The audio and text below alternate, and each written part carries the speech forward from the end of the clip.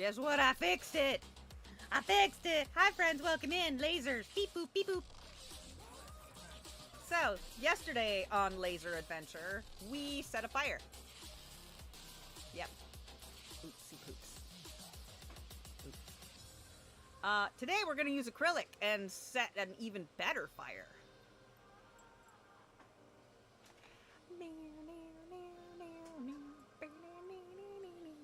So right now I'm cutting some earrings. See how it goes. I'm using a black acrylic that's, you know, acrylic. It's acrylic-y acrylic with the acrylic-y kind of acrylic that acrylics. Acrylic. Now I can either play a game, which I don't know. I just got my nails done again, so I don't particularly want to do any teeny weeny crafting per se, but I also can't use my craft cam that does my desk because it's using it's on the laser. But when I do the assembly for the earrings, I will move the camera back over here, or maybe, I don't know. Maybe I need to get a third camera. But where am I going to plug it in? I'm all out of USB holes. I ran out of holes! There's so many plugs! Hey, Becky. Hey, Becky. Wow, look at it go! Look at it go! Hey, can you open that door right there? Open that door. Yep. Open it. Yep, fold it down. Yeah, nice. Leave it! So it can breathe. That's a fart hole. How's it looking? Does it look awesome? Damn it, Thomas! It's not 3 a.m. It's 7 p.m. Stop lying! Boing. Hang on. Where did my... Damn it. Damn it, Thomas. Where's my drugs? Where'd I put my drugs? Hang on, I lost my drugs. I put it down somewhere. I hate when that happens. Wait a minute, I gotta go find my drugs.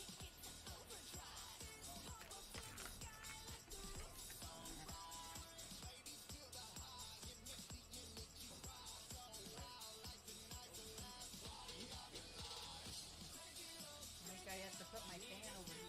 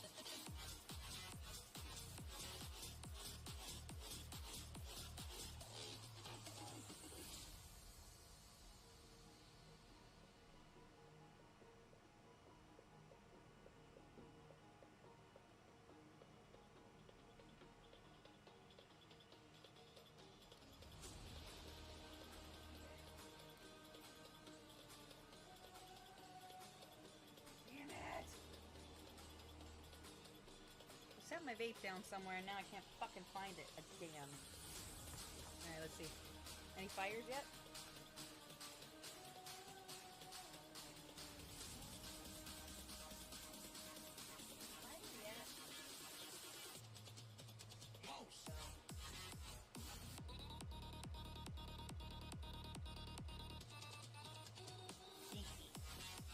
Stinky. Alright, well.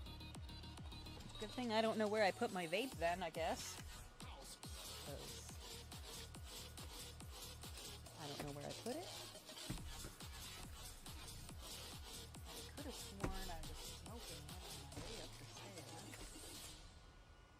Pretty sure I had it when I was in the house. But I also remember stuffing it in my titties. So, this is the impasse we are at. ADHD had a fight with drugs, and I lost. Damn it! Where did I put it? This is why I can't have nice things, because I put them down and then they're gone forever. Damn it! Fuck.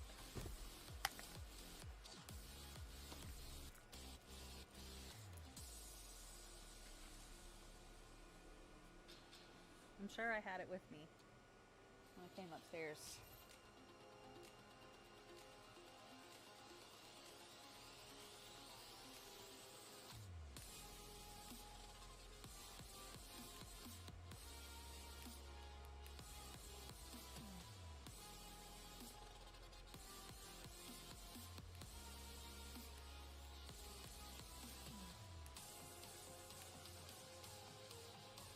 Okay.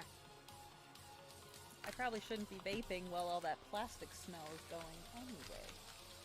But who knows? Wait a minute.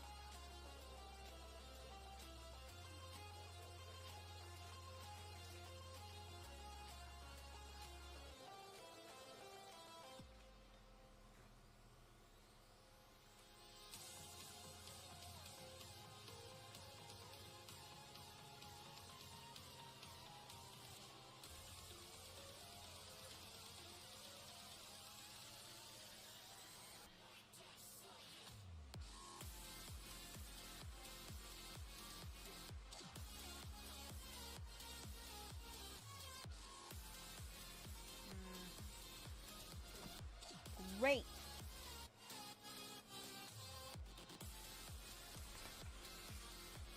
Super duper.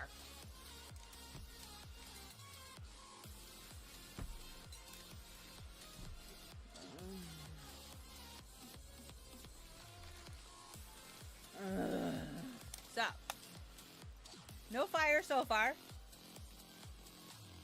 I misplaced my vape. I don't know where. Somewhere. That's helpful. Now I got no drugs. No drugs! Dad. Can you imagine doing laser crafts with no drugs? What? Sober? Sober crafting? What? Roxy it is.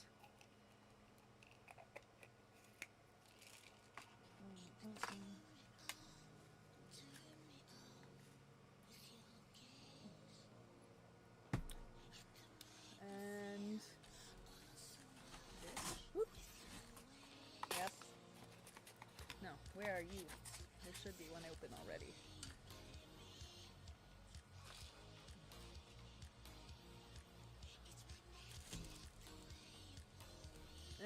fuck it. I don't have that time, energy for that nonsense. Let's pop another new one. Alright, what did I miss?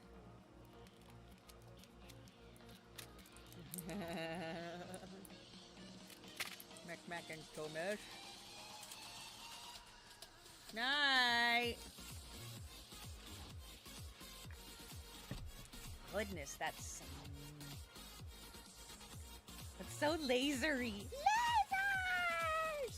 Lasers! Boop, ba, beep, beep, zoop, zoop, zeep, zop, zorp. Lasers.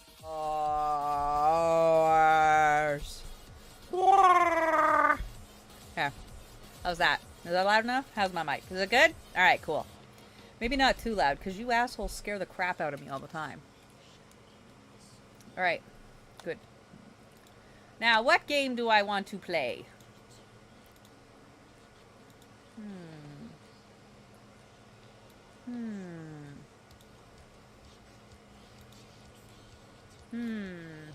Lasers?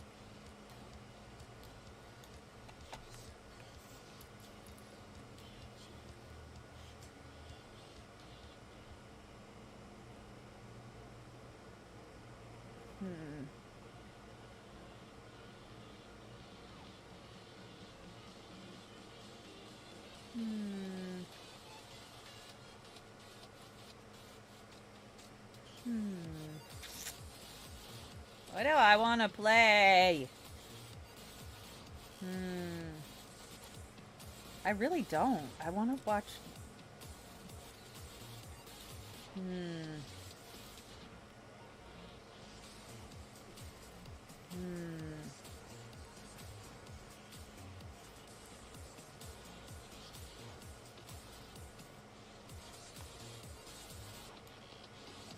I kind of want to sew a bag while I watch YouTube, but I probably should play a game or something, huh? Fine. What do I want to play? Let me see what's going on. I mean, we could always start out with Fall Guys. Yeah, let's start out with Fall Guys.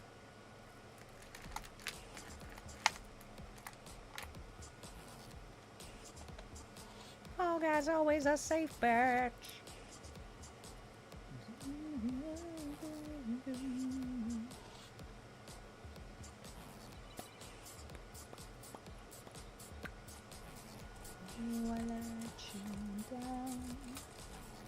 Hey, do my pods fit in this? Probably not. Let's see though. No. Lame.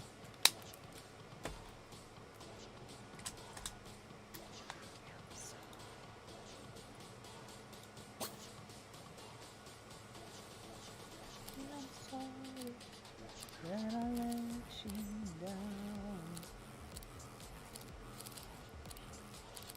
Meh.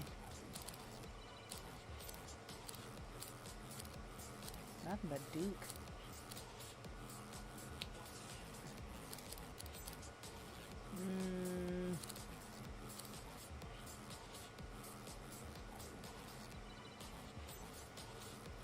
Famous is drama queen of a movie scene.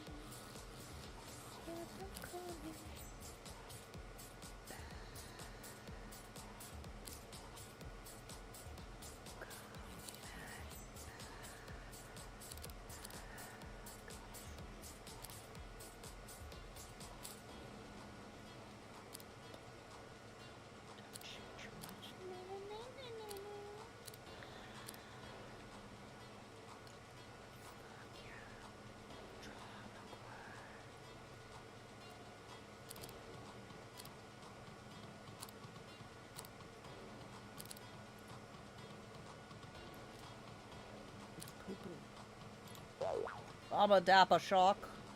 Shock. Shocky Dappa Shock Shock. Come on, Bursaburf, let's play.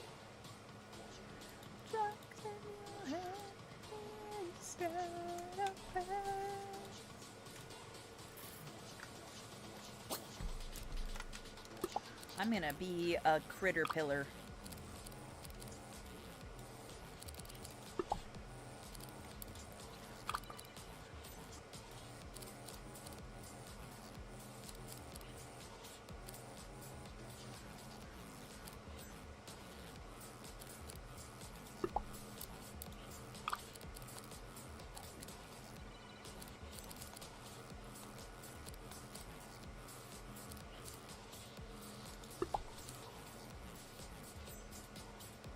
Where are my metallic faces?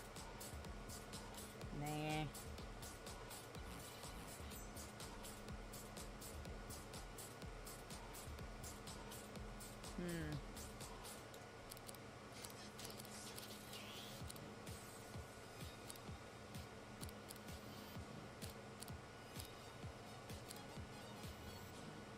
Maybe this one? That one's metallic. This one kind of is too, though. Maybe that one. And that one's metallic as well. Hello, motherfucker. You're a bitch. You're a bitch. You're a bitch. I misplaced my vape, and you're a bitch. But also, check it out, lasers. Lasers! Instead of pain, sometimes forever, it's always the same thing.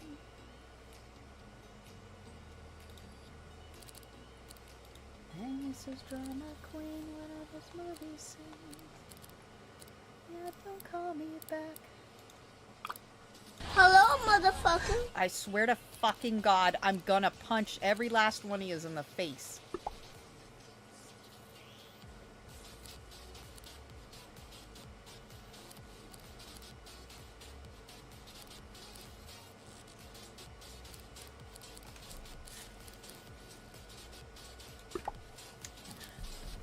Stupid sexy Flanders! Hi, I love you. Stop scaring me. I'm scared! And I'm annoyed because I don't know where my fucking vape is. I set it down somewhere and I don't know where. It's probably downstairs at the fucking grocery store. Anyway, who's playing? Come play. I don't think the end is coming near. I'll be ready when I'm chosen.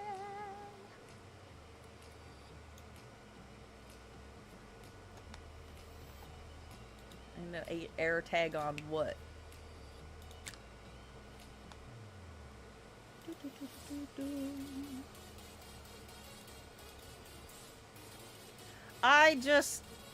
I normally will put it right back into its case, but I went downstairs quickly a second time and I had it in my boobs, but then I had to grab coffee.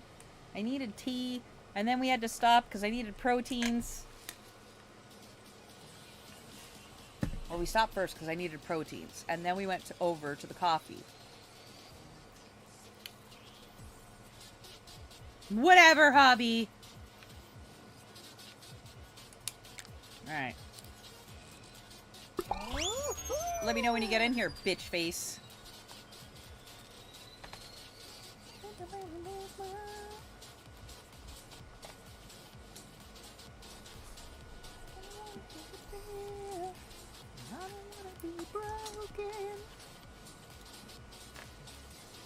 Dude, it is so fucking cool on the acrylic.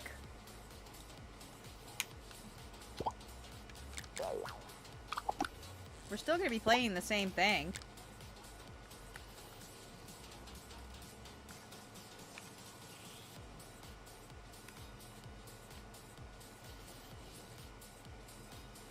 So I got 4 sheets of acrylic for now. And I got an absolute metric shit ton of acrylic Sharpie pens, so that the etching that's going in the middle of the little skeleton thingies will be, I can put paint in there, right? Like, I can put the paint colors in there, right? Acrylic Sharpies. So much fucking... They're specifically, they're paint Sharpies. They're paint Sharpies. They're for painting. So I'm gonna do some in white, some in pastels, and then, while I was sitting here being gay, I was like, wouldn't it be fun if I did them in pride colors as well? So now I need to go through my markers and see if I have my own pride colors.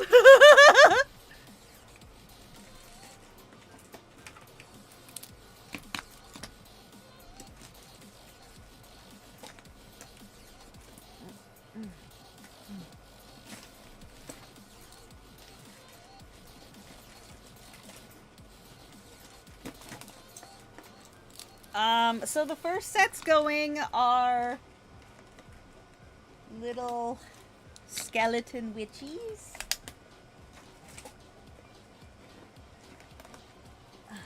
Hang on.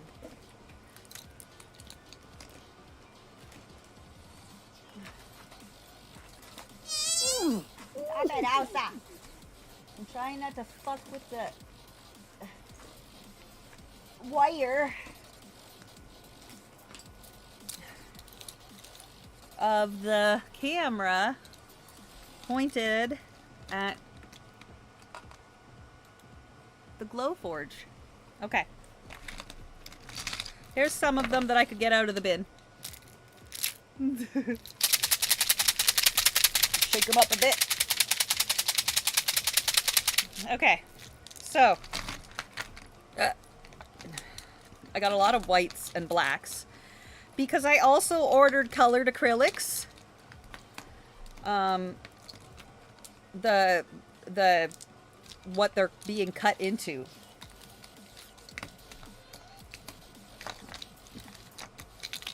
Transparent colored, and I want to get frosted and glittery, all kinds of them.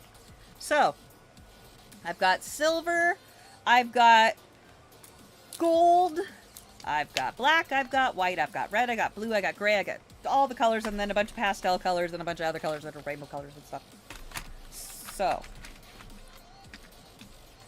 I need more. Wait. I had more. I knew I had more. Okay. Oil paint Sharpies. Oil paint Sharpies. Okay, we're good. I definitely have enough colors now. So, Burst of Dark. Stonky Beth, would you like to see? I'll share my screen. Donkey Beth, check out my shit in the Discord. Daddy Beth, go look at what I made! Go look. Go look. Go look at what's cutting. And then I'll also show you what I'm going to be cutting next. And because I am a cool dude, I will even let you decide which one we do next.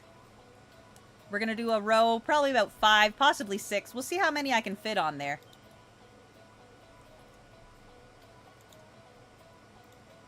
Okay, tell me when you're in the Discord.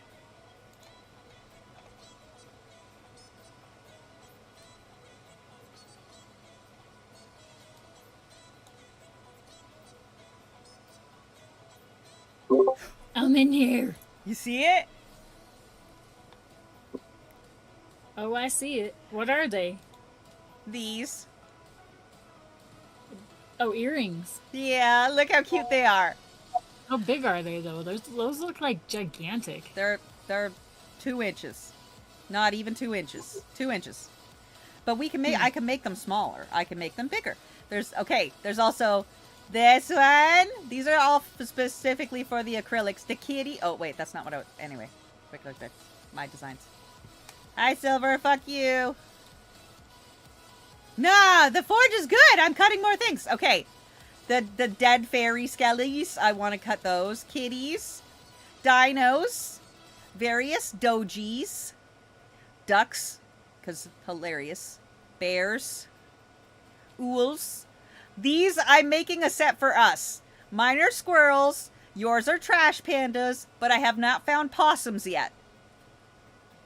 But mine are squirrels and yours are trash pandas. And I refuse to accept anything else, so eat my balls. Whatever. Trash pandas are masters of chaos. These little witchy ones are all cute. Different dogs, foxes, unicorns, whatever. A different kind of spooky cat. There's all these ones too that look pretty. Dragonflies. I want to do the koi as well. But I don't know if I want to do the koi in black or clear. Because look at it. It's very pretty. I kind of want to do it in like... I have... Wait. That would be really pretty in a blue. Mama, hang on. No, you're not Like a Mama. sparkly blue. Hang on, Daddy Beth. Hang on, Daddy Beth. Look what's coming. Look what's coming. Look what's coming, though. Wait. Wait.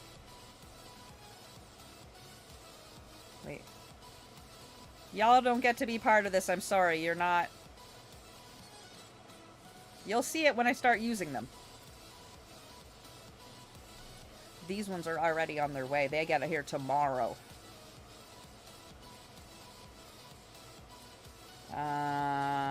Where you want it, Mama? You know what? I'll put it in the Discord. Everybody, if you're not in the Discord, please get your ass in the Discord. I just stuck it in general for now, but it does need to be put in the right hole, which is probably crafting material. Crafting material. Yep. Alright, it's in crafting material. Daddy Beth, can you move it from where I just did, like, delete it from where I just stuck it in general, please? In general? Yeah, in my channel, in Discord. I accidentally dropped it in the plotting area. No. I put it in the general chat in the wrong chat. Hang on, I'll delete it. I got it. Delete. Yes. Oh, you mean in the general voice chat? Yeah, I just figured that out. I was like, what? Yeah, I also... Look at them, though, right? Ooh, the ombre. The ombre aurora rainbow. Fuck yeah. And so those are all different colors of acrylic sheets. And I'm going to be doing these... Javi, if you jump into the Discord, you can check the images that I'm sharing from my... Everybody is welcome to. I'm in my Glowforge's patterns, okay? And I'm showing her more that I intend to cut on my forge with my acrylic laser cutter. But I also have a shit ton of things to make the earrings. Look at this fucking mask and this one. I want to make these as well. The Victorian mask. The octopi one. Oh, this one's pretty too. I thought you might like this. I wanted to make for Alice. It's a whole nice leather hairpin, but I want the right color of leather for it. So I want to get some more. Like I have black, but I don't want to use that black for it. I'd rather use like a. You know, it'd be really cool. A black with a deep red. Fucking get out. Get out. Get out. I was just trying to articulate the mahogany burgundy I was trying to get out of my, like... We're not the same person. The fuck out of my brain, bitch. Anyway, look at all the ones that I've got in here so far. These are, these wood notebooks. I'm very much going to make a lot of these, like... You make those, send them to me, and I'll bind them for you. Thank you. Was just gonna say, can you do that part of it? If I, like, do you think that we should have a frontist and a backist, or just a frontist and a something on the back? Like, you know that black stuff that you said wouldn't work? Yeah. If it's what I think it is, you could use that. It's reinforcement for bags. It's like binder, but not. It's poly. Like, it's plastic. Yeah, you can use that for the back. Oh, yeah. It's cheap as fuck, too. I've got a bunch of it. Then I'll use that. We can use that for the back, and I can punch on it still. We can put our Q...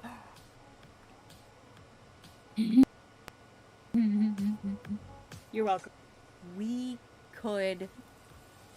I could cut my own stamper for our QR for the band, yo.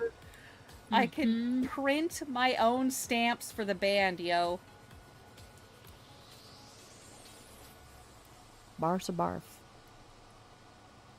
Yo. Bait. We need to move.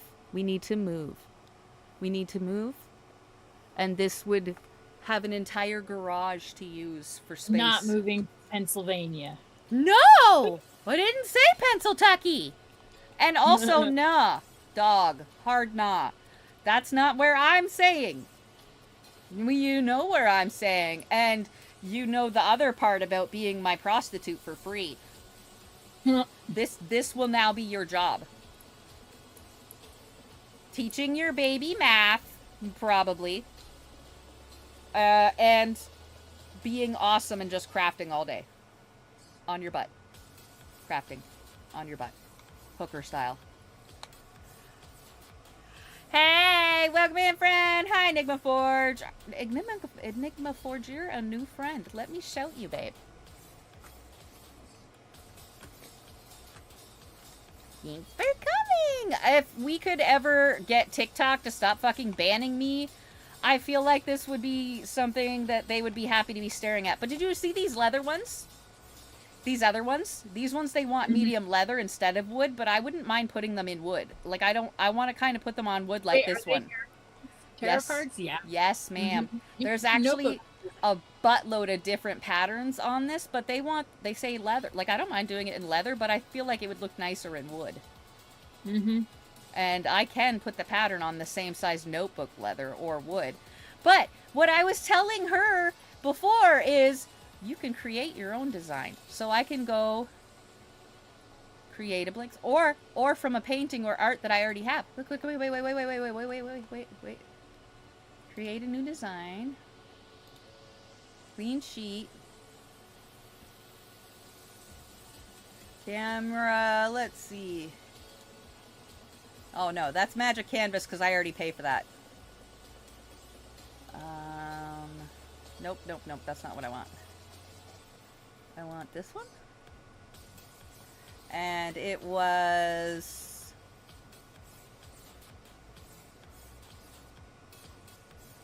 desktop... emotes, no, streaming. That's Arsenic's QR. Right there. I have Arsenic's. Okay, I found Arsenic's QR. And you don't stream really yet. But your main stream could be the WTC one that we established for all the big automatic cutting and laser machines that we're going to have another one of, because we're getting a 3D printer. The Glowforge is badass. We also need a 3D printer, fully functioning. Find out how much it costs to repair yours. LMK. I already gave it away. You bitch! Now I need to buy one. You're gonna have to help me pick one and bring it in. And carry it in the house and shit. I hope you're proud of yourself. Okay. Co-op. There's the co-op. Okay. That.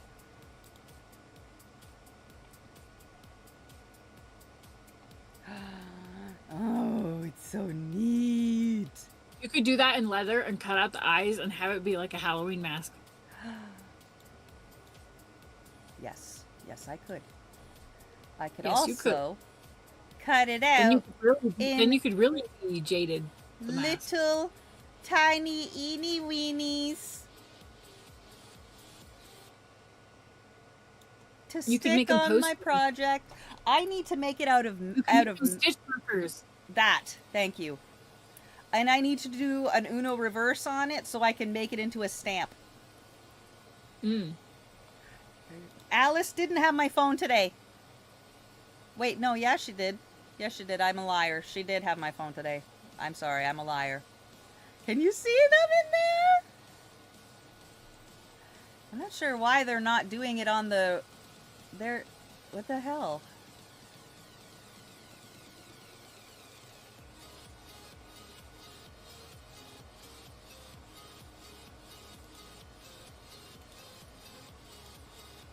Doing what on the what? They are not in the right spot on the next rows.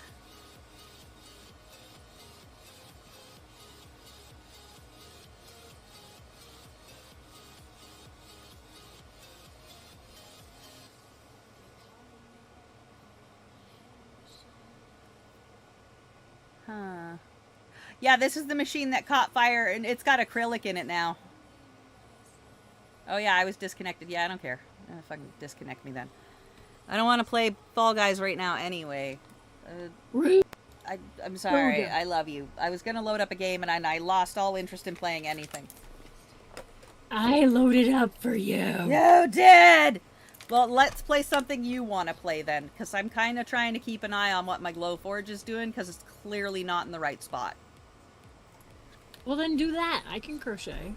Okay, then maybe I'll sew. Hang on. I might sew my bag instead of... Yeah.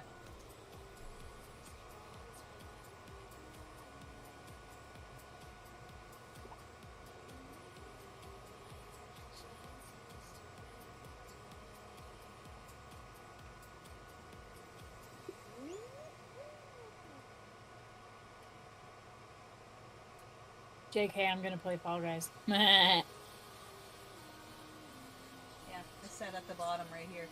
This set. Right here. See that?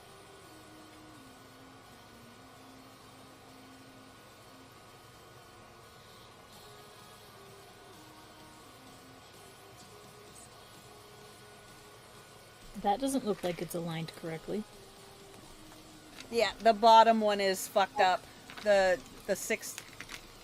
1, 2, 3, 4... No, the fifth one. The fifth set's fucked up. It is my fault, realistically, because I shuffled the machine at one point. I had to push the... on the back that... out the window. I bet you $100 right now everybody understood what I just said. With the... and... Yes, the exhaust. Thank you, Mary. Alright, what do I want to do instead? I want to sew. And I can't really do that on camera, per se. I mean, you'll see me, like, from here, moving my hands, I guess. So what do we want on the window capture? You know what we want? We want useless, unnecessary things. Which means YouTube. We're gonna watch motherfucks making cakes. Why? Why not?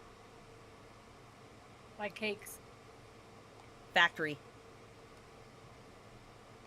Factory cakes.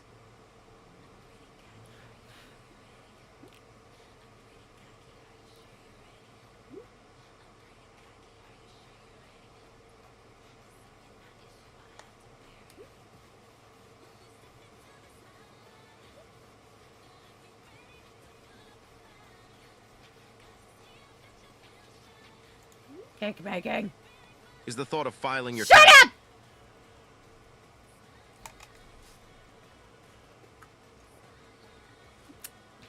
Alright, which of these have I not watched yet? That.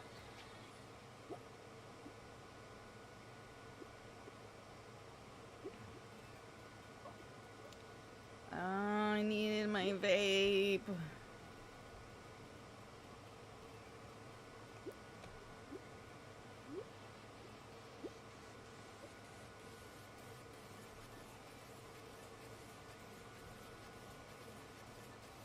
And I can't drink yet.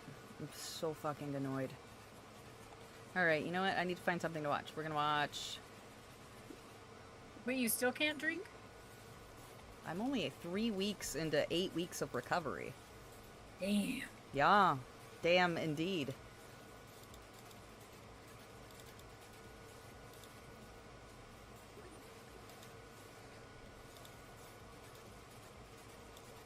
Yeah. Not anything spectacular. We're just gonna watch motherfuckers making cakes. Cause I can! And I wanna! And I'm gonna keep sewing the rest of this dinosaur bag that's almost finished.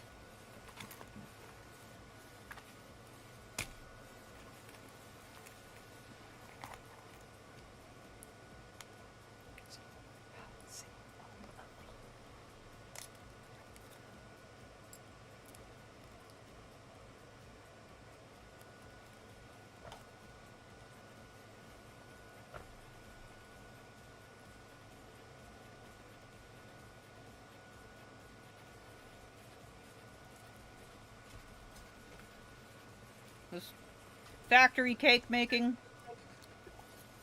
Probably Korea. Probably. Sometimes it's Japan, but usually it's Korea. Factories. Making cakes and shit.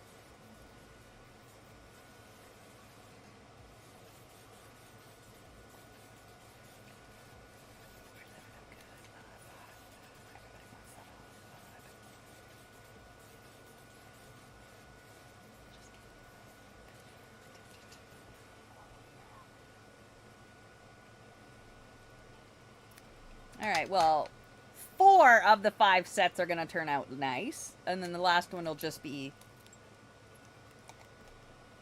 a reject.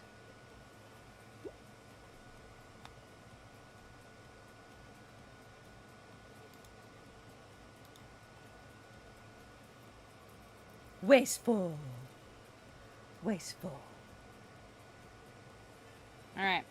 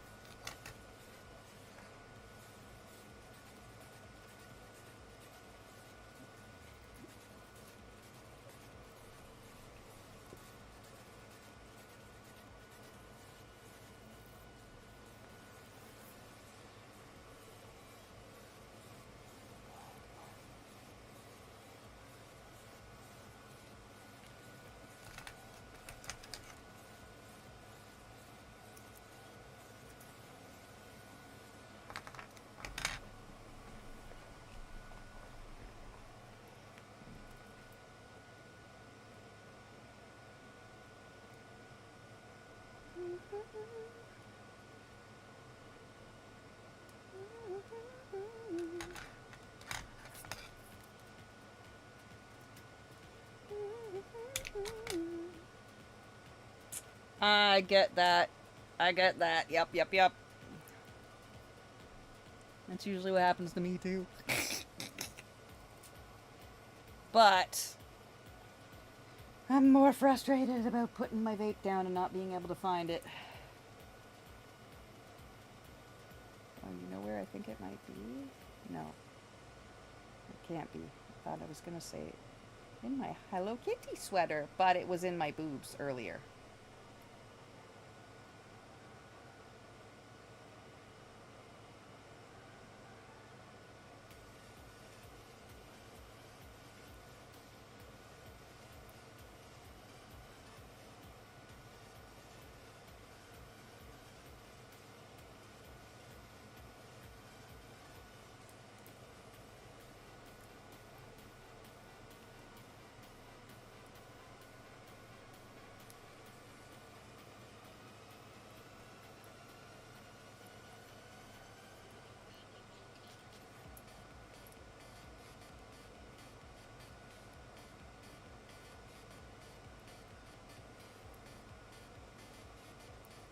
Okay. I'm stitching it with 2 threads at the same time, a green and a brown, and I'm baseball stitching it. See? Cute. Stop it, you fucker!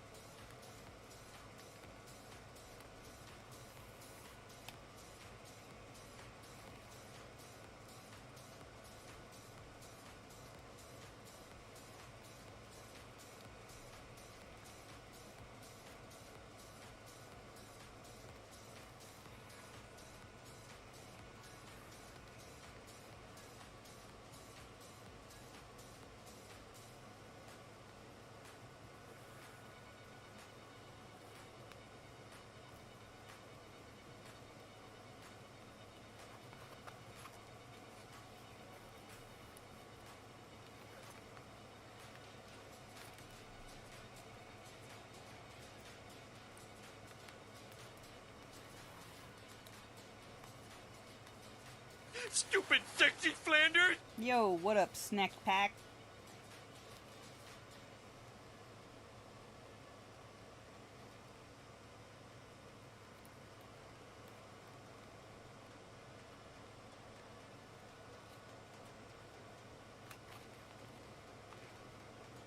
Bitches. Bitch. So what do you got going on the Glowforge?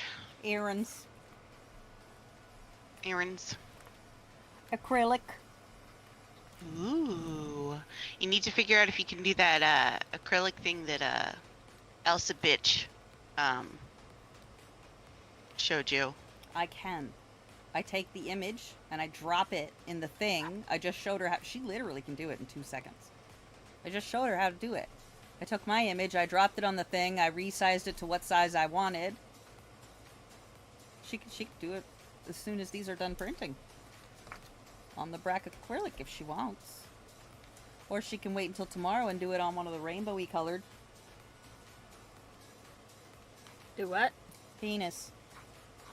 I mean, yeah. The thing I just showed you about putting the in the program to make it out of any image. The etching. The cutting, the thing. She wanted you to, the thing you sent me, I guess. The thing that you put on your project so you know what hook size you were using. The little tags.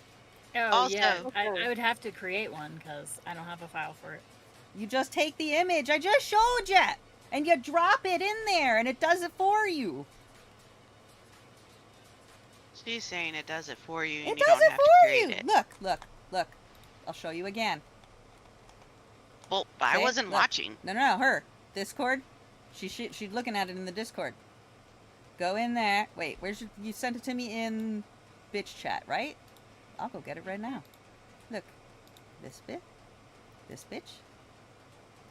This bitch. This bitch. Grapple? Doo-dee-doo-dee. Wait. Yeah, this is the right one. No. This is the wrong one. Send it to Jaded Neko. One of you has to send that image to Jaded Neko, because that's the Facebook that's logged into the computer.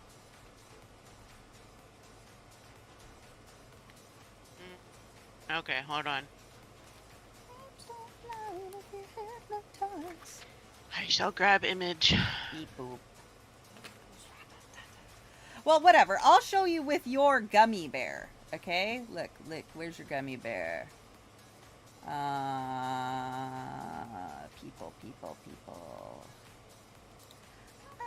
We'll push it to the limit. No, that's not what I want. I want ARSE. Oh, that. Yes. Save image as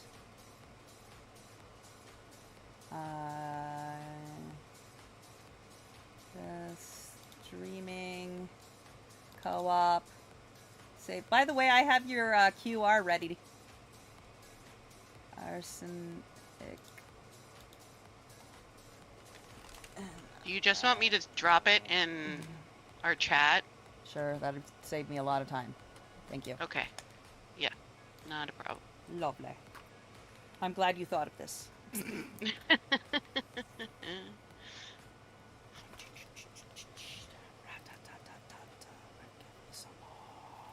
grab it 1 sec.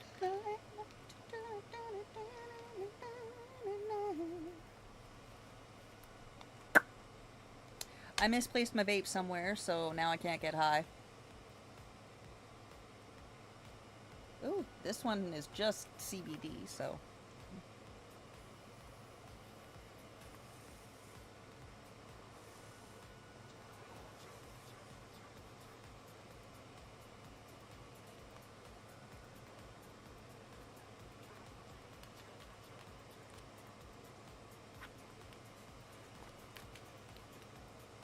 There, it's in the Discord.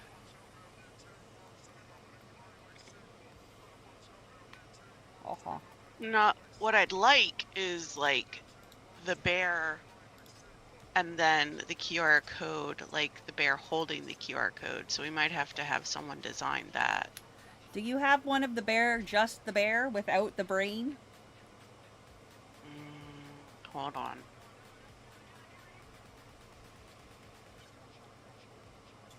Because I can put the QR on the bear in front of it, like its belly, where the brain currently would be. Go suck a dick, suck a dick, suck a motherfucking I dick. was looking at the screen and I saw it before the sound came. Because the arms can't be holding the QR code or it won't scan. That'll be too small. It just won't. Or it won't work. This would have to be a decent size for that QR to be functional. Like, the smallest I can get a QR to go is about... Do I So have to could we speak in do- millimeter? Can I speak in millimeters and you'll understand? Yes. I can make them as small as almost about 10 millimeters by 10 millimeters. Any smaller and they're non-functional. So that's just over 1/4 of an inch, right? It's almost. Just a bit Is that- over 1/4 of an inch, about 1/2 inch, maybe a little bit more than 1/2 an inch a piece, about the size of a pinky fingernail. Bit more there, maybe Okay. ring finger. Okay, so could we do the cutout of the gummy bear Uh-huh. and then just a cutout here, like this one? Hold on. Uh-huh.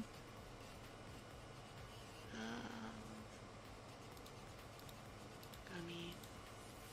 Hold on. That's fine.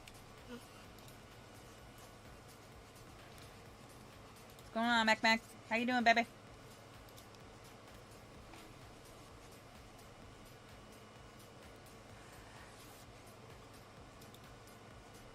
Just like the cutout of a gummy bear, very simple, and then the QR code like engraved on the back. Let me see what Glowforge has for anything with gummy bears in the pattern area.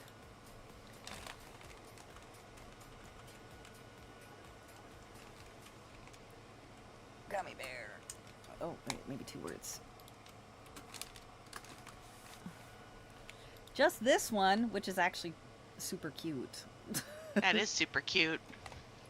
And it's dead. The skelly baby. It is very cute. But it's not your arsenic gummy bear. Oh, wait, I looked in the wrong place. That looks like a panda.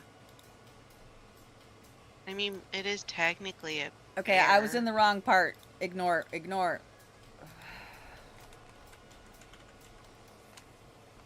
A gummy.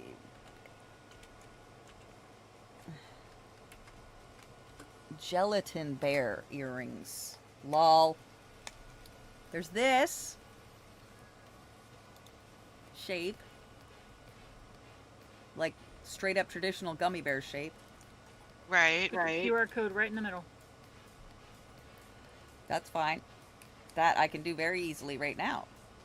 Yeah, do you see the one I dropped in chat, in Uh, Discord chat? Oh yeah, I can do that right now. Yeah, just something simple like that. So it's a gummy bear, Yep. but then my QR code is like engraved on the back of it. So like people can scan the QR code on the back of it. Okay, Like I I'll don't have know to- if that's possible. it is. What we'll have to do is after the gummy Why don't you bears just make business cards in the shape of a gummy bear with your QR code printed on it? on the front of the yeah, why don't you do that? Mine have them. You have mine. You know what mine look like. Wait, I didn't catch what Elizabeth said because it cut out. Say that again. Blah blah blah. I'm a bitch. That's what she said. That's true. I said, why don't you make gummy bear shaped business cards and on the back have your QR code printed on them? Ooh, Okay, so this- what if this- the card was shaped like a gummy bear? That's fun. I like That's that. what I said. I like that. Okay. That's not what these are for. Oh. So so with my beanies and my crochet stuff, I can put one of my tags on it that says Poison Candy Crafts. And I've already been told that if I want to do my Poison Candy Crafts on one side and my QR code on the other, I can. This is for things that I can't put a tag on. I can put one of these little charms on it. Like if I make something with a zipper, I can put the charm on the zipper, and then it's got a QR code. So if someone goes I to can somebody, make ooh, I love you- that. I can Where make did you you- get it? Bing bing. Okay, I would have to graph out the acrylic and tape it down. No. I can make you a stamp of your QR, and you can just stamp the back of it with your QR and an acrylic paint or whatever, or you can like tack but and then do it with paint. But I would have to graph it all out, tape it back safe, like down, flip it over, graph that out to exactly where the gummy bears are, already pre-cut on the opposite side, to etch your QR in on the opposite side. If somebody else knows how to do that at an easier, cheaper rate, get it from them. Because that's more annoyance than I'm willing to do. But if you want your QR on its belly, I can do that. I mean, if you want to put the QR on the belly and you can, that's fine. It I was will just look like trying... a gummy bear on both sides. It'll just look like this on both sides. And then Yeah, that's... yeah, and then this will still, instead of being arms and legs, it'll just be the square of your QR and then what's visible around that square. Okay, yeah. I mean... Look at what I dropped in chat. I saw it. That was cute. But those look more like a teddy bear than a gummy bear. They do look like a teddy bear. Even the ones that are on the Glowforge look really round compared to like... They do look very round. But I'm going to Compared add them to to- my dashboard anyway, because those are good little easy to print with wood, leather, whatever. And you can customize them any way you want. Do If- they have the heart that is yarn? Like a yarn heart. Oh my god, look. Sheep. That's cute. Oh, wait, it needs to be... Boop. Oh, wait, no it doesn't. I can make any pattern compatible. Okay, cool.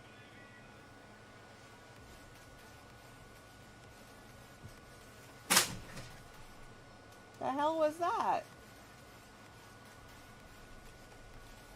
Oh, it was... Never mind. Oh, look at the button, the owl buttons. That's Yeah, what they're I cute. was talking about, your gummy bear in the shape like this buttons. Mm-hmm. Yeah, if you're gonna put pom poms on your hats, then you need a button on the inside too. Right. I don't know if I'm ever gonna do pom-poms. Even so, but the gummy bear shaped button, you can do like made with poison or arsenic crafts or whatever you just said it was. Poison crafts, yarn Poison Candy Crafts. ball. Yarn heart, yarn ball. Just the yarn shaped yarns, not It's a a yarn party, heart. all Hi, right. Nico. Show love 1. Rico 1 Nico cheered 1 bits. Y'all aren't gonna get me to jump too much this time because I am watching the screen like a hawk to keep an eye on the Glowforge.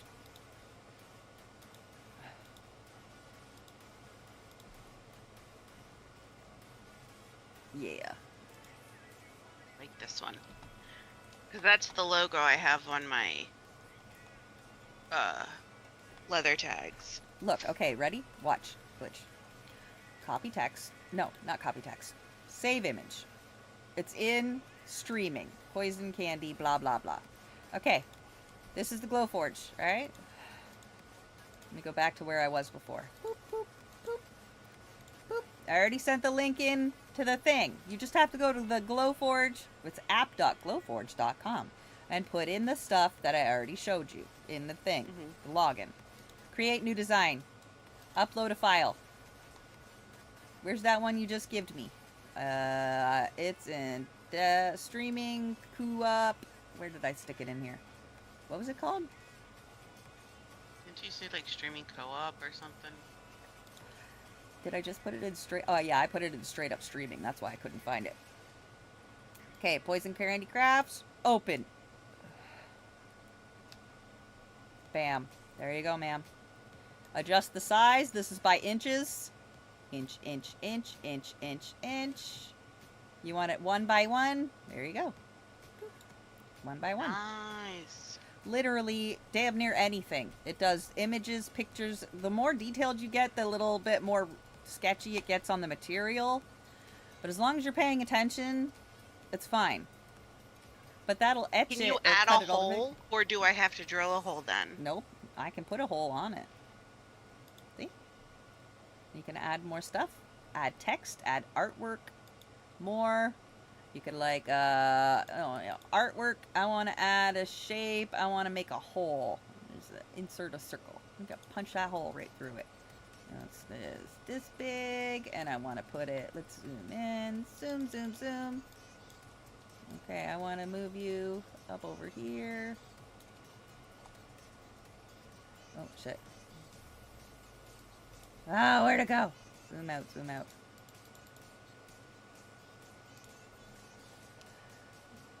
Now I can't find anything. Oop. Where's my circle? Where are you? Manual. Where the fuck did I put that circle? There it is. Okay.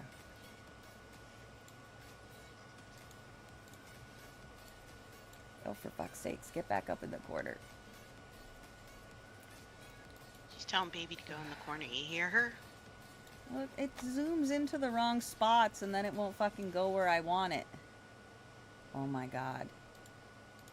You're fucking annoying. Okay.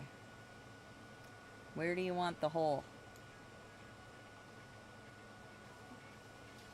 Just wherever? I don't know. There's no you really room. want me to tell you where you want the hole? There's no room for it up by where it says poison candy unless you're putting it below poison above the heart. And that means your loop's got to be a massive size. Otherwise, you've got to put it in one of those empty space areas or separate poison and candy and put it between them. Which I think I made this myself, so I could do that. If I made it, I think I made it on Canva. And then putting a hole in it is easy. But yeah, that's how you do it. Look at all the patterns and cool shit. See, just drill a hole in it. Bzzz, with the lasers. Lasers. Alright, what are we printing next? We got half an hour left on the... And then we can switch to a different set of earrings. I want to do the fairies. Or the ducks. The fairies. They're skeleton fairies. Do skeleton fairies. Yeah, see? What kind of Engrave, files can you cut, print? cut. See, you can pick what they're doing. You can pick if it's engraved. You see on my thing right here on the side? Its task is to engrave first, then cut a second time. So you're telling it to do multiple tasks. Cut, cut, engrave. So the blue is the engrave. This is the cut. This is the cut. That's all the circles, because you asked about putting a hole in it. And as long as you tell it to cut, it'll cut a hole. If you want it to cut the exact shape, it'll cut it. See? Cut. Cut. Engrave. Isn't that neat? Oh, shit. Oh, okay. Yeah, we're watching Cake in Korea or whatever. Well, I sew my bag and cut stuff on my laser. Well, we're actually still on the engraving part. 4 of the 5 pairs of earrings are going to be perfect. Hopefully. We'll find out. It's acrylic. They're already pissing me off because they're off center by a lot. Because I moved the machine. Because I had to. I needed to move it for a second. The little thing in the back. And you didn't calibrate it? It was already in the middle of etching. Don't ever move shit like that while it's in progress. Blah, blah, blah. Blah, blah, blah, blah, blah. I could smell it really bad, and then I realized that the hose was half off on the back. The sucky hose. So I was like, ah, fuck. So I just pushed it back on, and it nudged the table barely. That's what happened. Shut up. That's all it takes. I know now. Duh. Okay, so I want to do my pride colors on one of the witchies. Would that be weird? I wonder how many pride colors I can get on there. How many of them do I have in marker form?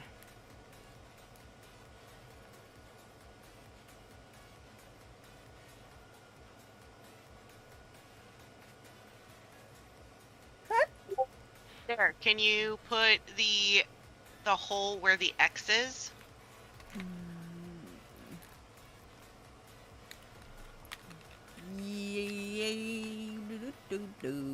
Where did you send that? Yep. Discord. Yes. Yes, I can. Yes, I can. Wait, And that's do you literally. have, Yeah. Do I what? Jada, do you have premium? Yeah. You know I do. Of Shut course up. she does. Shut up. Like, you know I do. did you really have to ask that question? Yes. Yeah. I don't know why. Yes, Daddy, I have feel- premium. I feel like that was an easy answer. Yeah, of course I do. I couldn't not have it. I have issues. All of them. Fire. Yeah, we know. Yeah.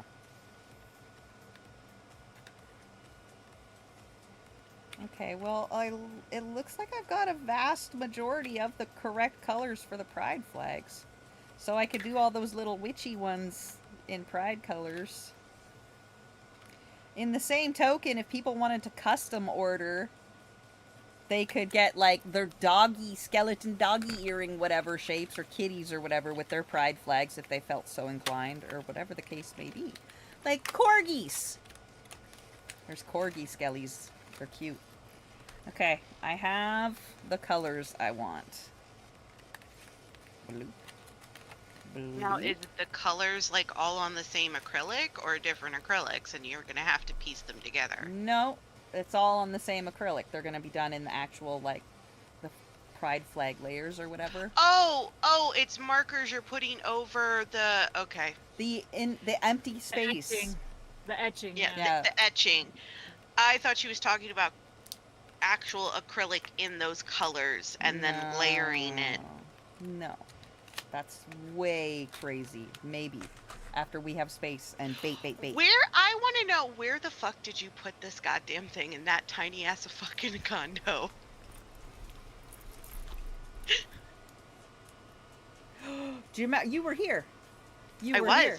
The craft shelf to the right. Okay. Before the counter? The desk is on the Between- left. The opposite. The bookshelf where his TV was. Where his TV was, and the Xbox. By the window on the opposite side of the, like, the craft wall is right here. Oh. And then there was that shelf there with the little bookshelf with his TV on it and stuff. That. That's the TV that Alice was watching. No. Right? No. Hang on.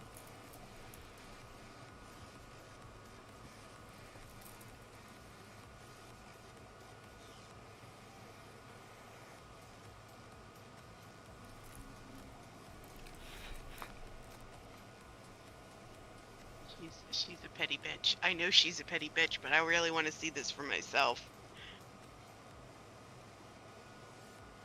Oh, I didn't even see that TV there. Mm-hmm.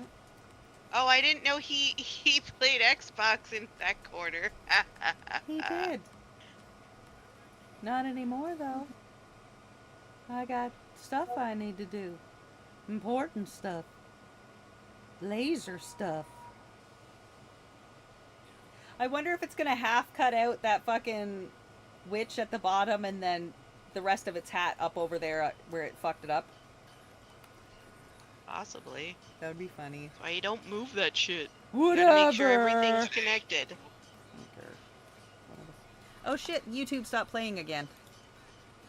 There we go. Stop it, YouTube. You're supposed to make fucking cakes. Entertain the children. Back it up, baby. Back it up. Back it up, baby. Right. It's on the last 20 minutes. I think it's doing the cutting. Hang on, I need to hydrate. I need more tea to hydrate. Hang on, let me go get more tea.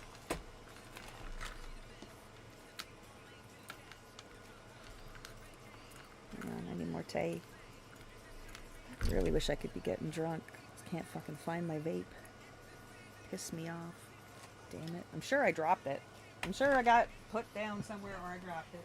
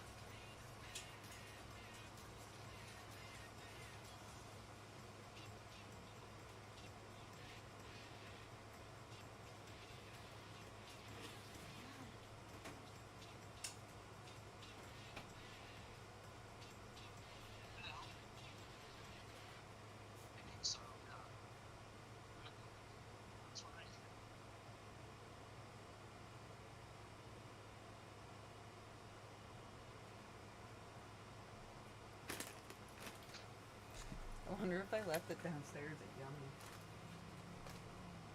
You left your phone in the car before, so.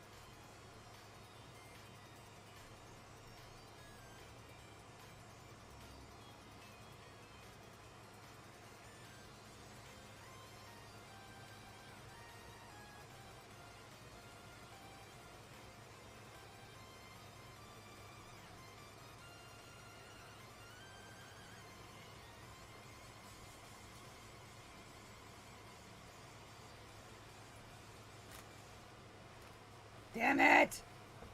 Alright, I got more tea. Still no vape though, and it's not downstairs.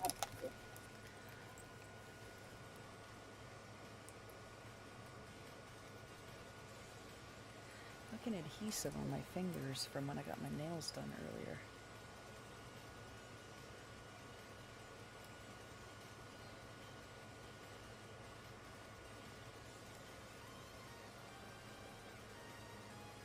Oh, yay, Mac. Grats to your bum.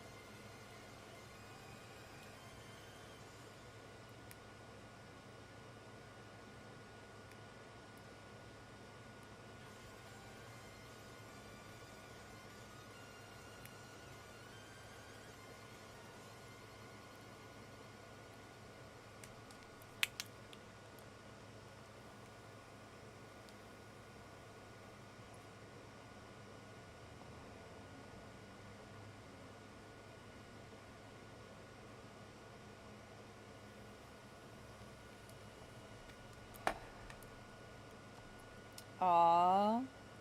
You can defect to Canada, Mac Mac.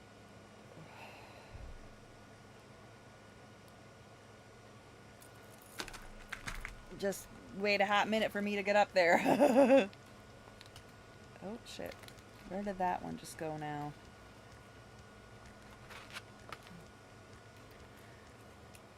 Oh, great. Just fucking drop the needle. Found it. Yeah.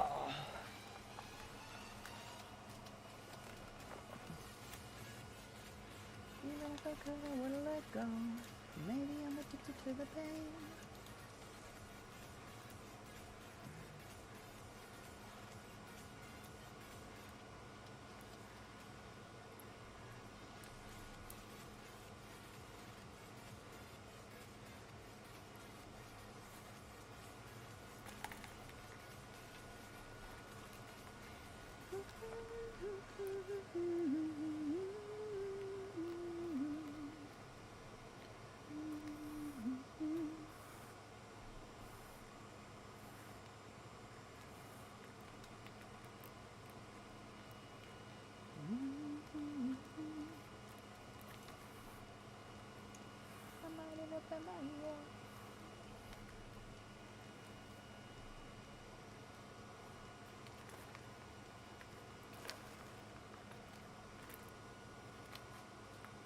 See, I knew I had it when I came upstairs, but now it just becomes a more annoying frustration of where the fuck did I put it down?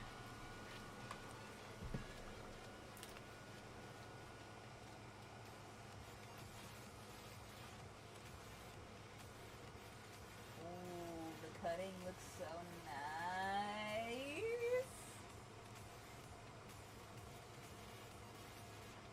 is so fucking cute.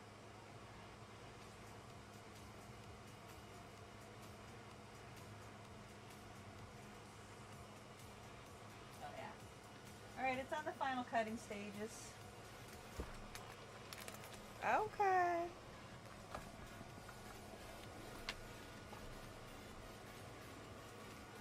Ah.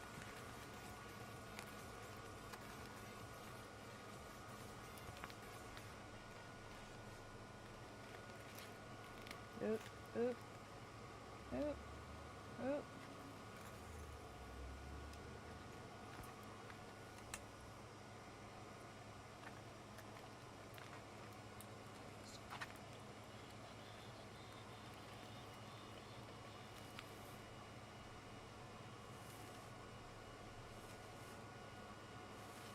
The monsters all living in your bed, sing like the voices in your head.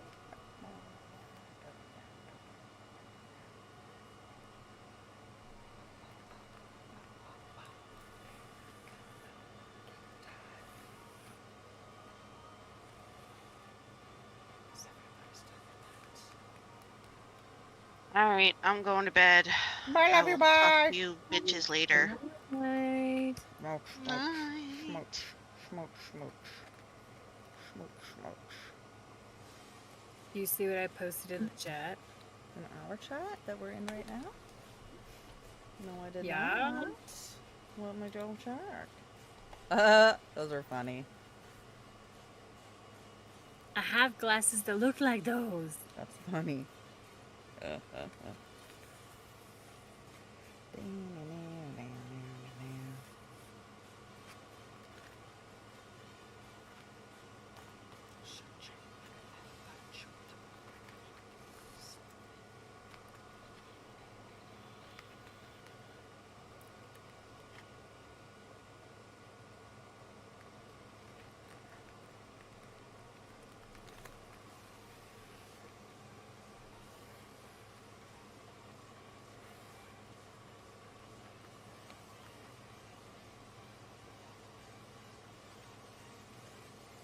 I like that I'll be able to salvage more material with the leftover scraps. Kisses! Night Silver, love you, girly. I told you you would be able to. Well, I mean, especially right now because it fucked up. I'm gonna actually move a bunch of them in that open space beside it there. Let's see.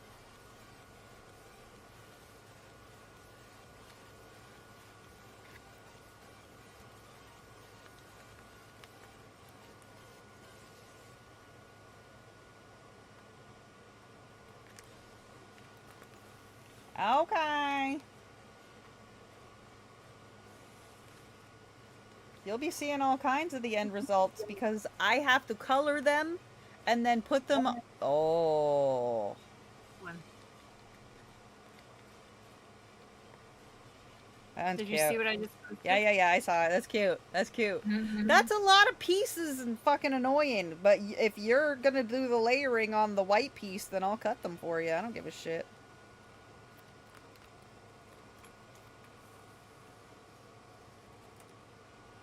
That's fine. I'm cutting out a lot of them, and then I'm going to spend a day painting them, and then I'm going to spend a day looping them all. You know, that's how production works.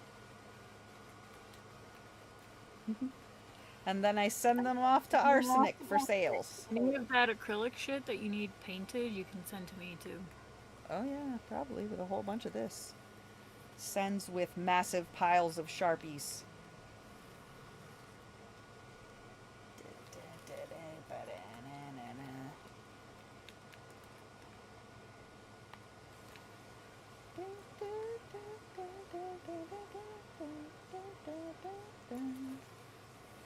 Bye, love you, bye!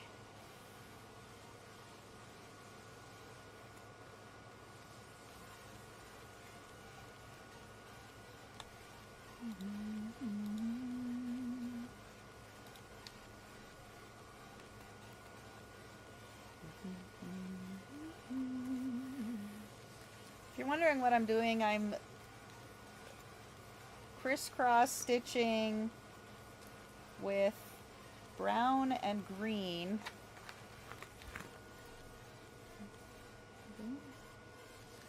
But I flossed both of them on the same needle, so I'm dual stitching at the same time with the wax thread to seal the backside of the bag. So if you're wondering what I'm doing, I'm closing up the bag on the What kind backside. of files does that thing take? Does it take SVG or what? The files for it? I don't know. How the hell would I know? I don't know. I don't know. Let me see, I'll tell you in a second. The files are... Oh, I see how you put them in the button designer. You're silly. Okay. Yeah, Yeah, I added shit. yeah, fine. Go right ahead. That's not what I was looking for. Oh, no, wait, that was right.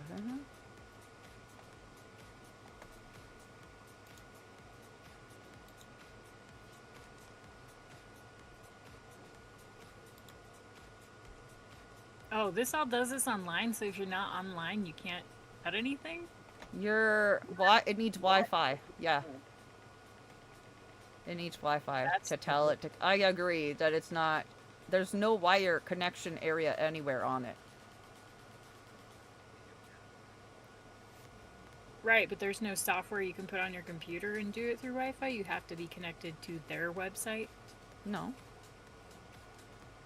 Wire, maybe. But you can print absolutely anything on there. It doesn't have to be specifically their patterns.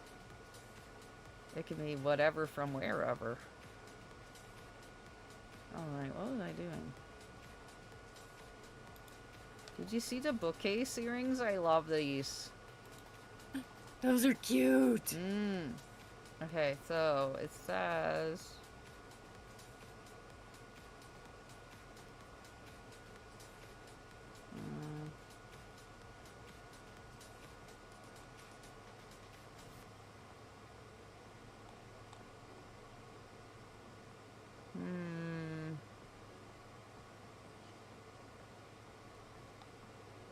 It doesn't tell me what the... Like, it's not telling me what the files are. But, when you're going to create a new design, you can upload the file as an SVG, a PDF, a JPEG, or a PNG, or anything like that.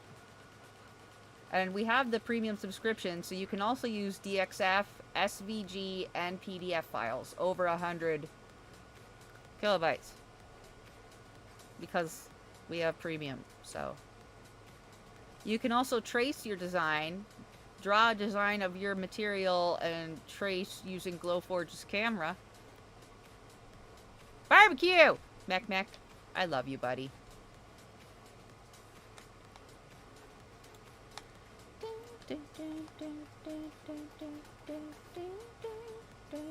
Oh, my shit's done! Is it? No, it's not. It's still going. It just got really quiet.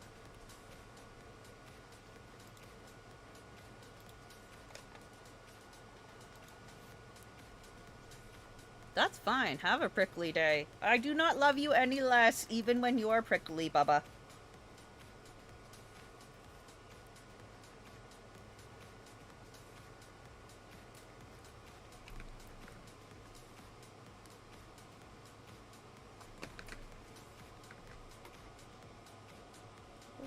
Did my earbud die?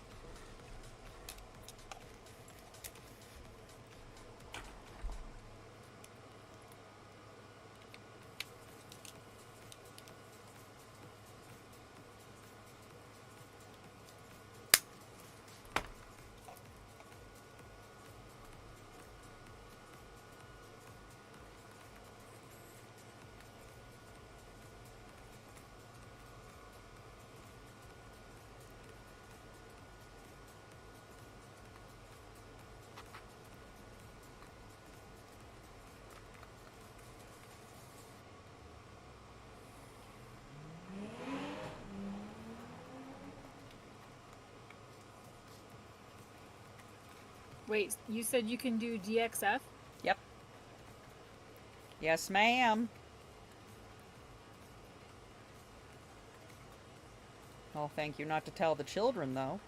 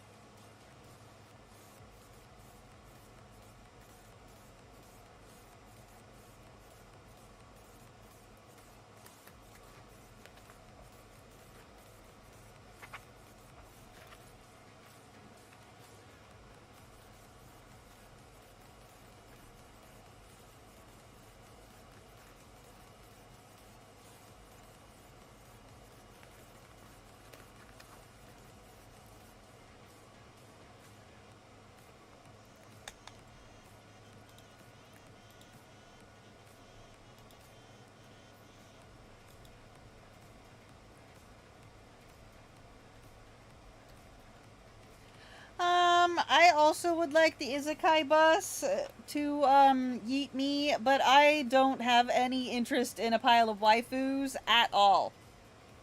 But it can Izakai me. Hell yeah. Run this ass over. No waifus, though. No husbandos. Nope, nope, nope, nope, nope. But if I get a choice on where you're Izakaiing me to, I'd like to go to, One Piece. Not because I just want to walk around licking abs. Shut up! I would never. How many thighs do you think Robin could make? Just... She's already got waifus. Waifus!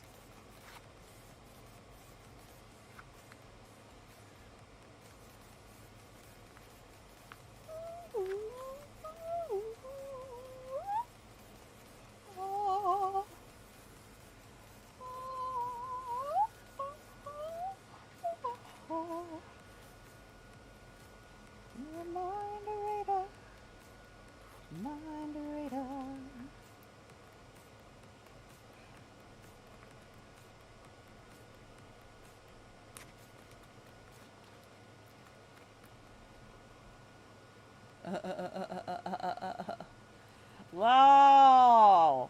Or you could be that other one. What was it? reincarnated as a slot machine in a dungeon or some shit like that. I'll feel for you, you figure it out, 'cause you're a mind reader, mind reader. You figure it out, 'cause you're a mind reader, mind reader. Or that one that's stuck to a toilet. That would be interesting. Oh, is it done? Oh, no, not yet. 1 minute, 11 seconds. I'm trying to tell how I feel for you. Figure it out, 'cause you're a mind reader, mind reader.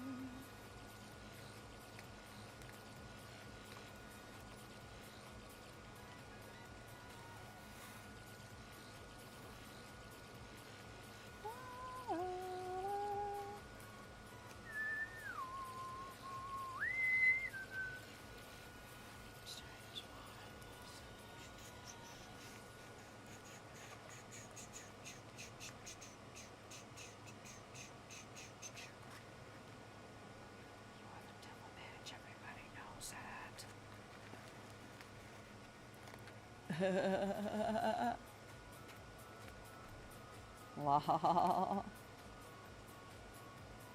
Hell no. I'd love to get blitzed out, but I don't know where I set my fucking vape down, so now I have to go pain straight up. Full pain for the next, oh, till I replace them, I guess. Or I might just stop vaping. Getting kind of annoyed with it anyway. I feel for you, you figure it out, 'cause you're a mind reader. But that annoys me because I just put that cartridge on there, so it's a brand new one.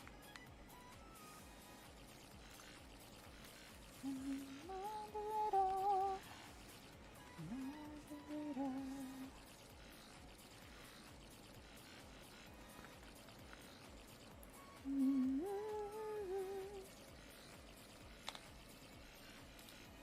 Dismissed! Nice. Alright, now.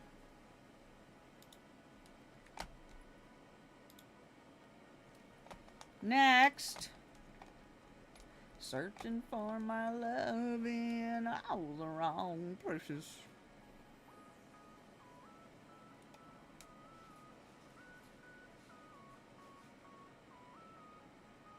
And there was true love.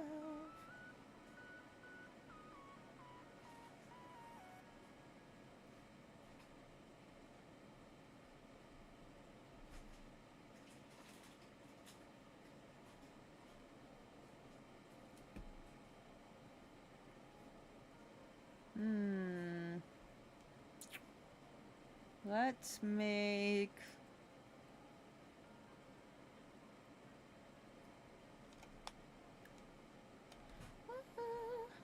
this one.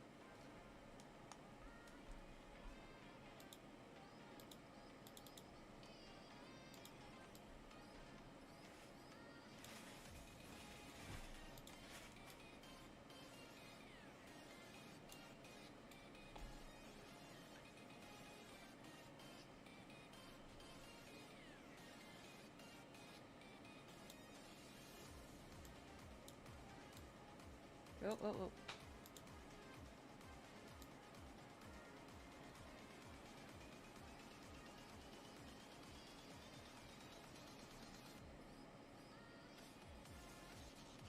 Whatever.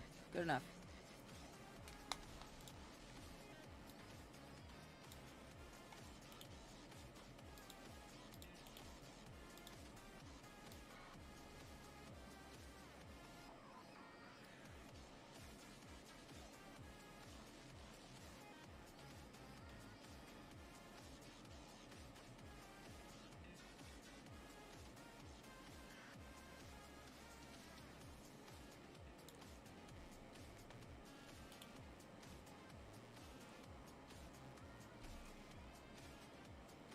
rotate you.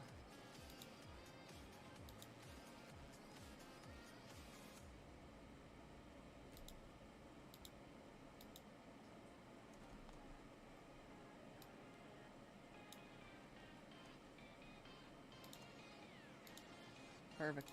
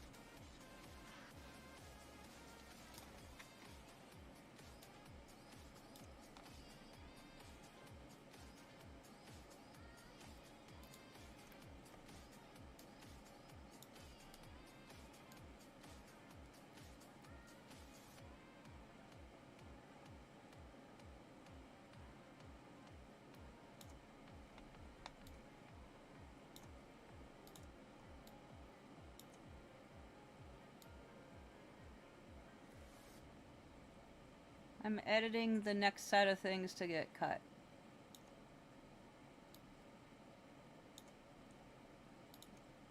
I'm gonna do them in 2 sizes. And see how I feel about it.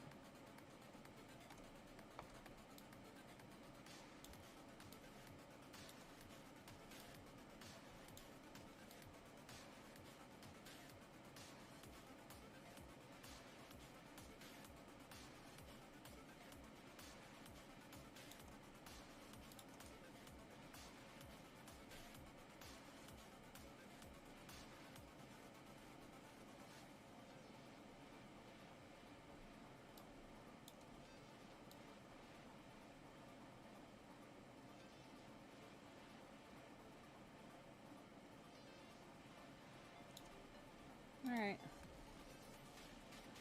Print.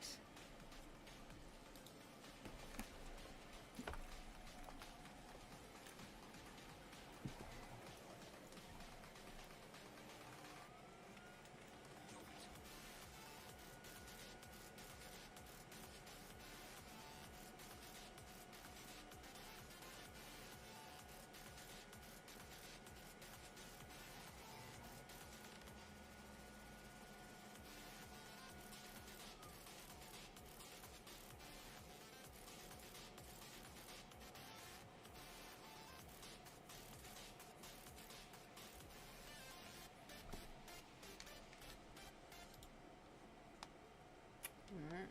Checking my alignment.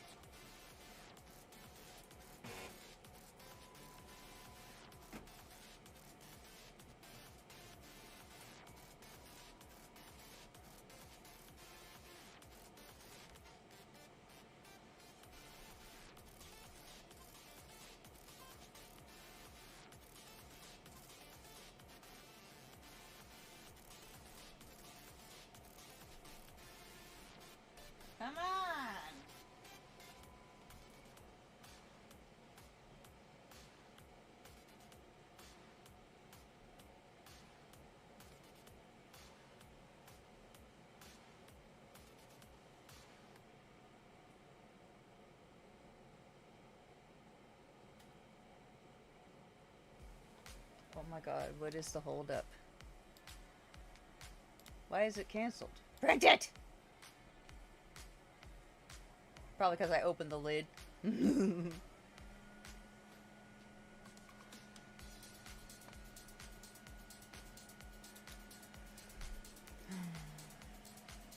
on.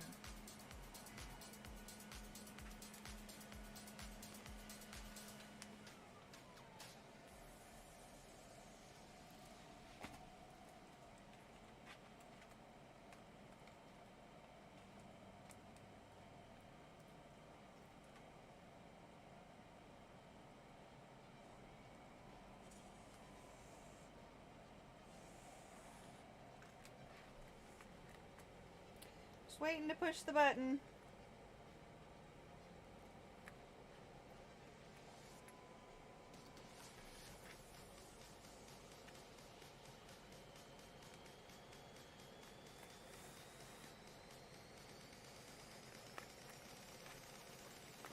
There we go.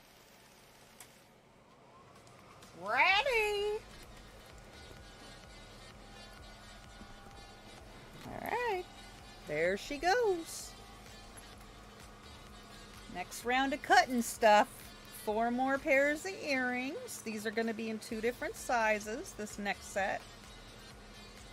One set, same size as the first ones, and the next 2 sets are smaller. So 2 sets are large, 2 sets are small.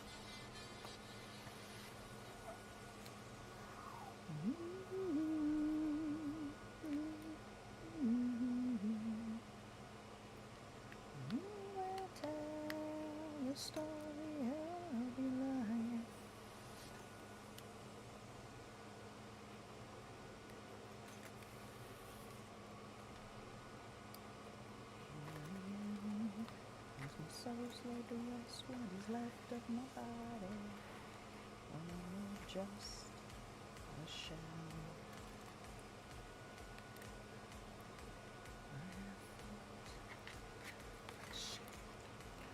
Look what I found. What? Look in chat.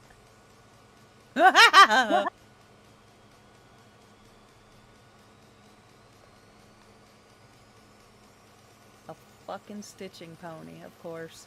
No, I want a solid wood one, not just little fucking pressboard bullshit. No. I need one that's made out of like fucking maple and shit. Just knowing that they have that. I mean, yeah, that's spanking. That's sweet. I like that.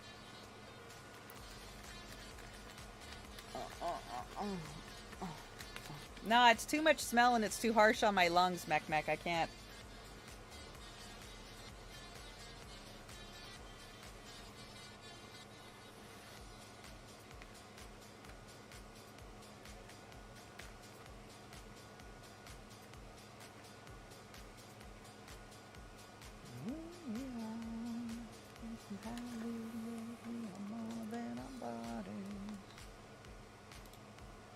Maybe I should just fucking switch what I'm YouTubing.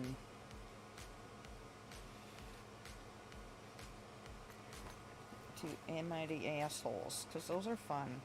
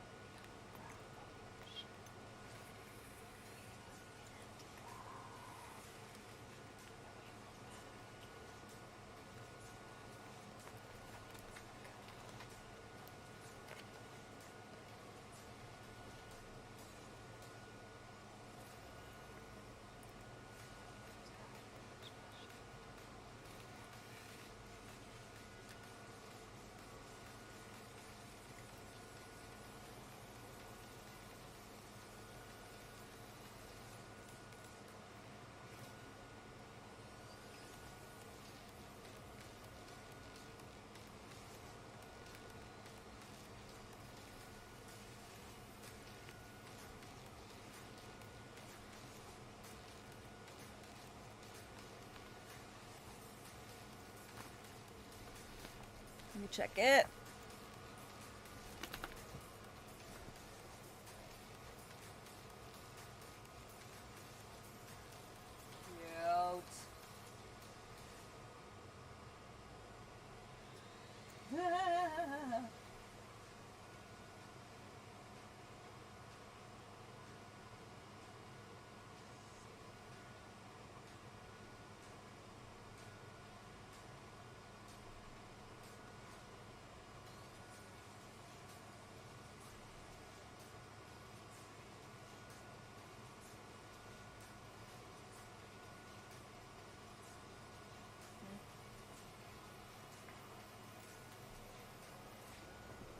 Cute.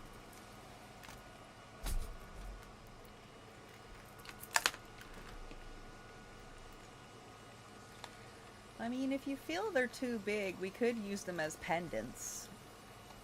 But I think they're fine the way they are for Halloween-y earrings. But the smaller witchy ones are super cute. And they look fine being smaller. And I only did them about a half size smaller. But they look cute.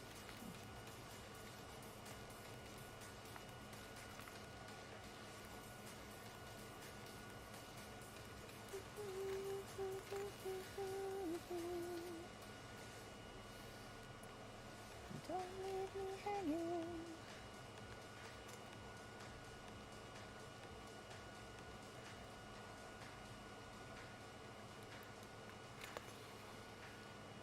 I am listening.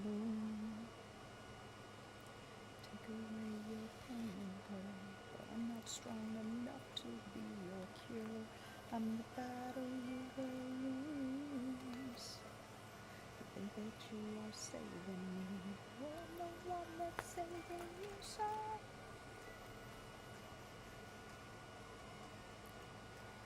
Baby, I don't want to last forever.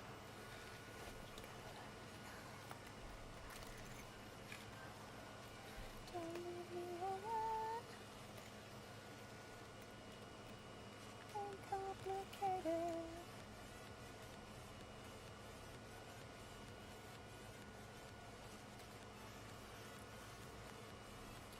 Don't leave me hanging.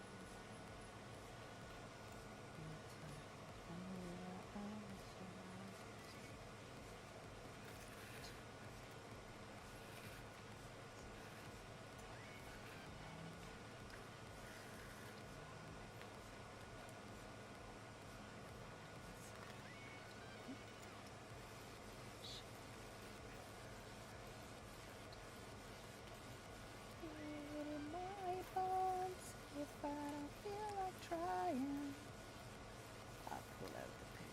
I self-destruct. Ooh! What about those koi in the orange? The orange acrylic that's coming. Do the orange acrylic, and then if it has etching, do that in white. It does. The etching, it does have etching. And yes, in white.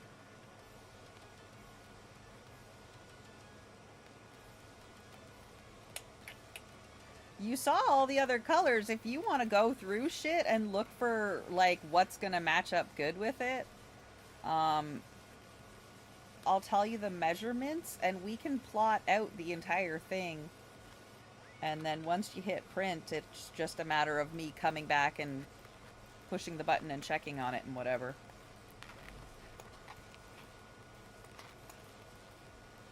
But we can load that one up tomorrow when the colored gets here. In the meantime, we have 3 more sheets of, I believe they are 12 by 12.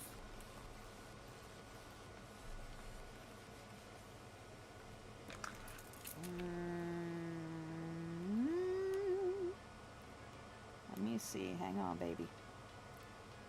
If I don't feel like dying, it's under my skin, feel it in my bones. Okay, what I just started cutting is, yes, 12 by 12. 12 by 12, 3 millimeter. And there's 3 more sheets. Tomorrow comes 8 by 12 iridescence, 3 centimeter thick.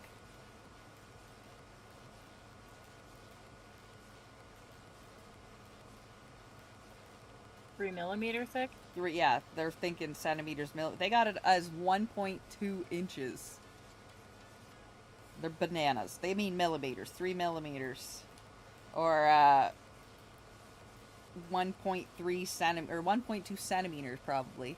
Like, you know, they have the markings wrong on the here. If you think you can figure out what the fuck they're talking about by this measurement, more power to you, my love. But you obviously know how to count. There's 6 of those. There's 3 more of the black that I haven't cut into yet. There's 12 pieces of 5 by 7, 3 millimeters, transparent rainbow.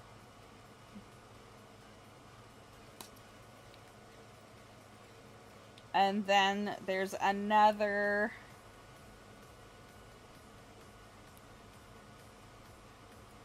5-pack of 5 by 10 acrylic.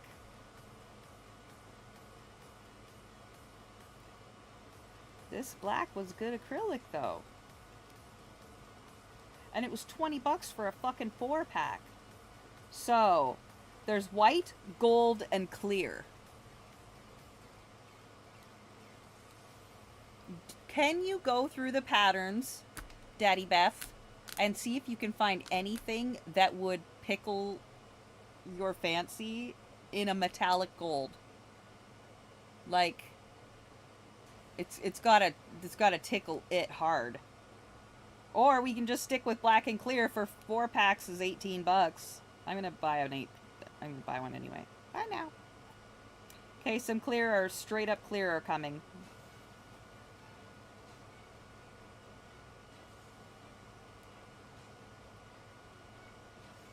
I really feel like we're gonna end up using a decent amount of just the straight black. Like, just straight up black. I feel like it's gonna be a vast majority of our shit. But the rainbow iridescents are also a 6-pack for $20, so the rainbow-y one. And the 5 by 7 colored was $24.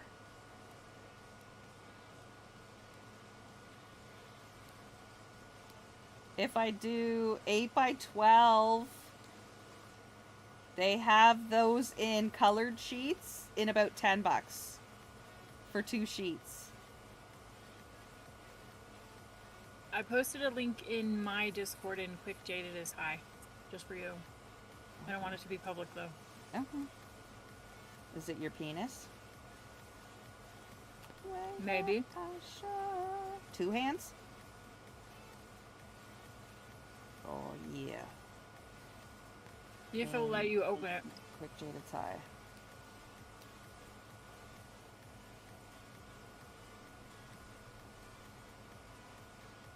Co-op stuff? Yar. Tread carefully. Oh. Don't get too penisy in there, but there's a ton of stuff.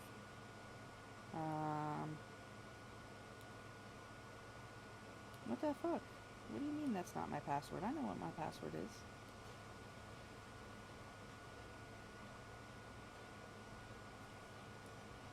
Apple. And I'm adding more. Okay, hang on, wait.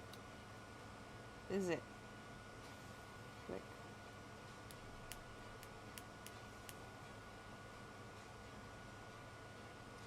Oh, it's all sorts of shit. Oh, so fucking fuck. Where's my Apple Cloud?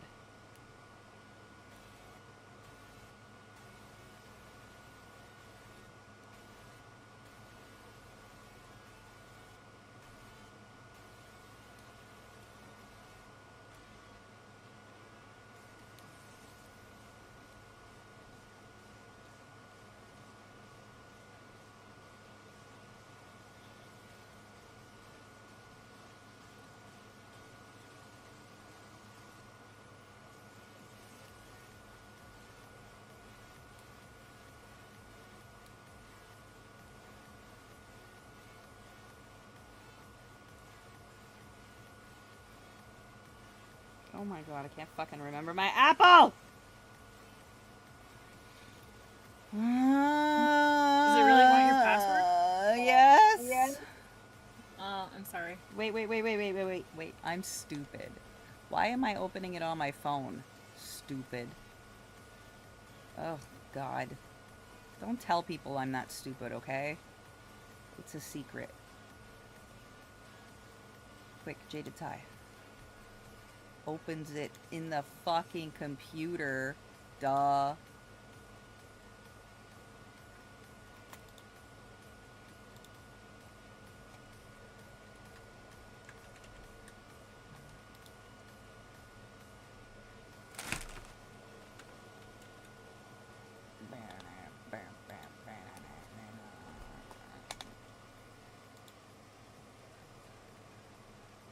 Tell me I still want my shit. So hot.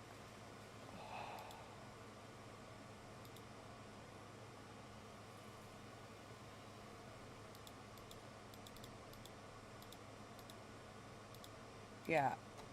If you shared it in Google Doc instead of iCloud, because I don't remember what my iCloud is. It's way too much stuff to put in Google Doc. Okay, hang on.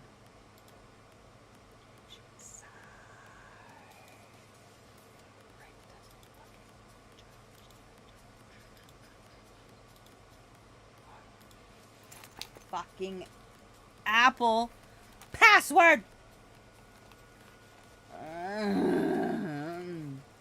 My tablet's still on. Oh, hey, it is.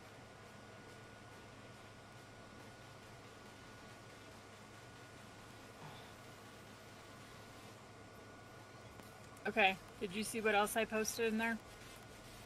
Not yet. Hang on. I don't know what my Apple is.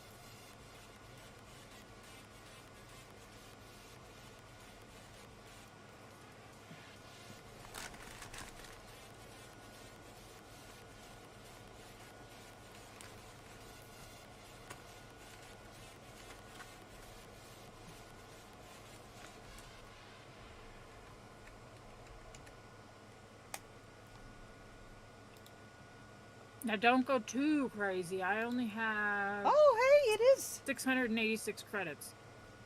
Until somebody On that else website. adds more? No, I'm saying the designs on that website are 1 credit each, so I have 686 credits. Okay, for more patterns? Just go look at the website. Put more money? No! More money?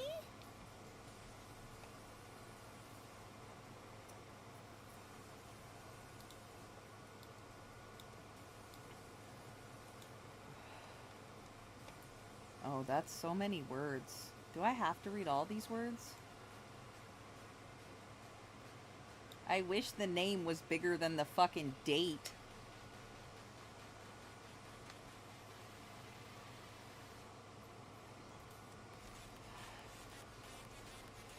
Are these all for the laser cutter? On that website? Yeah. On the iCloud. Oh, the iCloud, it's all sorts of stuff.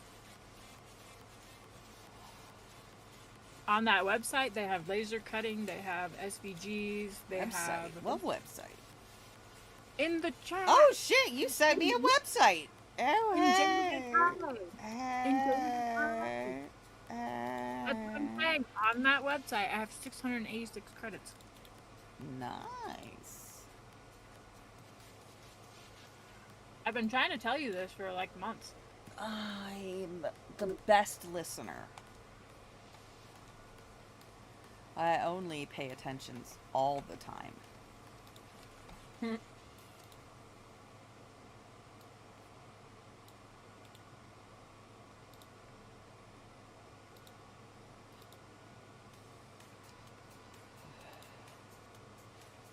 Signs me in faster.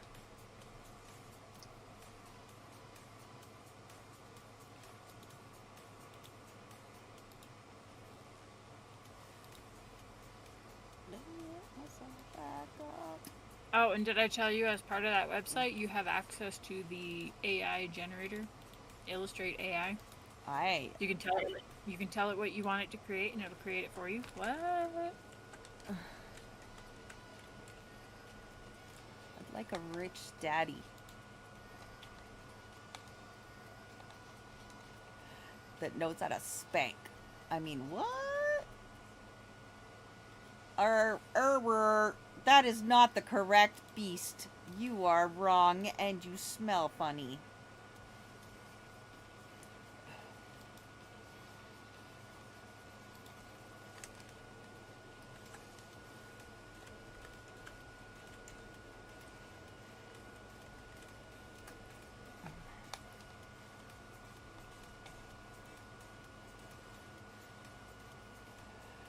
It was correct. I just don't know how to spell.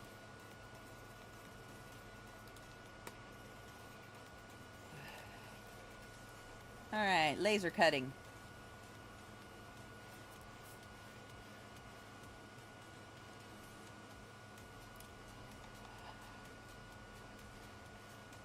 Look at this one I own. I'm gonna put the link in Quick Jaded's High. Okay. I bought that one. It's so freaking cute. Okay. To pick me up and pull me out this hole I'm trapped in.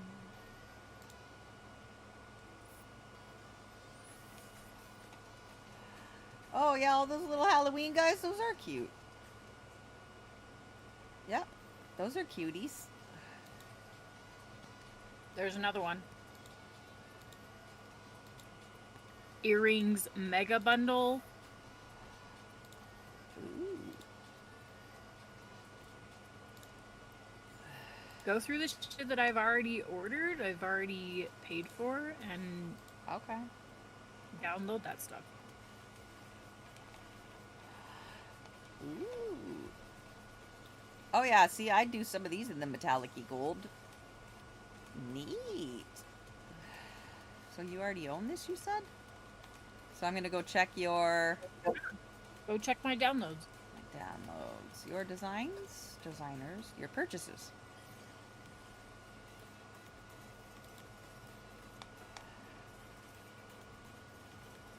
Christmas, handwriting. Those are new. Oh, that's not what I want. Where's the earring bundle you said you bought? No, you bought the spooky babies. You didn't buy the earrings. Yes, I did. Refreshes page. Is it an older purchase? Magnetic bookmark, Halloween, spooky, laser fonts. June There it is. Got it. 26th. Download file. I'm gonna put it in the coop.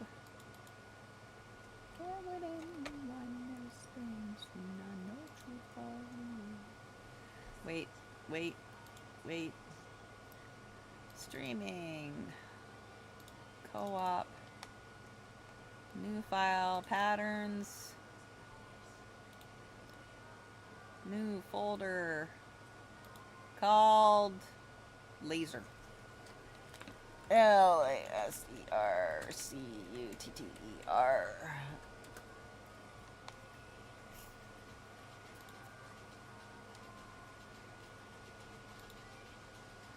There's a couple more for you to look at. Patterns. Laser cutter. Save. Is it in there?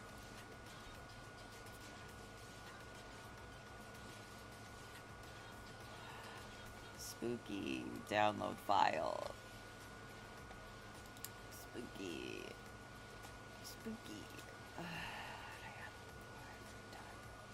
Oh, wait.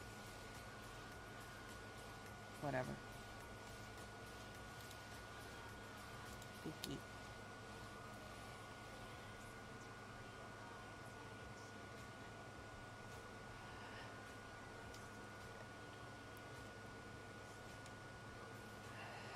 Spooky babies. Do do do do do do do.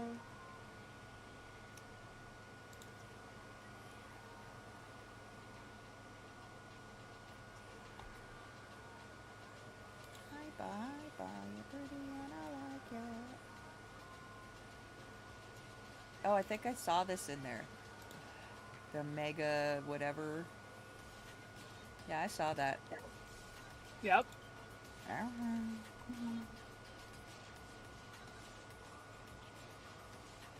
Fucking gnomes. I like gnomes. You leave those gnomes alone. No, it's fine. I don't have a problem with gnomes. I was just laughing about it. Fucking gnomes. Okay. Laser cut earrings. Ugh.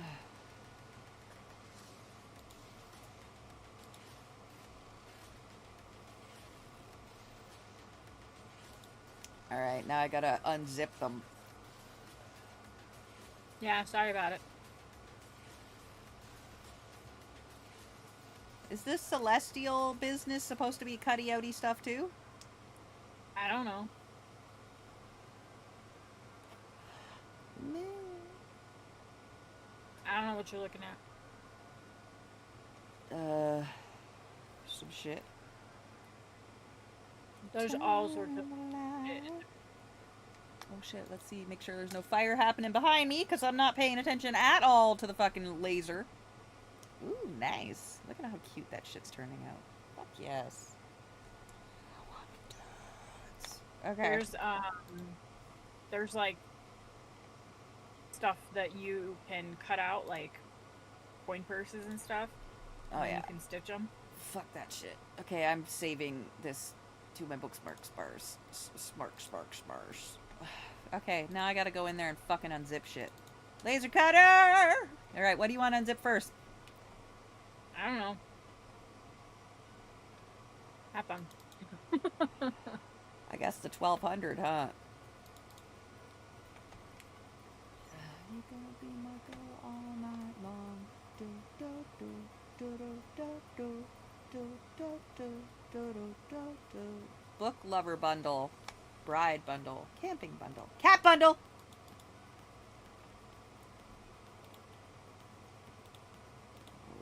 I wasn't joking when I said I had access to all that. I didn't say you were.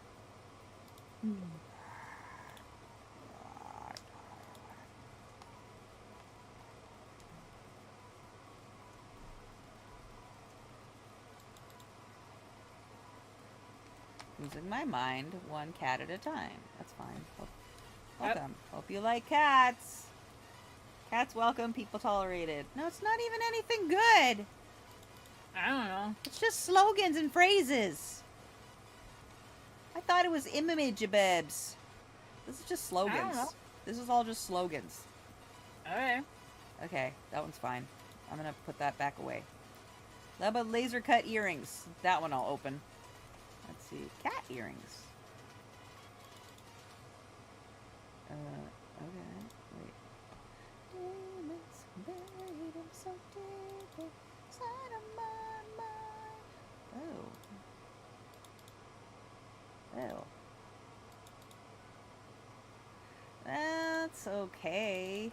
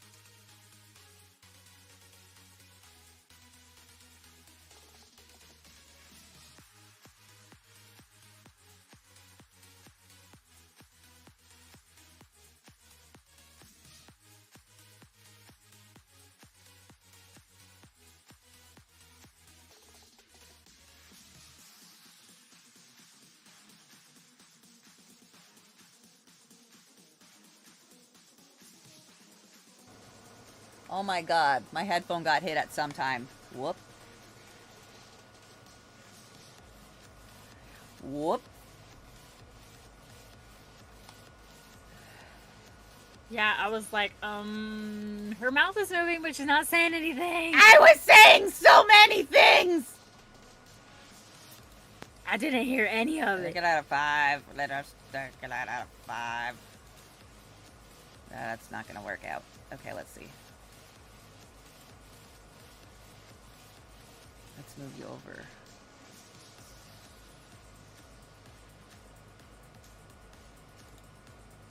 And you're just after 5. 1 midge after 5. Perfect. And you stop 2 nudges before 8.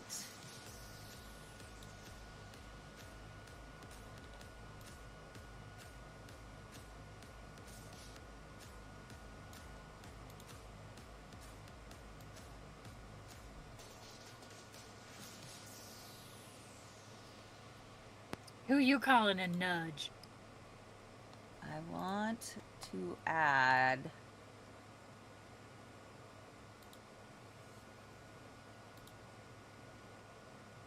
maybe another set of bear skellies. Yeah, alright.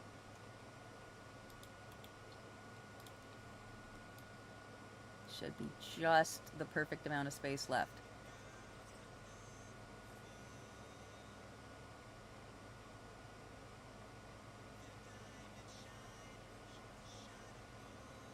Yep.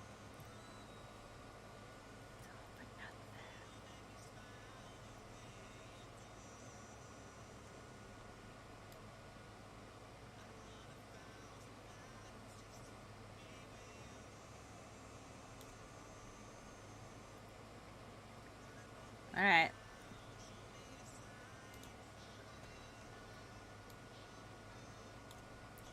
Alright. 6, 9, 12, 15. I'm making 18 of the skeleton bears.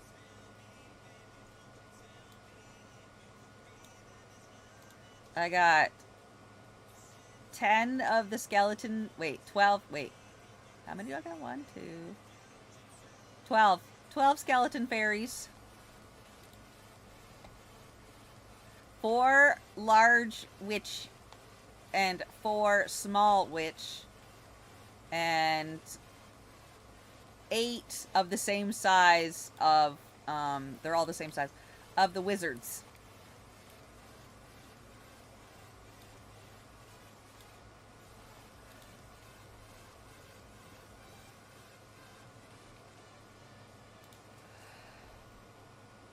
Yeah, 8 minutes left on it.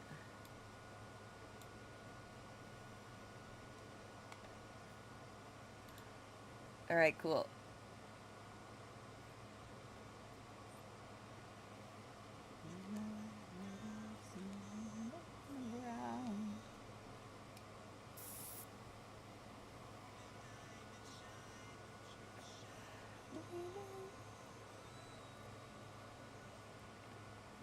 Without you, I'm in debt. Yeah, I deserve my 21 gun salute.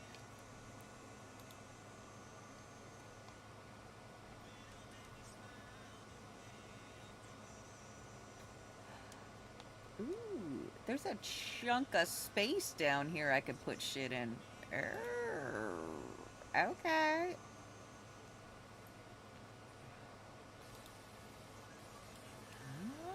Deserve my 21 gun salute. I need to fill some space on my acrylic to round out the rest of it. Do some of those little shamrock studs. Where? Oh, them? I have way more space than that, but yeah, I'll do a bunch of those. And do some of the acrylic glasses, because they're cute. In black? Okay. Yeah. Are.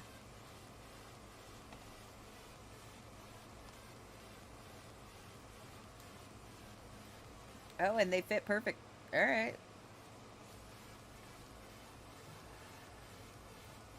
Gun salute. You know what would be real cute is if you did a pair in black but take out the middle circle. Uh-huh. It was just a layer of black, and then did another one of the same size in a different color and layered it on top of the solid black, so it's like sunglasses. I'm not doing that. That sounds like ass. It would be cute. I didn't say it wouldn't be cute. I just said it sounds like ass. Oh, wait, I can't put one there because that's cut out. Okay, so I got... Undo. 2 sets in that open spot. Undo. Undo. That's good. That's good. Yeah, that's good. This stops at 6. Yeah. There's 2 pairs of there. I want those so bad for myself. Well, you can have 2 pairs of them. You can have 2 sets. Yeah. I wonder if you can make the pair toppers. If you can make the pair whatters? The pair toppers, like pair glasses that have the magnets in them. I have some of them. Oh, yeah. And you can make the acrylic toppers to put on top. Yeah. You just take your Dremel and and then use some of the gel that the glue that they use for my nails, the shine the light on it glue. Yes, the UV acrylic. Yeah, and then you drop your magnet into it with a little bloop, and then bloop over top, and then there you go. Would it be too thick though? No, you can get acrylic in all different sizes, and as long as you have the dimensions, you're fine.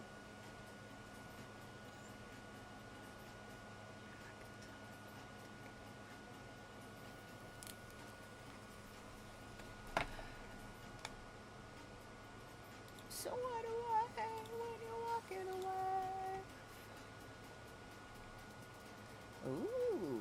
All right, this one. Take my life.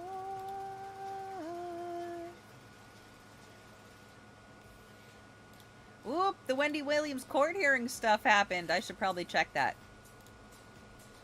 All right, y'all, you're going to be listening to some BJ. If you have a problem with that, there's the door.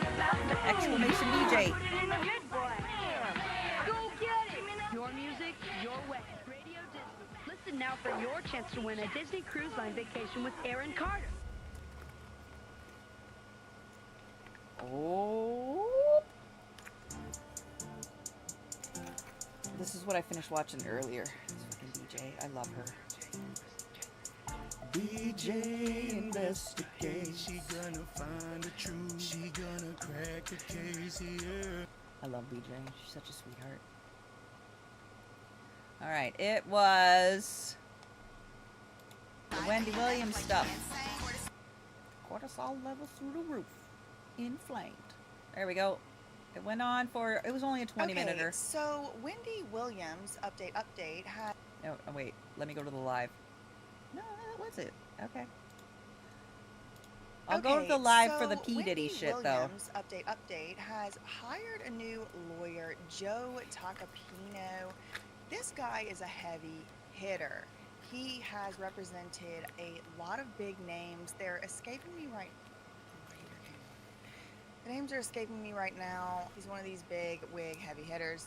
Kind of like, to the likes of Mark Agnifilo. Yes. Okay, so my memory on this one is correct. Here's the Google search I did. Wendy Williams get permission from judge to hire lawyer. Yes, Wendy has received permission from a judge to hire a new lawyer to assist her in her legal battle to end her guardianship. Okay, so the AI overview I don't think is right.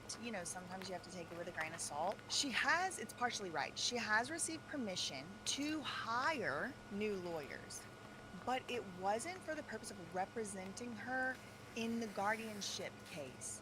It is for the purpose of representing Wendy in getting out of the facility. I need y'all to please listen and pay attention because they're telling us, and I don't hear anybody listening. Joe Tacopino was not hired to get Wendy Williams out of the guardianship. That is not his job, and he is in the media stating that it is not his job. He has stated over and over in these different little tabloid reports that his job and his main concern is to get her out of the draconian institution. Okay? He is not primarily concerned, or it seems at all concerned, with getting her out of the conservatorship / guardianship, because they are the same thing. And I'm not saying that like as a guess. He's saying it. I'm going to show you in the article. Even the AI overview, y'all look, don't take my word for it. I'm going to show you, look, here's what the AI overview says, right? This is what the AI overview says. It says, hire new lawyers to assist her in the battle, the legal battle to end her guardianship. That is not the case. That's not what's going on. This is not also, page 6, this is also not what's going on. To help her stalled case. Well, that one's a little bit more true. That one's a little bit more true because the case is stalled. The case is stalled, but probably also what was stalled was her trying to get out of the facility. So maybe he's just helping on that part. Let me show you what this article says. Okay, this is the one from Friday. Joe Tacopina rips Wendy Williams judge for telling her career is over. I don't know if y'all had occasion to see, but the judge was going in on Wendy Williams. The judge was saying your career is over. It's done. You might be wondering, how do I know this? I don't know this because I wasn't in court, and they got the public record sealed. To my knowledge, there's no transcript of this out, and I don't think it would be ready anyway, even if there was going to be one. Is the thought of filing your taxes stressing you out? Extend your tax deadline and get 6 more months to file. Our process makes it easy to get started and finish in just minutes. Apply for an IRS tax extension today and get more time to file.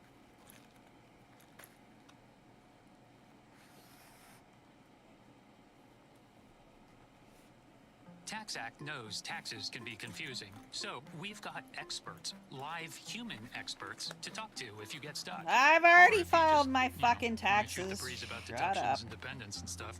Tax Act. Let's get them over with.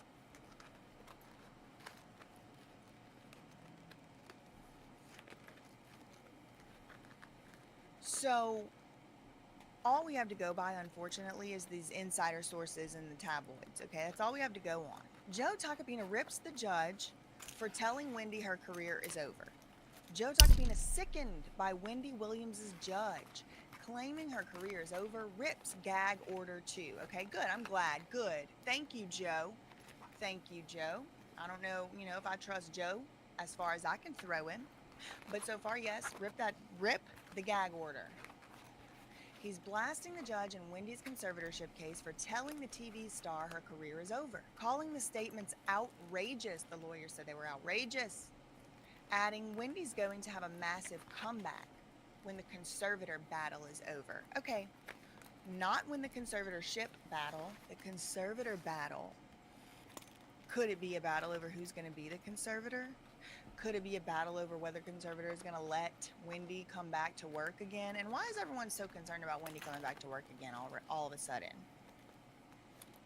Could it be people that are worried about maybe possibly getting paid? Could it be people that are even in the conservatorship working with people? I'm just asking questions. I have no idea.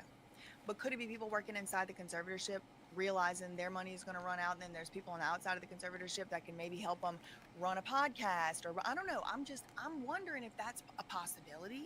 Put yes in the chat or the comments if it's a possibility.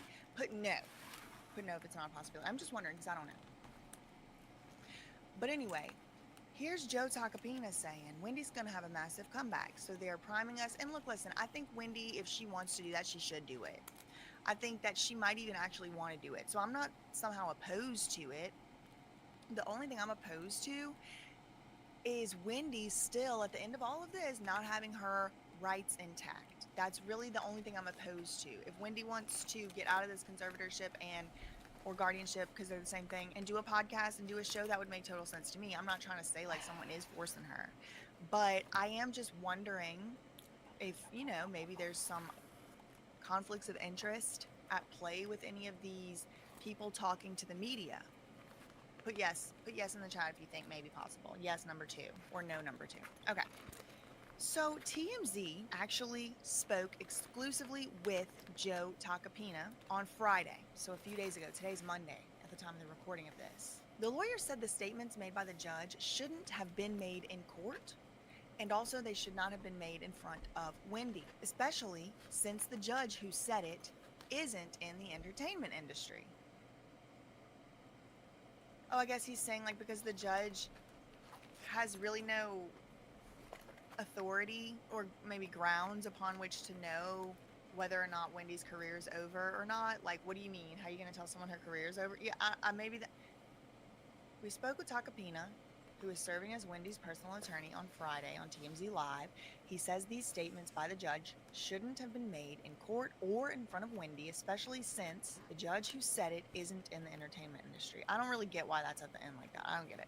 Tacopina doesn't know why the judge would make such statements about Wendy's career in an unrelated court hearing. Yeah, good point. He adds that from his numerous conversations with Wendy, he knows she's as coherent and lucid as she's ever been.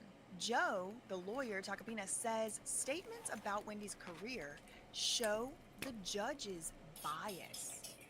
And the lawyer warns the judge is lucky he wasn't in court yesterday, or he would have torn the judge to shreds. Okay. So I saw some headlines that made it appear like the lawyer himself lashed out at the judge in court, but he doesn't. Let me update my banner down there. Hold on. Let me do lashes out. All right, updated. So Joe said, y'all lucky I wasn't in that courtroom yesterday because I would have tore her to shreds. TMZ broke the story, of course. Multiple sources with direct knowledge told us that the judge, Lisa Sokoloff, told Wendy that she had no chance of restarting her career, all while blasting Wendy's family, essentially saying they were all no good. We're told Judge Sokoloff's comments hurt Wendy deeply, and it's still unclear why she made the comments to Wendy. By the way, our documentary Saving Wendy, available to stream on Tubi, was watched by a huge number of people, so it seems there's a lot of interest in Wendy's life and potential comeback still. True, okay, that's a good little point to put in there, Harvey. You know, it looks like there's a public interest in Wendy's life and her comeback, so if she wants to do it, then what, like, why, what do you mean her career's over? Who put you in charge? Tacopina also, the lawyer, also chatted with TMZ about the gag order in the case, saying he's never heard one being issued in guardianship case. Oh, Joe, I have. Huh. They shut these down. The article goes on and pointing out they're usually reserved for situations where comments could influence a jury, which can't happen here since the judge alone will make the decision. No. I'm glad that Joe Tacopina never heard of it, though. We're ready for our next task! Yes! Joe says gag orders are regularly viewed as unconstitutional and overturned anyway. Yes, tell them, Joe. And the only reason that he can think of for why Judge Sokoloff issued one is to punish Wendy bedtime for and me. her team. Good night, I love you! Yes, but no, it's to silence Wendy, to Okay, girl, avoid bedtime for me. transparency Bye, for love you, a lot bye, of bitch. reasons, but specifically to control Wendy. Good It night, has bye, love nothing you, bye. probably to do with punishing her.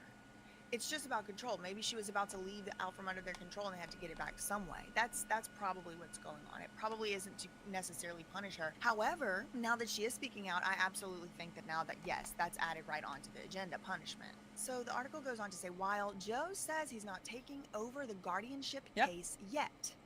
Still good. So keep an eye out, be on the lookout for possibly Joe Tacopina to be on the guardianship case. Night, girly. It's clear he's ready to step in if need be.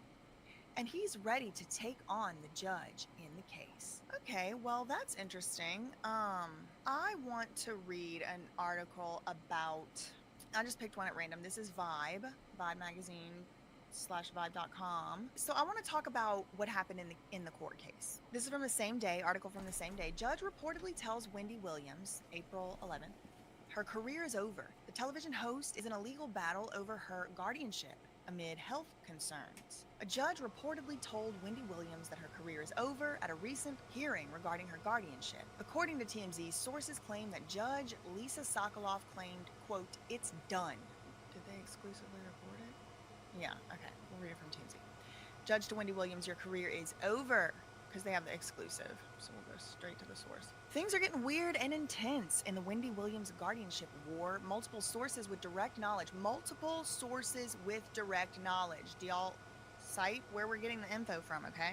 But write it down. This is the same day, April 11th. Multiple sources with direct knowledge tell TMZ during a hearing this week, the judge told Wendy she has no hope of restarting her career. This is the judge. It's pretty outrageous. Wendy showed up in court Thursday and appeared before Judge Lisa Sokoloff.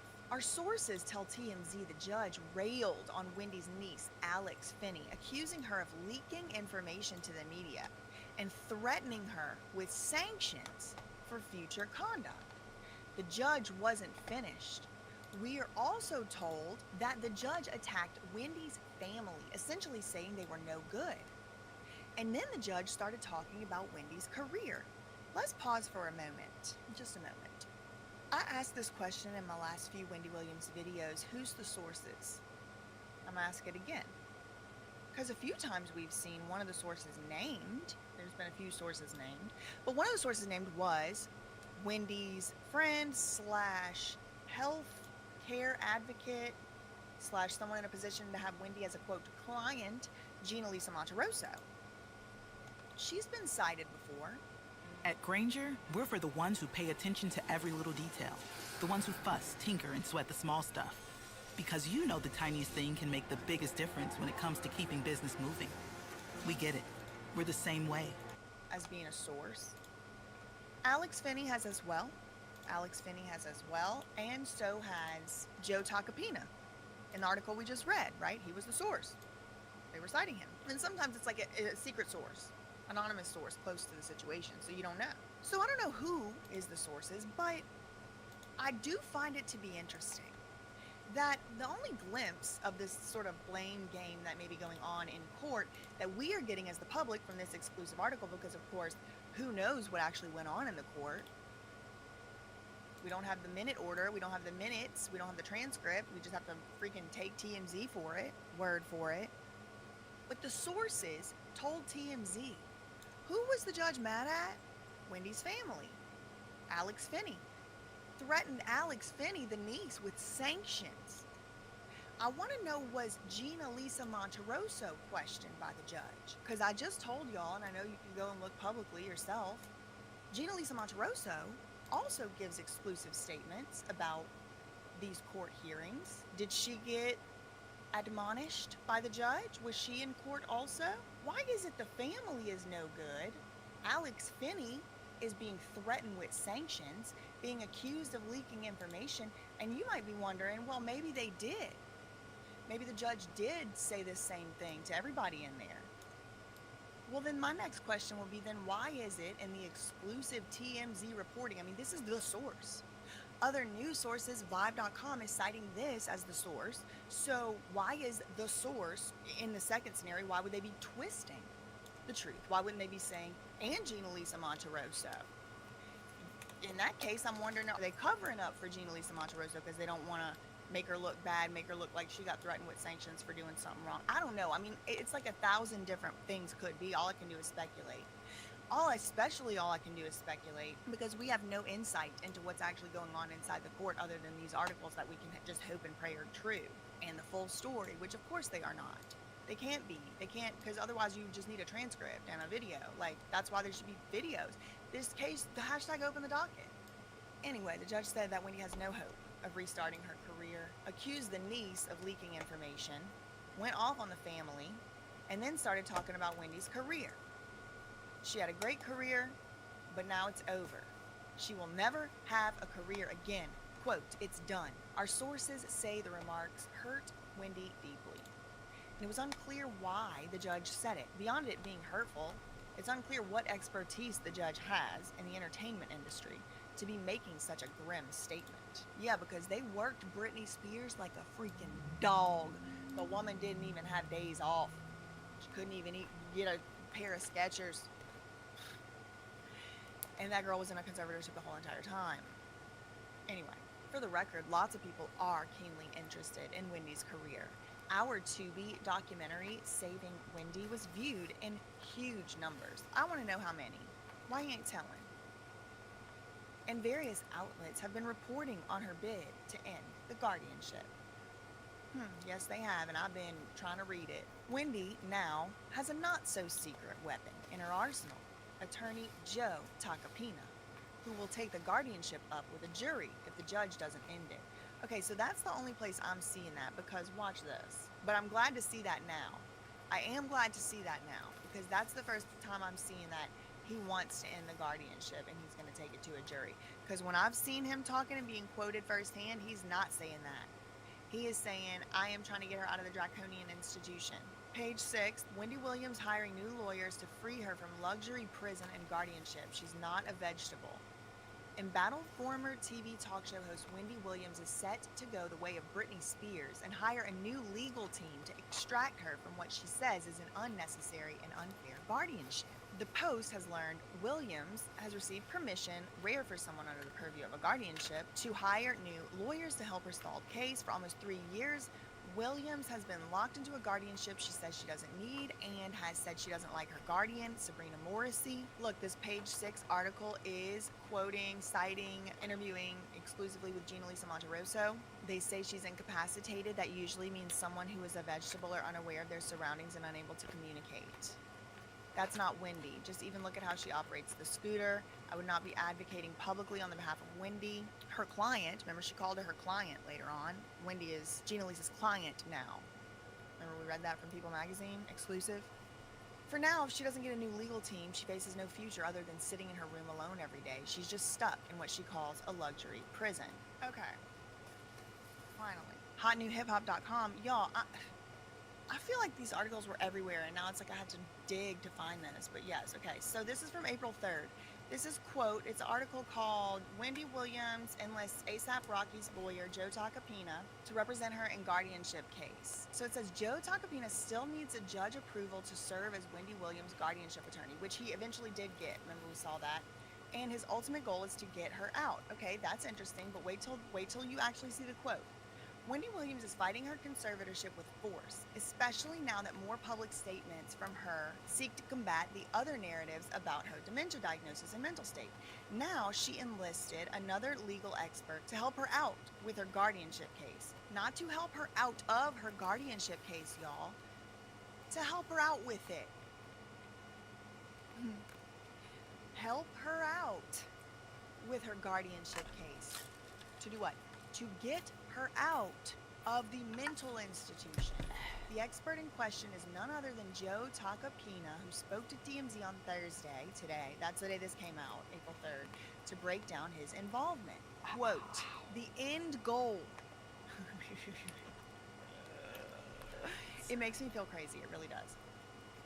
Look, ultimate goal is to get her out. That's the subtitle of the Hot New Hip Hop article, y'all. Look at it. It's not. I am not making it up. Ultimate goal is to get her out. Okay. We scroll down and we get the first thing he's quoted as saying. The end goal is to get her out of the draconian institution she's in. That's the end goal, y'all. That's quoted out of his mouth. Quote, she doesn't belong in it. Because she's not incapacitated in any way, shape, or form. She's in a place where people are danger to themselves. She's not. So the goal, the end game, is to make sure she gets out of there.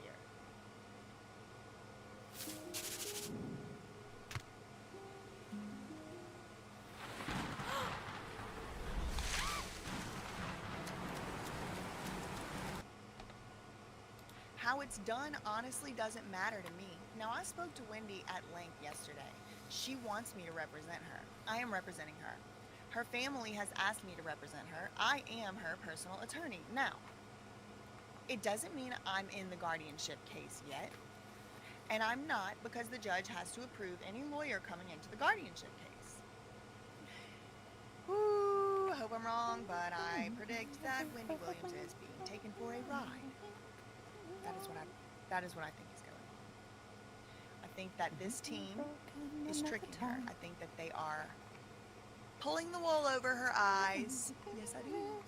I think it's going to be a transfer of powers in the guardianship case. Wendy is going to start generating some revenue.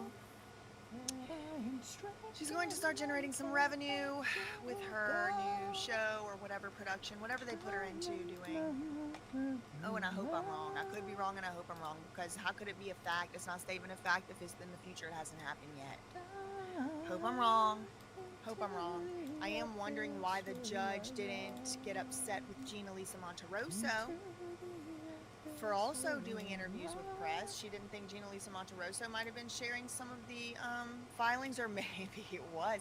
Maybe she was fussing at her for sharing the filings with Gina Lisa Monterosso. Maybe Gina Lisa Monterosso is not supposed to have those filings, but probably maybe Wendy gave them to her. But how would Wendy get them?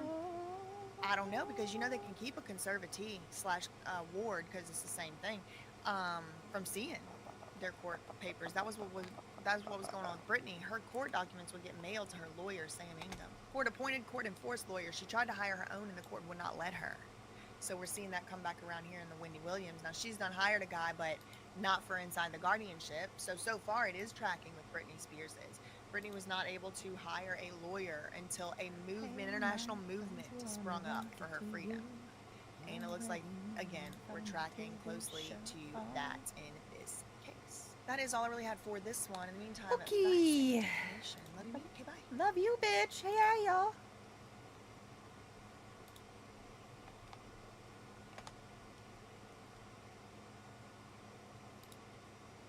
Shout out to Olivia, Ryan, and Ava. Your orders are packed and loaded with surprises. Shut up!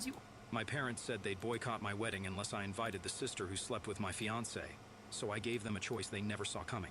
So, my sister Sarah, 26 years old, and I were super close growing up. We shared a room in our tiny house and used to talk about anything and everything. She was the more outgoing one, always into art, music, and whatever else grabbed her attention. Me? I was the quiet, bookish one, always with my nose in some novel or working on a project. Even though we were different, we had each other's backs. That's just how it was with us. Am I the Our asshole? parents, John, 55 years old, and Mary, 53 years old, always drilled it into us that family comes first, no matter what. For the longest time, I believed that. Family over everything, blood is thicker than water, all that stuff. Oop. My parents said they'd boycott my wedding unless I invited the sister who slept with my fiancé, so I gave them a choice they never saw coming. So, my sister Sarah, 26 years old, and I were super close growing up. We shared a room in our tiny house and used to talk about anything and everything. She was the more outgoing one, always into art, music, and whatever else grabbed her attention. Me? I was the quiet, bookish one, always with my nose in some novel or working on a project. Even though we were different, we had each other's backs. That's just how it was with us. Our parents, John, 55 years old, and Mary, 53 years old, always drilled it into us that family comes first, no matter what. For the longest time, I believed that. Family over everything, blood is thicker than water, all that stuff. But I guess that only works if everyone is playing by the same rules. I met Ryan, 30 years old, during my second year of college. He was a senior, and we clicked right away. He had this quiet confidence about him, and we bonded over our love of books. We'd spend hours talking about the classics, authors we loved, and random stuff, like the weirdest quotes we could find in old novels. It didn't take long for me to fall hard. Ryan was smart, funny, and made me feel like I was the only person in the room whenever we were together. After I graduated, Ryan and I moved in together. We had this small apartment near the city, and I thought things were perfect. We'd started talking about our future, marriage, kids, all of it.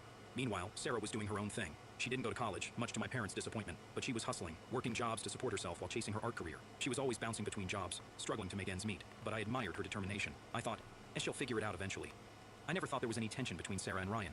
In fact, they got along really well, which I was happy about.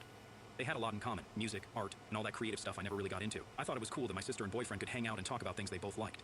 But I guess I was blind to what was really going on. The day I found out, everything seemed normal. I'd been working on this huge presentation for my marketing job, something I'd been stressing about for weeks. I was running late that morning and realized I'd left my flash drive at home with all the files I needed. I panicked for a second, but then I remembered Sarah was staying with us for the week. So, I called her. Hey, can you do me a huge favor? I asked, trying not to sound as frantic as I felt. And I left my flash drive at home. Could you send me the files? It's really important. Sarah was chill about it. Yeah, no problem, she said. I'll email them to you in a few minutes. Crisis averted, or so I thought. Later, I got a notification on my phone. Sarah had sent the files, but when I opened the email, there was something else in there. It wasn't the files I asked for right away. Instead, the subject line just said, "Sent, said Ryan," and the email was some half-written draft she must have forgotten to delete. My heart started racing, but I tried to shake it off. I told myself I was overreacting, that it was probably nothing. But curiosity got the better of me. I scrolled down, and what I saw, it felt like the ground fell out from under me. There were messages, dozens of them, all between Sarah and Ryan. And they weren't just friendly texts either. They were intimate, flirty, detailed descriptions of meetups and inside jokes that only lovers share. And then I saw the part that hit me the hardest, saying, "I can't wait to see you again tomorrow, Sarah. Last night was amazing." Last night, the night I was working late on my presentation, thinking my boyfriend was home watching TV and my sister was out with friends. Turns out they'd been together, doing God knows what behind my back. My stomach twisted. I couldn't breathe. I felt like I was going to be sick right there at my desk. My hands were shaking as I scrolled further, reading more than I should have. I guess part of me wanted to find something, anything, to prove it wasn't what it looked like. But it was all there, laid out in black and white. They'd been sleeping together for months, 6 to be exact. 6 months of lies. I don't even remember how I got home that day. Everything was a blur. When I walked through the door of our apartment, Ryan was sitting on the couch, looking like he didn't have a care in the world. It made my blood boil. I didn't waste any time. I didn't even bother with pleasantries. I just threw my phone at him, literally, and told him to explain himself. He looked confused at first, like he had no idea what I was talking about. Then he picked up the phone, saw the messages, and his face went pale. "It's not what it looks like," he stammered. "Oh, here we go," I thought. The classic line. "Really?" "Because it looks like you've been screwing my sister for half a year," I snapped. Ryan tried to come up with excuses, and it was a mistake. "We didn't mean for it to happen. It's not serious." But the more he talked, the angrier I got. Every word that came out of his mouth felt like another betrayal. Finally, he stopped trying to lie and just sat there, head down, admitting that everything I'd read was true. He said it was all innocent at first, late-night talks when I was asleep, a shared love of art and music that turned into something more. I didn't care. I was done. "Get out," I said, my voice shaking, "and I don't want to see you again." Ryan didn't argue. He grabbed his stuff and left, and just like that, the life I thought I was building with him crumbled to dust. But the worst part wasn't even him. It was Sarah, my own sister. After Ryan left, I sat there trying to process what had just happened, but I couldn't. Not until I confronted Sarah. I had to hear it from her. I had to know why she'd done this to me. I drove to her place, my hands shaking the whole way. When she opened the door, she looked like she already knew. She didn't even try to lie like Ryan did. She just stood there, looking guilty, and said the words that broke me completely. "I'm sorry. I didn't mean for it to happen, but I love him." I couldn't believe it. My own sister. I couldn't even find the words to respond. I just turned around and left, tears streaming down my face as I realized the two people I trusted most had completely shattered my world. And that was it. That was the day I lost them both. I don't think I've ever felt as numb as I did driving away from Sarah's apartment that day. I had all these emotions boiling up inside of me. Anger, betrayal, sadness. But I just felt empty. It was like I was floating through it all, watching my life fall apart in slow motion and not being able to do a damn thing about it. I parked my car at a random lot and just sat there for a while trying to make sense of everything. How could they do this? How could she do this? Sarah was my sister, someone I trusted more than anyone in the world. And Ryan, well, I thought he was my future. It was like my whole life had been a lie, and I was the last one to find out. Eventually, I went back to the apartment I used to share with Ryan. When I walked in, it felt so wrong. The place felt different, like it wasn't even mine anymore. I looked around at all the stuff we bought together, the couch we used to binge watch shows on, the pictures of us hanging on the walls, and it just hit me. None of that mattered now. Everything was tainted. I didn't even know where to start. But I knew one thing. I couldn't stay there. I didn't want to be in the same place where everything had happened. I grabbed a duffel bag and started throwing in some clothes, my laptop, and anything else I thought I'd need for a few days. I couldn't bring myself to pack up everything. It felt too final, like I was officially admitting that my life with Ryan was over. While I was packing, Ryan came back. I heard the door open, and I froze for a second. I didn't want to see him, didn't want to hear anything he had to say. But there he was, standing in the doorway, looking like he'd been run over by a truck. Part of me wanted to yell, to scream at him for what he'd done, but I was too tired, too drained to even get that angry anymore. "Please, just listen," he said, his voice all shaky. "Can we talk?" I didn't answer. I just kept packing, my back to him. But he didn't get the hint. He walked closer, standing in the middle of the room like he didn't know what to do with himself. "I made a mistake," he said, and I felt my blood pressure rising. A mistake? Seriously? That's what he was going with? Like this was some little slip-up he could apologize for, and we could just move past it. I dropped the bag on the floor and turned around to face him. "Well, mistake?" I said. "Such you slept with my sister for 6 months, Ryan. That's not a mistake. That's a choice, over and over again." He looked down at his feet like a scolded kid. I know, he mumbled. I didn't mean for it to go this far. It just happened." I wanted to laugh in his face. It just happened? That's what people say when they spill a drink or miss a bus, not when they betray the person they claim to love by sleeping with their sister. "What do you want me to say?" I asked, my voice shaking with frustration. "What can you possibly say that's going to make this better?" Ryan opened his mouth, then closed it again, like he didn't have an answer. Because there wasn't an answer. Nothing he could say was going to undo what he did. Nothing was going to fix it. "Shin, I'm sorry," he whispered. I rolled my eyes. "Sorry? That's it?" He looked desperate now, like he was grasping at straws. "I never wanted to hurt you. I was just confused. Sarah and I, we connected over stuff, and I didn't know how to handle it. I didn't mean for it to happen, but it did, and I'm sorry. I messed up." "Okay, you messed up," I snapped, my voice louder now. "You didn't just mess up, Ryan. You broke my trust. You broke me." I could feel the tears welling up in my eyes, but I didn't want to cry in front of him. I didn't want to give him the satisfaction of seeing how much he'd hurt me. Ryan stepped closer, reaching out like he was going to touch me, but I backed away, holding up my hand. "Don't," I said, my voice cracking. "Just don't." He stopped, his arm falling to his side, and we stood there in silence for what felt like forever. I didn't know what to do, what to say. I just wanted him gone. "You need to leave," I finally said. "Can we at least talk about this?" he asked, his voice pleading. "So I don't want to lose you." I couldn't help but laugh, but it wasn't a happy laugh. It was the kind of laugh you make when everything's so messed up that it doesn't even feel real anymore. "And you lost me the moment you decided to sleep with my sister," I said, wiping my eyes. "There's nothing left to talk about. We're done." Ryan stood there, looking like he wanted to argue, but he didn't. He just nodded, his shoulders slumped, and turned to leave. As the door clicked shut behind him, I felt a strange mix of relief and sadness. Relief because he was finally gone, and sadness because this was it. This was the end of everything we'd built together. I sat down on the bed, staring at the half-packed bag on the floor. My mind was racing, but at the same time, I felt this weird numbness, like my brain was trying to protect me from feeling too much at once. I knew I had to move forward, had to start figuring out what came next. But right then, I was just stuck in that moment, trying to wrap my head around everything that had just gone down. I texted my friend Emily, asking if I could crash at her place for a while. I couldn't stay here, not after what happened. I needed to get out, get some space to clear my head, and figure out my next move. Emily didn't ask questions. She just said, "Of course, come over whenever you're ready." I stuffed the rest of my clothes into the duffel bag, grabbed my essentials, and left the apartment, not even bothering to look back. I wasn't sure when I'd be back to get the rest of my stuff, but I knew I couldn't stay there another second. That place wasn't my home anymore. It hadn't been since the moment I found out what Ryan and Sarah had done. As I drove to Emily's, I kept replaying everything in my head, the emails, the lies, the look on Ryan's face when I confronted him, Sarah's empty apology. It was like I couldn't escape it, no matter how hard I tried. By the time I got to Emily's, I was completely drained. She gave me a hug, told me I could stay as long as I needed, and didn't press me for details. I was grateful for that. I wasn't ready to talk about it yet. Not really. That night, as I lay on her couch, staring at the ceiling, I tried to focus on anything other than the pain that was threatening to swallow me whole. But it was impossible. The betrayal, the heartbreak, it was all too fresh, too raw. I didn't know what the next day would bring or how I was going to move forward from this. All I knew was that I had to keep going, even if it felt like I was falling apart, because what else could I do? I stayed at Emily's place for the next few days, trying to figure out what the hell I was going to do with my life now. It's crazy how your whole world can just collapse in an instant, and you're left picking up the pieces, not even sure how to start. I didn't want to face my family yet, especially not my parents. I knew I'd have to tell them eventually, but I wasn't ready for their reaction. I just needed time to process everything without having to deal with all the extra drama that would come with it. But of course, life doesn't give you that time. After a few days of silence, my phone started blowing up. Missed calls, texts, voicemails from my mom and dad. I knew what they wanted. They wanted to know why I wasn't answering, why I hadn't been home, why I wasn't picking up. They probably figured something was wrong, but had no clue just how messed up everything had gotten. I finally caved and called my mom back. The second she answered, I could tell she'd been worried sick. Her voice had that frantic and what's going on tone, and I could practically hear her pacing around the house. Where have you been? We've been trying to reach you for days. Why haven't you called back? Are you okay? She fired off, barely giving me time to respond. I took a deep breath and tried to keep my voice steady. Oh, Mom, I'm fine. I've just been dealing with some stuff. Punch white stuff, she asked, sounding confused. There was no easy way to say it, so I just blurted it out. Pantry, Ryan and Sarah were having an affair. Silence. It was like the air got sucked out of the room, and for a few seconds I didn't hear anything on the other end of the line. I almost thought the call had dropped, but then Mom spoke, her voice barely above a whisper. What? I repeated myself, feeling the words sting again as I said them. Sarah and Ryan. They were hooking up behind my back for 6 months. I could hear Mom's sharp intake of breath. Are you sure? She asked, like she couldn't believe what I was telling her, like somehow I'd gotten it all wrong. Yeah, I'm sure, I said, my voice harder than I meant it to be. Saw the emails, Mom. I confronted them both. They admitted it.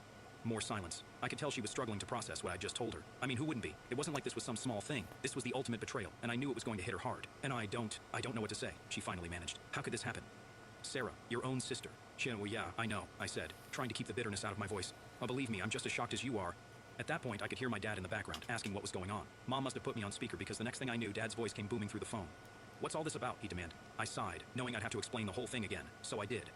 I laid it all out for them, how I found the emails, how Ryan and Sarah had been sneaking around behind my back, how I'd confronted them and kicked Ryan out. By the time I was done, I was emotionally drained all over again, like ripping open a wound that hadn't even begun to heal yet. Dad was quiet for a long time after I finished. I could almost picture him sitting there, jaw clenched, hands gripping the armrest of his chair. He wasn't the type to blow up right away, but when he got mad, you knew it. And this was definitely something that would make him mad. When he finally spoke, his voice was low and controlled. Son of a, he said, each word slow and deliberate. And your sister? How could she do this to you? So, don't know, Dad, I said, my voice breaking. Aw, I don't know. I thought for a second they'd be as furious as I was, that they'd be on my side, comforting me, maybe even cutting Sarah off like I had. But then Mom spoke up again, and everything took a turn I didn't see coming. But maybe you should talk to her, she said softly. See if you can work this out. I froze. What? I mean, she's your sister, Mom continued, sounding like she was tiptoeing around the conversation. I'm not excusing what she did. What she and Ryan did was awful, but maybe you two can find a way to fix things. Family's important, you know that. I couldn't believe what I was hearing. I had just told them how Sarah had stabbed me in the back in the worst way possible, and their first instinct was to get me to forgive her, to fix things? And are you serious? I asked, my voice rising. Said she slept with my boyfriend, Mom. She betrayed me. How am I supposed to just work it out with her?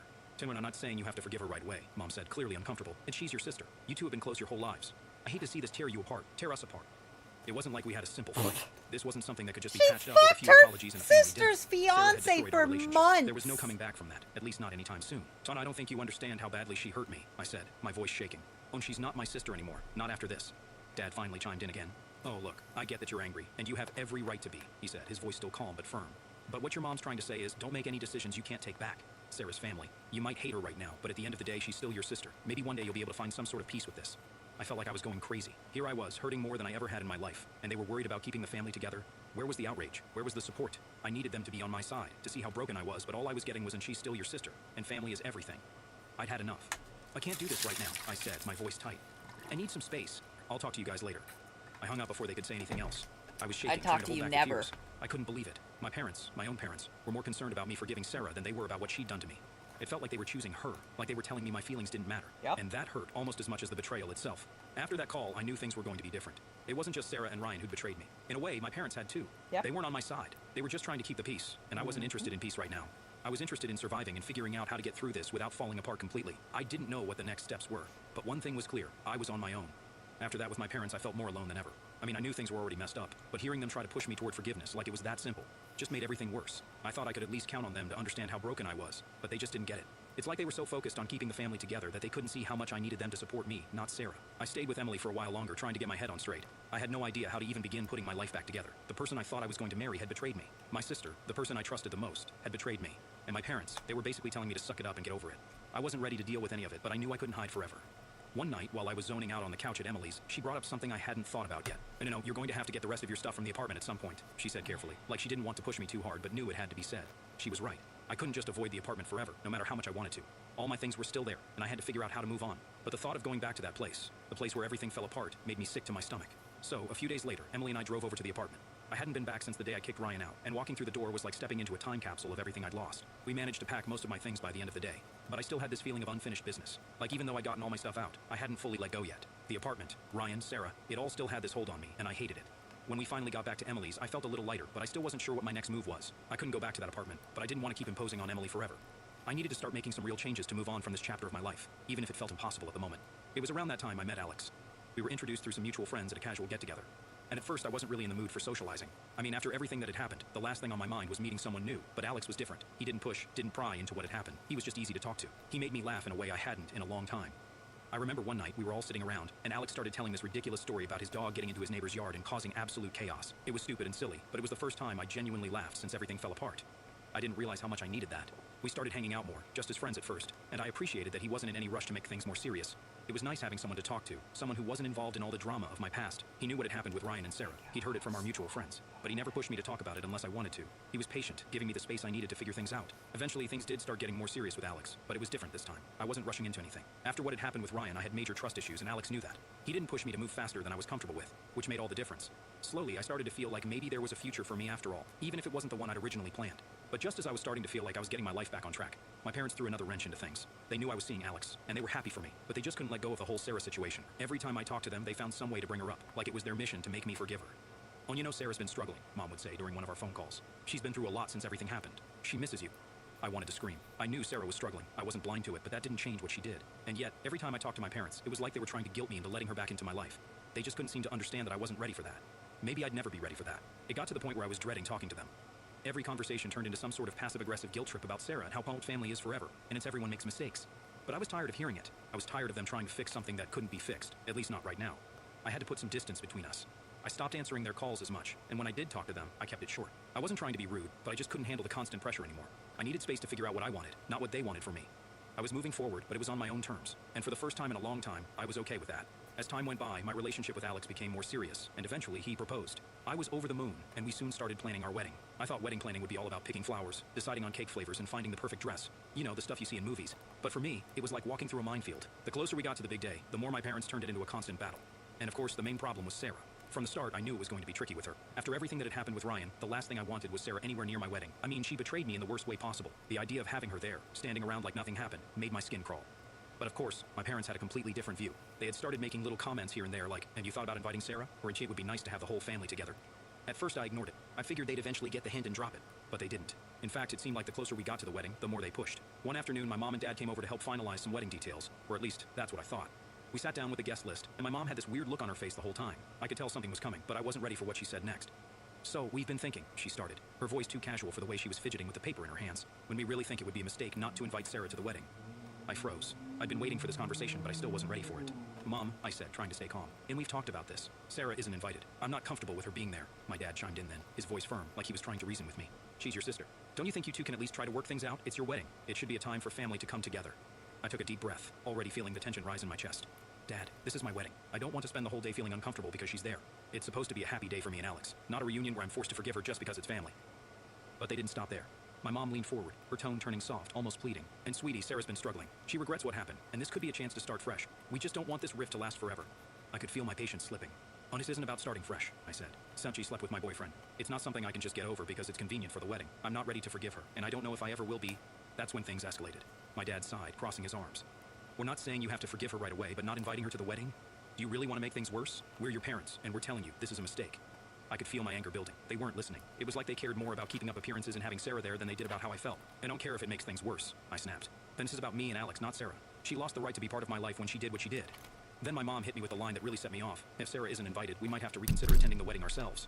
I stared at them, completely speechless. I couldn't believe what I was hearing. My own parents were basically giving me an ultimatum: invite Sarah, or they wouldn't come to my wedding. The worst part?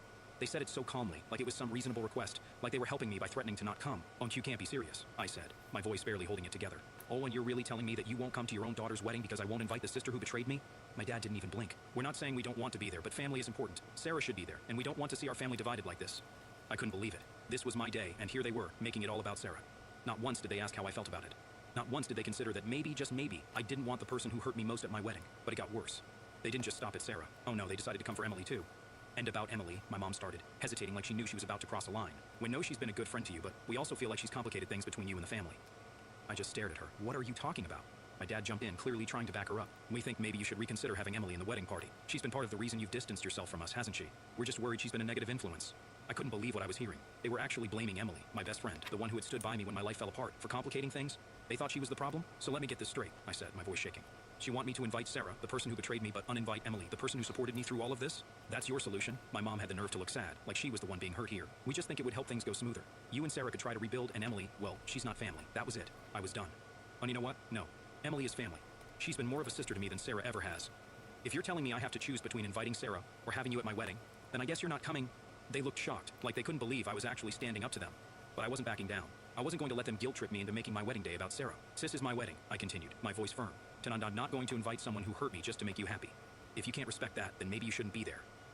My mom started to cry, and my dad just shook his head, but I didn't care anymore. I wasn't going to bend this time. They could either support me or miss the wedding, but I wasn't going to let them control my life anymore. They left without saying much else, and after the door closed, I just stood there, feeling a weird mix of sadness and relief. It hurt, knowing they might not come, but at the same time, I felt free.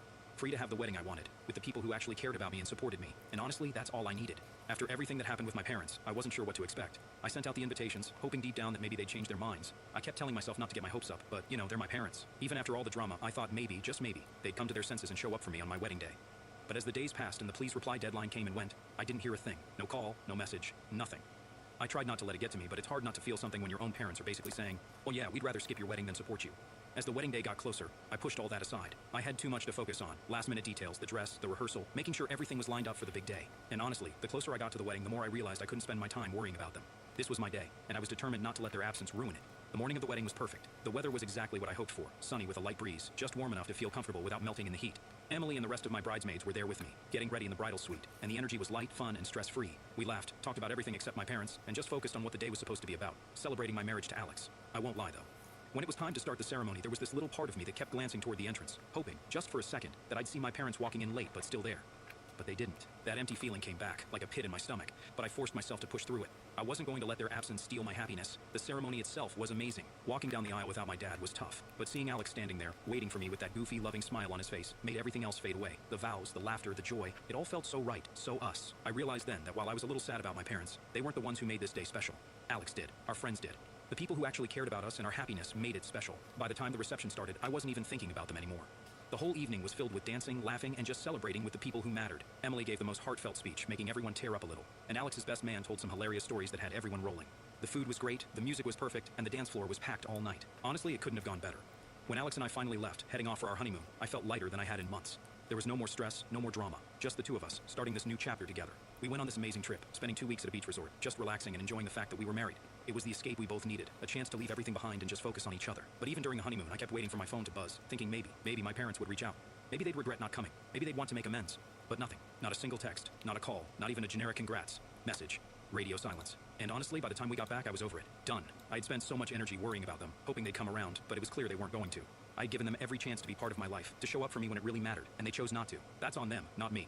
I'm not saying it didn't hurt, because it did. But I was done letting their decisions control how I felt. I wasn't going to spend any more time chasing after people who didn't want to be there for me. I had Alex. I had my friends. I had the people who did show up, and that was enough. So after the honeymoon, I just moved on. I didn't reach out to them, and they didn't reach out to me, and that was fine. I had a new life to focus on, and I wasn't going to let their absence cast a shadow over my happiness. The wedding was everything I hoped it would be, even without them. And as much as it hurt to realize they'd chosen not to be part of it, it also showed me something important. I don't need them to validate my life. I've got the people who truly care about me, and that's more than enough. So yeah, I was done with them. For the first time, I felt okay saying that. It wasn't angry or bitter, it was just the truth. They made their choice, and I made mine. And at the end of the day, I was happy with how it all turned out. Because even without them, the day was still amazing, and that's all that really mattered. My parents kicked me out at 16 to give my room to my pregnant twin. Now they want my house. But what I found out about them in court left me speechless. I was kicked out at 16. Now they want to move in with me. I always knew I was unwanted, and I'm not saying that in the whole terms I was an accident away. I mean, my parents actually said they wished they only had one kid, my twin sister. Yeah, they straight up told me that they only wanted her, and I was like some bonus they never asked for. Pretty messed up, right? So growing up, it was like I was living in someone else's family. My sister, let's call her Sarah, was the star of the show. She was everything they ever wanted, and they made sure she knew it too. She had her own room, decorated all nice with pink curtains, a Disney bedspread, and shelves full of every toy you could imagine. She was like the little princess of the house, while I was basically the extra in the background. My room? It was this tiny space with an old bed that squeaked every time I moved and a dresser that had probably been around since the 70s. Every morning was like a slap in the face. I'd wake up, hear my parents talking about how they couldn't wait to buy Sarah new clothes or take her to gymnastics or whatever. And meanwhile, I was left to figure out what I was going to do with my day. It's like they never noticed I was even there, and if they did, it was just to tell me to stay out of the way. I'd get, why can't you be more like your sister? So often it felt like it was my name. It wasn't just at home either. School was no escape. I remember this one time at parent-teacher conferences, they spent the whole time gushing over Sarah's finger paintings like she was Picasso. Meanwhile, my teacher handed them my report card, and they didn't even look at it. It was like it didn't exist. I was busting my butt to do well in school, thinking that maybe, just maybe, if I got good enough grades, they'd pay attention to me. But it was pointless. Sarah was the golden child, and I was just there. I mean, she got everything. The nice clothes, the attention, even first dibs on food at dinner. She had this closet full of new outfits for every season. Meanwhile, my wardrobe was basically hand-me-downs from cousins I didn't even know. I swear some of those shirts were older than I was, and every Christmas and birthday, it was the same story.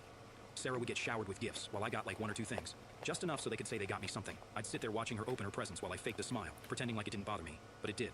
It wasn't just about the stuff either. I mean, yeah, having nice clothes or new toys would have been cool, but it was the little things that hit the hardest. Sarah's toys were like sacred relics. If I so much as touched one of her dolls, she'd scream, and my parents would come running. It didn't matter if I was just looking at it. It was always my fault.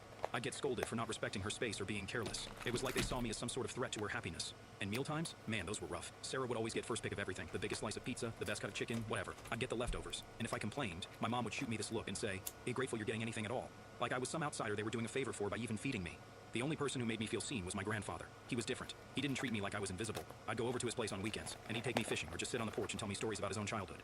He made me feel like I was worth something, you know? Like I wasn't just the unwanted twin. For those few hours each week, I felt like a normal kid, not some tag-along nobody wanted. But then he got sick, cancer. And even then, it was like my parents tried to shut me out of it. They'd take Sarah to visit him, bring her flowers to give him, but I was always told to stay home. They said it was because they needed me to help out around the house, which was BS. It was just another reminder that, in their eyes, I didn't belong. I'd sneak out and visit him on my own. We'd talk, and he'd try to cheer me up, telling me how strong I was and how proud he was of me for sticking it out. But I could tell he was worried. When he passed away, it was like the one good thing in my life got ripped away. I remember my parents didn't even ask if I was okay. They were too busy making sure Sarah was dealing with it all right, like she was the only one who'd lost someone. At the funeral, they had her standing at the front with them, while I was shoved to the back, almost like they were embarrassed to be seen with me. I felt more alone than I ever had before. After my grandfather's death, things got even worse. All the little bits of attention I used to get, like the occasional good job if I did something around the house, disappeared completely. It was like I was fading away, becoming this ghost in my own home. I'd sit at the dinner table, and my parents would talk to Sarah like I wasn't even there. Family photos? Let's just say there's a great collection of my elbow or the back of my head. I'm pretty sure if someone looked through our family album, they wouldn't even know I existed. The resentment started to eat away at me. I try to stand up for myself sometimes. Like when my sister got another new dress, and I'd ask why I never got anything new. But my mom would just brush me off, saying, "Well, Sarah's got her activities and events, and you're fine with what you have." And if I kept pushing, I'd get yelled at for being selfish or making everything about me. So I learned to keep my mouth shut.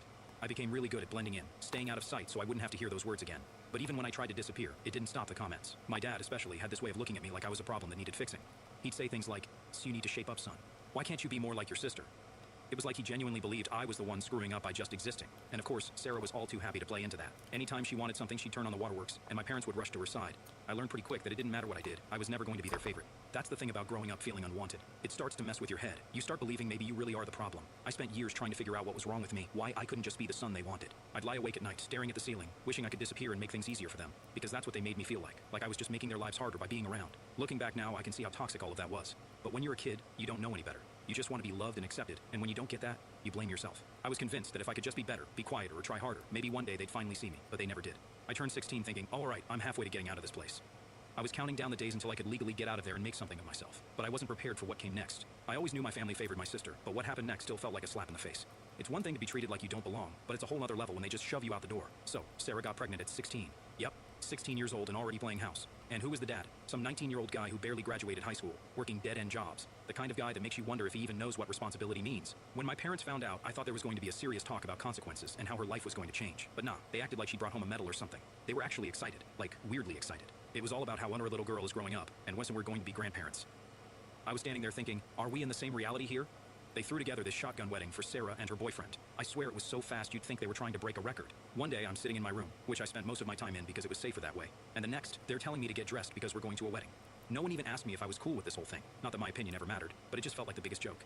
And then, a couple of weeks later, the real bomb dropped. My mom calls me downstairs, and she's got this smile on her face that I've learned over the years to hate. It's the same one she uses when she's about to say something she knows I'm not going to like. She starts talking about how, with Sarah's new baby coming, they're going to need more space. I'm sitting there thinking, Tine, okay, why are you telling me this? And that's when she drops it. I need your room for the baby. I was stunned. My room, the one place that was actually mine, even if it was the smallest, crappiest room in the house. The only space where I could pretend for 5 minutes that everything was fine. I tried to argue, like, what am I supposed to do then? And my mom just shrugs and says, well, you're old enough to figure it out. She actually told me I should be grateful they let me stay there as long as they did. I was 16. How was I supposed to figure it out on my own? I didn't have anywhere to go and they knew it. But they didn't care. They just needed to make room for the precious grandchild, and I was the easiest one to get rid of. I remember my dad just standing there with his arms crossed, backing up my mom like he always did. He goes, look, you're a young man now. It's time you start taking responsibility for yourself. As if it was totally normal to kick your teenage kid out because your golden child decided to play grown-up. So that night, I packed my stuff. Well, what little I had. It wasn't much. A couple of bags of clothes, some books, and a few things my grandfather gave me before he passed. I remember looking around my room one last time, thinking about how it wasn't much, but at least it was mine.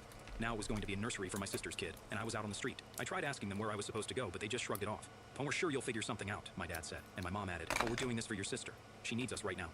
I wanted to scream, "What about me? When have you ever needed me?" But I knew it wouldn't change anything. They'd already made up their minds, and I was just an inconvenience standing in the way of their happy family fantasy.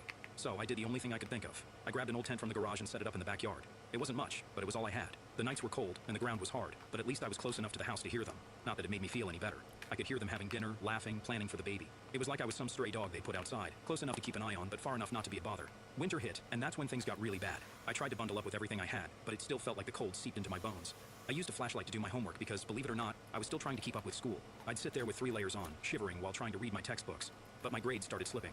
It was hard to focus on algebra when you're freezing and wondering if you'll even make it through the night. And of course, my parents didn't notice. They were too busy redecorating my old room and making everything perfect for Sarah's new family. I was just the ghost outside, the one they didn't have to worry about anymore. I remember looking in the kitchen window sometimes, watching them eat and talk like everything was fine, like I wasn't just a few feet away struggling to keep warm and pretending I didn't care. I tried finding odd jobs to save up some money. Mowing lawns, shoveling snow, anything I could do. I'd walk around the neighborhood knocking on doors, asking if anyone needed help. Most people looked at me like I was some kind of beggar, but a few gave me work, and I was grateful for every dollar I made. It wasn't much, but it was enough to get food. I'd sneak back to my tent with a sandwich or some leftovers, pretending like I was camping out by choice. The worst part was knowing that if my grandfather were still alive, he wouldn't have let this happen. He would have taken me in, no questions asked. But without him, I was alone. I thought about going to a friend's house, but I knew my parents had already spun their version of events to everyone in our small town. I was the troublemaker who couldn't live under their rules. They made it sound like it was my choice to live outside. It was all about making sure their perfect little family image stayed intact. One night while I was lying in the tent, listening to the wind whip around outside, I realized I couldn't keep doing this. I had to figure something out because they sure weren't coming to help me. That's when it hit me. They never cared. They'd pushed me out without a second thought. I was nothing to them, just some extra baggage they didn't want to deal with. So I made a decision. I was done trying to win their approval. I was done being the kid they ignored and blamed for everything. If they didn't want me, fine. I was going to figure things out on my own. I didn't know how yet, but I knew one thing for sure. I wasn't going to stay in that backyard forever, hoping they'd let me back in. I was going to find a way out, and I was going to make it with or without them. Living in that tent was a constant reminder of how alone I was, and honestly, I was getting desperate. Winter was rough, and the nights felt like they lasted forever. I knew I had to do something. I'd been saving up what little money I could scrape together doing odd jobs around the neighborhood. But it wasn't enough to make any real difference. I'd go to sleep with my hands aching from the cold, and my stomach growling, thinking, this can't be my life. Forever. One day after school, I was still trying to go, even though my grades were tanking. I found myself standing outside a local bakery. I used to walk past it all the time, smelling the fresh bread and pastries. That day, I was hungrier than usual. I must have looked like a mess standing there, staring at the display window, because the owner, this old guy named Frank, came out and asked me if I needed something. I didn't really know what to say, so I just kind of shrugged it off, trying to play it cool. But Frank wasn't buying it. He saw right through me. He was one of those no-nonsense types with this gruff voice, and a look that said he'd seen his fair share of tough times. He asked, "You looking for work, kid?" I didn't even think twice before nodding. I figured it was my shot. He said he needed someone to sweep the floors, help with deliveries, and clean up the place. Nothing fancy, but he'd pay me cash and throw in some day-old bread. It felt like I'd hit the jackpot. I wasn't going to sleep in that tent with an empty stomach anymore. The first day on the job was rough. The bakery opened early, and when I say early, I mean before the sun even thought about coming up. I was up at 4 a.m., making my way there while the world was still dark. But the moment I walked through those doors, the warmth hit me, and I was like, yeah, I can do this. Frank showed me around, pointing out what needed to be done, and gave me the rundown of his no-slacking% rule. The work was hard, and my back ached from mopping floors and lifting heavy bags of flour, but I didn't care. I had a place to be, and it felt good to be doing something useful. Frank wasn't the warm and fuzzy type, but over time, we started talking. He'd tell me stories about how he'd opened the bakery years ago, right after his own dad kicked him out for being a screw-up. He'd managed to build it up from nothing, and I think he saw a little bit of himself in me. He started giving me advice, like how to budget my money, and even offered to teach me how to make some of the simpler pastries. It was weird, but for the first time in a long time, I felt like someone actually gave a damn about what happened to me. After a few weeks of working there, Frank told me he had a small room above the bakery that no one was using. It was basically a storage space, but he said I could crash there if I wanted. It was a step up from the tent, and I was beyond grateful. I moved my stuff in that night. The room was tiny, with a single bed and a window that barely opened, but it was warm, and I finally had a roof over my head. It was the best sleep I'd had in months. Waking up every day and having a place to go felt like a huge deal. I threw myself into the job. I figured if Frank was giving me a chance, the least I could do was work my butt off. I learned how to knead dough to make the perfect loaf of bread, and even how to whip up a decent apple pie. Frank was tough, but he was fair, and he'd give me a nod or a grunt when I did something right. It wasn't much, but those little moments meant everything to me. One day, after my shift, Frank sat me down. He had this serious look on his face, the kind that made me think I was in trouble. But instead, he handed me an envelope. "And you've been doing good work, kid," he said. "Here's your first proper paycheck." I opened it, and it was more money than I'd ever seen in one place before. It wasn't a fortune or anything, but it was enough to make me feel like I was finally on the right track. For the first time, I felt like I was moving forward instead of being stuck in one place. Working at the bakery became my routine. I'd wake up early, work until the afternoon, and then head to the library to use the free Wi-Fi to look for other job opportunities. I knew I couldn't stay at the bakery forever, but it was giving me the stepping stone I needed. I saved every penny I could, living like I was still in that tent and only spending on absolute essentials. I'd grab the day-old bread Frank offered and make it last a couple of meals, and I'd pick up cans of soup from the dollar store to keep things cheap. Frank and I never really talked about my situation, but I think he knew more than he let on. One night, after closing up, he handed me a set of keys. In case you ever need to lock up, he said, playing it off like it was no big deal. But I knew what it meant. It was trust. He trusted me to take care of his place, and that felt huge. I didn't have a family looking out for me, but in a weird way, it felt like Frank was looking out for me in his own gruff, silent way. The routine at the bakery kept me going, but it wasn't all smooth sailing. There were days when I felt the weight of everything. I'd see families walk into the bakery, parents with their kids, laughing and picking out treats together. It was like a punch to the gut every time. I'd have to step into the back room and catch my breath. Part of me still couldn't believe how my own family had just kicked me out like I was nothing, while complete strangers treated me with more kindness than my own parents ever had. But I wasn't going to let those thoughts drag me down. Frank always told me, to either let life beat you, or you get up and beat it right back. It became kind of like a mantra for me. I wasn't about to give up, not after everything I'd been through. Every day, I'd go back to that room above the bakery, and I'd make myself a promise. I was going to keep going, keep pushing, and I was going to build something better for myself. One morning, Frank came in looking more tired than usual. I asked him if everything was okay, and he just grunted and said something about getting old. But he gave me this look that felt almost like a warning, like he was trying to tell me not to get too comfortable. I didn't think much of it at the time, I just figured he was having a rough day. But those words stuck with me. I knew he was right. I couldn't stay at the bakery forever. It was a safe place, yeah, but I needed to start thinking bigger. So I started asking around for more work. I picked up extra shifts at a local convenience store, and even helped out with landscaping on weekends. Anything to make a few extra bucks. It wasn't easy balancing everything, but I was determined to save enough to move on to something better. The more I worked, the more I felt like I was finally in control of my own life. It was tough, and some days I was dead tired, but I kept reminding myself why I was doing it. I didn't want to just survive. I wanted to build a life where I didn't have to depend on anyone but myself. Looking back, I think about how lucky I was to have found Frank in that bakery. It wasn't just a job, it was the first real step toward getting my life together. And even though things were still uncertain, for the first time, I felt like I had a shot, a real one.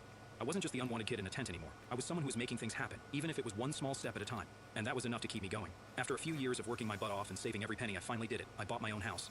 It wasn't anything huge or fancy, just a small 3-bedroom place on the edge of town, but it was mine. I can't even describe how it felt walking through those doors for the first time, holding the keys and knowing that this was my space. I stood there in the empty living room, looking around at the bare walls, and felt this rush of pride. I'd done it, I'd made it, and I'd done it without any help from my so-called family. I spent the first few weeks living there without much furniture, just an air mattress and a couple of cardboard boxes that doubled as a table and a chair.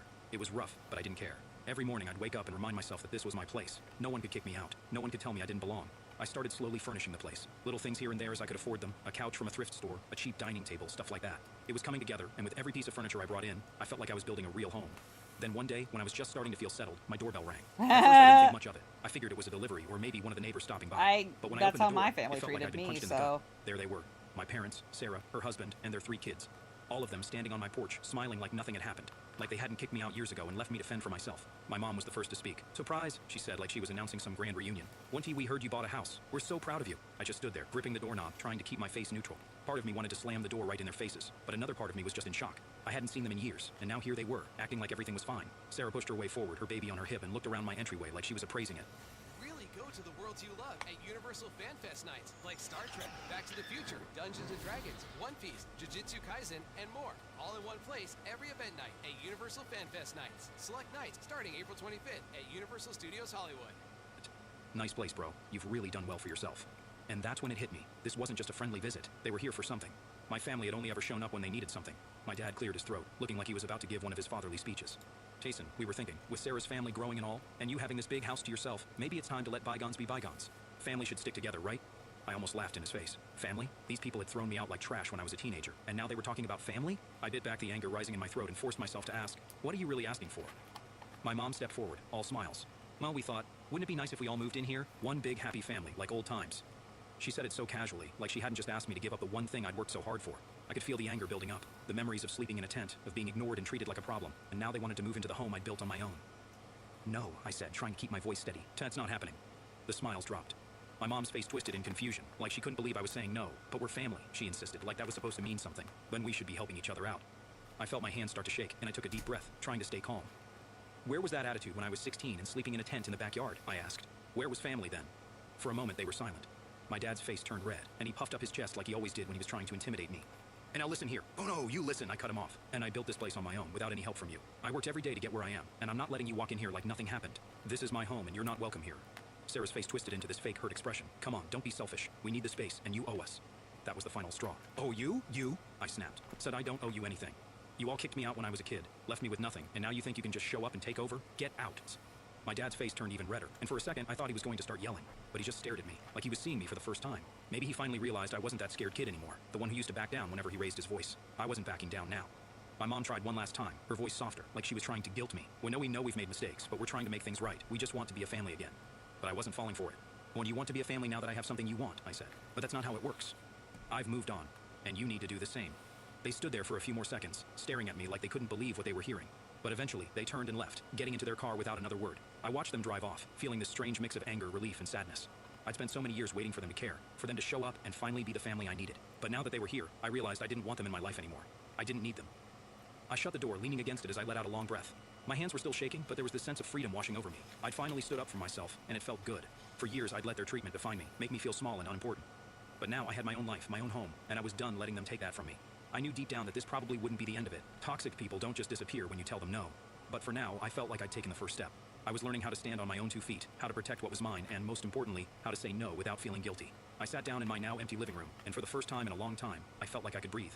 This place was mine. It wasn't about proving anything to anyone. It was about building something for myself. I didn't need anyone's approval. I didn't need their acceptance. I was finally living my own life, on my own terms, and I wasn't about to let anyone take that away from me.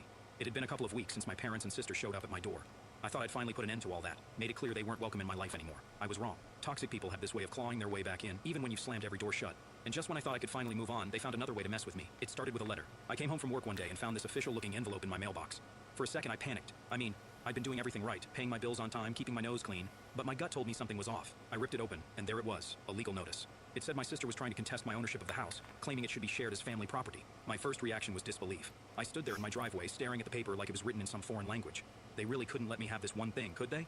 I called a lawyer the next day. I wasn't about to let them take the one thing I'd worked so hard for. My lawyer, a no-nonsense woman named Karen, yeah, ironic, was clear. They don't have a leg to stand on, but they'll try to make it a hassle for you.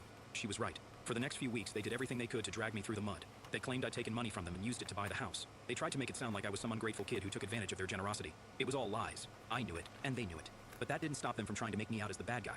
I started getting calls from people I hadn't heard from in years. Old family friends, cousins, people who didn't know anything about what I'd gone through. Why are you doing this? They'd ask. Tent, why can't you just let your family in? It was frustrating. No one cared to ask what really happened.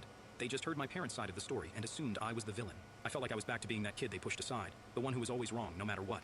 But I wasn't that kid anymore. I wasn't going to let them mess with my life. So I pushed back. I gathered every receipt, every document showing that I'd saved my own money, worked my own jobs, and built my life without them. And then I decided to take it a step further. I wanted to know exactly how they thought they had any right to my house. So I asked my lawyer to dig into the family's financial records. A few weeks later, she called me into her office. I thought it was just going to be a regular update, but when I walked in, she had this look on her face like she'd found something big. She handed me a stack of papers, and you need to see this, she said. And I could tell it wasn't going to be good. What I found out changed everything. Turns out my parents had been hiding a lot from me. Remember my grandfather, the only person in my life who ever really showed me love? Well, when he passed, he'd left me an inheritance, a pretty big one actually. The money was supposed to go to me when I turned 18, but my parents had managed to get control of it through some loophole. They'd been using that money for years, paying off their own debts, funding my sister's wedding, her husband's failed business, and even part of the down payment for their new house. And they never said a word. I sat there, reading through the documents, feeling my hands shake. I wasn't sure if it was anger, betrayal, or both. They'd let me live in a tent while they spent the money that was supposed to be mine. All those nights I spent wondering why I was never good enough, why they never cared, and it was because I was just a source of cash to them. I was furious. All this time I'd been struggling, working my hands to the bone, and they were living comfortably off what was rightfully mine. I felt stupid for not knowing sooner, for not questioning why they seemed to live beyond their means when I was younger. But mostly, I felt angry. Angry at myself for hoping they might actually care, and angry at them for using me. I knew right then that I couldn't let it go. They wanted to take my house. The one thing I'd built for myself? Well, I was going to take back everything they stole from me. My lawyer agreed we had a solid case. She said we could sue them for fraud and theft. It wouldn't be easy, but we had the evidence, and she was confident we could win. I was ready to do whatever it took. It wasn't about the money anymore. It was about justice, about standing up for myself and proving that I wasn't just the useless son they could toss aside when it suited them. When my parents got served with the papers, I'm pretty sure they didn't see it coming. My phone blew up with calls from my mom, my dad, even my sister, all of them leaving voicemails saying they just wanted to talk. Yeah, right. They wanted to talk now that they were finally facing consequences. I didn't respond. I was done playing their games. The next few months were a whirlwind of legal meetings and court dates. They tried everything to make me look like the bad guy, painting me as some ungrateful child who just wanted to hurt his own family. But the evidence spoke for itself. Every time they tried to pull some sob story, my lawyer would pull out another document showing how they'd siphoned off money that was meant for me. It was brutal watching them squirm, but it was also the first time I felt like I had power. I wasn't that scared, helpless kid anymore. I was fighting back. When the verdict finally came, it was like a weight lifted off my shoulders. The judge ruled in my favor. They had to pay me back everything they took, plus damages. The look on their faces when the judgment was read was something I'll never forget. For the first time, they couldn't talk their way out of it. They couldn't twist the narrative. They were caught, and they knew it. Leaving the courthouse that day, I felt a sense of closure I hadn't felt in years. It wasn't about getting the money back. It was about knowing that I wasn't the worthless son they made me out to be. I'd proven that I could stand up for myself, and for the first time, I felt free from their control. Since then, they've tried to reach out a few more times. They've tried apologizing, saying they want to make amends. But I know better now. Apologies mean nothing when they only come after you've been forced to face the consequences of your actions. I blocked their numbers and made it clear that they're not a part of my life anymore. Now, I'm focusing on moving forward. I've got my house, my job, and my own life that I built from scratch. I know there's a long road ahead, but I'm ready for it. And I've learned that sometimes the best thing you can do is walk away from the people who hurt you, even if they're family. Because in the end, family isn't about blood. It's about who shows up for you, who supports you, and who doesn't treat you like an afterthought. I'm not sure what the future holds, but I know one thing for sure. I'm not letting anyone take away what I've earned. Not anymore. My sister slept with my boyfriend, got pregnant, and now my parents want my inheritance, but they didn't expect what I did next. I'm 24 now, but this whole mess began a couple of years ago. Back then, I was in this relationship with a guy I met in college. Let's call him Jake. We hit it off pretty quickly. He seemed nice, thoughtful, and we had a lot in common. At first, things were going great. I mean, I was head over heels for him, and I thought this was the guy I was going to marry one day. So naturally, after about a year together, I decided it was time to introduce him to my family. Now, my family's a little, let's say, traditional. We're from a pretty conservative culture, and they have strong opinions about who you should date, how you should date, and when you should get married. They weren't thrilled when they met Jake. It wasn't like they were rude to him or anything, but I could tell they didn't really like him either. They didn't say much, just kind of gave me that "are you sure about this guy" look. I brushed it off thinking they'd come around eventually, but here's the thing. While my parents were lukewarm about him, my sisters seemed to love him. Grace, who's 22, and Emma, who's only 11, got along with him great. That made me happy, because you know family approval matters, even if it's just my sisters. Grace especially seemed to really enjoy his company, and we even joked that she was stealing my boyfriend. Emma adored him too, but she's just a kid, so it didn't feel weird. Jake and I didn't live together, because in my culture that's a huge no-no unless you're married, so we worked in different cities and would meet up when we could. But I thought things were solid between us. I trusted him completely, why wouldn't I? He was my boyfriend, and he seemed to get along with the people closest to me. What could go wrong, right? Well, 3 months after Jake met my family, things took a turn. I was over at his place for the weekend. We'd had a normal day, nothing special. Grabbed food, watched a movie, you know, the usual. He went to take a shower and his phone buzzed. Now, I'm not the type to go snooping through someone's phone. I really believe that if you trust someone, there's no need for that. But something that day just didn't sit right with me. His phone kept buzzing, and I don't know why, but I picked it up. Maybe part of me already knew something was off, or maybe I was just curious. When I unlocked it, I saw a message from Grace. At first, I didn't think much of it. I mean, she's my sister. But when I opened the chat, my heart basically stopped. The messages weren't normal. They were flirty, like "let's hook up" level flirty. I couldn't believe what I was seeing. My sister and my boyfriend. I started scrolling up through the conversation and it got worse. There were months of this stuff, late night messages, inside jokes that I didn't know about, and even plans to meet up behind my back. I felt sick, like how long had this been going on? The person I trusted most and my own sister. I took screenshots of everything. My hands were shaking and I couldn't think straight, but I knew I needed proof. I sent the screenshots to myself and just left his place without saying a word. I didn't wait for him to get out of the shower. I didn't give him the chance to explain or lie to me. I just bolted. As soon as I got home, my phone started blowing up with calls and texts from Jake. He must have realized something was wrong when he saw that I'd left. I ignored everything. I couldn't even look at my phone without wanting to scream. Eventually, I sent the screenshots to our friend group's chat and blocked him. I didn't care about the fallout at that point. I was done. I had no patience for lies or betrayal. But what hit me the hardest was Grace. I mean, Jake's betrayal hurt like hell, but Grace, that was another level of pain. She wasn't just my sister. We grew up practically inseparable. With our parents being absent and wrapped up in their own world most of the time, Grace and I had always leaned on each other. We were only 2 years apart, and we had always been there for each other, or so I thought.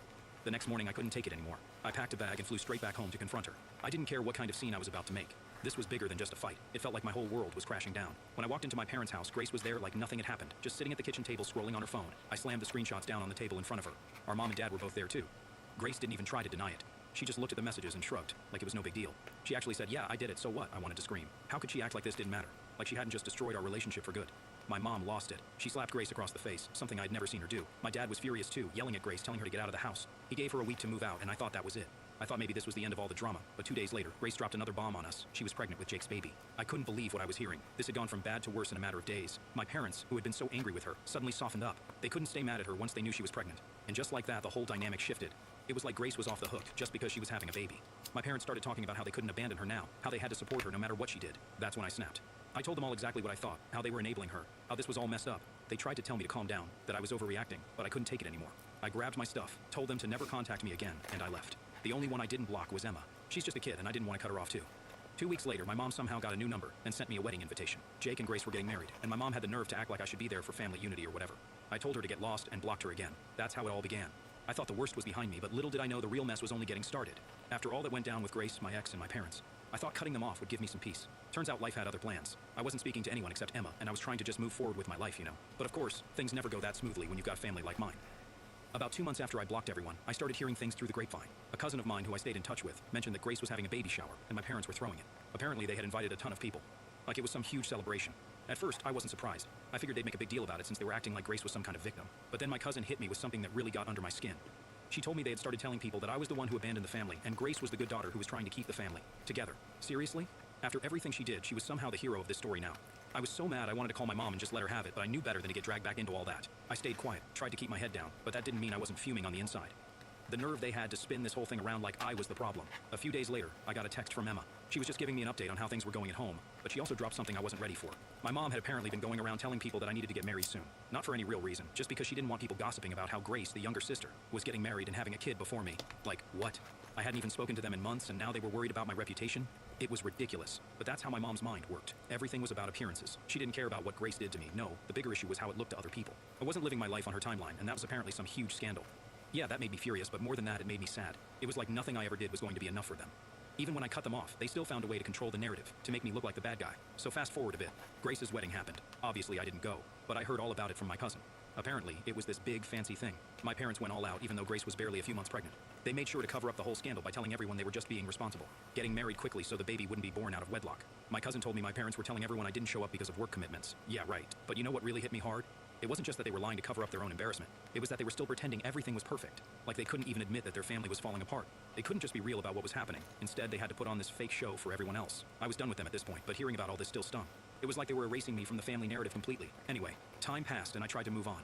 I threw myself into work and focused on building a life for myself. For a while, things were quiet. I wasn't hearing much from my family, and I figured maybe they had finally just left me alone. But of course, that's not how it works in my family. One night, I got a call from Emma. It was late, and I was about to go to bed, but something about the way the phone rang gave me a bad feeling. When I picked up, Emma was crying. She could barely get the words out, but eventually she told me that our dad had passed away. I was stunned. I mean, I didn't have the best relationship with him, but still, he was my dad. What really pissed me off, though, was that it was Emma who had to call me. My mom didn't even bother. I hadn't heard a word from her.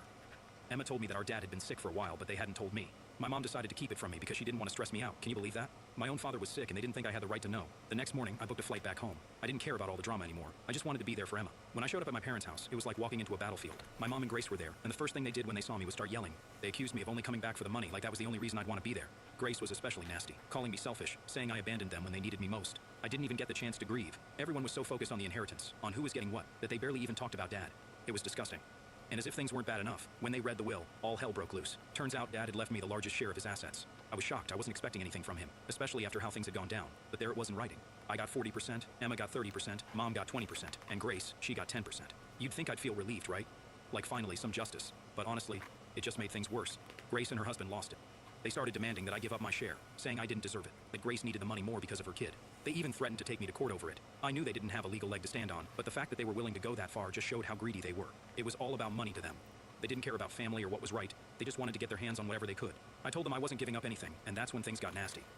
Grace's husband started making threats, saying I'd regret it if I didn't do what they wanted. I knew it was all just talk, but still, it was unsettling. I was already dealing with the loss of my dad, and now I had to put up with this crap on top of it. It was too much.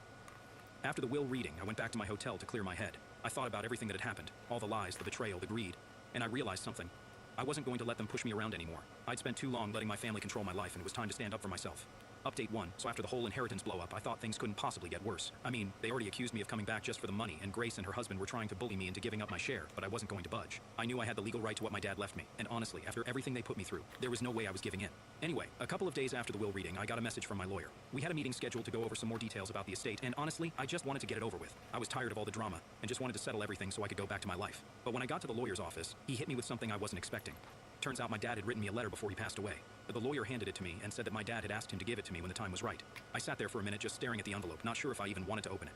I had so many mixed feelings about my dad. Like, yeah, he left me the largest share in the will, but he also never really stood up for me when all the crap with Grace went down. I was angry with him, but at the same time I missed him. It's hard to explain. So I finally opened the letter. It wasn't long, just a couple of paragraphs, but what he said kind of hit me. He apologized for not being there for me when I needed him. He said he knew he should have done more, but he felt trapped by the situation with my mom and Grace. He admitted he had regrets, especially about how things ended between us. Reading that, I didn't know whether to cry or be angry. Part of me felt a little bit of closure, but another part of me was just pissed that he didn't say any of this while he was alive. After reading the letter, the lawyer and I went over a few more things about the estate, but my mind was elsewhere. I couldn't stop thinking about how different things might have been if my dad had just spoken up sooner, if he had stood up for me instead of staying silent. Maybe we wouldn't be in this mess right now, but it was too late for all that, and there was nothing I could do to change the past. On my way back to the hotel, I got a call from Emma. She was really upset because apparently Grace had been saying some pretty nasty things about me around town. She was telling people that I was trying to steal the inheritance and that I was turning the family against her. I wasn't surprised, honestly. Grace always knew how to play the victim and make herself look like the innocent one. But it still hurt to hear that she was spreading lies about me. When I got back to the hotel, I decided to take a break from all the drama and spend some time with Emma. I picked her up and we went out for dinner. We talked about everything that had been happening, and I tried to reassure her that none of this was her fault. She was just caught in the middle of all this, and I hated that she had to deal with it. But the next day, things took another turn for the worse. I woke up to a bunch of missed calls and texts from unknown numbers. At first, I thought it was just spam, but then I started reading the messages. They were all threatening, calling me names, and accusing me of trying to tear the family apart. Someone even said they were going to make me pay if I didn't back down. I had no idea who was behind it, but I had a feeling Grace's husband was involved. He had already threatened me once, and I wouldn't put it past him to try something like this. I forwarded everything to my lawyer just in case things escalated, but honestly, it was starting to get really scary. It's one thing to deal with family drama, but when people start making threats, it's a whole other level. Later that afternoon, I went to my car only to find that someone had slashed my tires, all 4 of them. I was completely freaked out at this point. I mean, who does that? I knew Grace and her husband were angry, but this felt way too extreme. It was like they were willing to go to any lengths to get what they wanted. I called the police and filed a report, but I didn't have much hope that they'd catch whoever did it. Still, I wasn't going to let them intimidate me. I was already dealing with enough, and the last thing I needed was to be scared every time I walked out the door. I talked to the hotel staff and they beefed up security around the property, so that made me feel a little better. But it was clear this wasn't going to end anytime soon. A few days later, we had another meeting with a lawyer to finalize some things with the estate. Grace and her husband were there, and the tension in the room was thick. They barely said a word to me, but the glares they were giving me said enough. At the end of the meeting, Grace's husband pulled me aside and told me I was making a huge mistake by not giving up my share. He said I'd regret it and that this wasn't over. I didn't even bother responding, I just walked away. I wasn't going to let him scare me into doing something I didn't want to do. But deep down I knew this wasn't the end of it. Grace and her husband weren't going to stop until they got what they wanted, and I had to be prepared for whatever came next. That night, I sat down and thought about everything that had happened since my dad passed. The lies, the threats, the vandalism. It was all so exhausting. I just wanted it to be over. I wanted to move on with my life and leave all this behind, but I knew that wasn't going to happen as long as Grace and her husband were around. Still, I wasn't going to give up. I'd been through too much to let them push me around now.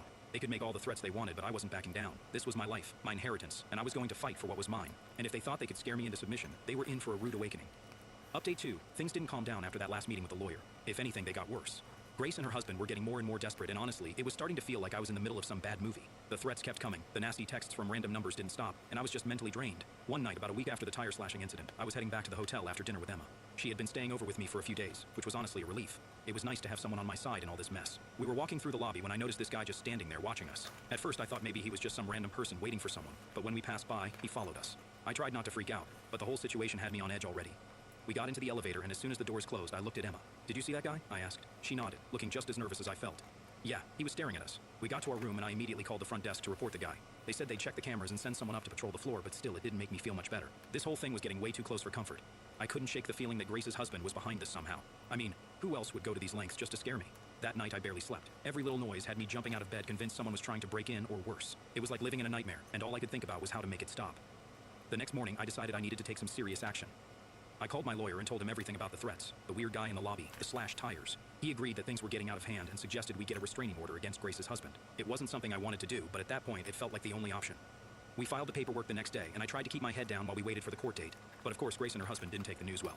The texts ramped up again, this time with more threats about how I'd regret this, and how they'd make sure I paid for everything. It was exhausting, but I was done being scared. They could throw whatever they wanted at me, but I wasn't giving in. A few days later, the court date for the restraining order came around. I showed up with my lawyer, and guess who else was there? Grace and her husband, of course. They looked smug, like they thought this whole thing was a joke. I avoided eye contact with them, focusing on what my lawyer was saying, but I could feel their eyes on me the whole time. When the judge called us up, Grace's husband tried to act like I was the one causing all the drama. He said I was exaggerating everything, that I was just bitter about the inheritance and trying to make his life hell. I couldn't believe what I was hearing, like really. He slashes my tires, sends me threats, and somehow I'm the one causing problems? Thankfully, the judge saw through his BS. After hearing both sides, they granted the restraining order, and for the first time in what felt like forever, I felt a small sense of relief. At least now there was something in place to protect me if things got worse. But of course, things didn't magically get better overnight. The threats didn't stop right away, and I still felt like I was constantly looking over my shoulder. But at least now I had the law on my side, and that gave me some peace of mind. A few weeks passed, and I was finally starting to feel like maybe things were settling down. I was still staying in the hotel, but I'd started looking for a new apartment where I could feel safer. Emma had gone back home, and I missed her, but we kept in touch constantly. She was still dealing with the fallout from all the family drama, but at least she wasn't stuck in the middle of it as much as I was. Then one morning, I woke up to a message from an unknown number. It wasn't a threat this time, though. It was a link. I hesitated for a second before clicking on it, and what I saw made my stomach drop. Someone had created a whole website dedicated to trashing me. I'm talking lies, half-truths, and just pure nastiness. They were painting me as this selfish, greedy person who was tearing the family apart. There were even photos of me from the funeral looking cold and heartless according to the captions. I couldn't believe what I was seeing. This was next level crazy. I immediately called my lawyer and sent him the link. He told me to screenshot everything, which I did, and then we started the process of getting the website taken down. It was just another reminder that Grace and her husband weren't going to stop until they got what they wanted. But at this point, I was so tired, I didn't even care what they threw at me anymore. I just wanted it to be over. That night, I talked to Emma again. She was upset about the website and wanted to help, but there wasn't much she could do. I didn't want her getting caught up in all this any more than she already was. We talked for a while, and she told me about how Grace had been acting like nothing was wrong, like she hadn't caused any of this. Typical Grace, always playing the victim. I went to bed that night feeling drained, but at least I had a plan in place. The website would get taken down, the restraining order was in effect, and I had people on my side. I wasn't alone in this, even though it felt like it sometimes. The next day, I woke up to an email from my lawyer saying the website had been taken down. Finally, some good news. It felt like a small victory in this endless battle, but I'd take what I could get. I knew Grace and her husband weren't going to give up easily, but at least now I had some control over the situation. As I sat in my hotel room that morning, sipping on my coffee and trying to wrap my head around everything that had happened, I realized something. I wasn't scared anymore. I was angry, yes, but the fear that had been hanging over me for weeks had started to fade. I wasn't going to let them control my life anymore. They could try all they wanted to drag me down, but I wasn't backing down. Not now, not ever. Update 3, so here we are at the final stretch, and I thought maybe things were going to finally settle down after the court win, but nope, my family drama had other plans. I mean, I knew Grace and her husband weren't going to back off that easily, but even I couldn't have guessed how far they'd take it this time. It started about 2 weeks after the court hearing. I was starting to feel a little more relaxed, like I could finally breathe again without constantly looking over my shoulder. I was even thinking about moving out of the hotel and into an apartment, something more permanent. But then something weird happened. One morning I got a package delivered to my hotel. It didn't have a return address, which should have been my first clue that something was off. I opened it up, and inside was this old, beat-up notebook. At first I thought it was just junk. Maybe some random person sent the wrong package or something. But then I opened it up, and that's when things got creepy. The entire notebook was filled with handwritten notes about me. I'm talking pages and pages of scribbled messages, all about my life, my family, and even things about my dad's will. Some of the notes were dates and times of where I'd been, who I'd been with, even places I'd gone with Emma. Someone had been keeping tabs on me, and it was all laid out right there in front of me. I felt a chill go down my spine. Who would send me this? Was it some sort of twisted intimidation tactic from Grace's husband? I mean, they'd already tried the threats, the vandalism, even the weird phone calls, but this was different. This felt way more personal, like someone was watching me, tracking my every move. I called my lawyer immediately and sent him photos of the notebook. He was just as freaked out as I was and told me to report it to the police, which I did. They took the notebook as evidence, but I wasn't holding my breath for anything to come of it. The police had their hands full with a million other things, and honestly, I didn't think they'd figure out who was behind this anytime soon. After that, I tried to keep a low profile, staying in my hotel room most of the time and only going out when I absolutely had to. Emma was still calling me regularly, and she was worried too. She had no idea who could be behind the notebook either, but she suspected Grace's husband just like I did. Then one evening, as I was heading back to my room after grabbing some food, I noticed something out of the corner of my eye.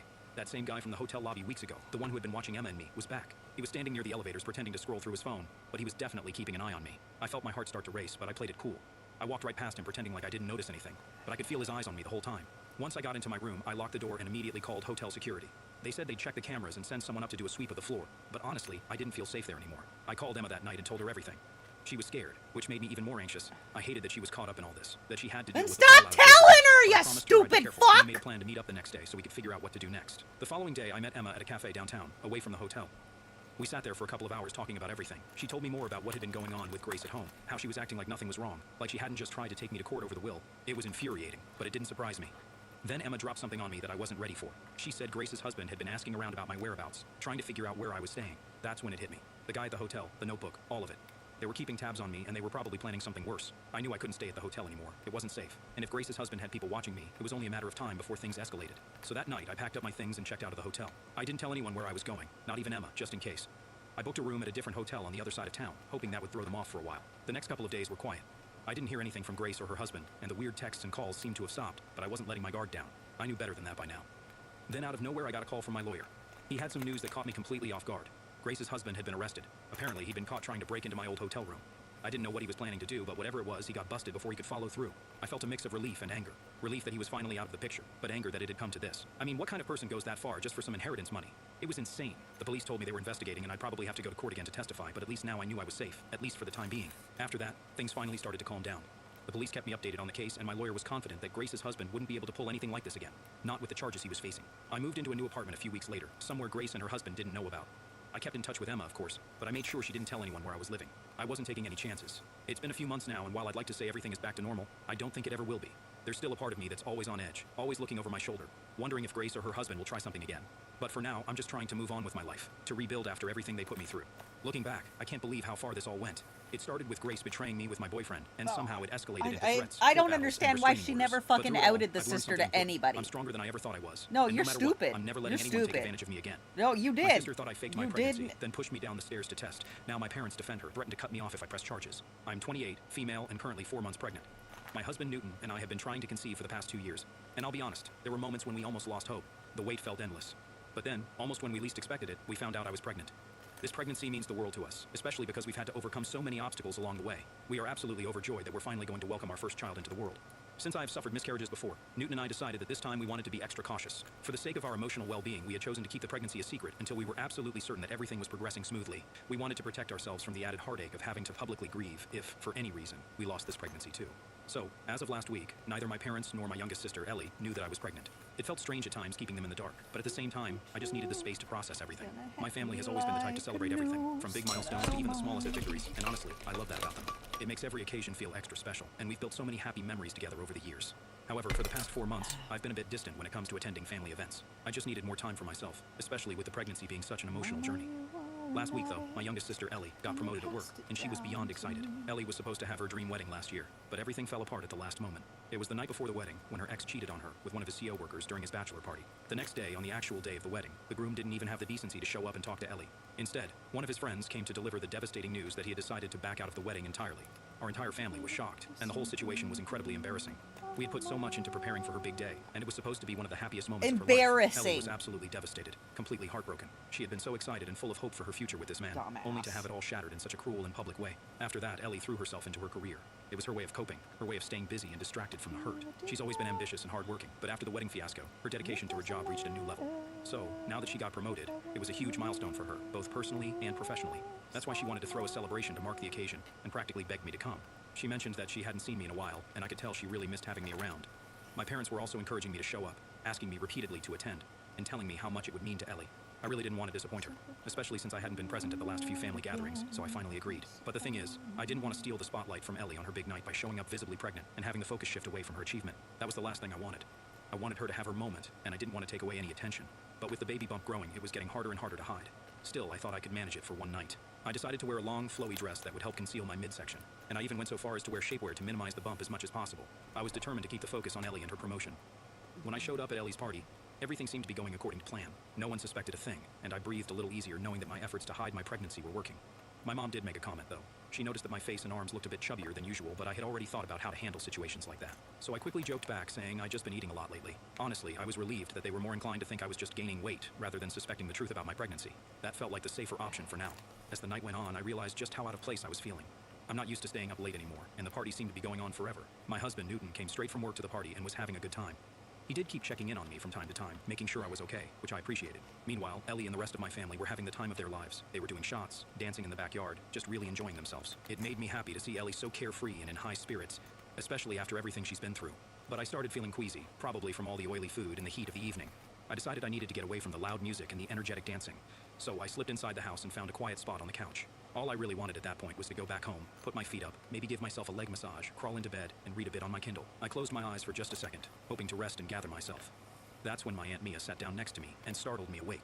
I hadn't even realized I dozed off. She offered me a glass of wine, but I shook my head without giving any explanation. She then commented on how my face was practically glowing all evening, and then commented how I looked like I was pregnant. I froze, not knowing how to react. I tried to laugh it off, feeling awkward and avoiding eye contact, but Aunt Mia is no fool. Her eyes widened in realization, and before I knew it, she asked me outright, "Are you really pregnant?" I panicked inside but tried to play it cool. I shook my head, hoping to distract her. But Aunt Mia placed her hands on my stomach, and her eyes lit up with absolute certainty. She exclaimed, "Oh my God, sweetheart, you are pregnant." She laughed and pulled me into a hug. I panicked a bit and whispered, asking her, almost pleading not to say anything to anyone yet, since I didn't think it was the right moment to announce. But Aunt Mia brushed off my concerns, and she insisted that the family deserved to know such happy news, and that everyone had been waiting so long for this moment, eagerly hoping for me to get pregnant. I pointed out to her that this was Ellie's night, but Aunt Mia cradled my face in her hands, smiled at me, and reassured me that this was a family night. Since everyone had gathered together, it was the perfect time to share and asked me not to overthink it. Before I could stop her, Aunt Mia got up and walked outside, where everyone was still dancing and celebrating. My heart dropped as I watched her. Aunt Mia, with all the enthusiasm in the world, gathered everyone's attention. She told them that she had some big news to share, and then, without missing a beat, she pointed directly at me and announced to everyone that I was pregnant. For a brief moment, there was silence as everyone took in what Aunt Mia had just said, and then the entire party erupted. My family rushed towards me, surrounding me in a wave of hugs, cheers, and congratulations. They were all so overjoyed, hugging me tightly, with tears in their eyes, expressing how happy they were for me and Newton. They had all known about my previous miscarriages, so they were understandably very ecstatic about this news. My mom and dad were crying, overcome with emotion. People were hugging Newton too, congratulating him and celebrating this new chapter in our lives. This certainly wasn't how I wanted to announce my pregnancy. I had envisioned a more intimate, personal moment, something quiet and special where I could tell my family when I felt ready. Instead, I had been thrust into the spotlight at a party that was supposed to be all about Ellie. Aunt doesn't And even that's when I give a noticed her shit about standing your off to the side, opinion, trying huh? her best to smile, but clearly feeling out of place. She wasn't joining in the celebration and was avoiding eye contact with me. I felt a wave of guilt wash over me, knowing that I had tried so hard to avoid exactly this kind of situation. I walked up to her and told her how sorry I was that Aunt Mia revealed my pregnancy. Ellie took a deep breath and asked why I hadn't mentioned anything about my pregnancy before. I explained that I had planned to announce it a few weeks later, when I felt more comfortable and ready to share the news. But she shook her head, pursed her lips, and simply said, "Whatever, I guess you got your wish." Her words stung, and I was taken aback by her reaction. I tried to reason with her, but Ellie didn't seem to be in the mood for a discussion. She took a sip of her wine and walked away and didn't pay any more attention to me. The rest of the night was filled with overwhelming advice from my family and friends about being a first-time parent. Everyone seemed eager to share their tips and experiences. Ellie, meanwhile, kept glaring at me from across the room as if all this was somehow my fault. Her reaction made me feel even more uncomfortable and guilty. At one point, I felt the urgent need to use the bathroom. I got up and headed towards the guest bathroom, but it was full. With my bladder feeling like it was about to burst, I decided to go upstairs to use the main bedroom's washroom instead. After I relieved myself, I emerged from the bathroom and found Ellie standing outside, waiting for me. She seemed drunk. I smiled awkwardly, feeling the tension between us, and tried to offer another apology. Ellie didn't seem to soften at all. Instead, she just rolled her eyes and asked, "Are you really pregnant?" Her tone was almost dismissive, and there was an edge of skepticism in her voice. I looked at her, holding my stomach instinctively, and responded, "Of course I am. Why would I lie about it?" Ellie continued to say how this was all really suspicious when I had not even revealed the pregnancy to my mom, who I usually talked with every day. Her persistent questioning was starting to really irritate me. I tried to explain my reasons once again, hoping she'd understand that it had been my choice to keep it a secret. Then, in a tone that cut deeply, said, "Maybe this pregnancy will also end in miscarriage, just like your previous ones." I was stunned by her insensitivity. How could she say something so vile about my child? I yelled at her, my voice trembling with a mix of hurt and anger. "How dare you say something like that? I've apologized to you several times tonight, but what you said was out of line." My voice echoed with frustration. Ellie shot back, expressing her bitterness about me stealing her spotlight, especially after everything she had been through last year. I tried to remind her that I had been there for her through her heartbreak, spending countless nights at her place helping her heal after her groom abandoned her. I would never intentionally overshadow her, and if she was angry about how things turned out, she should direct her frustration at Aunt Mia, who had outed me without my consent. Ellie, however, continued to blame me. Feeling utterly drained and fed up with the argument, I decided it was best to walk away and go back downstairs. I needed some space and time to process everything, hoping that Ellie would calm down and we could address things later. Ellie was following me close behind as she kept repeating how I was being selfish, and how I should have just let her have one night to herself. I ignored her, but as I reached the stairway to go downstairs, I suddenly felt a forceful push from behind. My eyes widened in shock as I stumbled, struggling to regain my balance. I managed to grab the railing, trying to stop myself from falling, but the momentum and my own weight caused my knees to buckle. I lost my footing and ended up falling headfirst down the stairs. In a split second, my instincts took over. I used my hands to protect my stomach, trying to shield my baby from the impact. My body slammed down the stairs, and the full weight of my fall pressed down on my wrists. The fall was brutal. I felt an intense crack and sharp, searing pain shoot through my hands. The pain was immediate and overwhelming, and I cried out in agony as I lay there crumpled on the stairs. The world around me seemed to blur. The pain in my wrists was excruciating, but my primary concern was for the baby, whether the fall had caused any harm. The commotion of my fall and my cries for help quickly drew the attention of the rest of the family. They rushed over in a panic, their faces filled with concern and alarm. The room was suddenly chaotic as everyone tried to make sense of what had just happened. My husband immediately picked me up and brought me down the stairs. I was in a lot of pain and kept repeating that Ellie had pushed me down the stairs. Everyone looked shocked. All eyes turned to Ellie, who was standing behind me, looking guilty and silent. My husband screamed at her as he confronted her about how she could push a pregnant woman down the stairs. My mother, visibly distressed, rushed up the stairs and shook Ellie's shoulders, demanding to know if she had really pushed me. Ellie, her face flushed and tearful, whimpered and nodded in confirmation. The realization hit my mother hard. Ellie then began to cry uncontrollably, holding my mother, saying she was drunk and didn't know what she was doing. I was starting to lose consciousness, the pain and shock overwhelming me. Through the haze, I heard Newton urgently calling 911, requesting an ambulance. My vision was blurring, and I could barely make out the concerned faces around me. Everything after that was a blur of sirens, confusion, and frantic activity. When I finally came to, I found myself in a hospital room. Newton was asleep in a chair beside my bed, looking exhausted.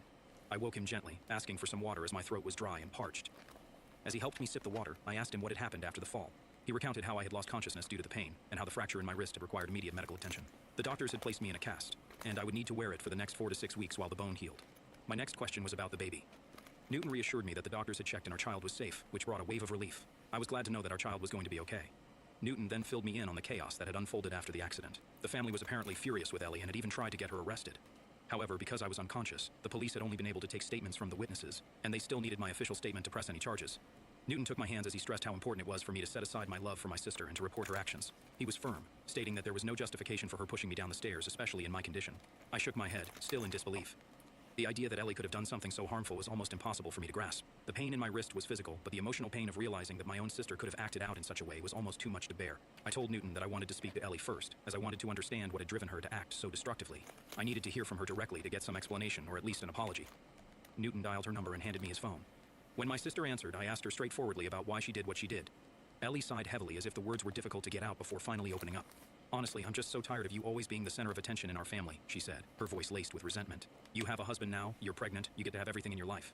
But last night was supposed to be my night only. Yet, as usual, you showed up with your pregnancy announcement and hogged all the attention."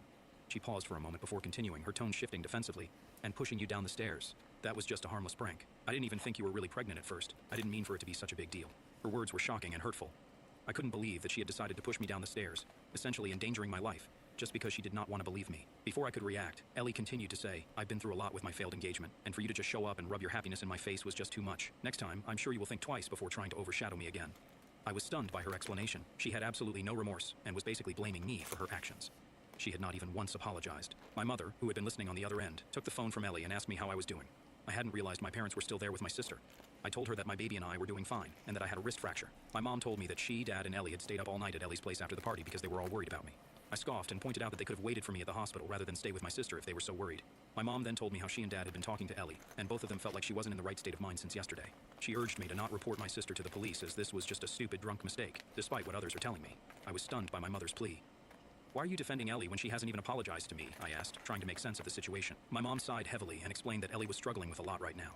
She mentioned that Ellie had been crying nonstop since I had embarrassed her in front of everyone. I reminded my mom that the real issue was that Ellie had pushed me down the stairs and they needed to focus on that first. My mother started emphasizing how family is family and that fights like this sometimes happen between sisters. She pointed out how Ellie had never done this to me before, which was true, but at the same time, it did not excuse her behavior now. My mom commented that it was not worth pursuing charges over a wrist fracture, and that she and Dad would make sure this never happens again. My frustration reached its peak.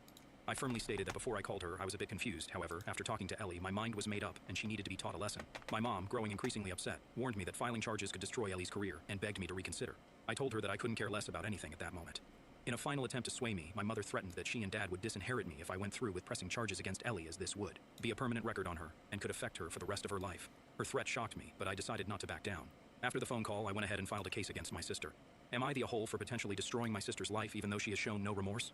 Update 1. Just wanted to update that my sister has finally been arrested. My parents have been calling me and my husband non-stop, but we have silenced our phones. Newton is extremely upset by how my parents seem to be favoring my sister over me. Meanwhile, Newton's family and other relatives have reached out to offer their support and express their concern. Everyone agrees that pressing charges against my sister was the right decision. After reading some of your comments, I'm even more worried about my baby's safety. If Ellie could push me down the stairs, I'm concerned that she might also pose a threat to my baby in the future. Hence, I'm planning to get a restraining order against her, so that she cannot come near me or my family again. Update 2. Hello, fellow Redditors. Since my update last month, my sister, who was earlier charged with assault, has just been sentenced. Her lawyer, whom my parents fully paid for, was excellent and presented a strong case. Since it's her first offense, she was given a probationary period. The judge ordered Ellie to cover my medical bills, attend 6 months of mandatory counseling, and have regular check-ins with a probation officer. My parents are still furious with me, but are also too intimidated to confront me after the backlash they've been receiving from the rest of the family. I've openly admitted to everyone about how my parents wanted me to protect Ellie by not pressing charges against her. Relatives from both my side and my husband's side have reached out to my parents and told them off. My mom and dad continue to insist that Ellie is going through mental struggles, but nobody thinks it's a valid excuse for what she did to me. I hope, for Ellie's sake, my parents do take her to see a psychiatrist so that she can get better. Following the sentencing, I've applied for a restraining order to ensure she can't come near me or my family again. For everyone asking if my sister was really always good to me while we were growing up, or maybe I missed some signs, honestly, I'm not sure how to answer that. Yes, we had our usual disagreements and fought sometimes, but I never imagined she harbored such deep resentment towards me as her older sibling. I've always loved her deeply, and never thought she was capable of pushing me down the stairs just out of spite. Trust me, I am as shocked as the rest of you. I guess it's true when they say it's often the people closest to us who can end up betraying us. Update 3. It's been 5 months since I last updated here. Me and Newton haven't seen or been in contact with Ellie or my parents. 5 days ago, I gave birth to my baby. Newton and I have been discharged from the hospital, and now we're doing our best to care for our newborn son. Last night, just before we sat down for dinner, I heard a knock at the door. When I opened it, lo and behold, it was my mother standing there on my doorstep. I was completely taken aback. I did not expect to see her at all. I cautiously asked, "What are you doing here?" My husband stepped up beside me and stood protectively in front as he was as confused as me to see her on our doorstep. My mother immediately started gushing, telling me how she had heard from some of the relatives that I had given birth, and she just had to come over to meet the baby. Her excitement seemed out of place considering everything that had happened between us recently. She went on talking about how she and Dad were thrilled to finally be grandparents. She mentioned that Dad would be arriving shortly with some wine and baby gifts, so that we could all celebrate together as a family. I exchanged a look with Newton, both of us in disbelief. Was my mother really acting like the last few months hadn't happened? I reminded her, as calmly as I could, we hadn't spoken to her in the last 5 months after she decided to support Ellie over me. Alright, next round of printing. Standing on my porch acting as though we were all on good terms, just because I had given birth, like we were about to have some joyous family reunion. Newton told my mom that she had forfeited her right to be a grandparent the moment she chose not to be a good parent to me first. He reminded her how inhumanly Ellie had treated me, and had she not been my sister, he would have beaten her up right then and there. However, being a mother, she had protected that monster over me. His words were firm, and I could tell they hit a nerve. My mother's face shifted, and she looked furious. She tried to argue back, insisting that she did what she had to do, and that those were things of the past. She argued that we couldn't just cut her and her husband out of our child's life. She pointed out how unfair it was for us to keep her away from her grandchild. But Newton wasn't having it. He reminded her that this was our son. It was our decision who got to be involved in his life, and both of us didn't feel comfortable having her around in our lives. My mother continued to argue that Ellie had actually been diagnosed with depression, so that explained why she did what she did to me. I shook my head in frustration as my mother continued to justify that Ellie felt terrible I've had for what she depression did and was my working whole on getting fucking better. life. I She ain't assured never me that put with the birth of my son, a we could all bitch finally down be the one happy stairs. family and let go of the past. Thanks. I scoffed and pointed out how I did not want to do any such thing. She thought she could just sweep everything under the rug and be part of our lives again, but things had changed. There was no going back to the way things were. I couldn't handle much more of the situation, so I asked my mom to leave. I didn't want to spoil my mood further, especially not after everything that had already been said. But right at that very moment, my dad arrived in our driveway. He got out of the car holding a big teddy bear and a big basket of gifts. I had no energy left to keep arguing with my parents. I didn't even understand how they had the audacity to just show up unannounced. Thankfully, Newton stepped in and urged me to go back inside and rest. He assured me he would handle them and take care of the matter. So I let him. As I walked back into the house, I could still hear their voices through the door. The yelling started almost immediately when Newton refused to let them both in. My dad kept insisting over and over again that he had every right to see me and the baby as he was family. My husband, who was usually always calm, snapped. He threatened to call the police if they didn't leave our property immediately. My dad, of course, kept trying to argue, insisting on leaving baby gifts behind as if that would somehow make up for everything. But Newton refused to accept anything from them. He was firm, telling them that we didn't want their gifts, and that if they ever showed their faces again, we would get a restraining order on them also. My parents were really shook by his reaction. I guess they had imagined they could just waltz back into our lives after everything. Yeah, they do especially that. now the baby was involved. I was proud of the way my husband dealt with the situation. Newton and I have talked today, and we plan on putting up cameras around the house just in case. I hope to never see my parents again. Same, though. Same. Choose to lean into it. Every Mazda is engineered to give you effortless control. I'll wake up. My parents disowned me after believing my golden sister's lie, but at Grandma's Christmas dinner, one gift exposed the truth they buried for years. I was raised in what most people would describe as a typical middle-class household. 2 parents, a younger sister, and a small suburban home. To outsiders, we seemed like a picture-perfect family, but anyone close to us would tell you there was always tension between my parents and me. The reason was simple. They adored my youngest sister, Emma, and I was always the afterthought. But that wasn't always the case. I remember when we were kids, my parents were very loving and caring to both Emma and me. They showered us with affection, and why wouldn't they? We were a pretty smart pair, excelling at whatever came our way. We shared that golden period where nothing seemed to divide us. We were both enrolled in piano lessons, art classes, and gymnastics, and our parents were equally proud of us. I never felt any tension back then, no subtle preference for one of us over the other. But things changed when I hit 6th grade. It started with just one test. It wasn't even a particularly important one, but I got a bad grade, the first bad grade of my life. But it was enough for my parents to begin seeing me differently. I could tell something had shifted when my mother wouldn't look at me the same way she did Emma when she brought home another perfect score. The compliments they had once given me started to feel obligatory, while Emma's successes were celebrated with genuine pride. Suddenly, I was the loose string that could come undone at any moment, and Emma was the one who could do no wrong. At first, I thought it was just a phase. Maybe I was being too sensitive. But it became impossible to ignore. If I made a mistake, no matter how small, it was held against me. If Emma made a mistake, it was brushed off, or worse, excused. She's just having an off day, my father would say, while for me it was always, why can't you be more like Emma? That phrase haunted me throughout my teenage years. As we grew older, Emma blossomed into everything my parents had ever wanted in a daughter. She was smart, popular, and outgoing. She was the class president, the homecoming queen, the girl everyone liked. I, on the other hand, became more introverted. I kept to myself, studied hard, and excelled in my own way. But it was never enough to compete with Emma. And soon enough, I stopped trying. By the time we were in high school, the differences in how we were treated had become glaringly obvious. Emma always got new clothes, her own car, and all the attention. When she needed help with homework, our parents would sit with her for hours making sure she understood every detail. If I asked for help, it was either too late in the evening, or they'd brush me off, telling me to figure it out on my own. They had started treating me like an adult while coddling Emma like a princess. I learned early that if I wanted something, I'd have to work for it, while Emma had everything handed to her on a silver platter. Despite the imbalance in treatment, I tried to keep a relationship with Emma. After all, she was my sister, and I loved her. But it became harder and harder to ignore her growing sense of entitlement. She seemed to revel in the attention, knowing she could get away with anything. It wasn't just my parents who adored her. Our friends, teachers, even strangers were captivated by her charm. She was the golden girl, and I was the shadow in the background. I began to wonder if anyone really saw me for who I was, or if I was just Emma's sister. The turning point came one summer after I graduated from high school. I had been accepted to a decent college on a partial scholarship, and I was excited to finally get out of the house and start fresh. I thought maybe with some distance, my relationship with my parents would improve, and that they would finally miss me when I was gone. I was wrong. It was around this time that Emma started dating a boy named Jake, the star quarterback of our high school football team. He was handsome, popular, and came from a wealthy family. My parents loved him, of course. They treated him like the son they never had.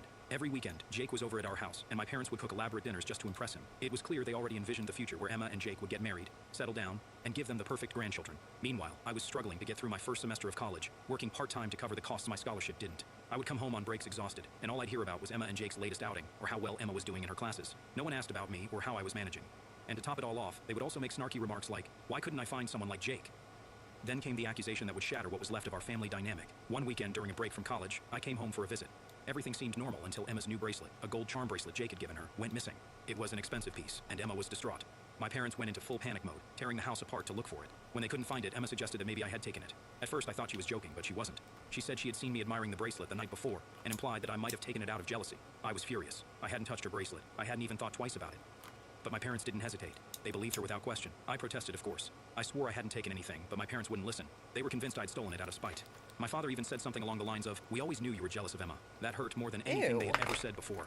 It was like all those years of trying to win their approval, of trying to be a good daughter, had meant nothing. They gave me an ultimatum, return the bracelet or leave the house. I couldn't believe what I was hearing. I had no proof of my innocence, just my word, but that wasn't enough for them. They had already made up their minds. So I left. I packed my bags, walked out the door, and didn't look back. I cut all ties with them. I didn't have a choice. I couldn't stay in a house where I was treated like a criminal for something I didn't do. I found a friend to stay with until I could get back on my feet, and that was the last time I spoke to my parents for years. In the years that followed, I struggled without my family's support. I had to figure everything out on my own. I juggled school and work, barely scraping by. There were days when I thought I wouldn't make it, but I did. I graduated, found a decent job, and slowly started building a life for myself. Meanwhile, I heard through mutual friends that Emma was thriving. She and Jake were still together, and she had landed a cushy job at some marketing firm my father had helped her get into. It seemed like nothing had changed for them. They were still the perfect family, minus me. 5 years passed before I heard from my family again. I had to build my life from ground zero. The only person to offer me any sort of help and moral support was my grandma, my dad's mother, to be exact. Anyways, out of the blue, I received an invitation to my grandmother's Christmas dinner. I was surprised, to say the least. My grandmother had always been the one person in the family who treated me fairly. Even after everything that had happened, she would send me the occasional birthday card or text to check in. But she never brought up my parents, or tried to convince me to reconcile with them. So when I got the invitation, I wasn't sure if I wanted to go, but something inside me told me I should. Done. When I arrived at the dinner, it felt like stepping into a time capsule. My parents, Emma, and even Jake were there, along with a few other relatives. The tension was palpable. My parents greeted me stiffly, and Emma acted like nothing had ever happened between us. It was as if they expected me to forget the past and play along with their perfect family act. The night was uncomfortable, but I got through it. Then, towards the end of the evening, my grandmother started handing out gifts. I wasn't expecting anything particularly significant, but when I opened the box, my heart nearly stopped. Inside the box was an old family heirloom, a gold locket, something that had been passed down for generations. It wasn't just any piece of jewelry. Whoever inherited this locket was considered the rightful heir to the family's assets. Grandma had received it from her father, and now she was passing it directly to me, skipping over her son, my father, and all the other grandchildren, including Emma. It was a symbol of more than just tradition. It meant that one day everything my grandparents owned, their house, their land, their savings, would be mine. I could see my parents' faces go pale when they realized what had just happened. Emma, who had always been the golden child, sat there in stunned silence. My parents quickly shifted gears, trying to hide their shock with forced smiles, but I could feel the tension in the room. The rest of the dinner was awkward, and soon after my parents pulled me aside. Suddenly, they were apologetic, as if all those years of neglect and unfair treatment could be washed away with a few kind words. They brought up how Emma might be getting married soon, and how they wanted me to be part of the family again for her sake. But I knew better. This wasn't about family or love, this was about money.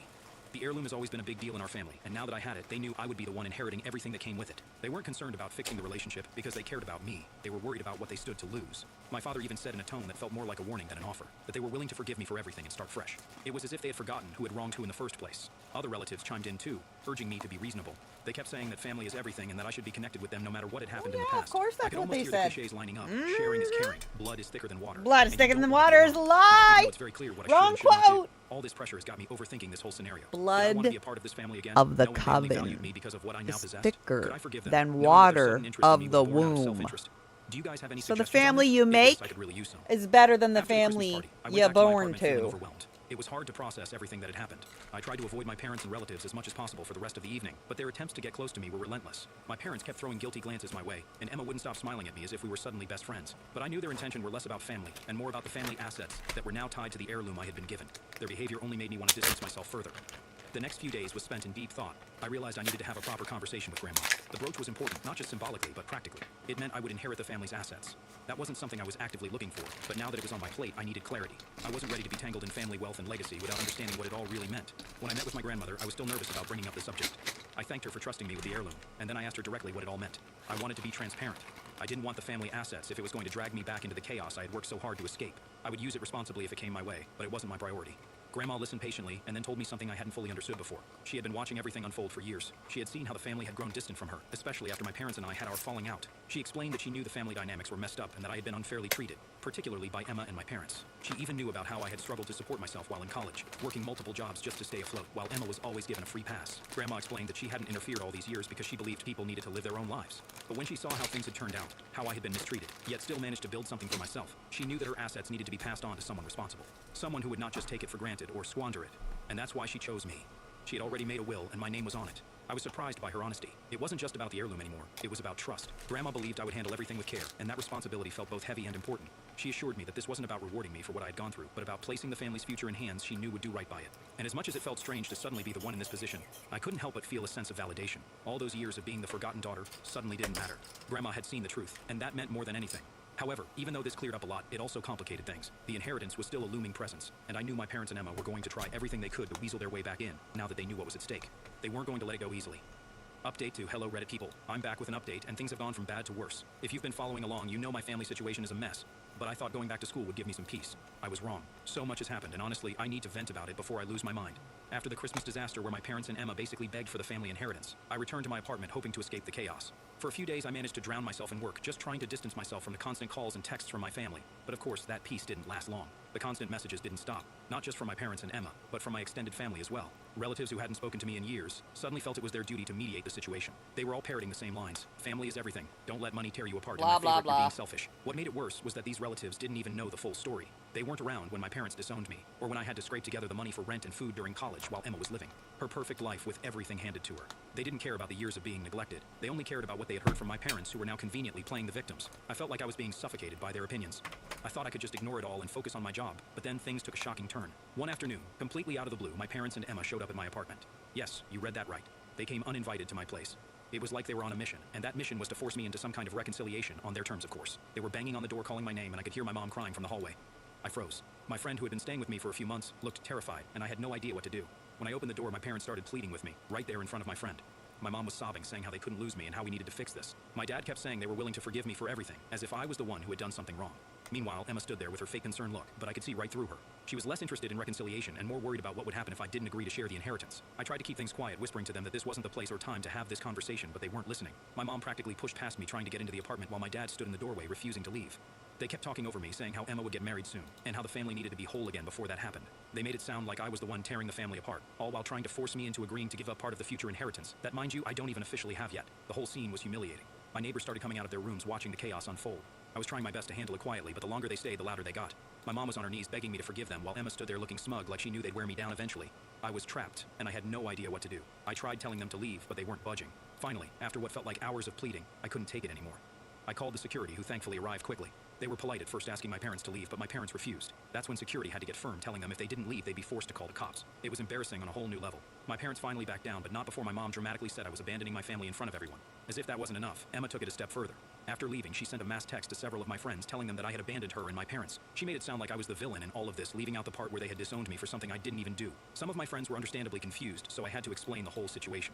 It was exhausting, and I couldn't believe how far Emma was willing to go, just to make herself look like the victim. Now I'm not sure what to do. I haven't spoken to my parents since that incident, and I'm trying to move on, but their desperation has me constantly looking over my shoulder. I feel like I'm being pushed into a corner, expected to give in just to make everyone else happy, but I can't forget how they treated me. At the same time, the pressure is overwhelming. Part of me wonders if it will ever stop, or if I'm going to have to deal with this for the rest of my life. Right now, I just want to focus on myself and my future, but it feels like my family is determined to drag me back into their mess. Update 3. Hello again, Reddit people, buckle up because things have spiraled even further since my last update. After the apartment incident where my parents and Emma showed up unannounced, things got even messier, and I had to do a lot of damage control, especially with my friends. First of all, Emma's little stunt of texting my friends put everyone in a really awkward position. I had to explain the entire family drama from the start, which was honestly exhausting. What made it even weirder was how Emma had gotten my friends' numbers in the first place. None of them had given it to her, so I was just as confused as they were.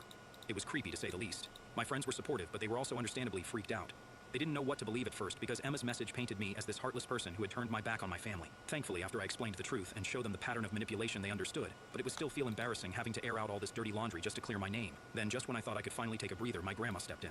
Apparently, word of the apartment incident had made its way to her, and she was not happy about how things had escalated. But instead of confronting my parents directly, Grandma decided to deal with the relatives who had been running their mouths about me without me even asking. She met with several of my cousins, uncles, and aunts to set the record straight. She's always been the calm but no-nonsense type, and she handled it in her usual quiet but effective way.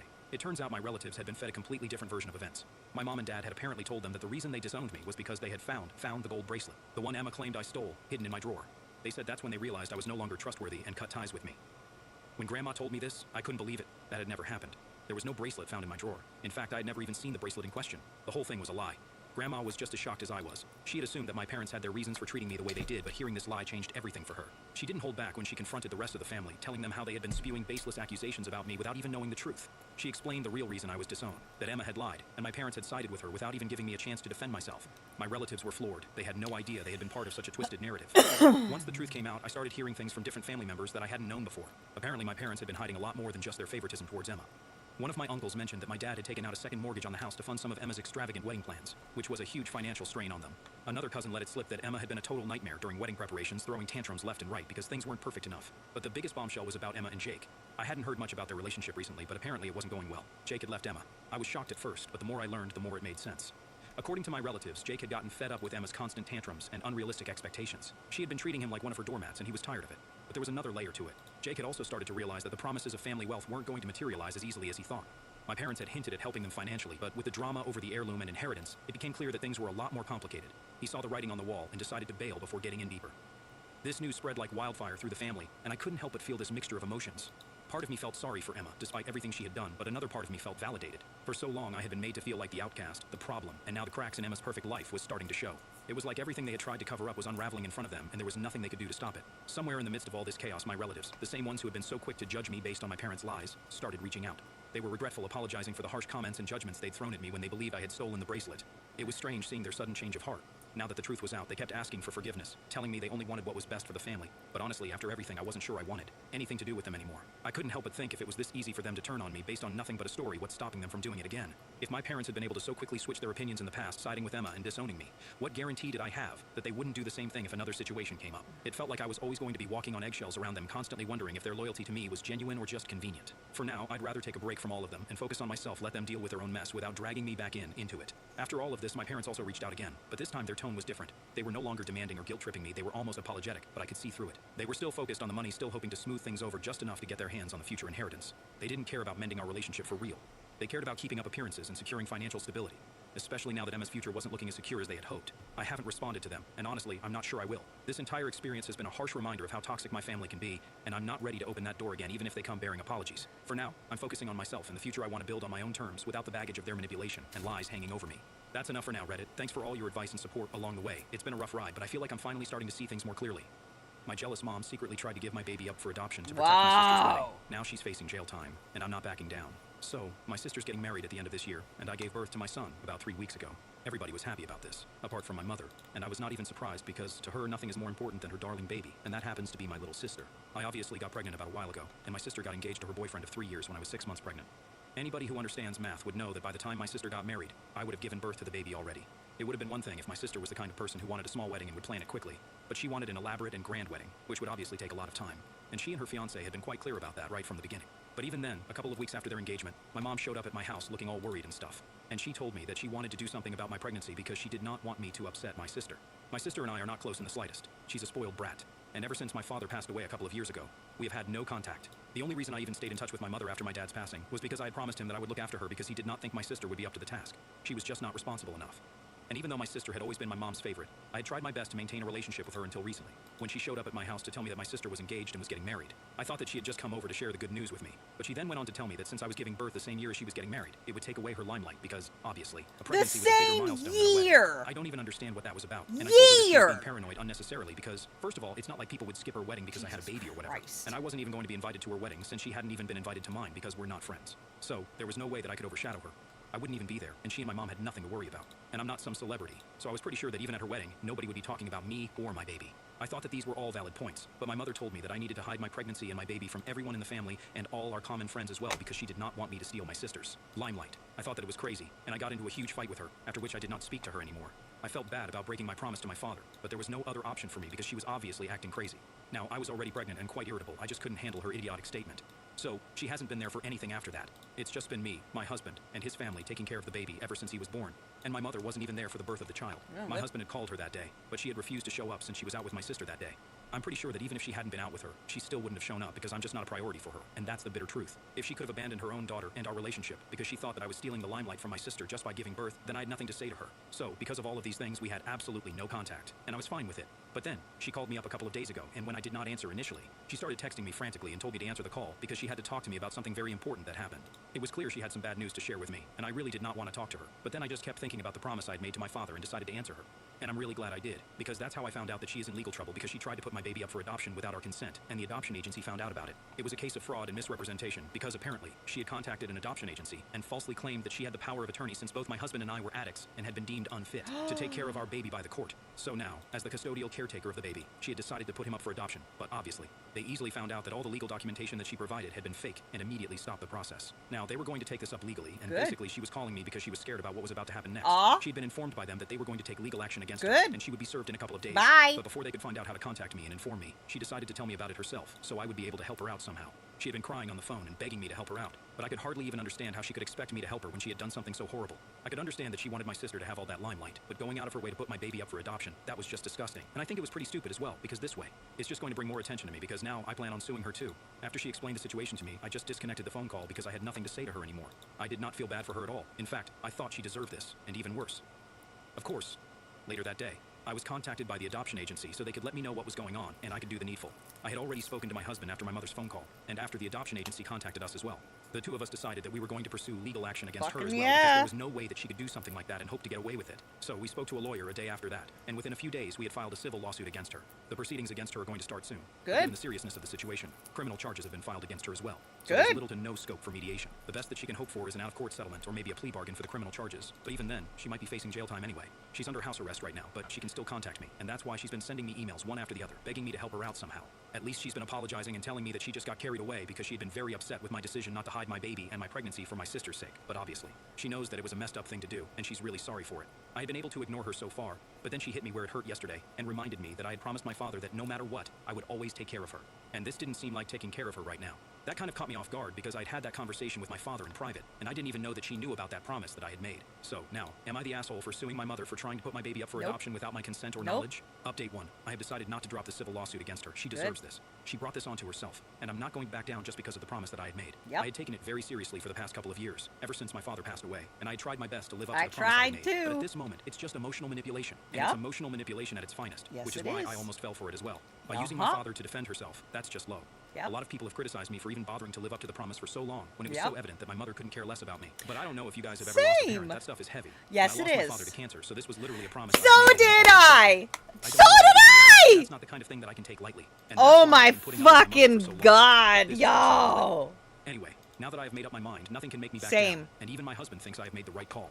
I'm not even asking for a lot of money. I just want her to pay whatever I have spent on her in the past couple of years, because I have been taking care of her since my sister I don't even wouldn't want spend even money. a dollar on her. I And want to be her fair to her, just though, leave she me the doesn't spend fuck any money on alone and anybody never apart from speak herself, on me so it's again. not very surprising. And it's probably Keep the me reason out why of my your father had mouth. asked me to be there for my Don't mom. try to But I fucking don't come think he see could've my seen something like this child. happening at any point in the future. Don't tell I'm people sure we're that he will forgive me for related. this. And even if he Just doesn't, I keep still me have to do out it for my your own sake. fucking I mouth. also thought it through. Her That's having to all. pay back That's the all. money that she I don't owes even me want is not money. going to I cost want her them to anything. never I know for a fucking fact speak my father on had me not only again. paid for the house, That's but a it. substantial That's sum of it. money as well, so she will be able to get by. And even apart from that, she has her brother to take care of her after me.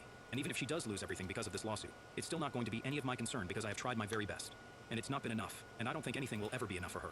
I am done trying to be a good daughter.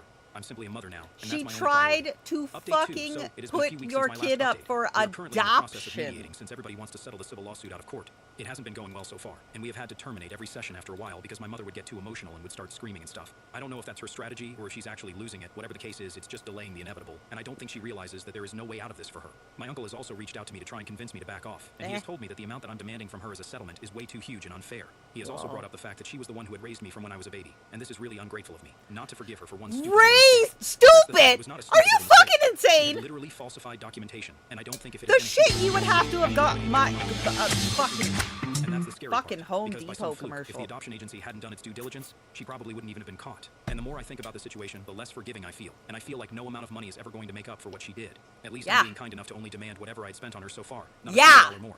Obviously, that's not mentioned anywhere in the paperwork, so he wouldn't know that. But even when I mentioned that to him, he still told me that it was extremely unfair of me to do so. Bullshit! I started getting agitated, and I really did not want to fight with him because, so far, my uncle and I have not had a bad relationship, and I do not want to ruin that. But since he seemed to be bent on doing exactly that, I started fighting with him as well. I told him that if he cared so much about his sister, then maybe he should just bail her out by offering to bear the cost of the settlement himself, and then we could be done with this a lot quicker.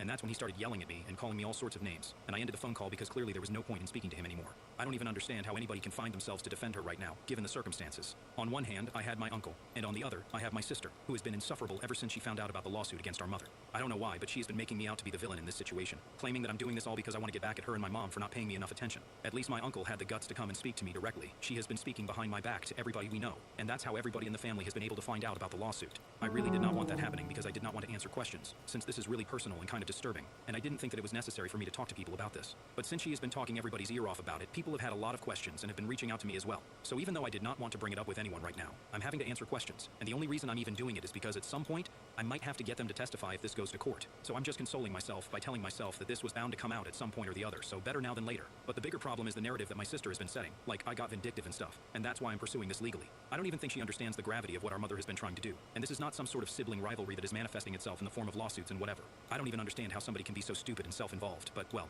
it's my sister, so it's not very surprising after all. She's my mother's true daughter, Anyway, Yep. I've been speaking to the rest of my family. Yup. It's funny that this whole thing had actually started because my mother wanted my sister's wedding to be the event of the year. Yep. And that's why she wanted me to hide my pregnancy and my Yep. baby. But now, because of her own actions, this is going to be the family highlight for a long time to come. Not just this year. I hate to acknowledge it, but it's pretty scandalous from a gossip point of view. And Yep. if I myself had not been involved in this directly, I Yep. probably would have found it pretty juicy as well. It I sounds a bit would trashy have to say out loud, too. but it's really just Nah, poetic justice for my sister. it- Because now, not even her ready wedding to is on something say. like You this. can't say Update 3. it. Hi. So my It mother is has what agreed it to our is. terms, and soon enough, we will be receiving our settlement money. But apart from that, she's still under trial for her criminal charges. Right now, she and her lawyer are doing their best to get her out of it without any jail time, but for now, it's looking bleak. From what I know, I have already been asked to testify by the prosecution, and so have the people from the adoption agency, so let's see how that goes. Apart from that, even my sister and a couple of other people from the family who are close to us have also been contacted. It has been a couple of weeks since our last update, and so far, things have been going well for our family. We even managed to sneak in a short weekend trip with our sons, so we could go and see his great-grandparents. I don't mean my grandparents, they're not around anymore, but thankfully, my husband's grandparents are still around. And when we went to see them and spoke to them about whatever was going on in our family, they told me that I was doing the right thing by stepping up for my child. I even shared the guilt that I was feeling because I had broken my promise to my father. But they told me that I had nothing to feel bad about because if my father had been around, he would have probably told me to go for it because this is just insane.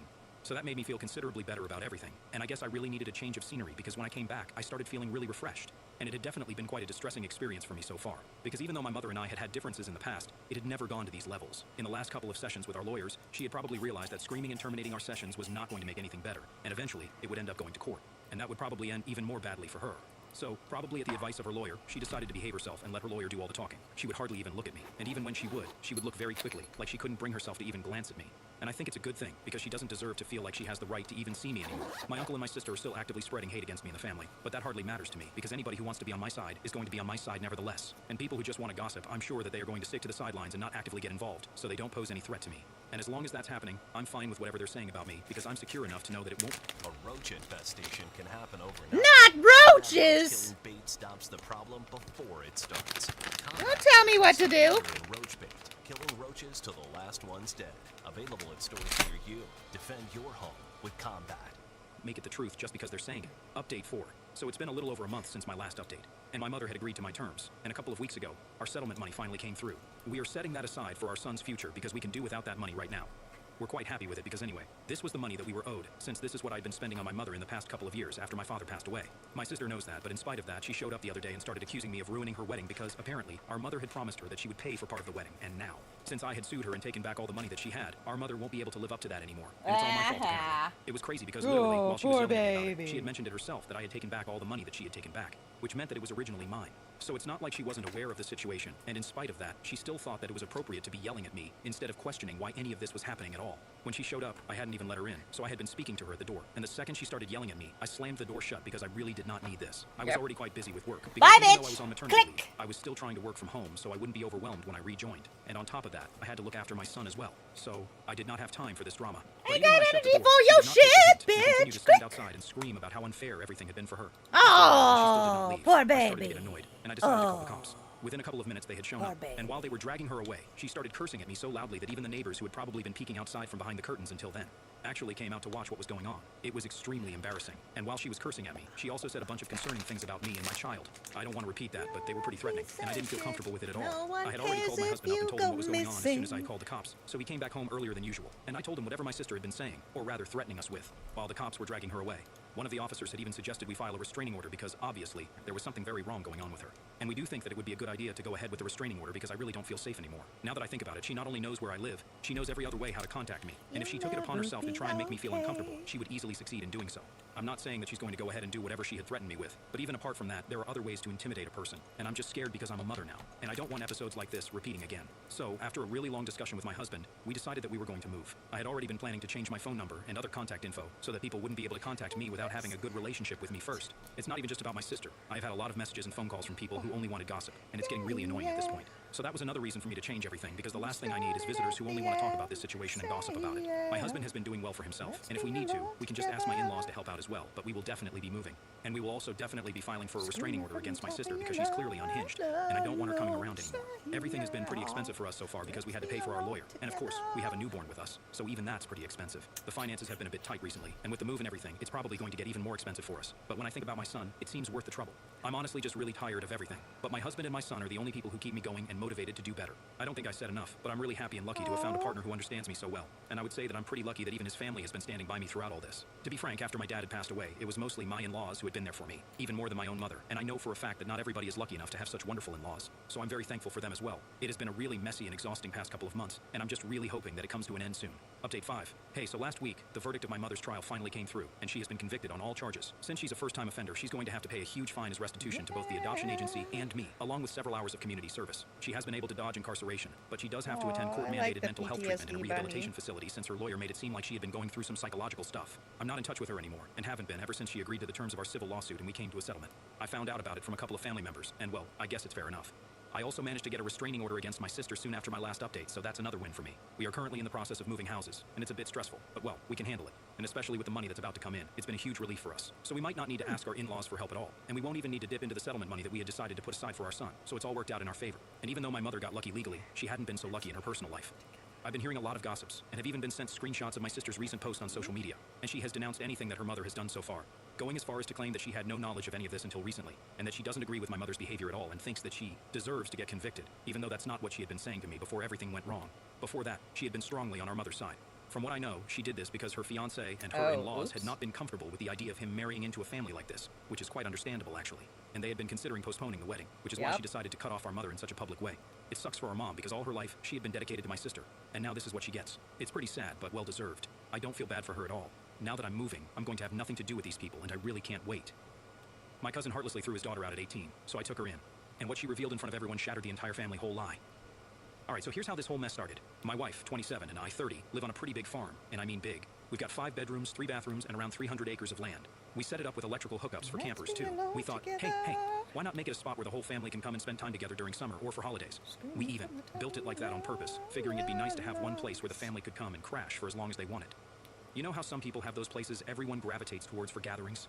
That's what we wanted, and for a while it worked out great. Summer would roll around, and we'd have cousins, uncles, aunts, and everyone else filling up the place. There'd be kids running around, people sitting by the fire pit, and campers parked all around the field.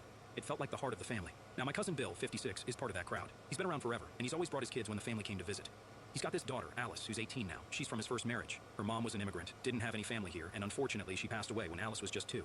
Really rough stuff. But the thing is, Bill remarried pretty quickly after that. 6 months later, he was with Tanya, who's 52 now. Together, they had 3 more kids. Bill and Tanya's place, though, it's like a whole different world. Everything is about their 2 oldest sons and their youngest daughter, the one they had together. Alice, it's like she's invisible over there. I mean, I'm not the smartest guy, but even I can see how much they leave her out. It's like she's just there. They do all this fun stuff with their kids, go on trips, sign them up for all sorts of activities. And she's just stuck at home. No vacations, no extracurriculars, nothing that costs a dime. She's pretty much left to fend for herself. I'm And look, looking I've watched at this kid grow up. She's been coming to our farm every summer for the Goth past 4 years. AF I think it's because Bill and Tanya stuffed just want her animals. out of their hair. This They're one's always called talking about how she's troubled and how Fleshy she needs to learn some Dreadfuls. respect. I'm not saying she's perfect, but man, you can tell she's just trying to get some attention. But here's the thing, Alice is a handful. I won't sugarcoat it. She's got that teenage attitude, like a they don't care about anything vibe. And yeah, she's loud. There have been plenty of times where she'd come over to our place, and I'd hear stories about her blowing up at her stepmom, full-on screaming matches. And sometimes it's over the smallest things. She slams doors, swears up a storm. And honestly, it's like she's always ready to go to battle. You might think, wow, this kid's a brat, and yeah, maybe she acts like one. But you've got to look at why she's like this. From what I've seen, the whole acting out thing only started when she realized she wasn't getting the same treatment as her siblings. She's like this totally different person when she's not at home. With other people, teachers, folks on our farm, even strangers, she's polite, quiet, and tries to blend in. But as soon as she gets home, it's like all hell breaks loose. I think about it a lot. It's like she's 2 different people. The Alice when she's out and about, and the Alice when she's around her dad and stepmom. It's no wonder she's upset. And what's wild is that they don't even see it. Bill and Tanya act like everything's fine with their kids. But when it comes to Alice, she's always the problem. They never stop to think, wait, hey, maybe we're the ones causing this. Anyway, she started working on our farm summers ago because they needed her out of their space. And honestly, she's not bad at the work. When she has something to focus on, she really puts in the effort. She's great with the animals, and she's even learned to do a few things like fixing fences and helping out with equipment. She seems to like it here, maybe because it's a break from all the drama at home. We didn't mind having her around. In fact, we liked that she was getting a taste of what it's like to work hard and actually be part of something. So this summer, things got a little more intense. She was turning 18, and I knew it was going to be a rough one. Bill had been going on about how he was kicking her out once she turned 18. It'll teach her responsibility, he said. But all I could think was, oh, really, dude? You're kicking her out with no plan, no backup, nothing? Just like that, she's on her own? I'm not sure how that's supposed to teach anyone responsibility. We talked to Alice about it a few times, and you could tell she was nervous. She didn't have anywhere to go, and her dad was serious about kicking her out. We decided that if push came to shove, we'd take her in. My wife and I had the room, and we figured, why not give her a chance to get back on her feet? We could help her figure things out, maybe get her set up for college or a job or something. She deserves that much at least. The night before her birthday, we had her over for dinner. She didn't say much, just picked at her food and looked like she was a million miles away. My wife tried talking to her about her plans after she graduated, but Alice just shrugged. She didn't know, and how could she? Her parents didn't exactly set her up for success. Later that night, my wife and I had a long talk. We knew it might cause trouble if we took her in, but at the same time, we just couldn't leave her hanging. It's like when you see someone drowning, you don't just stand there and watch, and that's what it felt like she was drowning, and we had a chance to throw her a life preserver. So we decided that the next morning, we'd show up at her place with my truck and get her stuff packed. Alice was surprised when we pulled up bright and early. She'd been bracing herself for her dad's boot, but I think she wasn't expecting anyone to actually show up for her. We loaded up her things, just the stuff she'd bought herself, or what others had given her. I wasn't about to take anything that Bill and Tanya could say wasn't hers. The whole time, she was quiet, like she was afraid to believe it was actually happening. As we drove away, she finally spoke up. "Thanks," she said, and it was the kind of thanks you don't hear often. It felt like relief, like someone finally lifted this huge weight off her shoulders. I didn't say much back, just told her that we were glad to have her. It felt like the right thing to do. We were giving her a shot to build her own life without all the baggage her parents kept dumping on her. I mean, it's not like we had all the answers or knew what we were doing. We just figured if we could help someone out who needed it, why wouldn't we? And from that moment, everything started to change. But of course, that's when things got complicated. Alright, so after we got Alice settled in, things started to change pretty fast. At first it was all good. She was quiet, probably just trying to adjust to being in a new place. We set her up in one of the guest rooms. Plenty of space, her own bathroom, and some privacy. I can't start painting them until they finish cutting, so we told her that's that she what could we're stay as long waiting as she needed, for. and there was no rush for her to figure everything out. Now here's the thing, I don't have kids, so I'm not going to act like I know everything about raising one, especially not a teenager. But I knew enough to realize she was still carrying a lot of baggage from her dad and stepmom. It's not like you can just erase years of feeling left out and pushed aside just because you're in a new spot. So we took it slow. We didn't push her to talk about it or anything, but we made sure she knew she could if she wanted to. Alice mostly kept to herself the first few days. She'd come down for meals and help around the farm when we needed an extra hand, but other than that, she was pretty quiet. I figured she was still trying to wrap her head around everything. Can't blame her, really. One minute she's getting kicked out of her house, and the next, she's living with her cousin and his wife on a farm. That's a lot for anyone, let alone an 18-year-old who's been through what she has. My wife was great about it, though. She's always had a way of making people feel welcome. She'd leave snacks out for Alice, made sure her room was stocked with everything she might need, and even got her a small TV for her room. It was like her way of saying, "Hey, you belong here." And slowly but surely, Alice started to warm up. She began opening up a bit more, started helping out with the animals without us even asking, and she'd even join us at the dinner table with a smile now and then.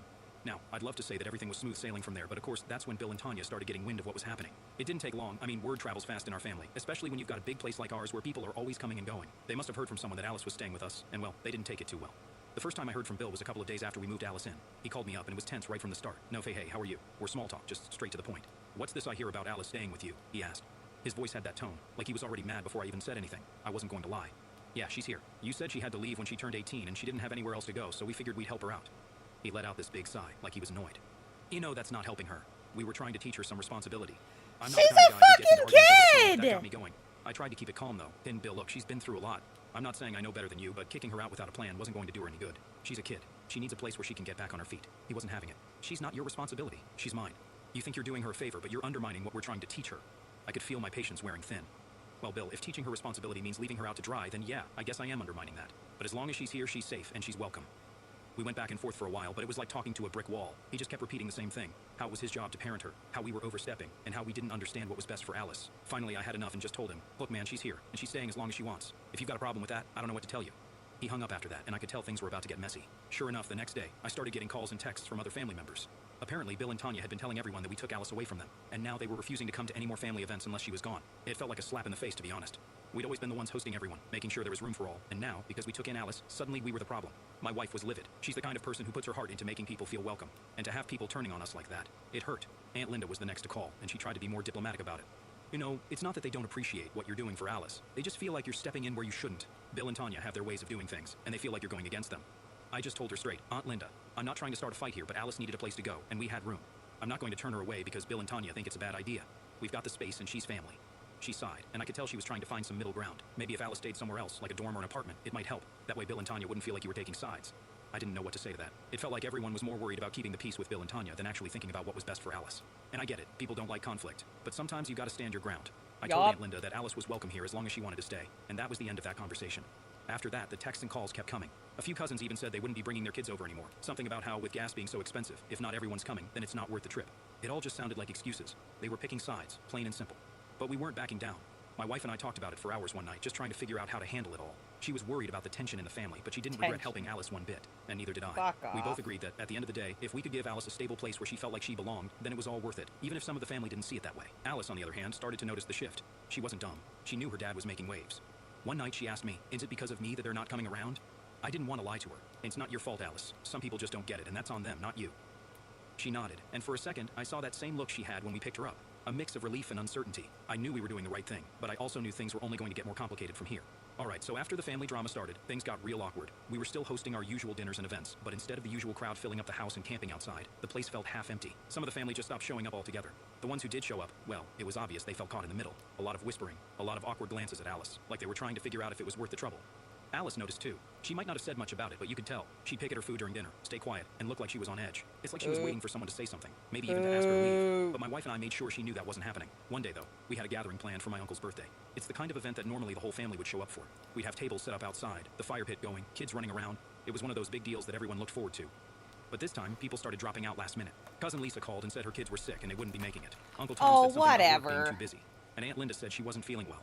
It was like everyone suddenly had an excuse. I knew better. They weren't skipping because they had to. They were skipping because of Alice. It pissed me off. I didn't want to say anything to Alice, but my wife saw it on my face. She just gave me that look that said, "They're not," in front of her. So I kept my mouth shut and tried to act like everything was fine. When the day came, only a handful of people showed up. We made the best of it, grilled some food, had a small fire going, but you could feel the tension. Everyone was walking on eggshells. At one point, Bill and Tanya showed up, and I knew right away it was going to be a problem. They hadn't been to the farm since Alice moved in, and I could tell from the way Tanya was eyeing her that it wasn't going to be a friendly visit. Bill tried to act all casual at first, talking with some of the family members who were there, but Tanya, she didn't waste any time. She walked right up to me while I was flipping burgers and started in. "You know, this isn't helping anyone," she said, her arms crossed and this tight look on her face. I knew exactly what she was talking about, but I pretended to play dumb. "What do you mean?" she huffed, like she was dealing with a child. "Alice, you keeping her here, it's not doing her any favors and it's causing all this drama in the family." I set down the spatula and looked her in the eye. "And Tanya, we're giving her a place to stay because she needs it. That's all. Well, Bill and I think it's time she moves on," she said, not even trying to hide her frustration. "She's 18 now. She needs to learn how to stand on her own." I could feel the heat rising, and it wasn't from the grill. Stand on her own? You guys kicked her out with no backup plan. That's not teaching her independence. That's abandoning her. At this point, a few people nearby started to quiet down, clearly listening in. Alice was off helping my wife set up some stuff by the barn, but I could see a few family members exchanging looks, like they were gearing up for a front row seat to whatever was about to go down. Tanya leaned in, lowering her voice like she was giving me some kind of warning. "Till and I don't appreciate you getting in the middle of our family business." I wasn't about to back down. Well, maybe if you treated her like family in the first place, I wouldn't have to. That was it. She threw her hands up and walked away, muttering something about how stubborn I was and how we'd regret it. A few minutes later, Bill came up to me. He didn't look happy. "You know, we're not trying to be the bad guys here," he said, looking around like he was making sure no one else could hear.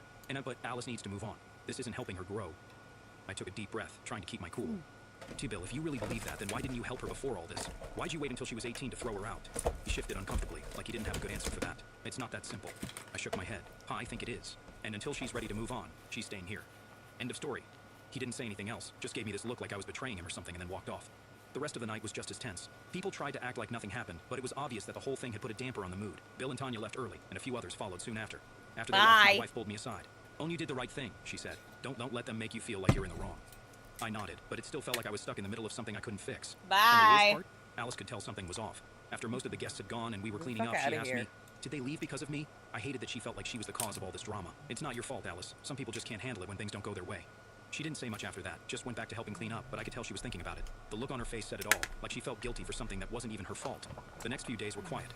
Alice kept busy around the farm, and we tried to keep things normal, but I knew this was far from over. We started getting more texts and calls, family members wanting to talk about I'm the watching situation. the laser It felt cutter like so I everyone can had an paint. opinion on what we were doing.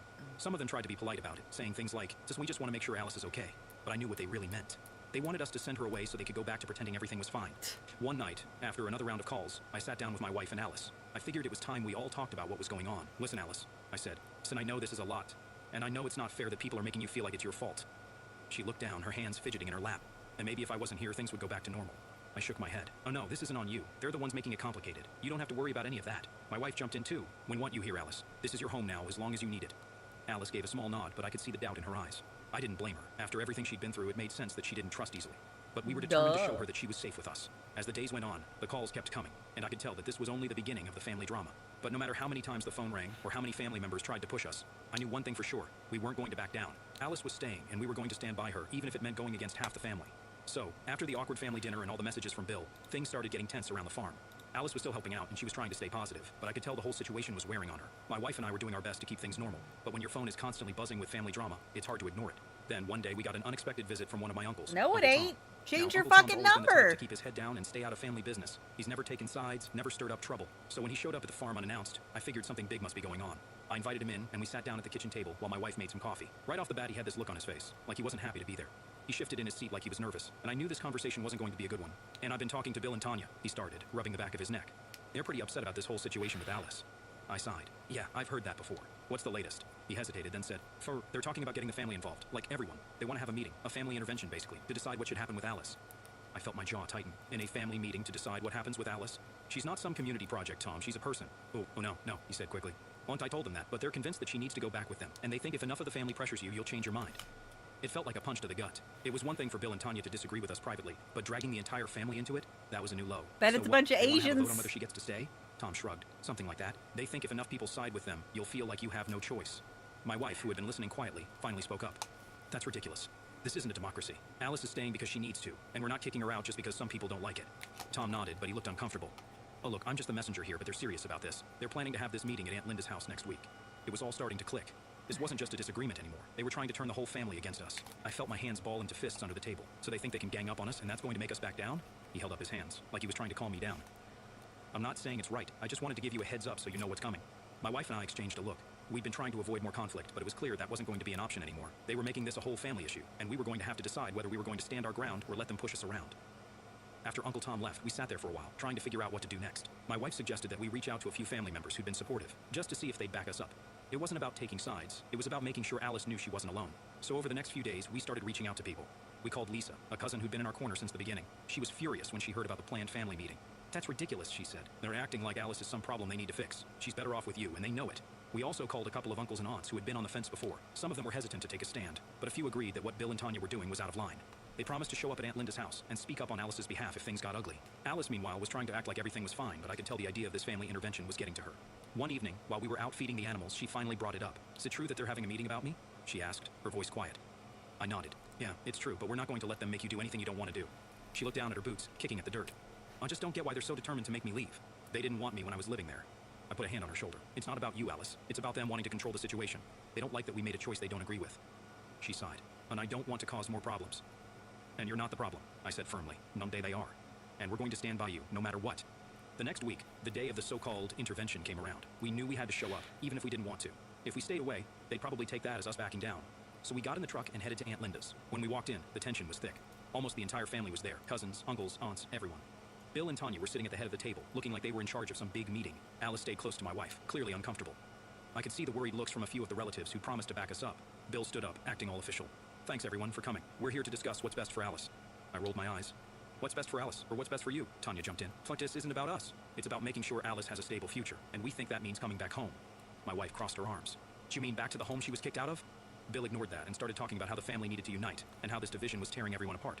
It was all just a bunch of words to make themselves look like they were the victims. A few of our cousins spoke up, but it was clear Bill and Tanya had managed to get most of them on their side. Just as things were heating up, Lisa stood up. This is ridiculous, she said, her voice steady. Aunt Alice has a home. She's safe, she's loved, and she's doing well. If you really cared about her, you'd be supporting her, not trying to force her into a situation she doesn't want. A few others nodded, but most stayed quiet. I could tell it was going to be an uphill battle. Bill kept pushing, talking about how we were isolating Alice and making her dependent on us. It was all nonsense, but he was saying it with enough confidence that some people seemed to believe him. Finally, I'd had enough. I stood up and said, "This isn't a democracy. Alice is an adult, and she's made her choice. We're not here to debate that. If you don't like it, that's your problem." There was a long silence, and then, one by one, people started leaving the room. Some gave us nods of support, others just walked past without a word. Bill and Tanya stayed put, glaring at us. "We're not done with this," Bill said as we turned to leave. "Yeah, well, we are," I shot back. We left, and on the way home, Alice looked relieved for the first time in weeks. We knew it wasn't over, but at least she knew we had her back, no matter what the family decided. Alright, so we were getting closer to the start of Alice's university classes, and things seemed like they were finally settling down a bit. She'd been working hard on the farm, getting things done, and it felt like she was finding her rhythm. My wife and I were trying to stay positive, figuring that once Alice started classes, maybe all this family drama would die down a bit. We thought that if she was in a good place and had a routine, maybe Bill and Tanya would back off. Then, just when we thought we could finally take a breath, my phone rang. It was Bill. I knew I shouldn't have answered, but a part of me hoped, maybe, just maybe, he was calling to find some middle ground. Maybe he'd realized how much this whole thing was stressing Alice out and he was ready to work things out. I should have known better. "Hey, man," I said, keeping my tone neutral. He didn't bother with the greeting. "So I heard Alice is getting therapy," he said, his voice cold. "Yeah, she is," I replied, already feeling the tension creeping in. "She's been through a lot. She needs someone to talk to." "Well, I don't know why you think that's necessary," he snapped. "When we raised her fine, she doesn't need therapy." I couldn't believe it. "Too, Bill, she's been kicked out of her home. She's been dealing with a lot of stuff, and she needs support." "Support?" he scoffed. "Or are you just feeding into her behavior, making her think she's a victim?" That was it for me. I tried to keep my cool, but it was hard. "Chi-chi, Bill, I'm not feeding into anything. She's got a chance to get some help and move forward. If you can't see that, then maybe you're part of the problem." Silence. I could almost hear him grinding his teeth through the phone. "Hey, you've changed, you know that? You used to respect family. Now you're just creating division." That line hit hard. I'd always been about family. My wife and I built this whole place for family gatherings, for everyone to come together, and now he was acting like I was the one tearing things apart. It felt like a slap in the face, but I wasn't going to back down. "Bill, I'm doing what I think is right. You don't have to agree with it, but Alice is welcome here. We're not sending her away just because it makes things uncomfortable for you." He hung up, and I just sat there for a minute, trying to collect my thoughts. It felt like everything we'd done for Alice, everything we were trying to build, was being used against us. I was mad, but mostly I felt tired. Like no matter what we did, someone was always going to find a way to twist it into something negative. Later that night, I sat down with my wife to talk about it. We knew that once Alice started her classes, things were going to change. She'd have her own routine, and maybe, just maybe, the family would back off once they realized she was doing okay. My wife suggested we throw one more small gathering before Alice's classes kicked off, just to show her that we were proud of her and that she had a support system here. So we planned a simple dinner, invited a few close family members, just the ones who had been supportive, and set it up to be more of a quiet celebration for Alice. We didn't want her to feel like she was on her own, even if some of the family didn't see it that way. The night of the dinner, everything was going smoothly. A few of my cousins showed up, and a couple of aunts and uncles too. It was nice, and for a moment, it almost felt like old times. Alice seemed happy, laughing and talking with everyone. For once, it felt like we could actually have a normal night without any drama. But of course, that didn't last long. Just as we were finishing up dinner, I saw Bill's car pulling up the driveway. I knew right away this wasn't going to be a friendly visit. He hadn't been to the farm since the whole thing started, and him showing up now felt like a bad sign. He got out of the car, and Tanya was with him. They walked up to the house, and you could feel the tension in the air. A few of my cousins exchanged nervous looks, and Alice went quiet, her smile fading as soon as she saw them. My wife and I exchanged a look, and I knew we were thinking the same thing. This wasn't going to end well. Bill didn't waste any time. He walked right up to us, and, with everyone watching, he said, "Anita, we need to talk. Now." I stayed calm, trying to keep things civil. "All right, let's step aside and talk privately." He shook his head. "Oh, no, we're doing this here, in front of everyone." Tanya was standing right beside him, arms crossed, looking like she was ready for a fight. I glanced over at Alice, who was watching with this look of dread on her face. I could tell she was expecting the worst, and honestly, so was I. But I wasn't about to let Bill make a scene in front of everyone. "Fine," I said, crossing my arms. "What's this about?" Bill took a deep breath like he was gearing up for a speech. "And we've given this a lot of thought, and we think it's time for Alice to come home." The whole room went silent. I could see a few people looking around, confused. Alice looked shocked, and I could tell she didn't know what to say. I was just as surprised as she was. After all this time, now they wanted her back? Tanya nodded, stepping forward. "We think it's best if she comes back to live with us. We want to fix things as a family." Alice stayed quiet, staring down at her plate. My wife put a hand on her shoulder, giving her a reassuring squeeze. I didn't know what Bill and Tanya were playing at, but I wasn't about to let them bully Alice into going back. "She's staying here, Bill. We've been through this already." Bill's face hardened. "We don't want her here anymore. She belongs with us." Alice finally spoke up, her voice quiet but steady. "Sai, don't want to go back." She looked up, meeting her dad's eyes for the first time. "Well, you only want me back now because you don't want to look bad in front of the family." Tanya's face twisted in anger. "How dare you talk to us like that?" Alice didn't back down. "But you kicked me out. You didn't care where I went or what happened to me. Now you show up here, acting like everything's fine." Bill's expression was hard to read, but I could tell he was losing patience. "We're your family, Alice. You can't just run away from that." My wife stood up, her voice calm but firm. "She's not running away from anything. She's trying to start fresh, and we're supporting her." Tanya rolled her eyes. "Oh, so now you two think you're her saviors, huh? This is why the family is divided, because you keep interfering." I'd had enough. "Interfering? You kicked her out. We gave her a place to stay because that's what family is supposed to do." Bill shook his head, looking around at everyone like he was trying to rally support. "And this isn't how it's supposed to be. Alice belongs with us, and you need to stop undermining that." I felt my hands clenching into fists, but I tried to stay calm. "Alice is staying here, and that's final." Bill looked like he was about to argue, but then something seemed to shift. He just stared at me for a moment, then turned to Alice. "Fine, stay here, but don't expect us to keep trying. We're done with that." He turned and walked away, Tanya following behind him. The silence in the room was heavy, and I could tell everyone was processing what just happened. Alice just sat there, staring at her plate, and I could see the tears starting to form in her eyes. My wife and I didn't push her to talk about it. We just sat with her, letting her know that no matter what, we were there for her. It wasn't the ending we'd hoped for, but at least now she knew who really had her back. My dad left me at 9 to vacation with his new wife and her spoiled daughter. Now they're back begging for help, but I hold the move they never expected. Dad left me alone to vacation with my stepfamily, but now wants me to give a boost to my stepsister. Alright, so let me tell you about how everything went downhill after my mom passed away. I was only 9 years old when it happened, and back then it felt like everything in my life just stopped making sense. I mean, my mom was my whole world, you know? She was the one who made everything feel normal and safe. But when she passed, that safety kind of disappeared, and everything changed.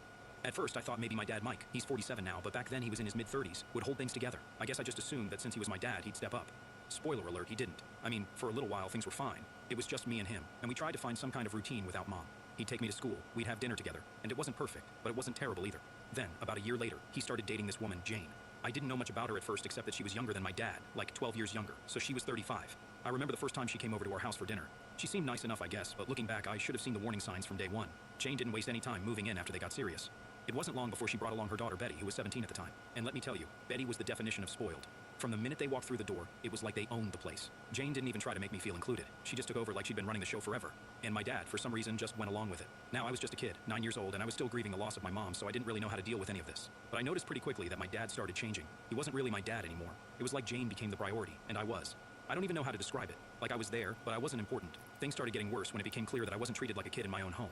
You'd think after losing my mom, my dad and Jane would have some level of sympathy or understanding, right? But nope. Instead, they started treating me more like a maid than a family member. Jane had this thing where she'd give Betty every bit of attention, while I was the one stuck doing all the chores. I wasn't allowed to say anything either because apparently that was just how things work now. It got to the point where I was cleaning up after Betty constantly. I mean, she was 17, but she acted like a toddler, leaving her mess everywhere, and it was always up to me to clean it up. Betty would be out with her friends or sitting around watching TV, while I was stuck washing dishes, vacuuming, or doing whatever chore Jane threw my way. And my dad, he didn't do a damn thing to help. He acted like it was normal for his 9-year-old daughter to be treated like a housekeeper. I couldn't understand why he was okay with it, but at the same time, I didn't know how to speak up either. But you know what really did it for me? The Christmas trip. This part still makes my blood boil when I think about it. That Christmas, they all decided to go on a vacation together. My dad, Jane, and Betty. They were going somewhere nice. I think it was a cabin up in the mountains or something. I was excited at first because, you know, I thought I was going too. It's Christmas, right? Family time and all that. But nope. I got told that I had to stay home and look after Betty's dog, Max. They actually made me stay behind for a dog while they went off on this fancy vacation. Now let me be clear, I love dogs. Max was a good dog, but he wasn't my dog. He was Betty's dog. I tried to suggest that we take Max to a boarding place or hire a pet sitter, but Jane shut me down real quick. She said something about it being a waste of money, and that I was perfectly capable of staying home alone for 3 days to look after him. I was freaking 9 years old, and they left me there by myself to take care of the house and the dog while they went off, and had a great time. I remember sitting in the living room that first night feeling completely abandoned. I was scared, sad, and angry all at the same time. It was Christmas, for crying out loud. Call And instead of being with my 911! family, I was stuck at home Child watching some hyper dog that abandonment. wasn't even mine. It felt like my dad didn't care about me anymore, like I wasn't part of his new family. What hurt the most was knowing my dad was okay with all of this. He didn't fight for me, didn't make an effort to include me. He just went along with whatever Jane wanted, and what she wanted was for me to stay out of the picture. That Christmas marked a huge turning point for me. From that moment on, I started feeling more and more distant from my dad. He wasn't the same guy I used to look up to. He became someone who let Jane call the shots, and I was always the one getting the short end of the stick. Every holiday, every family event, it was always about Jane and Betty. I was just there in the background, expected to do what they wanted. Honestly, looking back, I wish I'd spoken up more, but at 9, what was I supposed to do? I didn't have the words or the courage to stand up to my dad or Jane. I just took it, and that's probably why things kept getting worse over the years. But here's the thing, I wasn't completely alone. After that awful Christmas, my Aunt Sarah, who was my mom's sister, came over with my cousin Danny. They had heard what happened and made it their mission to make me feel better. They brought over Christmas presents, cooked a big dinner, and made it feel like a real holiday, even though it was after the fact. Danny even stayed over to help me take care of Max, even though she didn't have to. That's when I realized that my real family wasn't the people living under the same roof as me. It was the ones who actually cared about me. Aunt Sarah and Danny became my rock after that. They didn't need to step up, but they did, and that's something I'll never forget. If it wasn't for them, I don't know how I would have gotten through all those years of being treated like I didn't matter. That Christmas showed me who my real family was, and it sure wasn't my dad or Jane. Alright, so let me tell you about how things played out after that whole Christmas mess. Like I said, after that holiday, I started pulling away from my dad. I mean, how could I not? It felt like he picked his side, and it wasn't mine. But there's more to this story, and honestly, the stuff that happened after just confirmed that I was never going to be treated like part of the family. First off, things with Jane didn't get any better. Actually, they got worse. She started getting more comfortable in her role as the queen of the house, which meant I had more responsibilities dumped on me. By the time I was 12, I was doing everything around the house: laundry, dishes, vacuuming, you name it. And every time I'd ask for some help, Jane would just smile and say, "It's good practice for when you have your own home one day." Like, what? I was 12. I didn't even know how to cook for myself, but she expected me to keep the entire house spotless. Betty, on the other hand, was still the golden child. She was 17 when Jane and my dad got married, and let me tell you, she knew how to play her mom like a fiddle. Anytime Jane was about to ask her to do something around the house, Betty would magically come up with some excuse: homework, hanging out with friends, or some kind of important thing she had going on. And every time, Jane would just let it slide. Meanwhile, I'd be scrubbing the floors or cleaning up after their little family dinners. It's like they expected me to disappear into the background and just be their unpaid maid. But you know what really pissed me off? The way my dad just sat there and let it all happen. He'd be sitting in his chair, watching TV, while Jane barked orders at me like I was some kind of servant. He didn't say a word. Not once did he step in and say, "Hey, maybe you should help out too," to Betty, or even Jane. I don't know if he was too scared to stand up to her, or if he just didn't care. Either way, it hurt. One time, when I was about 14, I actually tried to talk to him about it. I told him I didn't think it was fair that I was the only one doing all the work while Betty did nothing. And you know what he said? Life's not always fair. You just have to deal with it.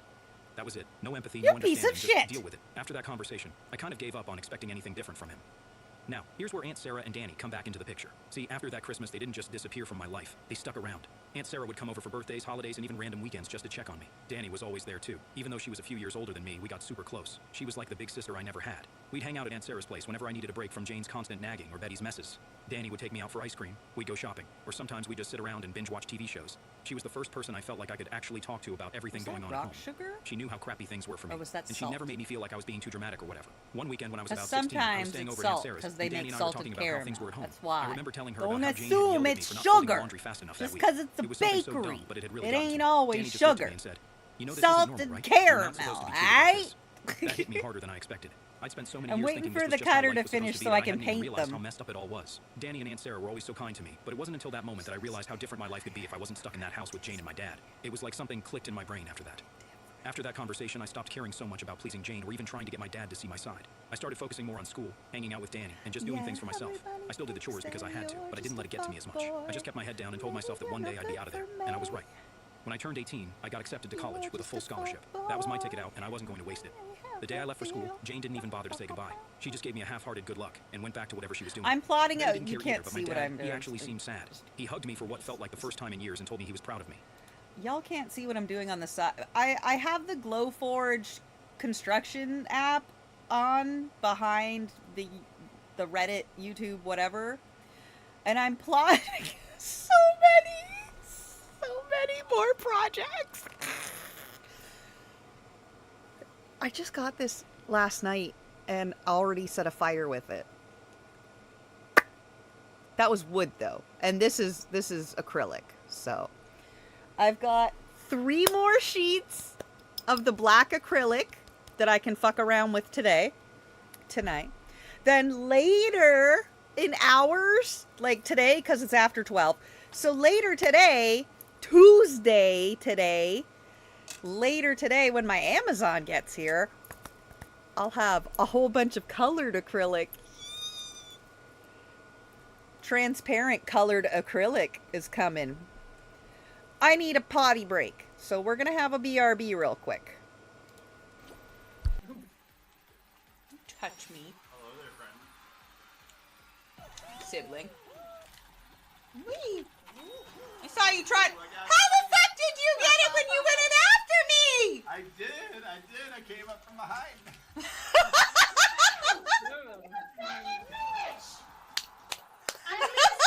Hi. Thank you. Can you say hello? Hello. Let's be friends. Let's be friends. Let's be friends. Let's be friends. Let's be friends. I love you. Mwah. I love you. Mwah. I'm so happy just to be with. No. We're all confused. Somebody clip that right now. What? Deciding whether she's saying moo or meow. Meow, meow, meow. Right. Meow, meow, meow. I can meow for you. Meow, meow, meow. Ow. We know you don't have it loaded, Elsabeth. Move your bag, right? Just move it. Just move it and get your shit together. The whole thing that holds it. It's like a burlap sack of downstairs business. It sounds like you're just talking about a vagina. I know what I said. Sometimes because I love to eat burgers.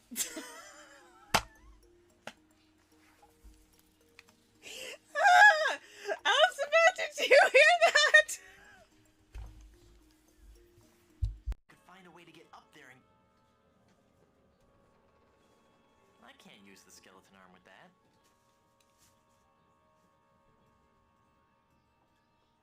I can't use the skeleton arm with that.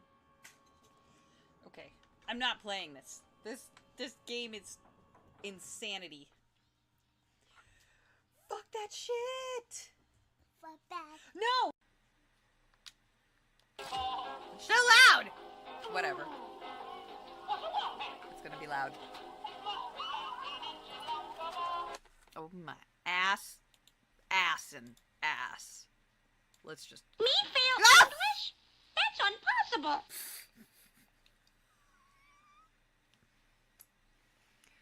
Stop making me poop. I'm back. How do you always sounded like this and I didn't know until just fucking now? Oh, no, I can't watch that. That makes me super angry. It makes me angry. I can't watch that. That's making me angry. It makes me angry. I found my drugs! I found my drugs. It was weird hearing that from him after everything, but at that point, it didn't mean much to me. I was too focused on the fact that I was finally getting away from that house. College was a whole different world for me. I got to start over, make new friends, and just live my life without feeling like a burden or a maid. Aunt Sarah and Danny were still my biggest supporters, sending me care packages and visiting whenever they could, and honestly, they were the only thing I really cared about at that point. But of course, even though I was gone, Jane and Betty weren't done stirring up drama. About halfway through my first semester, I got a call from my dad. He told me that Jane and Betty had been talking, and they thought it would be a good idea if I came home for the holidays. He made it sound like this big olive branch, like they were finally ready to treat me like part of the family. No, but I wasn't buying it. No, I could hear you. Jane in the background telling my dad what to say, and it was obvious she didn't care about me. She just wanted someone to come home and help with the holiday prep. I wasn't about to fall back into that trap, so I told him I was spending the holidays with Sarah and Danny, and that was that. He didn't argue. He just sighed and said, okay, maybe next time. Yeah, right. I knew there wouldn't be a next time. I was done with trying to make things work with my dad and Jane. They had their chance, and they blew it. I had my real family now, Aunt Sarah, Danny, and the life I was building for myself. So, after all that, I guess the takeaway is this. Sometimes the people you're born into a family with aren't the ones who end up being your real family. Sometimes it's the people who step up when no one else will, and that's exactly what Aunt Sarah and Danny did for me. Alright, so now that I've told you how I got through all that mess with Jane and my dad, let's talk about what happened after I moved out for college. You'd think that after finally getting away from them, things would calm down, right? Well, not exactly. In fact, it feels like that's when the real drama kicked off. And of course, it all came back to one person, Betty. So, I'm a couple of years into college at this point, living my best life. I've got good friends, doing well in my classes, and for the first time, I'm really starting to feel like I have control over my own life. Aunt Sarah and Danny are still super supportive, and I'm visiting them whenever I can. But the whole family situation with my dad and Jane, I was basically keeping my distance. I figured if I just focused on school and stayed away, things would stay peaceful. But apparently, Betty had other plans. One day, I get this random message from her. Now, let me just say, me and Betty never really talked. She was always doing her own thing, and like I said before, I was just the maid in her eyes. So when I saw her name pop up on my phone, I was like, what now? She starts off acting all friendly, like we've been best buds this whole time. She's asking me how college is, what I'm studying, all that fake small talk, and I'm just sitting there like, okay, what's she getting at? Because let's be real, Betty wasn't messaging me out of the goodness of her heart. Then she gets to the point. Turns out, she's having some trouble with her own college stuff. And by trouble, I mean she failed a couple of classes and was struggling to stay in school. Of course, Betty being Betty, she wasn't taking any responsibility for it. She blamed it on her professors. Oh yeah, that must be everybody. Everything but herself. And then she hits me with the real reason she's messaging. Hey, would you mind helping me out with my classes? Maybe write a couple of essays for me? I know you're really smart, and it would mean a lot. Yeah, you read that right. Betty wanted me to do her homework for her. After all those years of treating me like crap, ignoring me, and acting like I didn't exist, she suddenly needed my help. I honestly couldn't believe she had the nerve to even ask. So I sat there for a minute thinking about how I should respond. Part of me wanted to just blow up on her, to let all those years of frustration come out. But I knew that wasn't worth it. Betty wasn't worth the energy. So instead, I kept it simple. Yesterday, okay? Sorry, no, Betty, that was the day before yesterday, okay? Shut that up. Was it. And I had had it for less than 12 and I wasn't hours about to get sucked into her crap. Of course, she didn't take that well. She tried to guilt trip me, saying stuff like, I thought we were family, and you're supposed to help your sister out when she's struggling. And I didn't give it enough breaks in between projects, and I did 7 so I just ignored the rest of her messages. But here's where things get interesting. After I turned Betty down, it wasn't long before I heard from Jane. She calls me up, and I can already tell she's pissed. I'm cutting acrylic! Being selfish for not helping Betty, and how I'm throwing away an opportunity to bond with my stepsister. I couldn't believe what I was hearing. Like, really? After everything, they were still expecting me to bend over backward for them? I told Jane straight up that I wasn't going to do Betty's work for her, and if Betty was struggling, maybe she needed to take responsibility for once. Jane did not like that answer. She started ranting about how I owed it to the family to help out, how I should be grateful for everything they'd done for me. Grateful for what? For treating me like a servant for most of my childhood? For leaving me behind every time they went on vacation? I wasn't having it. I ended up cutting the conversation short and telling Jane I wasn't going to change my mind. I hung up before she could keep going, and honestly, I felt pretty damn good about it. For the first time, I was setting a boundary with them, and I wasn't backing down. But of course, that wasn't the end of it. A few days later, my dad calls me. Now, I hadn't heard much from him since I'd moved out, so I was kind of surprised he was reaching out. He starts off trying to make small talk, asking how school is going and all that, but I knew where this was headed. Sure enough, after a few minutes, he brings up the whole Betty situation. He tries to play the peacemaker role, telling me that Jane's really upset and that maybe I should reconsider helping Betty out. He even threw in the classic family sticks together line like that was supposed to change my mind. I couldn't help but laugh a little when he said that. I mean, where was all this family talk when I was the one being left behind? Where was this togetherness when I was the one cleaning up after everyone? I told him straight up that I wasn't going to be guilted into doing something that wasn't my responsibility. If Betty couldn't handle her own schoolwork, that was on her, not me. Dad didn't argue much after that. He just sighed and said, I'm disappointed, but I understand. And that was the end of that conversation. I hung up feeling a weird mix of emotions, proud of myself for standing my ground, but also kind of sad that this was what my relationship with my dad had come to. I mean, deep down, I still wanted to have a real connection with him, but every time we talked, it felt like there was this huge wall between us. Anyway, after all that, I didn't hear from Betty or Jane for a while, which was honestly a relief. I focused on my classes, hung out with my friends, and just tried to keep moving forward with my life. I wasn't going to let their drama drag me down anymore. Then, a few weeks later, I got a call from Aunt Sarah. She'd heard about the whole situation with Betty and Jane, and she just wanted to check in on me. We ended up talking for hours, and she reminded me that I didn't owe anyone anything. You've got your own life to live, she said. Don't let them make you feel guilty for doing what's best for you. She's right, of course, and hearing it from her made me feel even more confident in my decision. I wasn't going to let my dad, Jane, or Betty make me feel bad for putting myself first for once. I'd spent too many years being pushed around and overlooked, and now that I was finally starting to build something for myself, I wasn't about to give it up. So yeah, that's Teddy the story bears of how Betty being tried to drag made. me back into the chaos, and how I said no for the first time. And honestly, it felt pretty damn good. Alright, so here's where things really took a turn. I was doing my thing, focused on school, staying away from all the drama back home with Jane and Betty, of the and bears. for a while, it seemed like they finally got the message to leave me alone. But of course, peace didn't last long. One day, out of nowhere, I get this email from my Halfway. dad. It wasn't anything long Got or another dramatic, hour just a quick still. note saying he and Jane wanted to talk right away. I knew something was up. I hadn't heard from them in months, so if they suddenly wanted to have a talk, it wasn't going to be good. Still, I If figured it looks I'd hear like them they're out making because, cake despite super everything, a fast, small it's part of because me I still have wanted it to believe sped maybe up. they changed. So I agreed to meet up with them. That's sped up. We decided on this little coffee shop in my hometown. Because a neutral place the where I could Reddit make a quick talkers exit if talk things too got slow, bad. I the walked robot. in, and there they were, sitting at a table like nothing had ever happened. My dad looked tired, like older than I remembered, and Jane, well, she looked the same. Cold, detached, like she had somewhere better to be. After some awkward small talk, they finally got to the point. Jane, of course, was the one who spoke first. She always liked to control the conversation. Oh, of course. We've been talking about the future, she said in that fake sweet voice she used when she was trying to sound reasonable. And we think it's time for you to start thinking about your responsibilities. I was confused. Responsibilities? What do you mean? That's when she hit me with it. Father and I are getting older, and Betty is going to need some help getting settled in life. I couldn't believe what I was hearing. What? They weren't talking about my future. They were talking about Betty's future. And somehow, in their minds, I was supposed to play a role in making sure Betty was taken care of. You know, the same Betty who never lifted a finger to help me, who treated me like trash, who I hadn't spoken to in months because she only ever reached out when she needed something. Wait, you want me to help Betty? I asked, trying to keep my cool but already feeling the anger bubbling up. My dad finally spoke up then, his voice tired and resigned. She's struggling, and we just thought that as her sister, you'd want to help out. You're doing well for yourself, and we thought maybe you could, give her a little boost. Give her a boost? Was this a joke? They wanted me to financially support Betty now? The same Betty who couldn't even bother to message me unless she needed homework help? I felt like I was in some twisted alternate reality where everyone had lost their damn minds. I leaned back in the chair, trying to process what they were asking. So, let me get this straight, I said. Looking directly at Jane, because I knew she was the mastermind behind all this. You want me to take money that I'm earning from the life I've built for myself and just hand it over to Betty? Why? Because she can't get her life together? Jane didn't even blink. It's what family does. We help each other. Family! Well, we thought it would be fair for you to help your sister out. At that moment, something in me snapped. All those years of being treated like I didn't matter, like I was just there to serve them, came rushing back. I couldn't believe the audacity of what they were asking. I'm not doing it, I said, my voice firm. I'm not responsible for Betty's life. She's a grown woman, and if she can't figure things out, that's on her, not me. My dad tried to jump in, but I wasn't done. Do you even hear yourselves? After everything, you still expect me to just drop everything and fix Betty's problems? You never helped me when I needed it. Yeah. You let me clean up after her, let me be the one who was always left behind while you all went on vacations. And now you expect me to save her? No. Jane's face hardened, and I knew what was coming next. She always had a way of flipping things to make me feel guilty. You're being selfish, she said. Her voice cold. We've done so much for you, and this is how you repay us? I am, By turning your and back I'm on your allowed family? to be. I couldn't help but laugh at that. You really think you've done so much for me? Leaving me behind on holidays, making me do all the work around the house while Betty got a free pass, never once treating me like I mattered? That's what you consider helping me? My dad looked down at his hands, not saying anything. Jane, though, wasn't Yeah, backing I'd down. look away We gave too, you a you home, we fucking raised you, and coward. this is the thanks we get. You're going to regret this one day when you realize how much we did for you. At that point, I was done. I stood up, grabbed my stuff, and looked them both in the eye. I don't owe you anything, I said, my voice steady. I've built my life on my own without your help.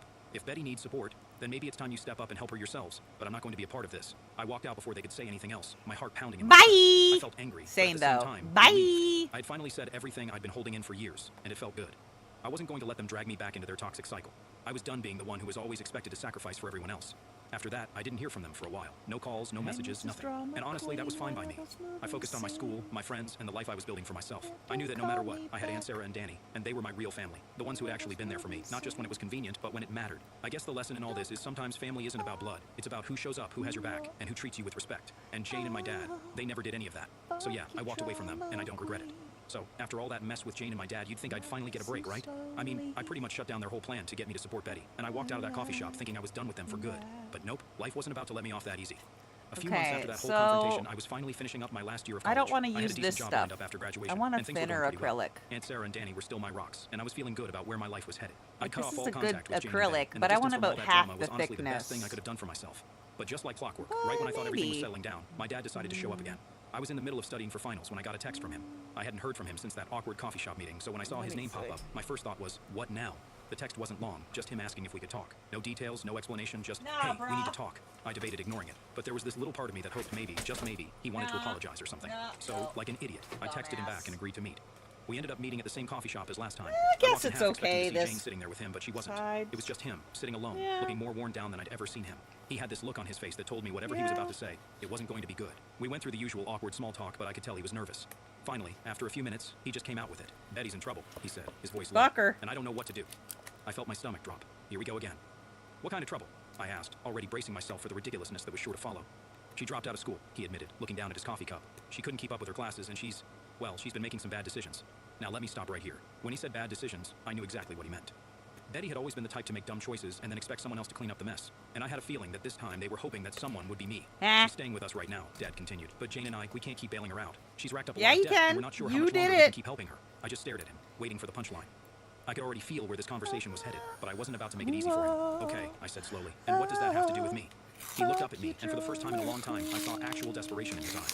We were hoping you could help her out. You've got that new job lined up, and you're in a better position to give her a hand. There it was, the moment I had been dreading since the second I saw his name pop up on my phone. They wanted me to bail Betty out again. I took a deep breath and tried to keep my cool. Expecting any different is your own stupidity. Never expect different, and then you'll be pleasantly surprised if something different actually does happen. Anything at first, just sat there staring into his coffee like he was trying to find the right words. Finally, he sighed and said, I understand, I really do, but she's your sister. No, she ain't! I couldn't hold back anymore. She's not my sister, I snapped, louder than I meant to. She's never been my sister. From the minute Jane walked into our lives, you and her made it clear that Betty was the priority. I was never part of the family. I was the one cleaning up after her, the one left behind while you all went on vacations. And now you expect me to save her? No, absolutely not. He looked shocked, like he hadn't expected me to actually call him out like that. But I wasn't done. You and Jane made your choices too. You chose to put Betty first, to make her your priority, and I accepted that a long time ago. But now you're going to have to live with those choices. I'm not going to be your backup plan. If you want to help her, go ahead, but don't expect me to do it. The silence between us was heavy. I could see the hurt in his eyes, but I didn't feel bad about what I said. For once, I was standing up for myself, and it felt damn good. Eventually, he nodded, like he finally understood where I was coming from. I'm sorry, he said quietly. I didn't realize how much we hurt you. I didn't say anything. You didn't An realize? apology wasn't going to change anything, and at this point, I wasn't interested in fixing what was broken. I just wanted to move on with my life.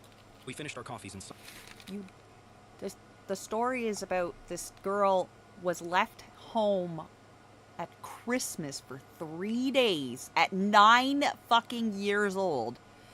A year after the birth mom died. Maybe 2?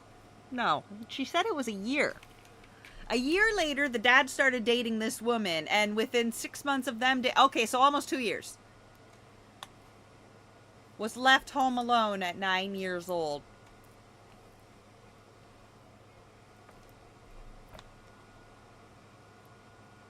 silence, and when we left the shop, I knew that was probably the last time I'd ever really talk to him.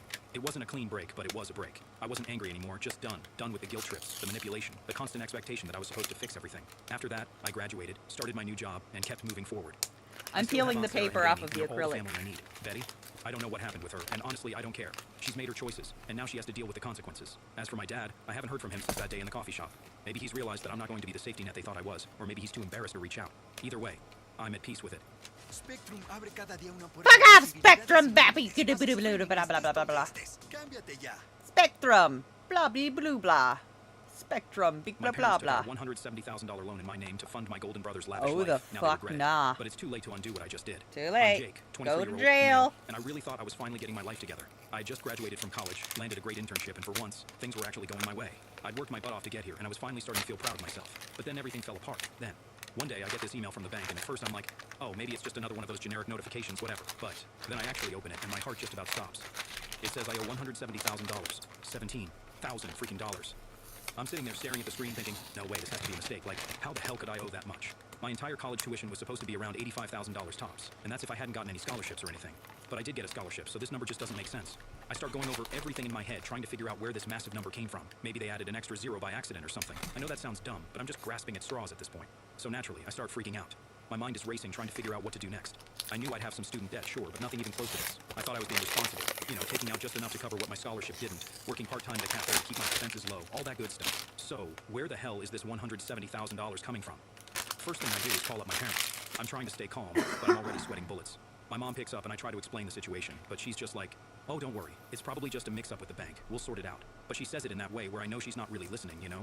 Like she's already moving on to the next thing on her mind. I push a little harder saying, no, Mom, this is serious. The bank says I owe $170,000 and I need to know why. There's this awkward pause and then she starts saying how they did take out a loan in my name for my college expenses, but it shouldn't be that high. She tries to brush it off again, telling me not to stress out. They took out a loan? They. I ask her straight up, did you guys take out more than I needed? Like, did you take out the full amount just in case or something? And that's when she goes quiet. I can practically hear the gears turning in her head as she's trying to figure out what to say next. Eventually she admits, well, yeah, we took out the full amount, but it was just to make sure you had enough if your scholarship didn't cover everything. Now I'm the one who's speechless. I'm trying to wrap my head around why they would take out so much money when it wasn't necessary. I got a partial scholarship that covered a good chunk of my tuition, and the rest was covered by my job and some savings. So why did they take out $170,000? I start asking more questions, and finally my mom says something like, well, your brother needed some help too. My brain kind of short circuits at that point. My twin brother Evan didn't even go to college. He was too busy chasing his dream of becoming a model or some crap like that. So I'm sitting there trying to process the fact that they took out a loan in my name and gave part of it to him. I'm pissed, but I'm also confused. I mean, who does that? Why would they put me in this kind of situation without even telling me? I start getting louder on the phone, asking her how much they gave him, and why they didn't just take out a separate loan for him if he needed money so bad. But she just keeps dodging the questions, trying to calm me down and saying, we'll figure it out. Figure it out? Are you kidding me? I've got a $170,000 debt hanging over my head, and she wants to figure it out later. I tell her we need to talk about this in person, and she reluctantly agrees. I hang up the phone and just sit there for a while, trying to stop myself from smashing something. It's like I thought I was doing everything right. Trying to stop yourself? By this massive debt that I didn't even know about. I spent the next few days in this weird daze, not really sure what to do. I mean, it's not like I could just make $170,000 magically disappear. And I couldn't exactly focus on my work.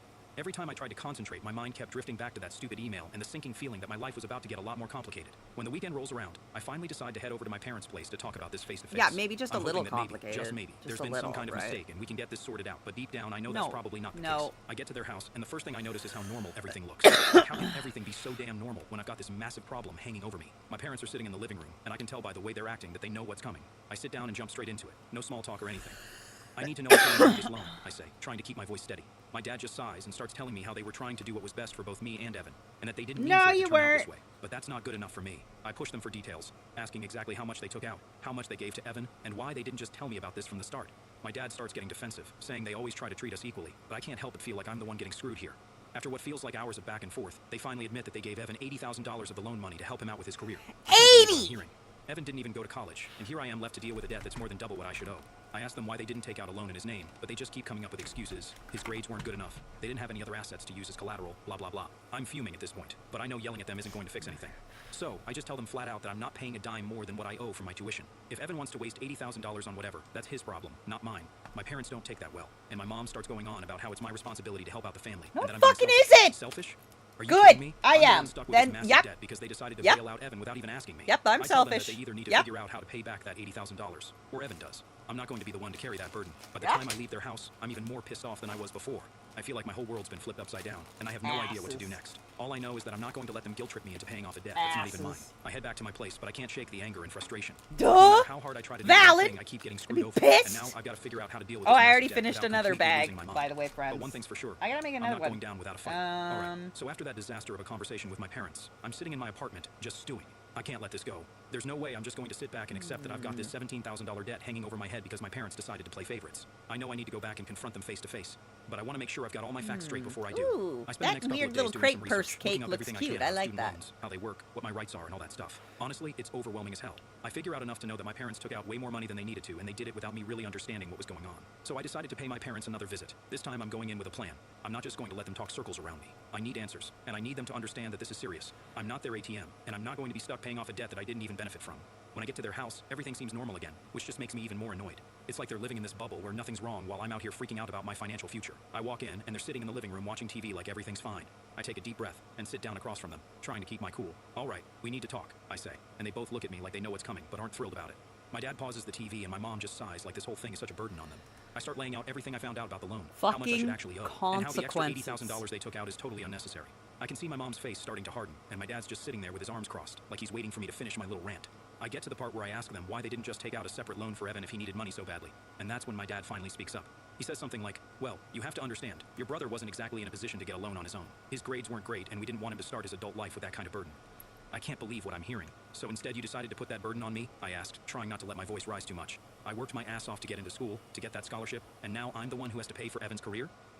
My dad's getting defensive now. He starts talking about how they've always tried to support both of us equally and that they didn't mean for it to turn out like this, but it doesn't feel equal to me at all. It feels like they're using me to cover for Evan's failures. I tell them point blank that I'm not going to pay back the $80,000 that they gave to him. My mom's face goes white and she starts to tear up, but I don't let that get to me. I know what she's trying to do. She's trying to guilt trip me, make me feel like I'm being selfish for not Emotional wanting to take care of my family, but I'm not manipulation, falling but for it it's this time. also She emotional starts in with the kidnap. whole, we did this for the family speech, saying that they were just trying to Emotional make sure Evan kidnap. had a chance to succeed just like Emotional I did. kidnap. But I fire back, That's what asking that's her how called. giving Evan Emotional $80,000 to kidnap. blow on who knows what is the same as me using the money to actually get an education. She doesn't have a good answer for that, so she just starts crying harder. My dad, of course, steps in to defend her, saying that I'm being too harsh, that I don't understand the pressure they were under. But what about the pressure I'm under now? I'm the one who's going to be stuck paying this off for who knows how long. They don't seem to get that. We go back and forth like this for what feels like forever. They keep trying to justify what they did, and I keep shooting down their excuses. I'm getting more and more frustrated, but I'm trying to keep it together. I don't want to lose their temper, but it's hard when it feels like they're just not listening. They're Finally, not. I decide to change tactics. I tell them that if they don't pay back the $80,000, I'm going to have to take legal action. Go My dad's directly eyes go to wide at that, jail. and my mom looks like she's about to have a meltdown. They start begging Do me not to do pass anything drastic, go. saying that it'll ruin the family Goodbye. if I go down that road. But I'm done with their guilt trips. I tell them that they either need to figure out a way to pay back that money, or I'll have no choice but to protect myself. I can't afford to let this debt ruin my life just because they decided to favor Evan over me. Mom finally speaks up through her tears, saying that they'll try to come up with a solution. But I can tell she's just saying that to get me to calm down. My dad's still in shock that I'd even consider taking legal action against Why them, the fuck but he doesn't wouldn't argue he? anymore. I think he That's realizes that stupid. I'm serious, that I'm not going to back down. I get up to leave, and as 45 I'm walking more out the door, my mom calls after me, minutes. asking if I'm really going to go through with this. Yeah. I just turn around and say, if it comes down to it, yeah, I will. Then I leave, Yeah. not looking back. As I'm driving home, I start to You feel this weird mix fucked of him emotions. over. I'm angry, obviously, but I'm also sad. I didn't want things to come to this, but what choice do I have? My Exactly. parents put me in an impossible situation, and now I have to Exactly. figure out how to get out of it. Exactly. It sucks, but I know I have to do what's right for me. Yeah. By the time I get back to my apartment, I'm emotionally drained. I just collapse on the couch and stare at the ceiling, What the trying fuck to make else are you sense of supposed to everything. do with that mess? I know I'm in for a long fight, Nonsense. and I'm not sure how it's going to turn out, but I'm ready for it. I have to be. I start thinking about the next steps, what I need to do to protect myself legally. Go how I'm going to keep my forge. head above water financially, all that stuff. But mostly I'm just exhausted. I didn't expect this to be easy, but I didn't think it would be this hard either. As I lie there, I realize that this is just the beginning. There's a long road ahead, and I'm going to have to stay strong if I want to come out on the other side. But at least now I know what I'm up against, and I'm not backing down, no matter what.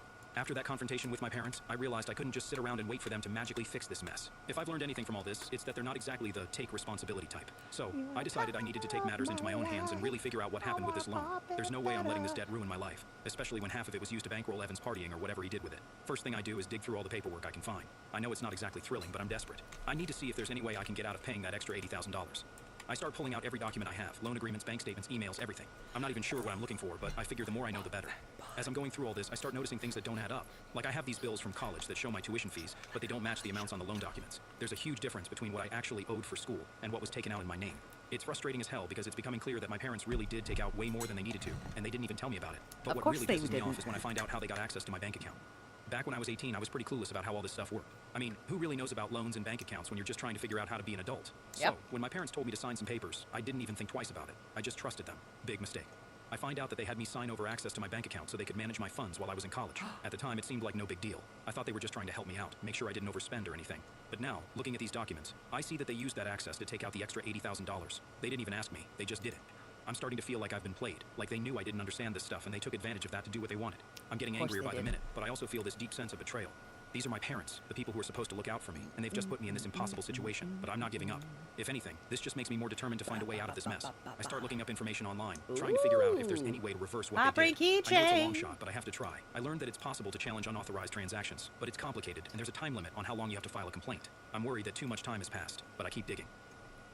While I'm doing all this research, I also start thinking about what I'm going to do about Evan. He's been skating by while I'm dealing with all this crap, and I'm not okay with that. I know he's my brother, but I'm tired of being the one who always has to clean up his messes. It's time for him to take some responsibility, too. I decide I'm going to confront him directly. Enough of letting my parents protect him from the consequences of his actions. I want to know what he did with the money, and I want to see if there's any chance he'll step up and help pay it back. I know it's a long shot. Evan's never exactly been the responsible type, but I have to try.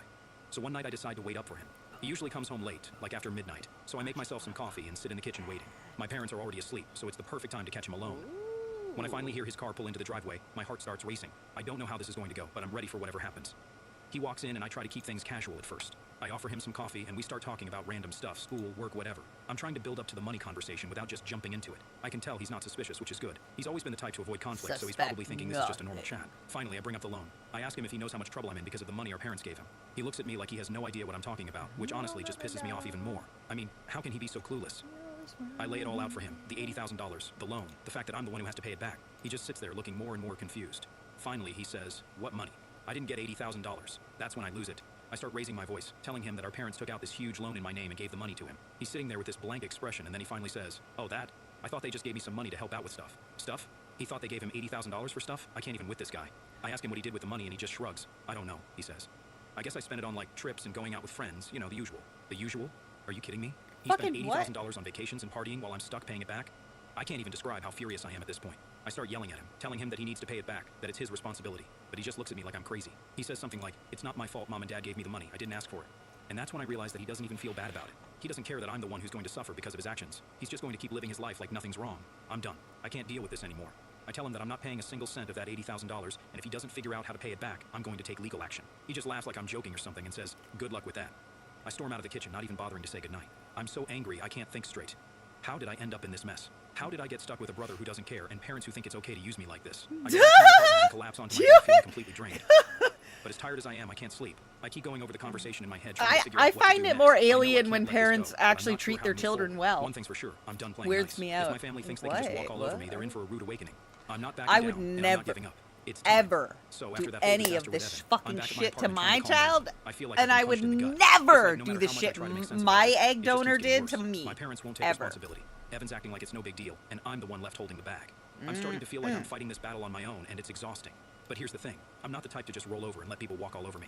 If they think I'm going to pay off this $170,000 without a fight, they're seriously mistaken. I know I can't keep going on like this, just reacting to everything they throw at me. I need to take control, set some boundaries, and make it clear that I'm not playing around anymore. I decide to give my parents one last chance to make things right before I take things to the next level.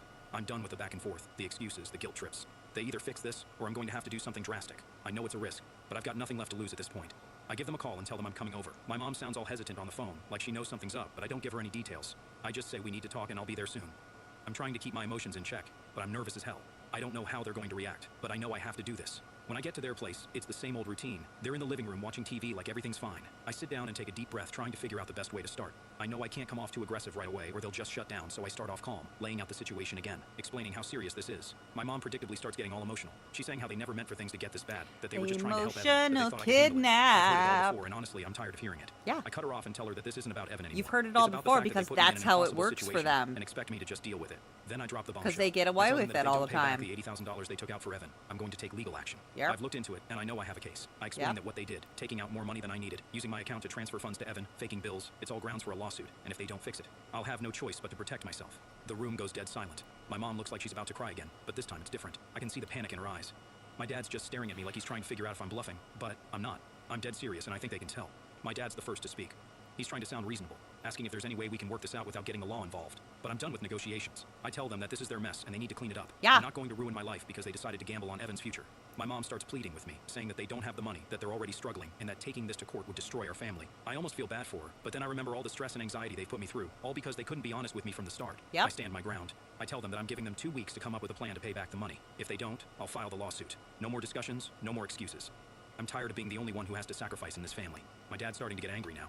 He says that I'm being unreasonable, that I'm tearing the family apart over money, but I'm not letting him guilt trip me this time.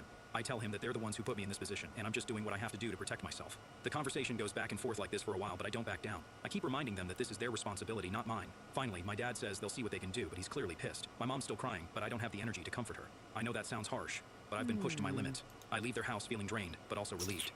I know I've done everything I can to give them a chance to make this right. This If all they just don't, clear then I'll have to recruit? follow through with my threat. It's not what I want, but it's what I have to do. Over the next few days, I keep waiting for my phone to ring, for them to call me and say they figured something out. But all I get are a few texts from my mom asking me to reconsider, telling me how hard this is on them, how they're worried about what's going to happen to the family. But I don't budge. I just keep reminding her of the deadline, 2 weeks. That's all they've got. As the days go by, I start preparing for the worst. I gather up all the documents I found, print out copies of emails, bank statements, anything that could help my case if this goes to court. I even talk to a lawyer just to make sure I'm ready for whatever happens next. It feels weird, like I'm gearing up for a battle against my own family, but I know it's what I have to do. I can tell my friends and my girlfriend are worried about me. They've been supportive, but they keep asking if I'm sure I want to go through with this. It's a fair question. I mean, who wants to sue their own parents? But I keep telling them the same thing. I don't have a choice. If I let this slide, I'll be paying for it for the rest of my life. Yep. Literally. Yeah. Finally, the 2-week deadline rolls around and I Yep. haven't heard a peep from my parents. I'm starting to think they're just going to ignore this and hope I back down. But they don't know me as well as they think they do. I'm not backing down. I text my mom one last time, reminding her of the deadline and letting her know that if I don't hear from them by the end of the day, I'll be filing the lawsuit in the morning. That night, I'm lying in bed staring at the ceiling, feeling like I'm about to cross some invisible line that I can never uncross. It's a weird mix of emotions, anger, sadness, fear, but also a strange sense of relief. I've done everything I can to give them a chance. Now, whatever happens next is on them. The next morning, I wake up to a text from my mom. It's short, just a few lines, but it says everything I need to know. We're working on getting the money together. Please don't do anything yet. We'll talk soon. It's not exactly the resolution I was hoping for, but it's something at least. Now I know they're taking me seriously. I text back telling her they've got 1 more week to come up with a concrete plan. If they do, I'll hold off on filing the lawsuit, but if they're just stalling, I won't hesitate to go through with it. For now, all I can do is wait and see what they come up with. I'm hoping they'll finally do the right thing, but I'm not holding my breath. Either way, I'm ready for whatever comes next. This is far from over, but at least I know I'm not alone in this fight anymore. Update 1. So after that last text from my mom, I'm left in this weird limbo where I'm waiting to see if they're actually going to pull through, or if they're just stringing me along. It's frustrating as hell, but at the same time, I'm trying to keep myself grounded. I know I need to be ready for whatever happens next, whether it's them paying up or me having to take this to court. A few days pass and I hear nothing, not a single word from my parents, and it's driving me nuts. I keep checking my phone, waiting for a text, a call, anything. I'm trying to stay patient, but it's hard when I feel like everything's hanging in the balance. I start thinking about what this is doing to my relationship with them, how it's all falling apart, and how there's probably no going back to the way things were. Not that I'd want to given how they've treated me, but still, it's a lot to process. Then, out of nowhere, I get a call from my dad. It's late at night and I'm already half asleep when my phone starts ringing. I pick up and before I can even say hello, he's yelling at me. He's going on about how I'm tearing the family apart, how I'm being selfish, and how they've done everything for me, and this is how I repay them. I try to keep calm, but I'm half awake and his words are hitting me hard. It's like every guilt trip he's ever laid on me, all wrapped up in one angry rant. He's saying things like, do you really want to be the reason your mother ends up in the hospital? And Yeah. Evan's already struggling, and now you want to make things worse for him. Yes. It's all the same stuff I've heard before, but it's more intense this time, like he's desperate. I let him finish his rant before I say anything. I'm trying to think of how to respond without losing my cool, but it's tough. Finally, I just tell him, Dad, this isn't about tearing the family apart, it's about what's fair. You guys put me in a position where I have to protect myself, and that's what I'm doing. He's not having it, though. He keeps yelling, saying that I'm being unreasonable, that I'm causing all this stress for no reason. Of course he and that I does. should just let it go and trust them to handle it. But how can I trust them after everything they've done? They've lied to me, taken Trust advantage of me, us! and now they're trying to make me feel like the bad guy for standing up for Oh myself. my I tell them God. that I've The already given them more than audacity. enough chances The to make this right, and audacity! if they don't come up with the money, I'll have no choice but to follow through with my plans. He starts to get even angrier, but I cut him off saying, Dad, this conversation isn't going anywhere. Yeah, of I've course made my it's not. decision and I'm not backing down. He hangs up on me and I'm left staring at my phone feeling like I've just been punched in the gut. It sucks, but I know I did the right thing. I can't keep letting them guilt trip me into doing what they want. This is my life and I have to take control of it. The next morning, I wake up to a bunch of texts from my mom. They're all over the place. Some of them are her trying to reason with me. Others are more guilt trips. And a few are just flat out As begging me to though drop you're this whole being thing. She's saying unreasonable. stuff like, As "We're though your you're... parents. We would never do anything to hurt you." Yes, Heaven you forbid, would! this You is so did fake already! anger. But I can't let myself get sucked into that again. I've been down that road too many times, and I know where it leads. You Me would, getting screwed over while they act 'cause like you everything's did. fine. I text her back, telling her You that are I'm still waiting for them to come up actively with a plan to in pay a back the money. problem I remind her right that they've only now. got a few days left before I take action. She doesn't respond right away, but when she finally does, it's just more of the same. She's saying that they're trying their best, but they don't have the money right now, and that I need to be patient. It's frustrating, but at this point, I'm not surprised. I'm starting to think they cutting never out the planned on paying me back. bears. They just wanted to see if they could wear me down until I gave up. A few more days go by, and I'm getting more and more anxious. I know the deadline is coming up, and I need to be ready to follow through on my threat if they don't deliver. But part of me is still holding out hope that they'll do the right thing, even though I know it's unlikely. Then on the last day of the deadline, I get another call, this time from Evan. I'm surprised because he's been pretty quiet since our last conversation. I pick up and he's not yelling like my dad was, but he's clearly upset. He starts off by saying that he's sorry things have gotten this bad and that he wishes there was something he could do to fix it. I'm skeptical, but I let him talk. Oh my he says he's God, been you thinking about what I absolute said, and that wad. he understands why I'm angry. He even Yeah, admits do that he shouldn't you? have taken the money without asking questions, and that he should have been more responsible with it. But then he drops the bomb. He doesn't have any way to pay it back. He's still not making any money from his modeling gigs, and he's barely scraping by as it is. I can hear the frustration in his voice, and part of me wants to feel bad for him, but I'm also just so tired of all of this. I tell him that I appreciate him admitting that he messed up, but that doesn't change the fact that I'm the one stuck with the debt. I tell him that if he can't pay it back, then our parents need to step up and take care of it. He sighs and says he'll talk to them, but I can tell he's not optimistic. He knows as well as I do that they're not in any hurry to pay up. We end the call on a tense note, and I'm left feeling even more drained than before. It's like every time I think I'm getting closer to a Stop resolution, something else pops up giving to drag me them back down. the next day, benefit I get a of the message from doubt. my lawyer asking if I'm ready to move forward Yep. with the lawsuit. Yes, yes. I know that this is it, the moment Yes, of truth. yes, Either my parents yes, come up with the money or yes, I'm taking them to court. yes. I send one last text to my mom, reminding her of the deadline and letting her know that if they don't have the money by the end of the day, I'll be filing the lawsuit in the morning. Hours go by, and I don't hear anything. I'm starting to accept that this is really happening, that I'm going to have to take my own parents to court to get what I'm owed. It feels surreal, like I'm living in some kind of twisted reality where nothing makes sense anymore. Then, just as I'm about to give up hope, I get a text from my dad. It's short and to the point. He says they've managed to pull together some money and they'll be able to pay me back in installments. He doesn't apologize, doesn't say anything about how they've treated me, just that they'll start paying me back. It's not exactly the victory I was hoping for, but it's something at least. Now I know they're taking me seriously. I text back telling him that I'll accept the payments, but I'll be keeping a close eye on them to make sure they follow through. I also tell him that if they miss a single payment, I'll file the lawsuit immediately. He agrees, and that's that. I finally feel like I'm getting some control back over my life, but it's bittersweet. I've had to fight tooth and nail to get here, and my relationship with my parents and brother is probably beyond repair. But at least now I can start moving forward knowing that I did what I had to do to protect myself. It's a strange feeling, relief mixed with sadness, anger mixed with a sense of closure. But I know one thing for sure, I'm not going to let them take advantage of me ever again.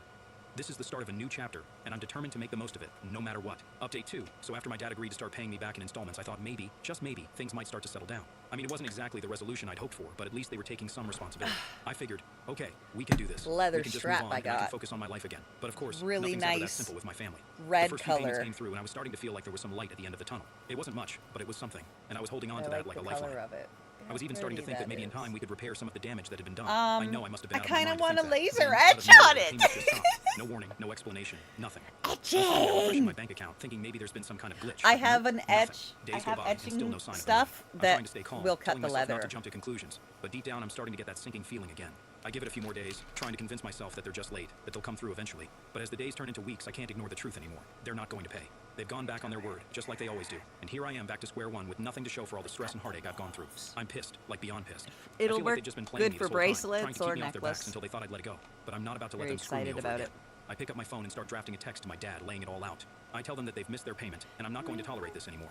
I give them one last chance to explain themselves, but I make it clear that if I don't hear from them by the end of the day, I'm filing the lawsuit first thing tomorrow. I send the text, and then I wait, and wait, and wait.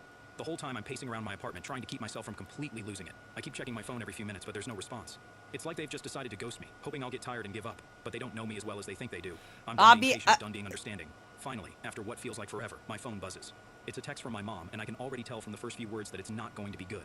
She's saying that they're sorry for missing the payment, but things have been difficult lately, and they just don't have the money right now. She's asking me to give them more time, to be patient, to understand that they're doing the best they can. I'm reading this, and I just feel this wave of frustration and anger wash over me. I know they're not doing the best they can. They're just trying to buy more time, hoping I'll eventually let it go. Yep. But I can't let it go. Yep. I've already given them more chances than they deserve, and they've done nothing but take advantage of me. what was I text her this? back, and I'm not holding back this time. I tell her that I've given them enough time, that I've been more than patient, and that I'm done waiting. I tell her that if they don't have the money by tomorrow, I'm filing the lawsuit. No more excuses, no more delays. I'm tired of being treated like a doormat. The rest of the day is a blur of emotions. Black I'm angry, roses, frustrated, black but also tulips. just What do you exhausted. think? I feel like I've been fighting this battle for so long, and I'm running out of steam. But I know I can't give up now. I have a If bit let of them win, space I'll along never be the able to look myself in bottom. the mirror again. So I brace myself for what's coming next, knowing it's not going to be easy. That night, I can't sleep. I'm tossing and turning, my mind racing with everything that's happened. I keep going over the conversations, the broken promises, the lies. I'm trying to figure out where it all went wrong, but the more I think about it, the more I realize that it's always been like this. They've always put Evan first, always expected me to clean up the messes, and I'm just done. The next morning, I wake up feeling like I've been hit by a truck. I'm exhausted, emotionally drained, but I know I have to follow through. I get up, make some coffee, and start gathering all the documents I'll need to file the lawsuit. I've got everything organized, every piece of evidence, every email, every text. I know my case is solid, but that doesn't make it any easier. Just as I'm about to head out the door to meet with my lawyer, my phone rings. It's my mom. For a second, I think about ignoring it, but something tells me to pick up. I answer, and she's crying on the other end of the line. She's begging me not to go through with the lawsuit, saying that they'll figure something out. That they'll get the money somehow. I listen to her, and for a moment, I feel this pang of guilt. I don't want to hurt her. I don't want to be the reason my family falls apart. Yeah, but then I remember all the times they've hurt me, all the times they've let me down, and I steel myself. I tell her that I've already given them more than enough chances, and I'm not backing down. She keeps crying, keeps begging, but I just keep repeating the same thing, I'm not backing down. Eventually, she gives up and hangs up, and I'm left standing there feeling like the worst person in the world. But I know I can't let myself get sucked into their drama again. I have to stay strong, have to protect myself, even if it means hurting the people I care about. I meet with my lawyer later that day, and we start the process of filing the lawsuit. It's surreal sitting there in his office, signing papers that could change everything. Part of me is still hoping that they'll come through at the last minute, that they'll finally do the right thing, but I'm not holding my breath. Over the next few days, I start getting calls and texts from family members, cousins, aunts, even a couple of friends. Word's gotten out about the lawsuit and everyone's got an opinion. Some people are supportive, telling me I'm doing the right thing, that I have to stand up for myself. Others are not so understanding. They're saying that I'm tearing the family apart, that I'm being selfish. Oh, do they? Do the people that are not involved and have nothing to fucking do with it have an opinion? Frustration and hurt that led to this point. I try not to let it get to me, but it's tough. I feel like I'm losing everything. My family, my support system. They are not your I decided family. to stand up for myself. But then I remind myself why I'm doing this. I'm doing it because I deserve better. Because I'm tired of being the one who always has to sacrifice. I'm doing it because I need to take control of my life. They even if it means burning some bridges along the way. And so I keep moving forward. They fucked It's not you easy, over. and I know there's still a long road Why ahead. are you but feeling I'm bad determined for to see this people through that to the end. fucked you I've come too over? far to turn back now. This is my life, my future, and I'm not going to let anyone take that away from me. Yeah. Update 3, so here we are. It's been a few weeks since I filed the lawsuit against my parents, and honestly, it's been one of the hardest things I've ever done. I never thought I'd be in this position, fighting my own family in court, but I guess life has a way of throwing you into situations you never imagined. If you told me a year ago that I'd be suing my parents, I would have laughed in your face, but here we are. The first thing I noticed after the news got out was how quickly people took sides. It's like everyone in the family had an opinion, and most of them weren't shy about sharing it. Some of my cousins reached out to say they were proud you have of me an for standing up for opinion? myself, Oh, but a lot of okay. the older relatives were less Cool. understanding. They kept saying things like, family should come first. Stuff or, it you don't up air dirty that laundry in public." ass It was like they deeply. expected me to just take the hit and move on. All for the No, sake of keeping the peace. no, But what no, peace? My parents no. already shattered any sense of trust I had in them. And No. Evan, well, he was No. still acting like this was all my fault. Like I Did was it? the one who had done something wrong. I can't even count how Absolutely many times I heard ridiculous. the word ungrateful tossed around. They acted like I should be Ungrateful. thanking them for everything they've done for me. Oh, as if thank saddling me with a you. $170,000 debt was Oh some kind of my. gift. The court stuff started slow, which was kind of expected. Lawyers going back and forth, papers being filed, dates being set. Jesus. It's all a bunch of legal crap that makes your head spin. But my lawyer was great about keeping me in the loop and explaining things in a way that didn't make me feel like a total idiot. Still, every time I had to go to a meeting or sign something, it was like a punch to the gut. A reminder that this wasn't just some nightmare I could wake up from. It was my reality. Then about a week ago, things took a turn. My lawyer called to let me know that my parents wanted to settle. I guess they finally realized that I wasn't going to back down, and that this was going to cost them a lot more than just $80,000 if it went all the way to court. I wasn't surprised. They've always been more about saving face than actually doing what's right. But still, hearing that they wanted to settle, it was like a weight lifted off my shoulders, even if just a little bit. We met at my lawyer's office. My parents looked worn down, like this whole thing had taken a toll on them too. My mom couldn't even make eye contact Poor with me and my babies. dad. Well, he just looked pissed. It's like he couldn't Poor believe it had come to babies. this, that I was the one making them pay for their mistakes. The settlement talks were tense. Oh lawyer my did most of gosh. the talking, What's which I was that? grateful for The because I don't know if I consequences could've of kept your my own cool. actions. My Oh parents were trying to my. negotiate, offering What's less than what they owed, that? but my lawyer wasn't having it. He made it clear that we had a solid case and that they'd end up paying a lot more if they didn't settle now. In the end, they agreed to pay back the full $80,000, plus a bit extra for the legal fees. It wasn't a victory parade or anything, more like a hollow win. I mean, I got what I wanted, but at what cost? My relationship with my parents is beyond repair, and Evan, well, he didn't even show up. I guess he figured it wasn't his problem anymore now that Mom and Dad were paying up. When we left the office, my mom tried to talk to me. She said she was sorry, that they never meant for things to get this bad, but I couldn't even look at her. I just told her it was too late for apologies. Maybe that sounds harsh, but you can only hear sorry so many times before it loses all meaning. Actions speak louder than words, and their actions have been pretty damn loud. My dad didn't say anything as we left. He just walked out, not even looking back. I stood there for a minute watching them go, and it hit me that this might be the last time I ever see them. I mean, how do you come back from something like this? It's not like we can just pretend it never happened. Too much has been said, too many lines crossed, and honestly, I'm not sure I even want to try to fix things, not after everything. The money came Gross. through a few days later, and I used it to pay off the last of the loan. I'm debt-free now, but it doesn't feel as great as I thought it would. There's this emptiness where my family used to be, and I'm not sure how to fill it. My friends have been amazing, and my girlfriend's been my rock through all this. But there's still that hole, you know? It's like no matter how messed up things were with my parents, they were still my parents, and now they're just people I used to know. I'm trying to move on, focus on the future. My internship turned into a full-time job, and I'm doing well for myself. I've started looking at apartments, thinking about maybe moving to a new city, getting a fresh start. But it's hard to shake the feeling that I'm leaving something important behind, even if that something was toxic as hell. Sometimes I wonder if I made the right choice, if maybe I should have just let it go, taken the hit, and kept the peace. But then I remember how they treated me, how they used me, and I know I did what I had to do. It's just that doing the right thing doesn't always feel good. Sometimes it just feels necessary.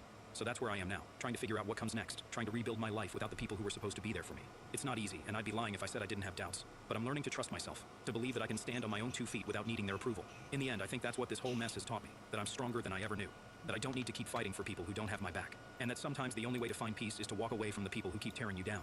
I don't know what the future holds, but for the first time in a long time, I'm okay with that. I'm ready to start living my life for me, not for anyone else, and maybe that's the best outcome I could have hoped for. Hey you, stop overpaying for your phone plan. Don't tell me what to do. You're in control. Phone plans start at less than $10 a month, and you can upgrade or downgrade based on your monthly needs. More talk? Less data? No problem. Need unlimited? We've got that too. Build your telephone plan, just the way you like it. There are no contracts, no surprises, just savings. You'll get nationwide coverage, international calls, and human customer service. Plus, you can even bring your phone and I don't give a shit keep if your it's a number. robot customer Start saving service, as and long switch as to my Telo fucking today. customer is serviced. My parents demanded I delay my wedding 2 years for my divorced sister. When I said no, they disowned me, and now they're shocked the family cut them off. I am Lexi, 27, female, and my entire family is mad at me. Before you judge me, please hear my story. So, I have a sister named Rose, 32, female, who got divorced a few months ago. It has been a tough time, and I've been trying to be there for her, but if I'm being honest, Rose and I have never been close. She was not a good big sister. She and her little group of friends tormented me for years, and my parents never intervened. I always felt like an outsider in my family. Fast forward to a few months ago when Rose got divorced. She has been a mess. She didn't work, so she had to move back in with our parents. I'm not close to my parents or Rose and don't visit them often, so it didn't matter to me. The thing is, even growing up, I always felt like the black sheep. Rose was the golden child. She did everything right, straight A's, perfect prom queen moments, and my parents adored her. Meanwhile, I was the rebellious, difficult one. I got into arguments, broke curfew, dyed my hair crazy colors, you name it. But the worst part was how Rose used to make me feel. She would bully me, not just casually, but it was like she went out of her way to exclude me from making plans with her friends right in front of me, to spreading rumors about me at school. She made sure I knew I wasn't welcome. And then there was my parents' reaction, or lack thereof. No matter what Rose did, they always took her side. I remember telling them once about the things she said to me, and they brushed it off like, oh, that's just how sisters are. It hurt a lot, and I carried that resentment with me through adulthood. However, about a month after my sister's divorce, my partner Joshua, 29, male, proposed to me. It was one of the happiest moments of my life. I mean, I had been waiting for this for a while. Joshua and I had been together for almost 4 years, and we had talked about marriage a lot. So when he finally proposed, it felt like everything was falling into place naturally. I told my parents right away. Even though we weren't exactly close, I thought maybe, just maybe, this could be something that would bring us together. I started getting into wedding planning mode almost immediately. Venues, dresses, flowers, you know the drill. I was so excited to share this moment with my friends and the few family members I am actually close with. But then, a few weeks later, I got a call from my mom. She sounded serious and told me they had something important to discuss with me. Honestly, my first thought was that maybe it had something to do with Rose and her whole post-divorce mess. I just had a gut feeling that whatever was coming wasn't going to be good. So I drove to their house the next evening, kind of bracing myself for the worst. And sure enough, as soon as I sat down, my mom came out with it. She told me that they were hoping I would postpone my wedding by 2 years. Yes, 2 years. Because Rose had just gotten divorced. I couldn't believe what I was hearing. My wedding postponed because my sister got divorced? It was so absurd that I actually laughed out loud for a second, thinking she must be joking. But nope, she was dead serious. She explained that Rose was still heartbroken and needed time to move on and potentially find another man, and apparently my wedding would somehow interfere with that process. I sat there stunned and asked my mom if she was really serious. Like, how could she even think that my wedding had anything to do with Rose's love life? My wedding, one of the biggest days of my life, was supposed to be delayed because of Rose's bad decisions. My mom then hit me with the classic, we are family, we need to support each other. A million times. It's always about supporting Rose. Gross. It's like they expect me to just be this silent, supportive figure in the background, constantly putting her needs first. I couldn't help but get angry. I told my mom this was ridiculous, flat out stupid, and that I couldn't believe she had the nerve to ask me something like that. And then I just left. I didn't want to stay there and listen to more of their excuses or guilt tripping, but it didn't stop there. My mom kept calling me over the next few days, trying to convince me that this was the right thing to do, and that it wasn't just about Rose, but about the family as a whole. She kept saying how unfair it would be for Rose to attend my wedding while still dealing with her divorce, but like, when has life ever been fair? Things don't stop just because one person is going through something. It's not like I'm trying to rub my happiness in Rose's face. I just want to get married and start my life with Joshua. My dad got involved too, which was a surprise because he's usually pretty hands-off when it comes to this kind of drama. He tried to reason with me, saying how emotional Rose was right now, and how my wedding would be too much for her to handle. He made it sound like my wedding would be this huge burden on her, as if my happiness was somehow going to make her more miserable. But again, I just don't see how that's my problem. I can't control how she feels, and I certainly can't put my life on hold indefinitely just to spare her feelings. After that, my parents kept calling and bugging me for days. Every time I saw their name pop up on my phone, I just knew it was going to be more of the same guilt trip about postponing the wedding. Honestly, I was starting to lose my patience with them. My sister, on the other hand, hadn't said a word to me. It was all coming from my parents, and I was beginning to wonder if this was really what Rose wanted, or if my parents were just projecting their own issues onto me. So, after about a week of this back and forth, I decided to take matters into my own hands and called Rose directly. I was pretty calm at first, just trying to get to the bottom of it. I asked her straight up if she was the one who put my parents up to this, or if they were just overreacting on their own. And that's when she confirmed it. Yes, she did think it would be better if I postponed the wedding. Her reasoning? She said that during the wedding, all the relatives would be asking her about the divorce, and she wasn't ready to deal with that kind of attention. I was stunned. Like, I understand that a divorce is a big deal, but this was the wedding we were talking about, one of the biggest days of my life. Why should my wedding be overshadowed by her worries about what people might say to her? I told her as calmly as I could that this was my wedding, and I highly doubted anyone would be pestering her about something so personal at an event that was supposed to be about Joshua and me. I mean, let's be real. At weddings, people are too busy focusing on the couple getting married, the food, the dancing, and their own lives. Who's going to go up to Rose and ask invasive questions about her failed marriage at my wedding of all places? But of course, she wasn't willing to listen. She just kept insisting that she wasn't emotionally ready to face everyone, and that if I cared about her at all, I'd consider waiting until she felt stronger and more prepared to handle the attention. Oh the more my. she talked, the angrier I got. I finally just laid it out for her. I told her that the wedding was going to happen whether she liked it or not, and whether she or our parents showed up or not. I wasn't going to put my life on hold because she was insecure about people asking her uncomfortable questions. That was on her to deal with, not me. After I hung up, I called my parents right away and told them the same thing. I said, look, I love you guys, but I'm not postponing the wedding. If you want to support me, that would be great. If not, I'll understand, but the wedding is happening with or without you. My mom predictably started crying and saying how I was tearing the family apart and how Rose needed time to heal, but at that point, I had made up my mind. I wasn't going to back down, and the wedding did happen 3 weeks ago. I got married to Joshua, and it was beautiful, even though my parents didn't show up. I won't lie, walking down the aisle alone was tough. I had imagined that moment my whole life, and in my head, it always involved my dad by my side. But as I walked towards Joshua, seeing his face light up with that huge smile, it hit me that I was doing this for us. Not for my parents, not for Rose, not for anyone but Joshua and me. And honestly, that was enough. I felt at peace with my decision. I was surrounded by my closest friends and the people who truly support us. Once the ceremony was over, and we got to the reception, things got a little more complicated. Most of my extended family had shown up, including some aunts, uncles, cousins, who hadn't been involved in the drama, but they noticed. They noticed that my parents weren't there, and obviously they were curious. People started asking, where are your mom and dad, or is everything okay? And I knew it was only a matter of time before I'd have to explain the whole messy situation. At first, I tried to dodge the questions, not wanting to make the day about family drama, but the curiosity just kept coming. Eventually, I sat down with a few of my aunts and cousins and told them everything. How my parents had demanded I postpone the wedding, how they wanted me to put my life on hold for Rose's sake, and how in the end, they chose not to come when I refused to give in to their demands. I didn't sugarcoat it. I was tired of pretending everything was fine when it wasn't. Their reactions were a mix of shock and disbelief. Some of them were horrified that my parents would even ask something so ridiculous, while others were angry on my behalf. It felt like a weight was lifted off my shoulders, finally being able to share my side of the story, and honestly, it felt good to have some of my family understand what I'd been dealing with. As the night went on, more people heard the story, and by the end of the night, it was pretty much common knowledge. I thought there might be some backlash, but instead, something unexpected happened. My parents started getting ostracized by the rest of the family. It was like the whole thing had opened people's eyes to how they've been treating me all these years, putting Rose first, expecting me to constantly play second fiddle to her. People began reaching out to me to offer their support, saying things like, I had no idea it was this bad, and you did the right thing by standing your ground. Then something even crazier happened. A cousin of ours who's getting married next month uninvited my parents from her wedding. Apparently, she didn't want that kind of negativity on her own big day. I wasn't expecting that at all, and part of me feels a little guilty, but at the same time, I can't help but feel validated. For years, I felt like an outsider, like I was the one always causing problems or not being understanding enough, but now people were starting to see that maybe, just maybe, it wasn't all on me. After my wedding, Joshua and I went on our honeymoon for a week, and it was honestly the best escape I could have asked for. We went to this beautiful beach resort, just the two of us, away from all the family drama. I didn't check my phone for the most part, just soaking in the peace and quiet. I knew there would be messages from my parents and probably my sister, but I just couldn't deal with it during the honeymoon. It was our time to relax and start this new chapter without all the stress. Once we got back, reality hit me pretty hard. I decided to finally listen to the voicemails that had piled up. Honestly, I wasn't prepared for what I heard. Instead of my parents trying to talk things out or even attempt a civilized conversation, the messages were filled with cursing and swearing. My mom called me an entitled brat, among other colorful terms. My dad's tone was more of the same, and at one point he even said that I was tearing the family apart. It wasn't just anger, it was downright nasty. The guilt trips, the passive-aggressive remarks, the constant accusations that I was selfish, all of it was just too much. I ignored the messages at first, thinking that they'd calm down after a few days, but that didn't happen. In fact, things just escalated. They started calling even more frequently, leaving voicemails filled with the same toxic crap. When I blocked their numbers, they found other ways to reach out, email, Facebook, and even Instagram. They were relentless. My sister, who hadn't said a word since the wedding, finally chimed in, sending me long messages about how I ruined the family by choosing Joshua and my happiness over family unity. It was honestly exhausting. At one point, they even started using new phone numbers to get around being blocked. I blocked one number, and within a few hours, they'd be back with another. It felt like I was playing some twisted game of whack-a-mole, but instead of moles, it was just toxic family members who couldn't take no for an answer. I'll admit, I started to get really frustrated. I mean, what do you do when your own family just won't leave you alone? Every time I try to take a step back and focus on my own life, they'd find a way to pull me back into the drama. It was like they couldn't handle the fact that I was happy without them, that I didn't need their constant approval or validation anymore. I talked to Joshua about it, and he's been super supportive. He suggested everything from changing my phone number to cutting off contact entirely, but part of me feels so conflicted. They're still my parents, you know? Even after everything they've said and done, there's this little part of me that feels guilty, like I'm somehow the bad guy for blocking them out. But at the same time, I know I can't keep letting them treat me like this.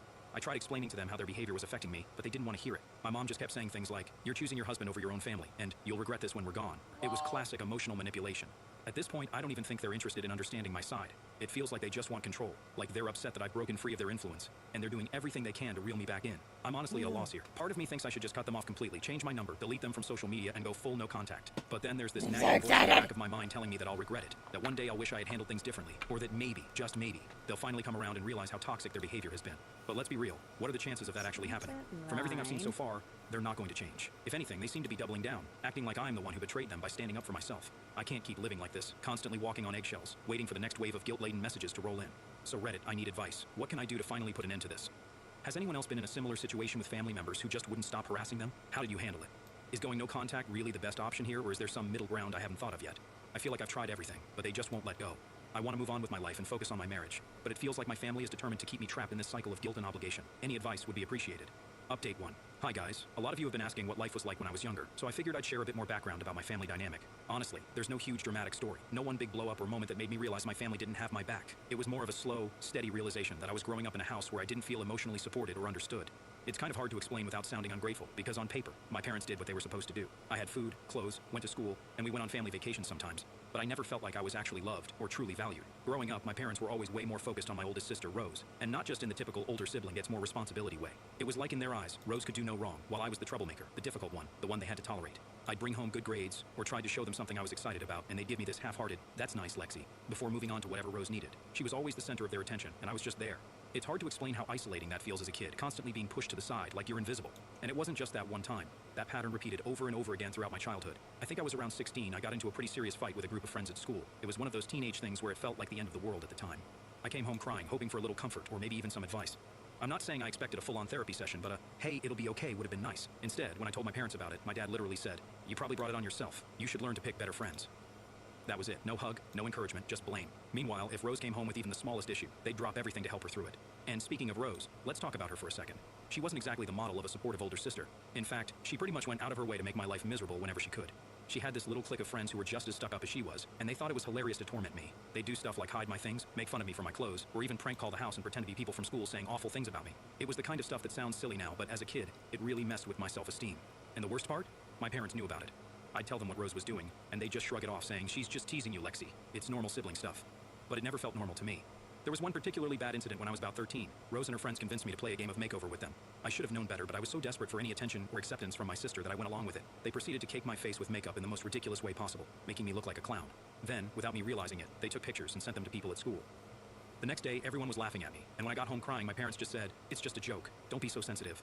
No punishment for Rose, no sympathy for me, just the same old deal with it attitude. Looking back, I realized that these were the building blocks for the relationship, or lack thereof, that I have with my family today. I spent years trying to win their approval, to make them see me as someone worthy of their love and attention, but it never worked. They were too busy with Rose and her problems to care about me, or what I was going through. Honestly, I think that's why I've become the person I am today. Someone who's learned to be independent, and to stand up for myself, even when it's hard. That's why when the whole wedding situation happened, it wasn't the first time I felt let down by my family. It was just the tipping point. I had spent years being the second choice, the afterthought, and when they asked me to postpone my wedding for Rose's sake, it felt like the final straw. It was like they hadn't learned anything from all the times they had put her first and me last. They expected me to keep playing the same role I'd always played, the one who sacrificed her happiness for the sake of family unity, but I couldn't do it anymore. I finally chose myself, and honestly, it feels like I'm a gonna huge do relief. flowers. So yeah, that's the gist of my childhood. Nothing super In the dramatic, but a whole lot of bottom emotional right neglect corner. and favoritism that left its mark. It's taken me a long time Yeah. to realize that it's okay to put my needs first, and that just because they're family doesn't mean I have to tolerate toxic behavior. I've got Joshua now. We're building our own little family where I feel loved, supported, and respected, which is something I never really had growing up. Thanks for reading, and I appreciate everyone who's reached out with advice and kind words. Blah, It really blah. means a lot, and I'm learning that it's okay to set boundaries, even with family. It's tough, but I know I'm doing what's best for me. Update 2. Hi guys, I wanted to give you all a few updates because a lot has happened since I last posted. So, about a week after Joshua and I got back from our honeymoon, my parents, unsurprisingly, found another way to get under my skin. They sent me a message saying they wanted my childhood stuff out of their house, and that I should come and pick it up on Sunday. The message was cold and abrupt, but at that point, I was pretty much over it. I figured I'd just go grab my things and that would be that. So I replied with a simple, "Okay," trying not to make a big deal of it. But when I actually drove over there, Joshua with me for support, what I saw was beyond ridiculous. All of my stuff was already out on the lawn, piled up like a garage sale no one wanted to buy from. And not just neatly placed, mind you. It looked like they had tossed everything out haphazardly, as if it had been sitting there for hours, maybe even days. Some of my old books were damp from being exposed to the morning dew, and a bunch of clothes and childhood toys were dirty as if they'd been left in the grass for a while. I could see some water stains on things I actually cared about, old photo albums, sent rid of me, and my stuff was just collateral damage. I was furious. I mean, who does that? It wasn't even about the stuff, it was about the blatant disrespect. It was like they were sending a message saying, "We're done with you." But as mad as I was, I knew they were expecting me to blow up, to yell or cry or demand answers. I could practically see my mom watching from the window, waiting for me to react, and honestly, I wasn't going to give them the satisfaction. So instead of flipping out, I kept my cool. I calmly turned to Joshua and asked him to help me load everything into the truck. We didn't speak to my parents, didn't knock on the door or ask for an explanation. We just loaded up the truck in silence. I think Joshua could tell I was holding back a lot, but he didn't say anything, and just helped me get it done. It was weird though, because as we were packing everything up, I realized something. I wasn't sad. I wasn't heartbroken or devastated. I was just relieved. This was the last thing I needed to fully close the chapter on my relationship with my parents. In a strange way, them throwing my stuff out like that felt symbolic. It was like they were finally showing me in no uncertain terms that I wasn't welcome in their life anymore. And instead of being upset, I felt free. Free from the emotional games, the guilt trips, and the constant expectation that I was supposed to bend over backward to fit into a family that never really made space for me. It felt like they were cutting the final tie, and honestly, I was more than ready to let it go. Update 3, hello everyone. I know it's been a few months, but something wild happened, and I just had to share it with you all. So, remember my sister Rose? The same sister who was too heartbroken and devastated after her divorce to attend my wedding? Yeah, well, she's getting married next week. I swear, I'm not making this up. The woman who claimed she needed at least 2 years to move on and find herself a new man is walking down the aisle in less than 7 days. The irony is too much. And you know how I found out? Not from her, not from my parents because they haven't spoken to me since the wedding debacle, but from one of our cousins. She sent me a screenshot of their engagement announcement on social media. I was sitting at home, minding my own business, and boom, there it was. Rose all happy and in love, showing off her ring with her new fiancé, like none of the drama from the past year ever happened. I had to laugh. Like I couldn't even be mad. It's honestly hilarious at this point. What's even crazier is that I've heard absolutely nothing from my parents or Rose about the whole thing. Not a peep, no invitations, no updates, nothing. And you know what? I'm totally okay with it. It feels like they've officially written me off, and honestly, the feeling is mutual. After everything that's happened, I don't even care to be involved in their lives anymore. It's kind of liberating, to be honest. I'm not sitting here waiting for their approval or worrying about what they think of me. I've moved on, and clearly so have they. So, that's it. Rose is getting married, my parents are doing their thing, and I'm over here living my best life with Joshua. Life is good, and I'm not looking back. Thanks again, Reddit. You guys have been amazing, and I wish all of you the best in whatever you're going through. My fiancé insisted on a no-kids wedding, banned my daughter, but her kids and nieces were there. I called off the wedding on the spot. I proposed to my fiancé 6 months ago. We had dated for about a year, and I thought it was about time. I didn't want a big wedding. I thought it would be an unnecessary waste of money.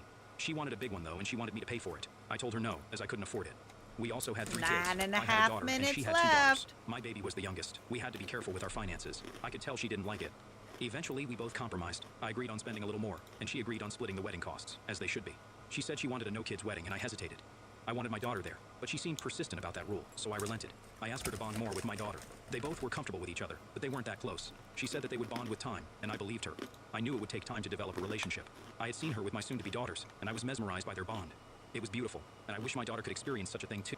Mother-in-law accidentally put my husband's ex's name on my B-Day cake, so I returned the favor on hers, and the fallout was priceless. Let me tell you about my mother-in-law, the queen of disapproval from day one. She made it pretty darn clear that she wasn't a fan of me or our marriage. Every time she stepped into our house, it was like she had a radar for finding faults in every single thing. It's like she had a secret mission to nitpick her way through our lives. Take this one time, for instance. She told me she wanted a specific type of tea and couldn't stand anything else. I thought I'd be the perfect host and got her that exact tea. But, oh no, that wasn't going to cut it for Her Majesty. As soon as she took a whiff, she acted like I served her some kind of toxic sludge and tossed it away, claiming she'd never say she liked something like that. But believe me, that was just the tip of the iceberg. This woman had a talent for being snobby in the most creative ways. She dropped snarky comments about my cooking, my choice of clothes, and even the way I decorated our home. It was like she had a personal vendetta against me. You'd think my husband would put his foot down and stand up for me, right? Well, he did try. And failed. He'd always try to smooth things over, explaining to her that she needed to respect our choices and accept me as part of the family. But she just wouldn't budge. It was like she wanted to be the gatekeeper of the family and decided that I didn't cut it. I mean, who does that? We were supposed to be a family, but she acted like I was some kind of intruder. So I couldn't believe my ears when I found out that my mother-in-law, of all people, had planned a surprise birthday for me. It was such a weird twist in the tale, considering how she had never been a fan of me. I had mixed feelings, wondering if this was some kind of elaborate prank or if she was genuinely trying to make amends. Little did I know that this birthday surprise would turn out to be anything but pleasant.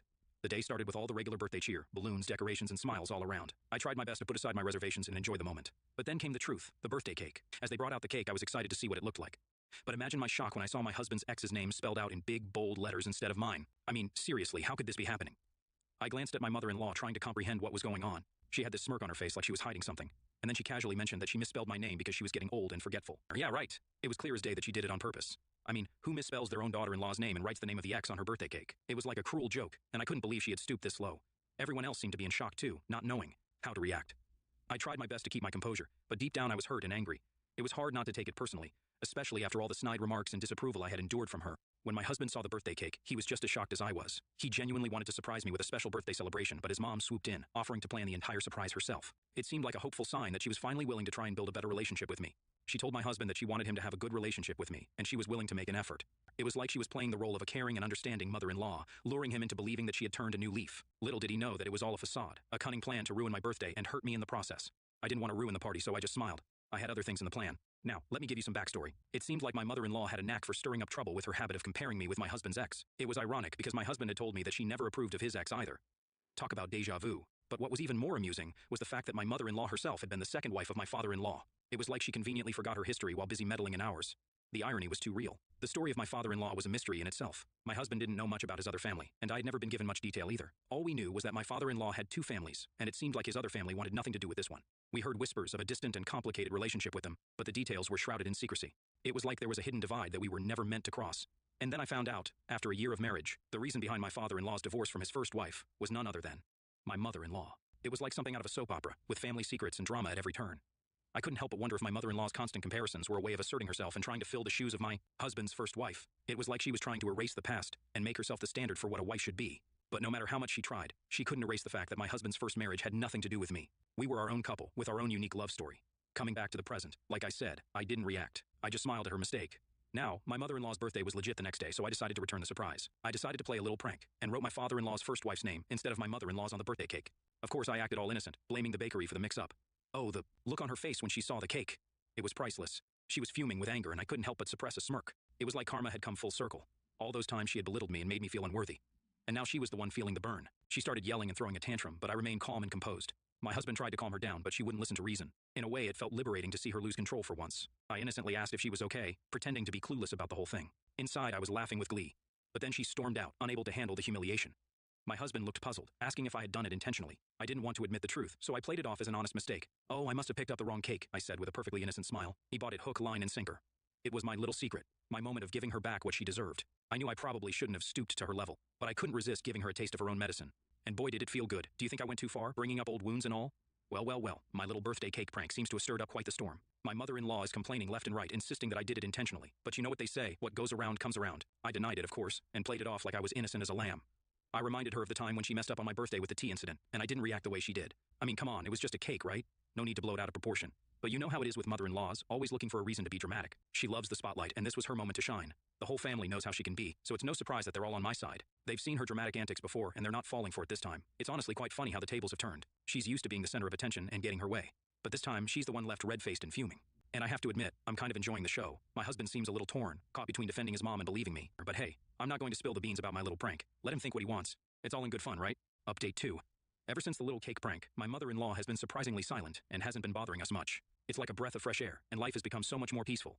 Maybe, just maybe, my little prank had a more significant impact on her than I thought. Perhaps she realized that her dramatic antics weren't getting her anywhere and decided to dial it down a notch, or maybe she's just sulking in a corner, nursing her wounded pride. Either way, I'm not complaining. I can finally breathe without the constant scrutiny and criticism. It's like a weight has been lifted off my shoulders, and I feel freer than ever before. Of course, I'm not naive enough to think that this newfound peace will last forever. Knowing my mother-in-law, she might bounce back with her drama in no time. But for now, I'm going to just enjoy it. Update 3, you know what they say, if you can't beat them, block them. And that's exactly what I did.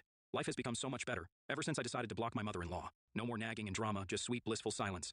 And thanks to all of you for supporting me in the comments. It feels good to know that I'm not alone in dealing with a dramatic mother-in-law. Your words of encouragement have been a source of strength for me. When she confronted me about blocking her, I just played it cool and blamed it on network issues.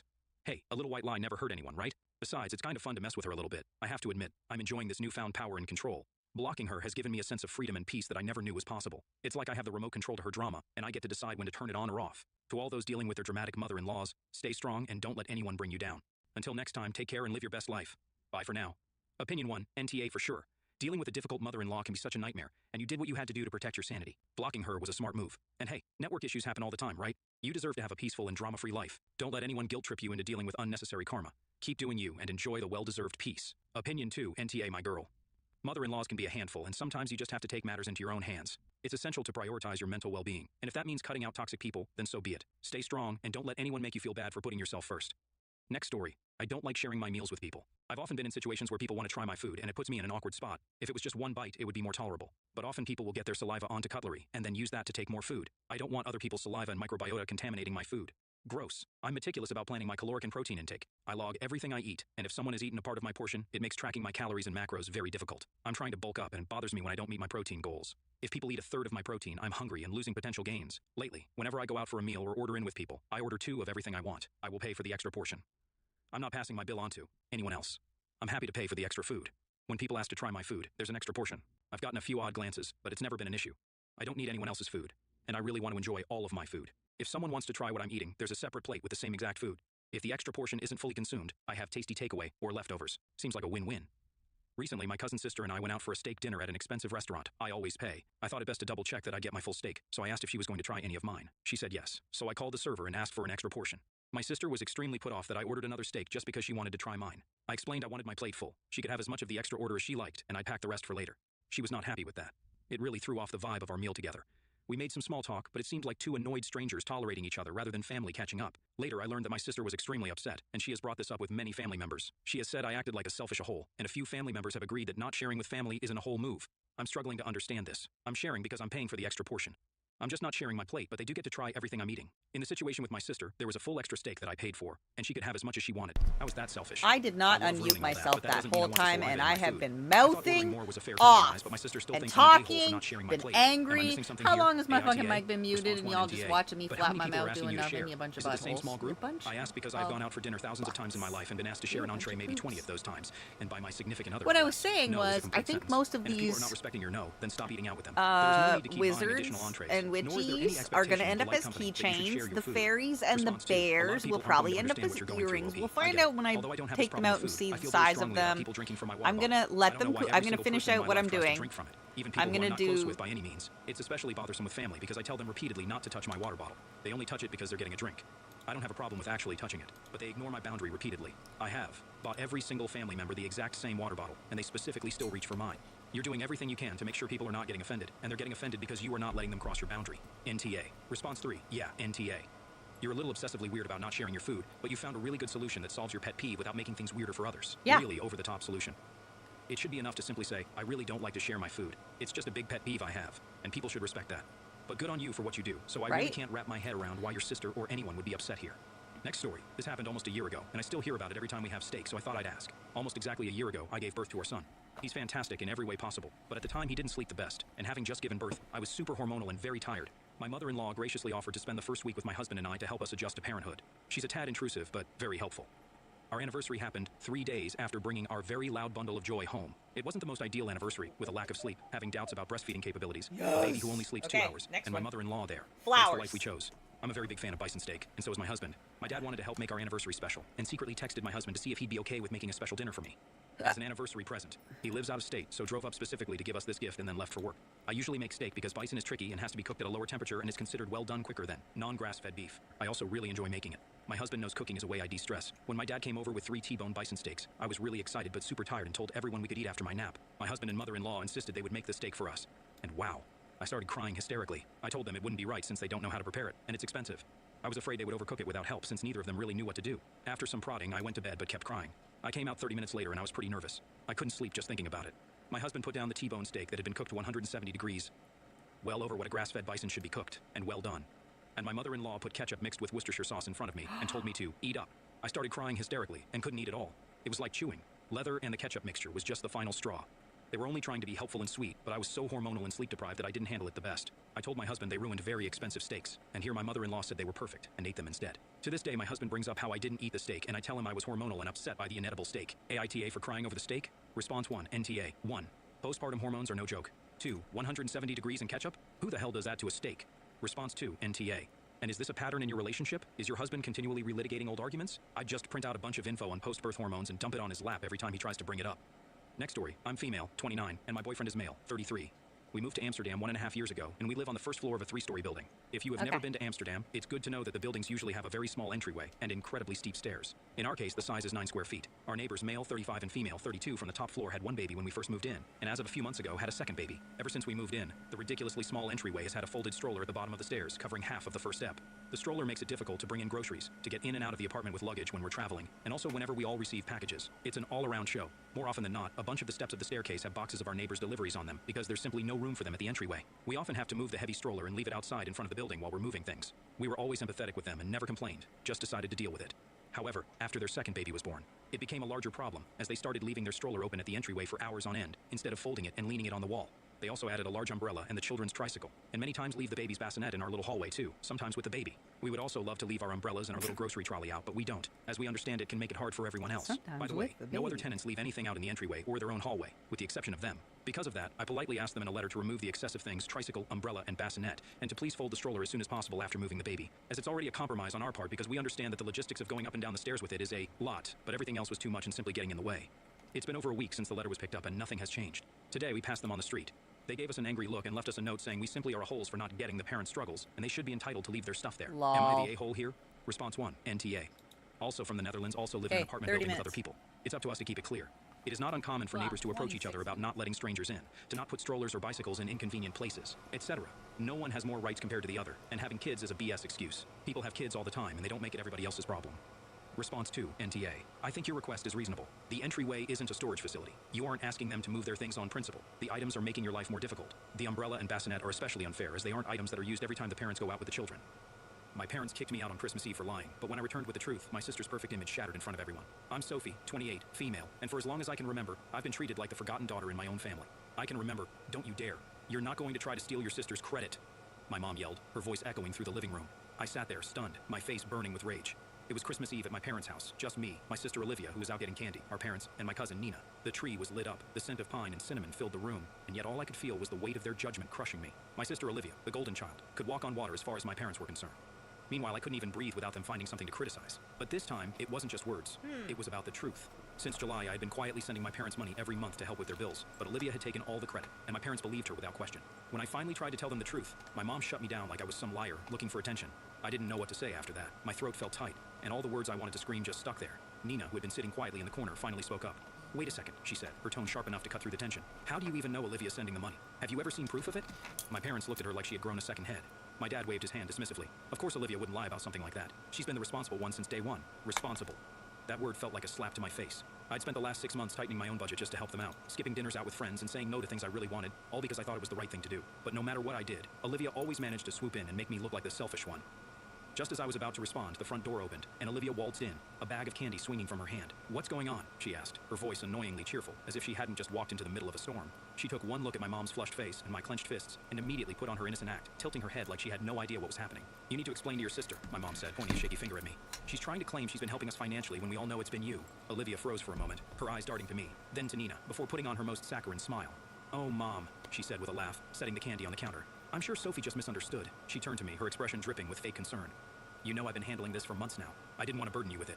I stared at her, absolutely floored by her audacity. Misunderstood? I said, my voice trembling. I've been sending them money since July, every single month, and you knew that, Olivia. Don't you dare act like this was all a mix-up. Nina crossed her arms, glaring at Olivia. Yeah, Olivia, care to explain why you've been so quiet about it all this time? Olivia's fake smile faltered for just a second, but she recovered quickly, brushing her hair behind her ear like nothing had happened. I don't know what you're talking about, she said, her voice dripping with condescension. I've been helping out because, unlike you, I actually care about Mom and Dad's well-being. That was it. I felt something snap inside me. Are you serious right now? I shot back, so fast my chair scraped loudly against the floor. You've been letting them believe a lie for months, Olivia. You knew I was the one sending the money, but you just sat there and let them think it was you. Why? So you could play the hero? Nina stepped in before things got even more heated. Hold on, she said, raising her hand like a referee. There's an easy way to settle this. Did Olivia ever actually show you proof that she was sending the money? Bank statements, screenshots, anything? My parents exchanged awkward glances, and my mom stammered, well, no, but we didn't think we needed to. Olivia said she was doing it. Olivia whipped around to face Nina, her smile now replaced with a glare. You're out of place here, Nina, she snapped, her voice sharp and defensive. This is a family matter, and frankly, you don't know the first thing about what's been going on. Nina didn't back down. Oh, I think I know enough, she shot back, her tone icy. I've watched you bask in the praise for something you didn't even do, Olivia. You've been feeding them lies, and you know it. Olivia let out a sarcastic laugh, shaking her head. You're unbelievable, she muttered, pulling out her phone. Fine, if you want proof, here. She scrolled through her files, then held the screen up to my parents. See, these are the receipts for the transfers I've been making every month like clockwork. My mom's face softened as she glanced at the PDFs, but I knew better. I stepped closer, my heart pounding. Let me see those, I said, snatching the phone from her hand before she could protest. The receipts looked convincing. Her name, the amounts, even the transaction IDs. Something about them felt off. I turned to Nina, who leaned over to look with me. This is a lie, I exploded, my voice shaking the walls. The room went dead silent, but I couldn't stop. You fake these, Olivia. Don't act like you've been sending them money when you haven't sent a single dime. My chest heaved as I glared at her, daring her to deny it. I wasn't going to let her get away with this, not this time. Nina, who had been so sharp just moments ago, suddenly stepped back, looking uncomfortable. I don't know, maybe I went too far, she muttered, avoiding Olivia's glare. She wasn't going to take sides anymore, not with the tension this high. Olivia just smirked, holding her phone close to her chest like it was some kind of shield. Fine, I snapped, pulling out my own phone. You want proof? I'll show you my bank statements right now. My hands shook as I opened my banking app, only for the screen to freeze. No, I muttered under my breath, tapping furiously. It wasn't working. I closed it, reopened it, and tried again. Nothing. Come on, I hissed, panic rising in my chest. It's not working. How convenient, Olivia said smugly, her arms crossed. The one time you need to prove something, your phone just doesn't work, or sounds legit. Sophie, enough, my dad roared, standing up and towering over me. You've embarrassed yourself enough already. If you can't back up your story, you owe your sister an apology right now.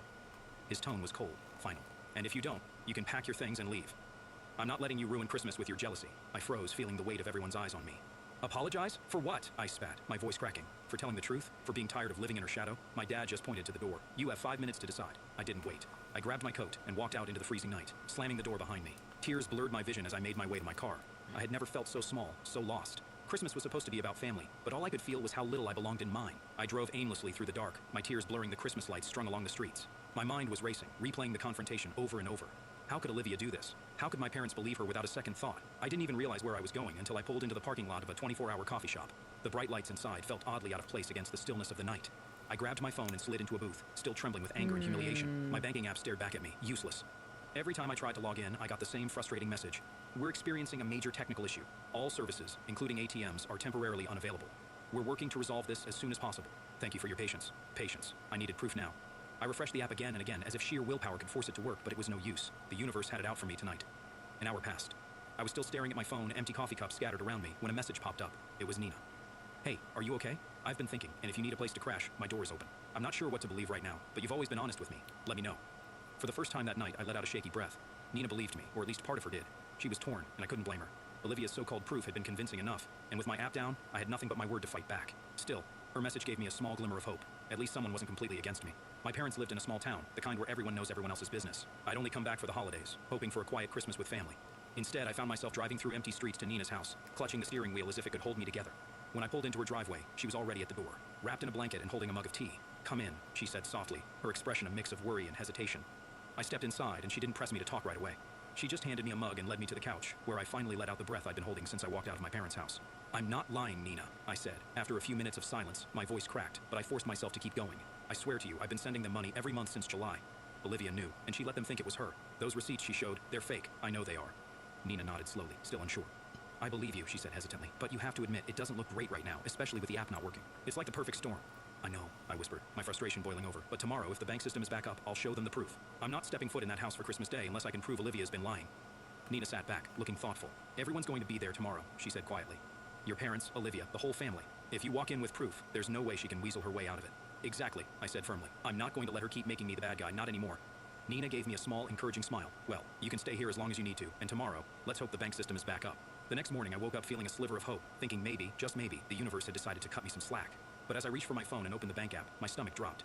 The same message stared back at me. "We're still experiencing a major technical issue. Services remain unavailable. Thank you for your patience." I groaned, running a hand through my messy hair. "Still down," I muttered, tossing the phone onto the bedside table. For a moment, I just sat there staring at the ceiling, my mind racing for alternatives. How was I supposed to prove anything without access to my account? Nina knocked softly on the door before peeking in. "Morning," she said, holding 2 mugs of coffee. Her face fell when she saw mine. "Still no luck?" I shook my head, taking the mug from her.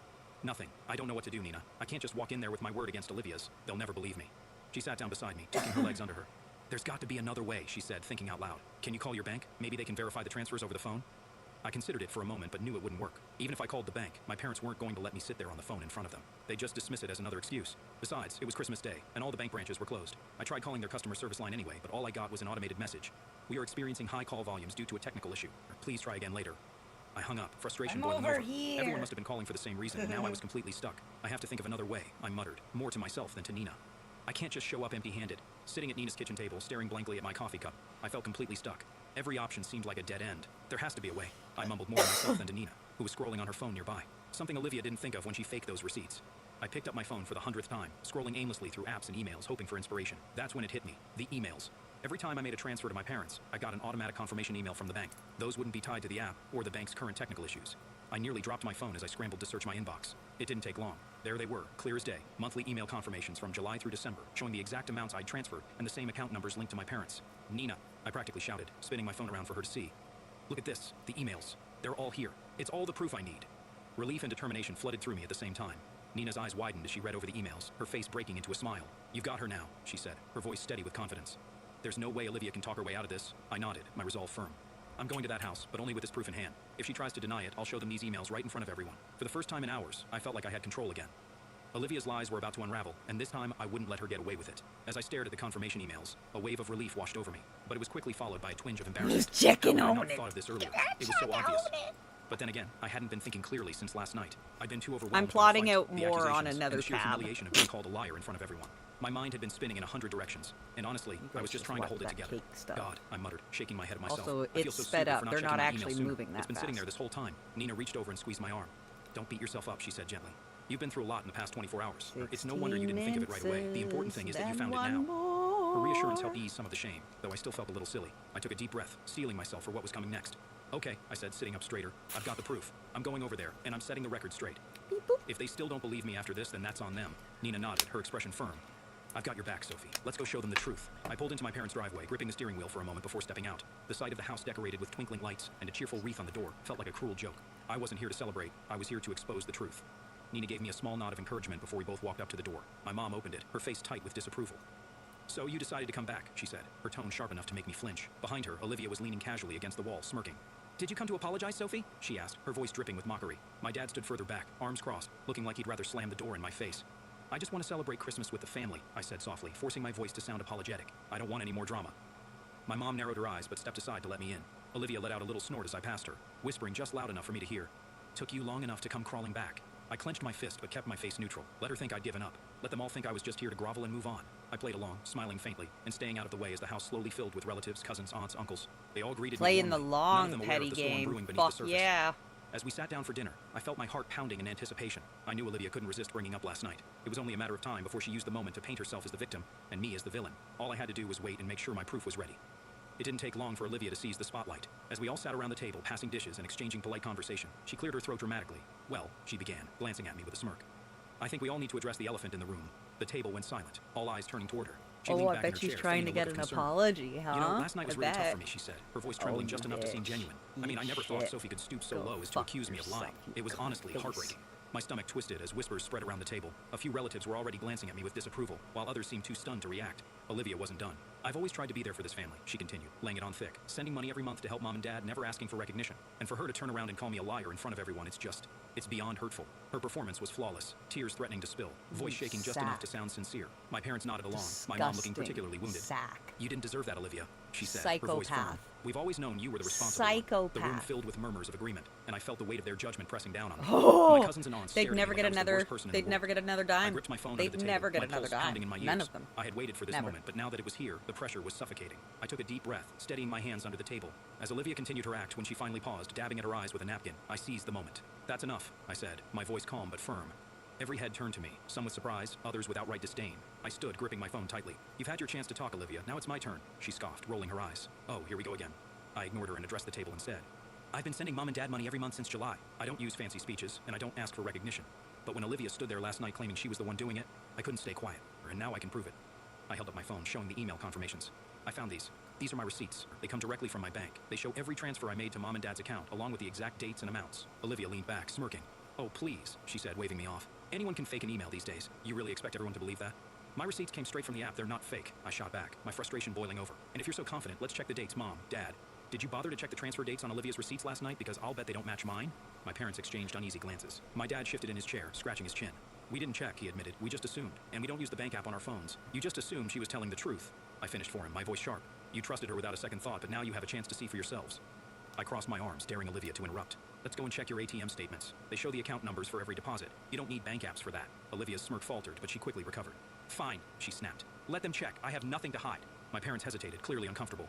It's Christmas, my mom said weakly. Do we really have to? Yes, I interrupted, my voice unwavering. We do. Reluctantly, my dad grabbed his coat, and the three of us left for the nearest ATM. The cold night air bit at my skin as we drove in intense silence. At the ATM, my dad pulled out his card and accessed the transaction history. Slowly, he scrolled through the dates, matching them to the statements on my phone. The moment of truth came when he clicked into the details of a July deposit. It displayed the bank account number, and it matched mine. He checked August, September. Every single one lined up perfectly with the emails I'd shown them. My mom stared at the screen, her face pale. It's Sophie's account, she whispered, barely audible. Every one of these transfers came from Sophie. Olivia actually took the time to fake her statements just in case we would ask one day. When we pulled back into the driveway, the atmosphere in the car was thick with tension. My parents hadn't said a word the entire ride home, their faces a mix of shame and disbelief. As we walked into the house, the murmurs of conversation in the living room came to an abrupt halt. All eyes turned toward us, the weight of the situation pressing down on everyone. And then we saw Olivia. She was by the door, furiously throwing on her coat and clutching her purse. Her face was flushed, her confident smirk replaced by a panicked, guilty expression. Olivia, my dad said firmly, stepping forward. We checked the statements. Every transfer came from Sophie's account. You've been lying to us. The room erupted into hushed gasps. A few relatives exchanged awkward glances, clearly embarrassed to have believed her. One by one, they started gathering their things, mumbling hurried goodbyes as they shuffled toward the door. Olivia's facade finally cracked. She let out a bitter laugh, tears streaming down her face. Fine, she snapped, spinning around to face us. Yes, I lied, okay? Is that what you want to hear? I lied. She glared at me, her voice trembling with frustration. You told me back in July that you didn't want a big deal made about sending them money, that you just wanted to help quietly, so I thought, what's the harm in letting them think it was me? They already see me as the responsible one anyway. Her words hit me like a punch to the gut. I told you because I trusted you, I said, my voice shaking. I thought maybe for once you'd support me. Instead, you used it to make yourself look good, while I was left feeling invisible. Do you even realize how humiliating this has been for me? Olivia's expression softened for a brief moment, but she quickly turned defensive again. They were never going to believe you over me, Sophie, she said bitterly. I didn't think it would blow up like this. My mom stepped forward, her voice trembling. Why, Olivia? Why would you do this? We would have been grateful to either of you for helping. There was no reason for this. Olivia didn't respond. She grabbed her keys and stormed out the door, slamming it behind her. The room was silent for a long moment, the weight of her actions sinking in. My parents turned to me, their faces filled with regret. Sophie, my dad began, his voice heavy.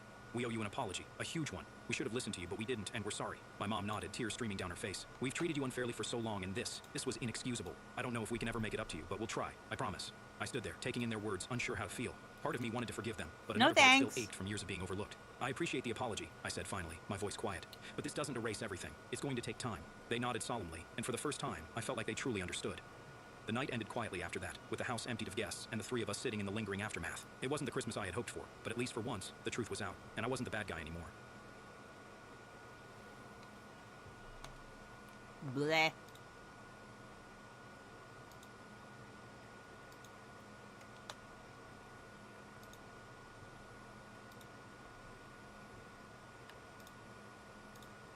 Damn it.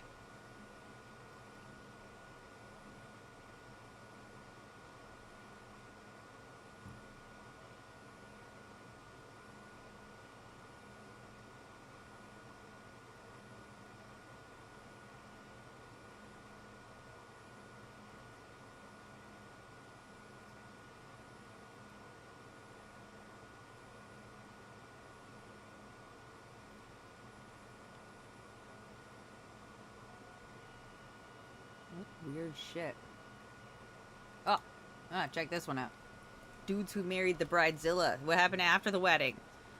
Murder. Bridezillas. What happened after the wedding? Story 1. I was called the bridezilla after getting back with my ex-boyfriend I broke up with from high school. His parents got into his head that he should propose. His parents got married at the age of 19. They thought that since we're 19, we should follow in their footsteps. We were only back together for over 1 month at that point. Nothing against anyone that married young or married. Suddenly, he proposed. I was excited because this is supposed to be an important moment in my life, and I can plan the beautiful wedding I always dreamed of. I immediately started to look at venues, since we had 10 months to plan. His mom complained to everyone behind my back that I was planning too soon. His family are strict Catholics, so when I said I didn't want to have a mass for our wedding, they made sure the priest talked to me to convince me to change my mind. When I planned to go wedding dress shopping, she complained again about how I was doing it too soon, 8 months out from the wedding, and she brought some of her kids without asking me. On top of that, I invited a mutual friend of ours. I got a text from that friend on my way to the bridal shop, asking if she could bring her kids because my fiance's mom told her to. His mom also got mad at me for not including all 7 of her daughters in the wedding party. Whenever I tried to plan wedding stuff with my fiance, he couldn't handle it because planning the proposal took too much energy out of it. That lasted a few months whenever his family tried controlling the wedding. I got bothered because they were planning around themselves. They said that this isn't about me and my fiance. It's about their family, because their family is a big deal. Ooh, yucky. And this wedding was about them overall. They called me bridezilla to my face multiple times because I didn't like how they were controlling my wedding. Within those few months, I remembered why I broke up with my fiance the first time. So I broke up with him again. Story 2. I married a groomzilla bent over backwards to make the wedding ad magical as he wanted. I would have been happy in someone's backyard with a potluck. He admitted in couples counseling 7 years later that he never really wanted to marry me so much as he wanted a huge show and party. Everyone liked and approved of me, so he wanted them all to see he was making a good choice and be envious. He wanted them to be proud of him. We used up most of the money I got from a car accident settlement, could have put in a down payment in a small house. He asked for divorce in 2020. Story 3. First wife was a bridezilla. During the honeymoon, she realized she was married and the wedding day was history. She wanted the big wedding, which she had. Not the marriage the next 2 years were hell until she finally tapped out. I was young and stupid, and the thought of divorce never crossed my mind. I don't know why it didn't. I guess I just assumed I'd be miserable the rest of my life. When she told me she was leaving, it felt as if the weight of the world was off of my shoulders. On a happy note, her parents were still paying off the wedding when we divorced. That's what happens when you allow your daughter everything she wanted, including 2 wedding dresses. We have a membership for those who like more naughty and interesting stories that aren't advertiser friendly. Check out the link in the description and join our amazing confessions community so you can support the channel. Story 4. I didn't marry the bridezilla. I had coordinated her wedding. We had a death in the family. 6-month-old baby. A few days prior to the wedding. I called the bride and told her the situation and said that my assistant would be stepping in for me so that I could attend the funeral. She told me to send my assistant to the funeral and that I had better be at her wedding. I told her I would be sending her a refund. No one would be coming to her wedding. The groom ended up leaving her after this whole thing went down. Suffice to say, he really dodged a bullet there. Story 5. Not a guy didn't marry a bridezilla. Did, however, spend 4 years of my life working in a men's formal wear sales and rental chain. In the Seattle suburbs in the 90s, specifically in downtown Kirkland, where the average wedding gown from the bridal shop down the street asterisk started asterisk at $3K. My most memorable bridezilla was this woman who came in with her fiance. Poor dude, never said a word. She wanted a very specific color of shirt to match her diamond white gown and a mandarin collar, with a mid-range shawl collar, 2-button jacket, 14 of them. Okay, pretty straightforward, but when you're renting shirts, particularly these shirts, because they were newer, so some were closer to white, and some were very ivory, and they're coming from a warehouse downtown. I can't guarantee that every shirt will even be the same color, let alone that exact shade of diamond white, which I explained twice. She signed off on because this was not my first Bridezilla rodeo. She agreed, but emphasized the shirts would all be the same color, and they would be the right color. Okay, lady, I'll do my best.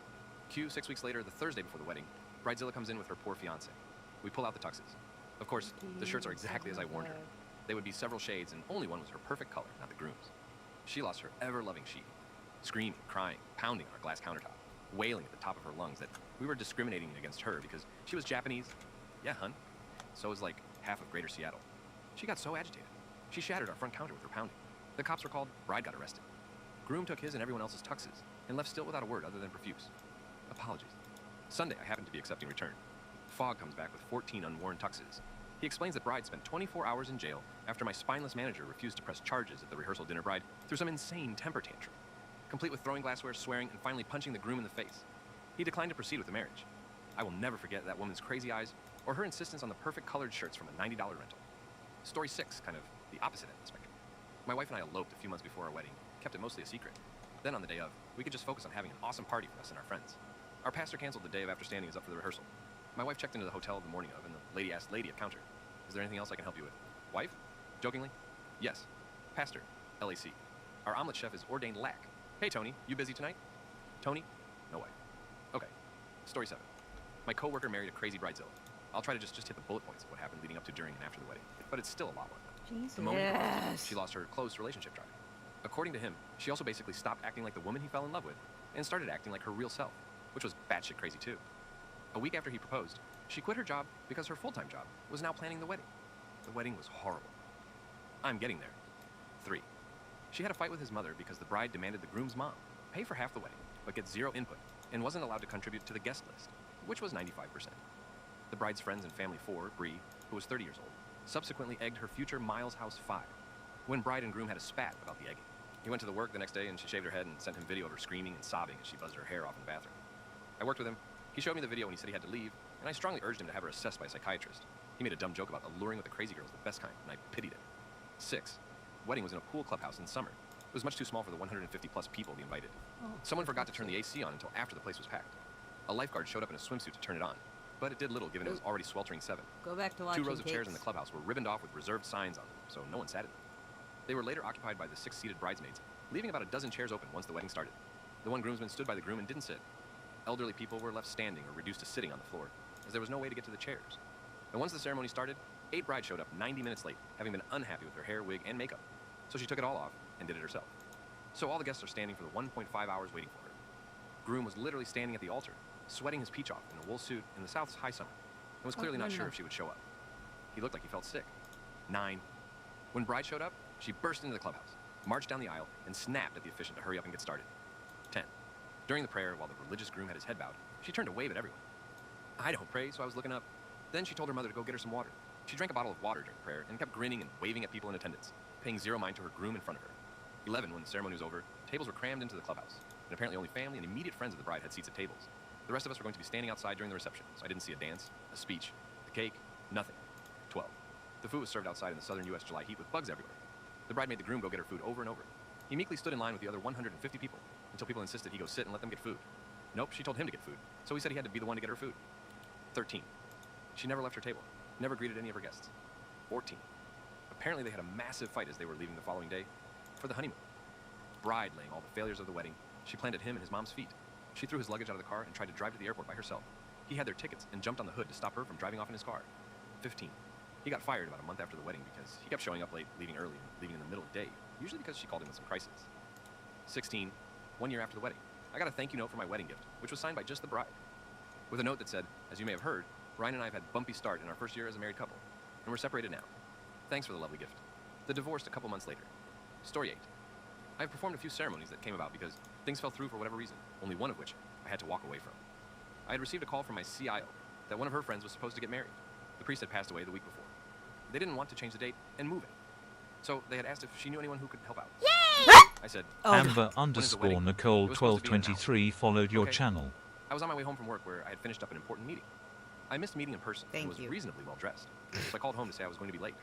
When I arrived, the happy couple had looked at me and asked if I had proper priest's vest. You screamed. No, I don't. And if I did, I would probably not. You screamed. The bride had asked if I was able to go buy some and come back. I told her that I wouldn't begin to know where to buy something like that. The groom then told me that if I can't even try, then maybe I should leave. I did my CL told me they cornered a priest at the church and told him he had to marry them or they would sue the church for a breach of contract, and that it was the moral thing to do. They divorced 9 months later, when her surprise baby was a different ethnicity than he was. It didn't help that he had a side piece as well. Story 9, not married, but I ended a friendship with a bridezilla who desperately wanted me to attend her wedding. She had it scheduled for the weekend of the eclipse in 2017, something I had planned for 10 years. She asked me what my plan was, and I said that I'm from the Missouri, Kentucky area. She wanted me to fly to Idaho where she lived. I would have, but all flights, hotels, and rental cars in Idaho and Utah were completely booked out. I couldn't get there even if I wanted to. She said I didn't care about her or her wedding and that I didn't want to see her on her big day.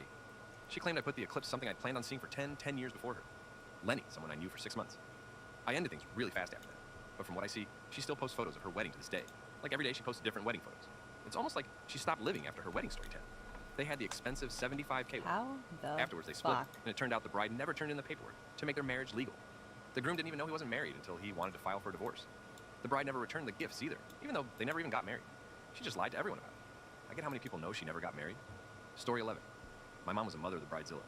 She's an alright lady, generally with her annoying habits here and there, but damn woman cried because we refused to have a receiving line. We got married in our backyard. The reception was on the other side of the yard. Why the cow would we have a receiving line? She was beside herself for the better part of an entire year, worrying what we would do if it rained. We had a giant tent and ordered like 20 umbrellas. She also had a cow that the hem on her dress had gotten pulled loose by the ridiculous rhinestone stilettos she chose to wear to a wedding in a yard on grass. I told my MOH to get her some duct tape, and my mother again cried her eyes out. To this day, she complains about the fabric runner we used for the aisle, because her heels dug into it, saying how silly of a choice that was. Everyone in the wedding party was aware of it, and wore wedges or flats, but she snorted that that wasn't elegant. She loathed that I wore ballet flats. She was also appalled that for our rehearsal dinner, which was at our home since that's where our wedding was, consisted of takeout from our favorite local pizza and sandwich place, and the rehearsal itself was all of 10 minutes. She decried it for being borderline trashy. Thankfully, following the ceremony, my brother gave her a joint, and all was well and happy for the party thereafter. Story 12, my sister was a bridezilla. She asked me to be her bridesmaid. The dresses were hundreds of dollars, and my mom ended up paying for it because she knew I couldn't afford it. $70 in alterations. Later, the stupid dress finally fit. I lived in Edmonton at the time, and my sister was in Abbotsford, BC by Vancouver. She demanded I fly down for her bachelorette party. Fine, $300 for a flight there, and my BF drove out for the wedding and picked me up 200 gas there, 200 back. The party was a week before the wedding, so when I flew down, I just stayed until the wedding, stayed with my mom, until my sister kicked me out on the night before her wedding. Wanted a special night. Welcome in, 2 Amber maids Nicole. You I was scared only the just bridesmaid, poo out of and me. therefore couldn't be there during the bachelorette party. I was told I needed to bring booze for myself, and the bride, fine. Went to the liquor store, and she ran up $100 on my card with what she wanted, whatever. It's her wedding, proceeds to drink. None of it. Went to bed at the hotel early because she was pissy for some reason. Then gave my alcohol, all $100 of it, to her husband for his bachelor party. The next night, okay, fine, then she gets pissy. My gift for them wasn't off her registry. I looked at the registry, and there was nothing under $200. Bad person even put a $900 vacuum on there. Then, as the balls to get angry that I was a bridesmaid, I That didn't spend enough is, on her. All I don't said and know. done. Her stupid wedding cost me over $1,000, and like I said, my mom paid the $300 for my dress. I'm cutting She then didn't acrylic. speak to me for years after, only to tell me that she didn't want me as a bridesmaid, and I ruined her wedding. She only asked me out of courtesy, and that the spot was actually meant for her wedding planner. Our cousin, bad person to know if she's happily married. And that's a Japanese We don't bakery. keep in touch. Her wedding ruined our relationship. Story 13, my brother married a bridezilla. She yelled at my mother the day of for asking her where she wanted certain decorations at the reception site. There wasn't a written plan, so my mom had nothing to go off of. Never thanked my parents for financially contributing to the wedding. Accused a bridesmaid of trying to upstage her by getting a spray tan before the wedding. My brother wanted me to be in the wedding party, but she told him to his face that I was too pretty to be in the wedding party, and all of her bridesmaids had to be less attractive than her. Stole my sail jacket in the middle of the reception. Literally hang on, took it off wait, her back wait, because one of the bridesmaids was cold. It was a night reception in the spring. The girl should have brought a jacket. The list goes on. Well, they got divorced about a year later because apparently her demanding attitude carried over into the marriage. Needless to say, the rest of my family had a little party when we heard about the divorce. Story 14. I'm a bride-to-be, and the way people are encouraging some bridezilla behavior for me is something I never expected. I got incredibly lucky and found the exact wedding dress I wanted at Goodwill in my size with the tags on. And people are like, shh, don't tell people. Tell them you got it for $1,000. Brag about how much you got it for. Yeah, no, I'm more proud that I found it thrifting. Also, for brides on a budget, this is where I found mine. Lots of great affordable options. https://www.shopgoodwill.com. If you've made it this far in the video, hit that subscribe button and give this video a thumbs up. It helps the channel thank grow. you. Story 15. Not a guy, but I'm pretty sure my venue thinks I'm a bridezilla. Thanks. The situation was that I asked for a second tasting. I was calm and asked via email. Even had my fiance read it before sending the reason I told them I'm a vegetarian several times prior.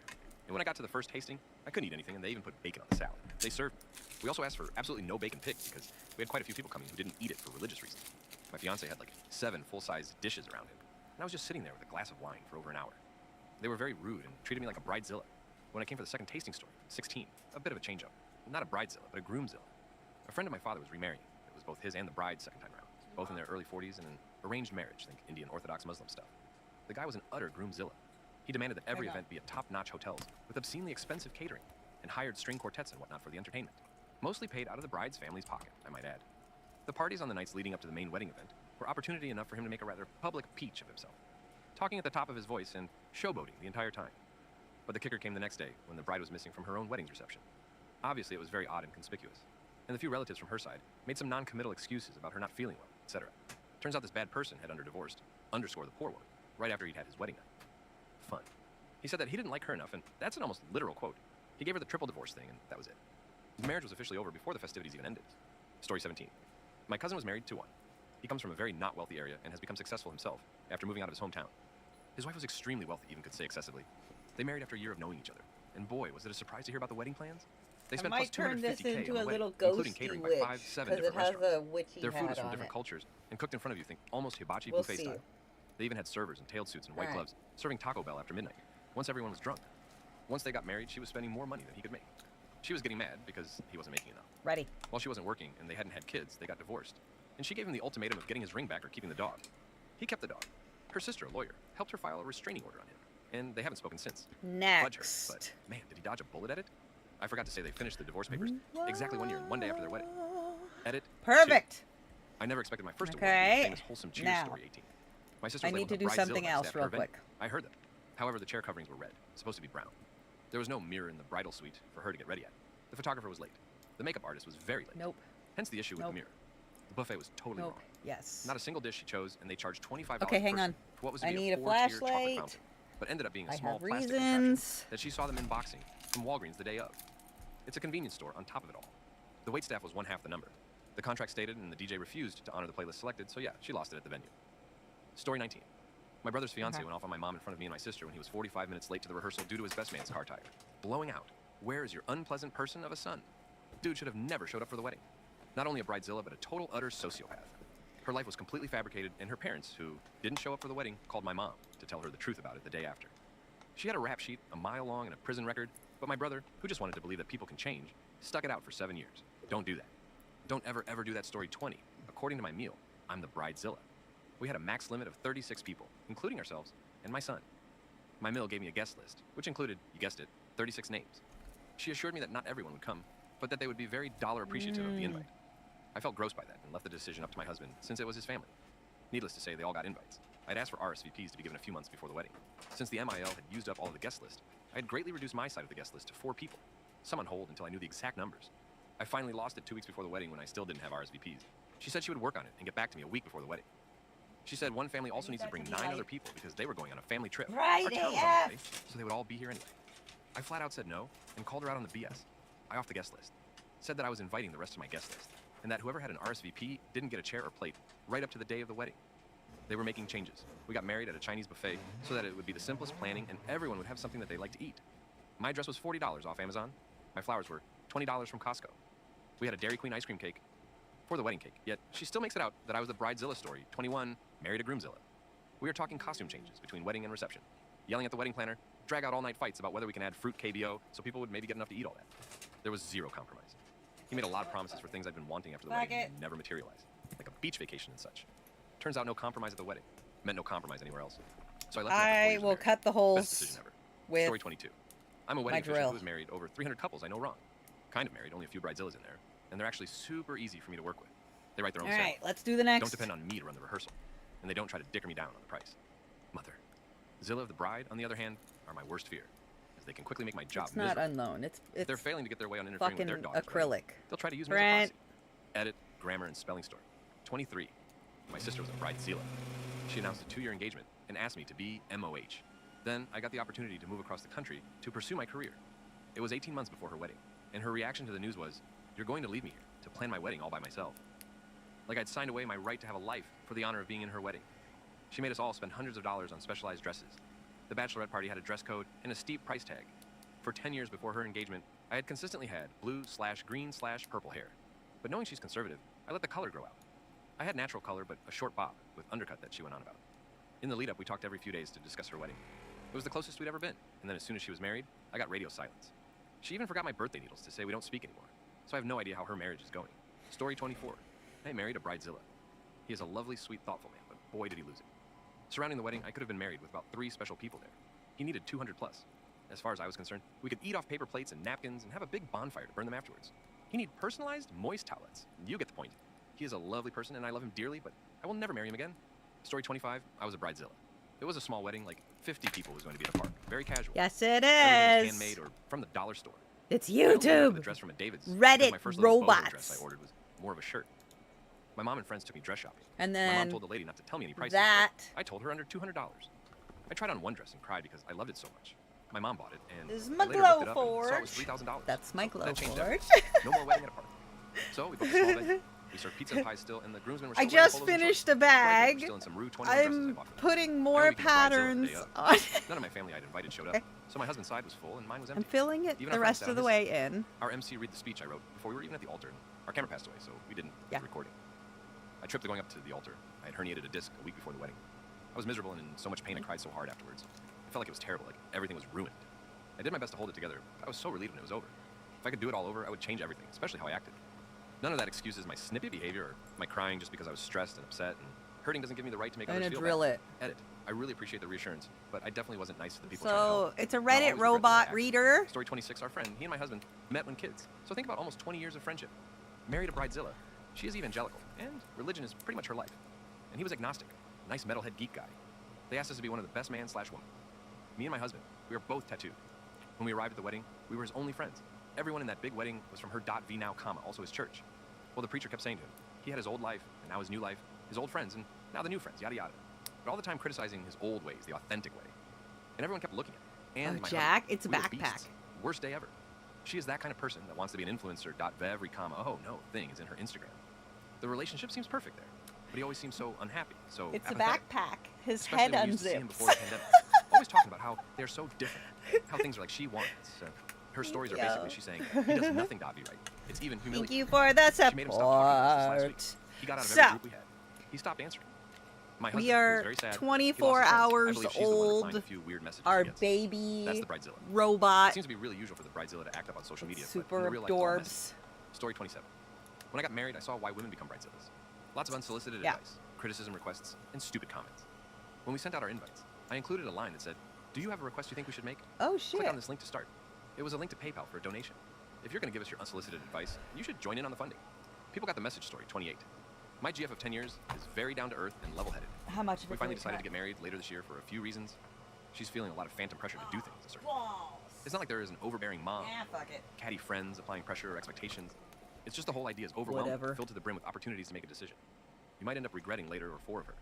I've taken a more active role in narrowing down options instead of asking her to pick a perfect solution out of 5 million possible options. It's helped somewhat, but there is still a lot of pressure on her, seemingly out of nowhere, to make a series of decisions that all depend upon the first few big decisions that are weighing heavily on her, us. All this to say, I can see how this kind of stuff could turn a normal woman into a lunatic. These types of events tend to bring latent family and friend drama to the forefront, and emotions are high before cow even really gets started. My guess is that a lot of the bridezillas were actually lovely people who calmed down and returned to being lovely people after the stress of the wedding stuff is removed. Thanks for watching. If you like this video, give it a thumbs up and click the link in the description. Don't tell me what to do. You can check out this video on your screen in the I meantime, know and what see I you in can. the Shut next up.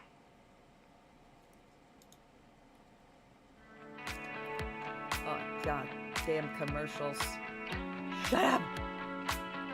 What was your worst I'm turning into my parents moment? Oh, My no. dad let his new wife ruin our family. After she humiliated me at our barbecue, I moved out. Then he came crawling back with a secret. My name's Jason. I'm 17. Life's been pretty messed up for a while now, especially ever Okay. since my dad remarried. Like, I didn't think it was possible for things to get this complicated, but here we are. It's been a wild ride, and honestly, I feel like I'm stuck in a nightmare I can't wake up from.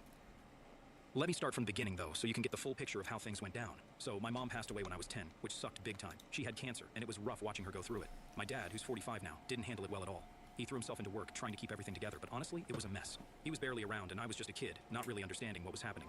The only person I could rely on was my older brother, Ryan. He's 22 now, but back then, he was 15, and he stepped up like crazy. I mean, this dude was basically my parent for a while. He'd make me breakfast, help me with homework, and crack jokes to make me laugh, even when things felt like they were falling apart. We became super close, like we had this bond that nobody else could get. Dad noticed and didn't seem to mind back then because he was too wrapped up in his own stuff. Fast forward a couple of years, and that's when Carla enters the picture. She's 40, works with my dad at his law firm, and came into our lives not long after her divorce. She's got a daughter, Molly, who's just a year younger than me.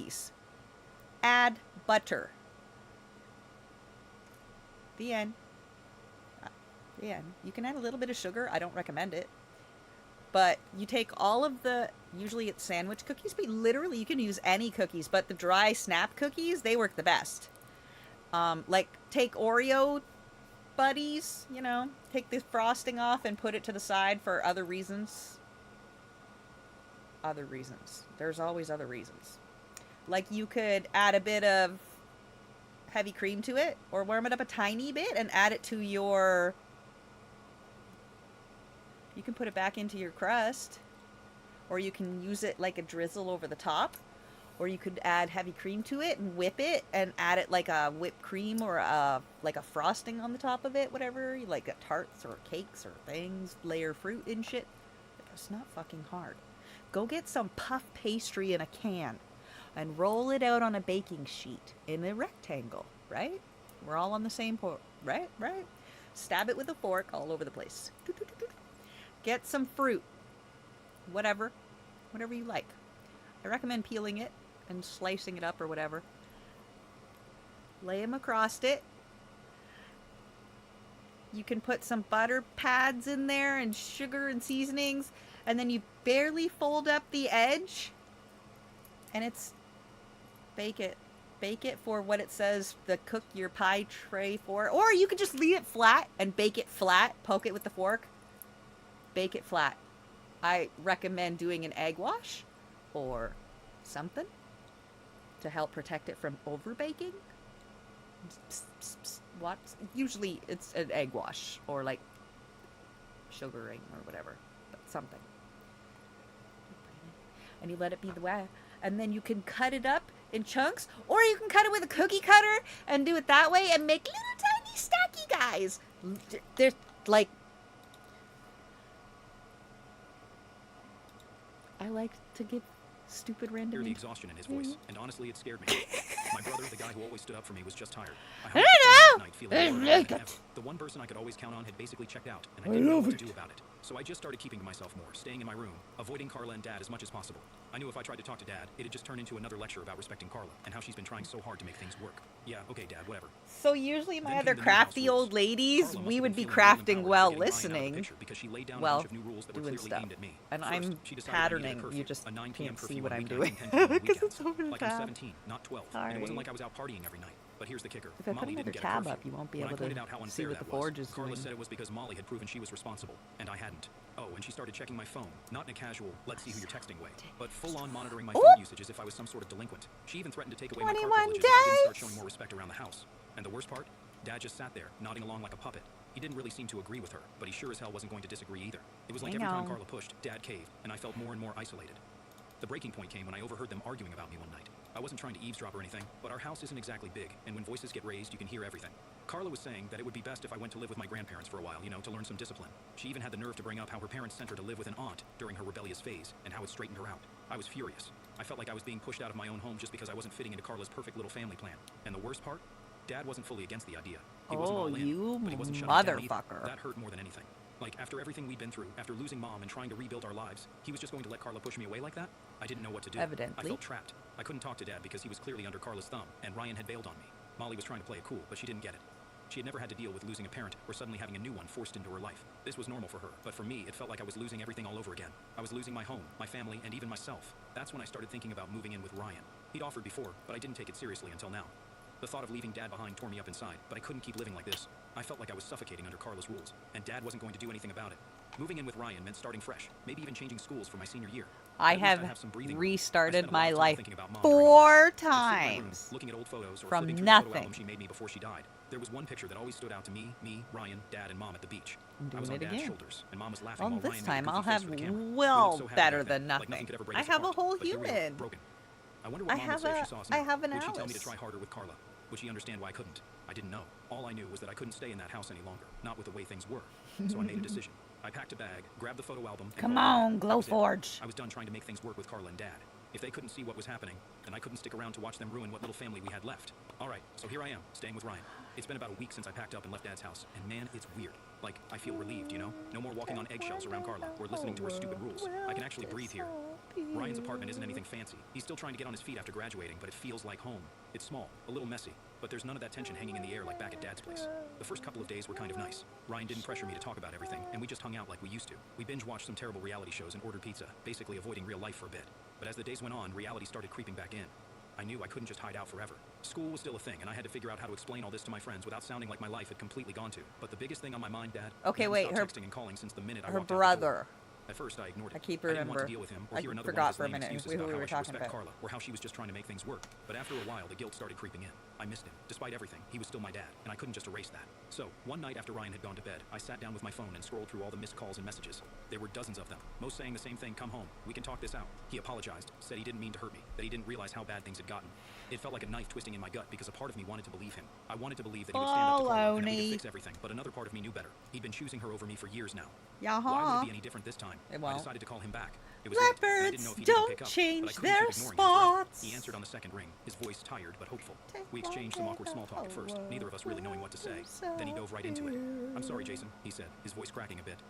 I never meant for things to get this bad. I just didn't know how to handle it. I wanted to be mad, but hearing him like that made it hard. He sounded like the dad I used to know, the one who actually cared, but I wasn't about to let him off that easy. You let her push me out, Dad, I said, trying to keep my voice steady. You've been letting her control everything for years. It's like I don't even matter anymore. There was silence on the other end for a moment, and I could almost hear him thinking, trying to figure out how to respond. That's not true, Jason, he finally said. You matter more than anything. I didn't realize how much Carla's been pushing you away. I thought we could make this family work. That hit me hard. I wanted to believe him, I really did, but something inside me just wouldn't let it go. Then why didn't you stand up for me? Why did you let her treat me like crap? I asked, my frustration boiling over. You always took her side, Dad. Always. He sighed, and for a second, I thought he was going to start crying. I was scared, Jason. After your mom died, I didn't know how to do this on my own. When Carla came into my life, it felt like a second chance, you know? A chance to rebuild. Coward. But I never wanted to lose you in the Coward. process. I didn't know what to say to that. Coward. I'd never heard Dad sound so vulnerable before, and it threw me off. Coward. But at the same time, I couldn't just forgive him. Not yet. I don't know if I can come back, Dad. I finally said, my voice barely above a whisper. Not with her still there. I get it, he said, and I could hear the sadness in his voice. But can we at least try? Please? I didn't answer right away. I wanted to. I wanted to say yes and go back to how things used to be. But I knew that wasn't possible. Things were too messed up now. I'll think about it, I told him. And before he could say anything else, I hung up. That night, I couldn't sleep. I kept replaying the conversation over and over in my head. Was I being too hard on Dad? Should I give him another chance? Or was I right to stay away? I didn't know anymore. I felt torn between wanting my old life back and knowing that things would never be the same. The next day, Ryan noticed something was off. I guess I wasn't as good at hiding my feelings as I thought. We were sitting in the living room eating breakfast when he finally asked, "You okay, man?" I shrugged. Yeah, I guess. Okay, I talked to Dad man? last night. Ryan raised an eyebrow. And? He wants me to come back, I said, staring at my cereal like it had the answers I needed. He apologized, said he didn't realize how bad things were. Ryan didn't say anything at first, but I could tell he was thinking hard. Do you believe him? That was the million-dollar question, wasn't it? Did I believe Dad? Part of me did, but another part just couldn't forget how he'd let things get this bad in the first place. I don't know, I admitted. I want to, but Carla's still there. Ryan finished for me. I nodded. Yeah. Ryan sighed and leaned back in his chair. Look, man, I get it. I know you miss Dad, and I know you want things to be different, but if you go back and nothing changes, you're just going to end up right back where you started. He was right. I knew he was right, but it didn't make the decision any easier. For the next few days, I kept going back and forth in my head. I'd get a text from Dad, and it would make me want to pack up and head back home. But then I'd remember all the crap I'd been dealing with, and I'd change my mind again. It was exhausting. Finally, after about a week of indecision, I decided to have one last talk with Dad, not at the house though. I wasn't ready to face Carla yet. I texted him to meet me at the park where we used to go when I was a kid. It felt like neutral ground, a place where maybe we could talk without all the baggage hanging over us. Watch him not remember when Dad what showed you're up, he looked talking like he about. hadn't slept in days. His hair was messier than usual, and he had bags under his eyes. For a second, I felt guilty for putting him through all this, but then I reminded myself that this wasn't all my fault. We sat on one of the old benches, neither of us saying anything at first. Finally, Dad broke the silence. "I've missed you, Jason," he said. His voice Sure soft. you did. "I've missed you too, Dad," I admitted. "But I don't know if I can come back, not with how things are." He nodded like he'd expected that. "I get it, but I want you to know I'm trying. I talked to Carla. I told her things need to change." That surprised me. What did she say? "She wasn't happy about it," he said with a slight smile. "But I don't care. You're my son, Jason. I can't lose you." Hearing that made something shift inside me. Maybe there was a chance to fix things after all, but I still wasn't sure if it was enough. "I just need some time," I told him. And for the first time, Dad didn't push. He just nodded and said, "Take all the time you need. Update 1. So, after that talk with Dad at the park, I thought maybe things would start to settle down. He'd said all the right things, you know, told me he talked to Carla and that things were going to change. But even though I wanted to believe him, there was still this nagging feeling in the back of my head, like maybe this was just more talk and no action. It wouldn't be the first time. I stayed with Ryan for a few more weeks, trying to figure out what I wanted to do. Ryan was cool about everything, never pushing me to make a decision. We kept things pretty chill, just playing video games and hanging out, but I could tell he was worried about me. I wasn't sleeping great, and I kept going back and forth in my head about whether or not I should move back in with Dad. It's like one minute I think maybe I should give it another shot, and the next minute I remember how bad things were and get pissed all over again. Then, out of nowhere,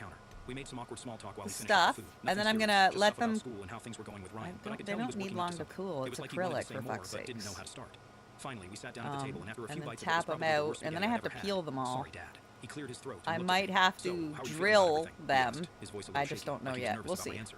I put down my fork and leaned back in my With chair. that I don't know, means Dad. I'll I mean, have it's to a do lot. that Carla, tomorrow. all the stuff that's happened. Don't It's not do exactly that, easy to just move please. on from it. I He nodded, like he expected genuinely that. have I no know I messed idea up, what's Jason. on I should there. have listened to you sooner. I I don't. guess I was so focused on trying to make this new family work that I didn't realize how much And it was I hurting me. probably I don't didn't say even anything want at or first. It was need the same most stuff of he'd what been saying is for on weeks, there but now, it still because felt we have a different hearing you totally face to face, different like maybe fucking he really realm was of sorry to what get it. we're It's not down just about for Carla, I now. finally said, trying to find the right words. It's Dude. about you too. You let her treat me like I didn't matter, and you never stood up for me. We're Even now, into I don't some know if I can trust that things will be stuff different. now. Dad looked down We're at his into plate, some clearly struggling with stuff. I get that, he said Check softly. out the And I stuff, don't expect you yo. to just trust me right away. We got a laser now. We got a laser. I say we sarcastically. I meant we. We. As a collective. Because you gotta be like, Jaded, I need you to make me some tags. And I would be like, bet. I'll make you that. I cut that. Dude, what? Use my laser? What? Why would I want to use my laser for lasering? What? Fuck yeah, I'll make shit. Laser! So I got it last night. No, yesterday. I got it. What's today? I got it. These lumps, I know you wanna slump up on these lumps, but you can't 'cause you're a chump. A chump!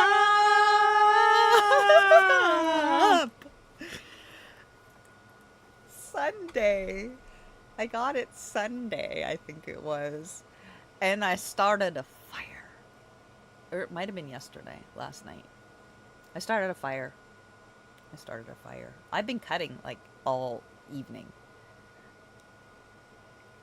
My acrylic lip got here. And I've been just cutting for the last 7.5 hours on stream. That's so, yeah.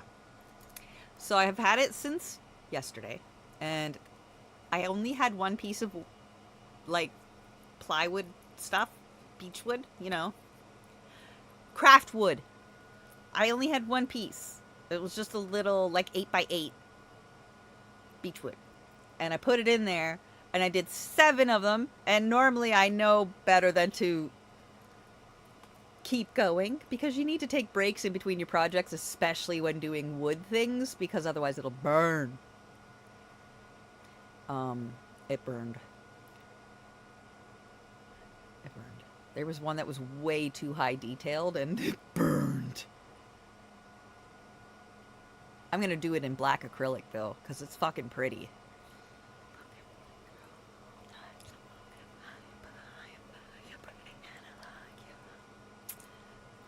I'm listening to Electric Callboy in my earbud. Y'all aren't allowed to listen to what I'm listening to, because I'll get DMCA'd. So you get to listen to Reddit. I know I've got a lot to prove to you, but I want to make things And right. watch a I'm cake willing to do baker. whatever it takes. I could tell he meant it, but it still didn't erase everything that had happened. Part of me Asian wanted to forget and move on, bakery but another part of me was factories. still hurt and didn't want to get sucked back into the same cycle. I don't know if I'm ready to move back yet, I said after a long pause. I need time to figure things out. Dad nodded, and for once, I he like didn't the try to push square me. pans with the That's okay. lids. You I can actually take all want to the get time some you of need. those. I just want you to know that I'm here, and I'm going to keep working on things, even if it takes a while. We finished dinner in mostly silence, but it wasn't the awkward kind this time. It was more like we were both processing everything, trying to figure out where to go from here. When I left that night, I didn't feel like everything was magically fixed, but I did feel a little better, like maybe, just maybe, there was hope for us after all. Over the next few weeks, I kept my distance. I stayed at Ryan's and focused on school, trying to keep my head in the game. But Dad kept checking in, sending me texts and calling every few days, not in a pushy way, but just to see how I was doing. It felt like he was really trying, and that gave me some hope. Then, about a month later, something happened that I wasn't expecting. Zoe called me. She sounded more upset than usual. Jason, you need to come over. It's Dad, she said, her voice shaky. My heart dropped. What's going on? He's been really down lately, ever since Carla left. I don't know what to do. He's not himself, she said, and I could hear the worry in her voice. I didn't think twice. I grabbed my keys and drove over to the house. When I got there, Zoe was sitting on the couch, looking like she'd been crying. Dad was in his office, and when I walked in, I could see what she meant. He looked terrible, like he hadn't slept in days. His usual calm, collected self was gone, replaced by someone who looked completely lost. Dad, I said quietly, stepping into the room. He looked up, and for a second, I wasn't sure he even recognized me, but then he gave me a tired smile. Hey, Jason. I sat down across from him, not really sure what to say. Zoe said you've been struggling, I began.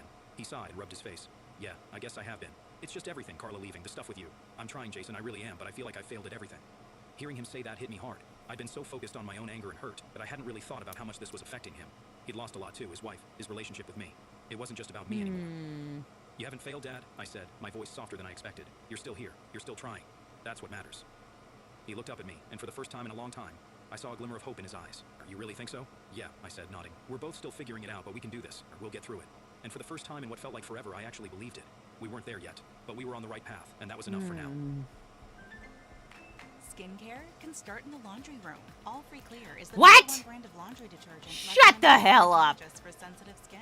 And it's free of dyes and Fuck off perfumes. with your For an commercials. effective clean that's gentle on skin, No! Wash your laundry with All Free Clear. No. Thanksgiving has always been Tell a me weird what to holiday for do. me. Kind of like sitting through a rerun of a show where everyone knows their lines, except you're the extra who doesn't get a script. My name's Lucas. I'm 32 now, but this story starts last November, a few months after I sold my second tech startup. It was the kind of sale that gets whispered about in Silicon Valley cafes. 7 figures, quiet NDAs, a handshake that felt like the universe finally nodding in your direction. But at my parents' house, none of that seemed to matter. My dad, Gerald, has always had a clear Gerald! my older brother Ryan. Tall, Gerald. charming, Ivy League business Gerald graduate, is our kind of joke name for people that are confused about what the fuck is going on around I was used to them. being the background character in our family gatherings. But that Thanksgiving, that one left a bruise. Like a- I pulled into my parents' driveway Like a right on duck time. with Their house looked the same dementia. as it always had. White shutters, We call him American Gerald. porch, and Mom's ceramic You turkey get on the it? windowsill. The Bought a bottle of dementia-fueled Brand new duck. decanting. My parents don't drink much. Is a but I was Gerald. trying, I was trying to be the son who doesn't just send checks for birthdays or skip phone calls because he's knee-deep in code. The table was set with 10-place settings. The whole extended family was there. 2 cousins, an aunt who always smelled like lavender and said wildly inappropriate things, and Ryan with his fiancée, who looked like she stepped out of a lifestyle magazine. Everyone had a place card, neatly written, gold trim, like always. I found mine at the far end of the table, next to the window draft and opposite the kitchen door. It didn't say Lucas. It said the other son. I stared at Ew. it, literally stared. For a second I thought maybe it was a joke. Then I looked at Dad. He was already laughing, like he'd just landed the punchline. Mom giggled nervously, muttering something about Dad getting too creative this year. I forced a smile. My stomach dropped, but I sat down without saying a word. My cousin Olivia gave me a sympathetic glance, but no one said anything else. It was like I didn't have the right to be All right, offended. we're gonna give it a We went on minute. with the usual small talk, but I barely tasted anything. I'd flown across the country for this. Missed a potential That's partnership it. meeting just to show up. The turkey was dry. We're gonna let her the cool. conversation drier. Then, just before dessert, Dad stood up with a glass and tapped it with his fork. Let's raise a toast, he said, clinking glass to glass. To my firstborn, Ryan, who just closed on his new condo downtown, got engaged to this lovely lady here, and is taking his company public next spring. Everyone clapped. I did too. Quietly. He kept going. Some kids just peek early, I guess. A few people chuckled. Then he turned to me, grinned. And for Lucas, he reached under the table and handed me a gift-wrapped square. This might help. Stupid It was a sexy self-help book. Flanders! I wish I was kidding. Something called Rebooting the Interview. There was a post-it on the cover. Heard this guy on a podcast. Might help you figure things out. I looked around. No one else looked shocked. I could feel my ears getting hot. My jaw clenched so tight I thought I might crack a tooth. I didn't say anything. I just nodded, smiled like it didn't matter, and tucked the book under my chair. I don't know if it was pride or pure restraint that kept me from standing up and walking out, but I stayed. Ate the damn pumpkin pie like everything was fine. Laughed at a few jokes. Then I left. 2 weeks later, I got an email from HR. We've been hiring aggressively for our new project division, and I didn't personally vet every applicant anymore. But this one, I saw the name and had to read it twice. Gerald H. Whitman, my dad, applied for a mid-level operations role. Apparently, after his third small business failed, he'd been looking for more stable work. His resume was average, tons of managerial buzzwords, vague results, nothing solid. No mention of me, of course. Just a desperate man trying to re-enter the workforce at 61. I called HR and told them to flag it. Told them I'd handle the interview personally. The day of the interview, he walked into the building like he owned the place. He walked through the glass wall of the conference room as he adjusted his tie and told the receptionist his name. She smiled, offered him coffee, and gestured toward the room. He stepped in, saw me, and froze. It was just the two of us. He blinked, confused. I need more "Lucas," I acrylic. smiled. "Mr. Whitman, please have a seat." He hesitated, then sat slowly, still trying to process it. I didn't realize that I was the hiring manager. I asked, opening his resume. "Yeah, small world." He gave a nervous chuckle. "Well, I mean, I knew you worked here. Just didn't expect that I'd be in charge," I finished for him, "or that you'd be walking into my company." He cleared his throat. "I didn't think you'd amount to anything." I smiled wider. "Yeah, I've heard that one before." He shifted in his seat. "Lucas, come on. Let's not make this awkward." I looked him straight in the eye. "Oh, I think we passed awkward at the other side." And then I You leaned think back, clasped my hand, and transparent said the one glitter? thing I'd been waiting years to say. That's when the door opened, and someone else What do you walked in. think? My assistant, holding a folder marked Internal Review, Whitman application. Inside was everything. Every insult, every backhanded compliment. The audio from that Thanksgiving toast, thanks to a cousin who had posted it on Instagram. My assistant set the folder down, nodded to me, and walked out. I slid it across the table to my father. "Before we continue, I just want to make sure you've read your performance review." He didn't even touch the folder, just stared at me like he'd never seen me before. He didn't say a word at first, just sat there, frozen, like someone had cut the wires to his spine. His mouth opened slightly, then shut again. I don't think he even looked at the folder. His eyes flicked between me and the glass walls like he was trying to find an exit hatch that didn't exist. For a moment, I actually felt a twinge of guilt, just a flicker. This was my dad, after all. The man who used to drive me to chess tournaments, who once stayed up all night helping me build a volcano for the school science fair. But that flicker disappeared the second I remembered the toast, the place card, the years of condescension dressed as parenting. I didn't come here for charity, he said finally, voice low. Good, I replied, leaning forward. Because you're not getting any. His posture stiffened. I've managed teams, built businesses. You think I'm not qualified? I tapped the folder. You managed 3 businesses into bankruptcy. Your last team left in under 6 months. And you still think QuickBooks Mastery is a competitive edge in 2024. I tilted my head. No, Dad, you're not qualified. But that's not really the issue, is it? He glared. You're enjoying this. I didn't deny it. Because I was. Not in the petty, vindictive way he probably assumed, but in the cathartic, full circle kind of way. The kind of satisfaction that only comes after years of quietly swallowing every jab, every backhanded compliment, every time he introduced me as the one who works with computers or something. This isn't about revenge, I said finally. It's about closure. He snorted. Closure? Lucas, don't play therapist. You think sitting behind a glass desk and throwing fancy titles around makes you better than me? No, I said softly. But it does mean I finally don't need your approval. That shut him up. There was a long silence. Outside the conference room, a few employees passed by, glancing in, then quickly looking away. He didn't notice. He was too busy trying to find the right words, some combination of pride and guilt and authority that used to work on me. But the balance had shifted, and he knew it. I didn't mean for that Thanksgiving to go the way it did, he said eventually, more defensive than apologetic. That's funny, I said, because I don't remember you saying anything after. Not a call, not a message. Just a thank you note to Ryan's fiancée for her cranberry stuffing. He winced. I didn't think it bothered you. I smiled without warmth. That's the problem, isn't it? His jaw clenched. You've always been too sensitive. No, I said calmly. I just stopped pretending it didn't hurt. There was another pause. Then, for the first time in my life, my father looked at me, not with judgment or disappointment, but with something I couldn't quite place. Maybe it was discomfort. Maybe it was the slow realization that the son he'd overlooked for decades now held the pin over his future. Or maybe it was just the cold slap of consequence. I closed the folder. Here's what's going to happen, I said, my voice steady. I'm not going to approve your application. Not because of what you did, but because of who you are. And that's not bitterness talking, that's policy. We don't hire people with your track record, regardless of their last name. His eyes narrowed. You're punishing me. No, I said. I'm holding you to the same standards I've held myself to every day since I left home. The difference is, I had to meet those standards. You just expected to be handed a pass. He stood up then, too quickly, the chair scraping harshly against the tile. You're going to regret this. I stood too calmly. I've regretted a lot of things. Staying quiet. Dimming myself down to fit into your idea of who I should be. Wasting years trying to prove I was worth your time. I stepped closer, not angry, just done. But this is the first decision I know I'll sleep well on. He stood there, breathing hard. For a second, I thought he might say something real. But instead, he straightened his tie and walked out without another word. No goodbye, no apology. Just silence and the echo of shoes on tile. I sat back down, closed the folder, took a long breath. Later that day, HR asked me what to do with his application. I told them to file it under conflict of interest, closed. But the story doesn't quite end there. Because a few days later, my mother called. She never called me directly unless it was someone's birthday or she needed help with her laptop. But this time, her voice was tight, worried. I don't know what happened, she said, but your father's been quiet, really quiet. I didn't know what to say to that. I wasn't sure if I should feel triumphant or just hollow. After all, this wasn't some internet fairy tale. This was real life. And revenge, even when served ice cold in a conference room, never tastes quite as sweet as you think. That night, I sat alone in my condo, staring at the unopened copy of Rebooting the Interview that I'd kept out of spite. I almost threw it away, but instead, I placed it on my bookshelf, spine out. A reminder, not of them, but of me.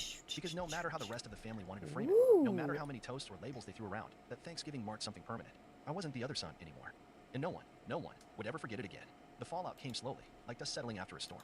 At first, it was quiet. A couple of passive-aggressive texts from Ryan. He's our dad, man. Don't you think that was a little harsh? Followed by complete radio silence when I didn't respond. Then came the group chat messages from Mom, trying to soften the edges. We're a family, Lucas. Families go through things. As if a lifetime of being sidelined and disrespected could be summed up with things. I muted the chat. I wasn't ready to pretend nothing happened. What really struck me, though, was how quickly the rest of the family circled the wagons, not around Dad, but around the narrative. It was easier to say I overreacted than to I'm gonna check it. Easier to label me dramatic than to reckon with decades of subtle cruelty. I heard from my cousin Olivia a week later. She was the only one who really reached out and asked how I was without trying to guilt-trip me. You were right, she texted. It's about time someone stood up to him. That meant more than she probably realized. Because growing up, no one ever stood up to Dad. He was the patriarch, the loudest voice at the dinner table, the one everyone danced around to keep the peace. But peace isn't peace if it comes at the cost of one person's dignity. Then, about 3 weeks after the interview, something unexpected happened. HR forwarded me an anonymous tip. Just a simple message, and signed. You might want to double-check your dad's LinkedIn. Looks like he's still claiming to be executive director at your company. I stared at the email for a full minute. I hadn't thought to check. Why would I? But sure enough, I pulled up his profile, and there it was, bold as daylight. My jaw tightened. I scrolled down, and there were posts. Bragging posts. Him sharing articles about leadership and innovation, tagging my company, claiming to be part of driving the next wave of success. I could barely believe the audacity. The same man who couldn't look me in the eye during the interview was now using my company's name like it was his badge of honor. I could feel the blood rushing to my face, not from rage, but from the sheer disbelief. He was leveraging my success to build himself back up, hoping no one would dig too deep. That night, I didn't sleep. I just paced my apartment, flipping through every memory I'd buried. The birthday he forgot because Ryan had a soccer tournament. The graduation dinner where he said, "Soon come Loudy?" Yeah, but Ryan got into Wharton. The time he introduced me to a family friend as our little tech guy. Does something with websites, I think. And now this. This wasn't just about one Thanksgiving. This wasn't even just about the fake job title. This was about a man who had built his identity on the Littling mine until he needed it to survive. The next morning, I called legal. Not HR, legal. We drafted a cease and desist. It was professional, clean, airtight. No emotion, just facts. You are not, and have never been, employed. employed by this company. Remove all public references or face legal action. It's all We also for contacted LinkedIn to nothing. report the fraudulent information, but I didn't send it right away. Instead, I printed out the letter, slid it into a plain envelope, and drove to my parents' house. It was a Sunday afternoon. Alright, now I gotta I sit hadn't here been back since fucking peeling Thanksgiving. all these. As I pulled into the driveway, Alright, I half expected so the porch lights there to flicker is like some still haunted a memory was decent coming back to amount of life. I acrylic rang the left on doorbell. here. Mom opened it, surprised. I'm She gonna looked cut older than little I remembered. buttons. Tired. Lucas, she said softly. Are you? Do you want to come in? I won't be long. I replied. She stepped aside. Dad was sitting in his recliner, TV on low, football game playing. He looked up, startled. Lucas. I walked over, handed him the envelope. Thought I'd deliver this in person. He opened it slowly, like he already knew what was inside. His eyes scanned the letter. His jaw tightened, but he didn't speak. I gave you a chance to walk away with dignity, I said quietly. We see you getting after your fitness goals. But what about those money goals? You can count on Credit Karma for a clear view of your finances and your progress, helping you see results so you can keep up with those financial personal bests and find your way to money. Progress never felt so good. Download the Intuit Credit Karma app and start achieving your money goals today. Intuit Credit Karma. Karma you can count on. Quietly, to just let things be. But you couldn't help yourself, could you? He still didn't say anything. I'm not a prop in your redemption arc, I added. And I'm not a stepping stone for you to crawl back into relevance. That finally got a reaction. I wasn't, he began, but I held up a hand. Stop. Just stop. I paused. You spent my entire life telling me who I'm not. Not driven enough. Not sociable enough. Not Ryan. And now suddenly, I'm worth aligning with because you need me. But the thing is, Dad, I don't need you anymore. I haven't for a long time. He stared at me, a flicker of something in his eyes, shame, maybe, or just fear of being irrelevant. I turned to go. Lucas, Mom said softly as I reached the door. He's still your father. I looked at her, then back at him. No, I said quietly. He was my father. Now he's just a man with a folder full of consequences. And I left. I didn't hear from him after that. The LinkedIn page was scrubbed clean within 48 hours. No apology, no explanation, just silence. And that was fine, because closure doesn't always come with fireworks or dramatic confrontations. Sometimes it comes in the form of an empty profile and a silence you no longer fear. The holidays came and went. I didn't go back for Christmas. I spent it with friends who felt more like family anyway, people who toasted me without caveats, who didn't need a label to show me where I stood. And somewhere along the way, I realized something important. I wasn't just reclaiming my identity. I was rewriting it, not as the other son, not as the background character, but as the man who finally took the pen back and told his own story. A few months passed. Life, as it always does, moved on. My company expanded into a new market, and I was traveling more. New hires, investor meetings, late-night strategy sessions over cold coffee. It was everything I used to dream about back in college when I was building prototypes in my dorm room while Ryan was out partying. And now that dream was real, tangible, mine. But as the days stacked up and winter turned to spring, something strange started happening.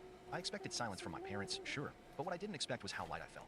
It was as if the weight I'd been carrying for decades, the one I couldn't even name until I finally set it down, had vanished.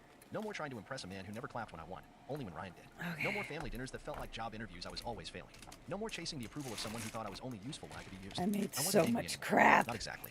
Just done. And now I One have to Saturday paint in them all. March, I got an unexpected call. It was Olivia, my I could cousin. probably Hey, leave she some said, of them naked. You're not going to like this, but you should probably hear it from me.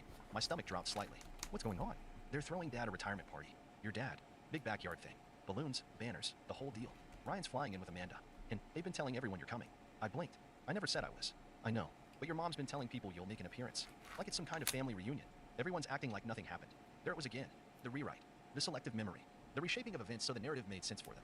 My dad didn't fake a job title. He volunteered in a consulting capacity. He didn't call me the other son. He was just joking. It was all just one big misunderstanding to sweep under the rug. But I wasn't going back under that rug. Thanks for the heads up. I told Olivia. You're not going, right? She asked. I didn't answer, because I had a better idea. A few days later, I emailed Amanda, Ryan's fiancée. We'd only spoken a handful of times, but she'd always been polite, and more importantly, receptive. She was the kind of person who noticed things others missed, and she replied immediately. Absolutely. Let's set it up. Quietly. So here's what I did. The day of the retirement party, the backyard was decked out like a corporate gala. White tents, gold streamers, one of those "Congrats, Gerald" banners strung across the fence. Everyone was dressed like they were auditioning for a country club ad. My mom had outdone herself with the catering. Mini quiches, tiny shrimp cocktails, those weird fancy napkins folded like swans. And yes, my dad was in his element.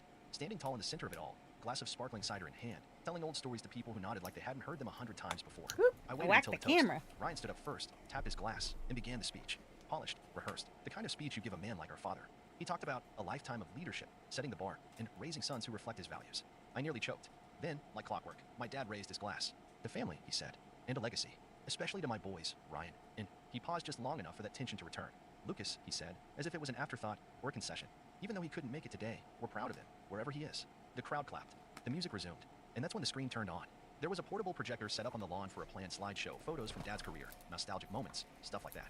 But Amanda had helped me swap in a different file. She gave me the time, the cue. The screen lit up, and the first thing that appeared was the company logo. My company. Then, a LinkedIn profile screenshot, my father's, with the fake job title bold and center. Then, a red highlight box circling Executive Director, Strategy Division. The The guests went quiet.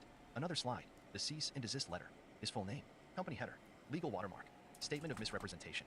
And finally, a photo of me taken from a Forbes article I'd been featured in the month before. The headline read, With Asana, you can manage any kind of work.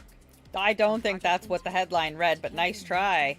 To strategic planning or anything else your team works on, Asana works for you. Try for free today. Go fuck yourself, Asana.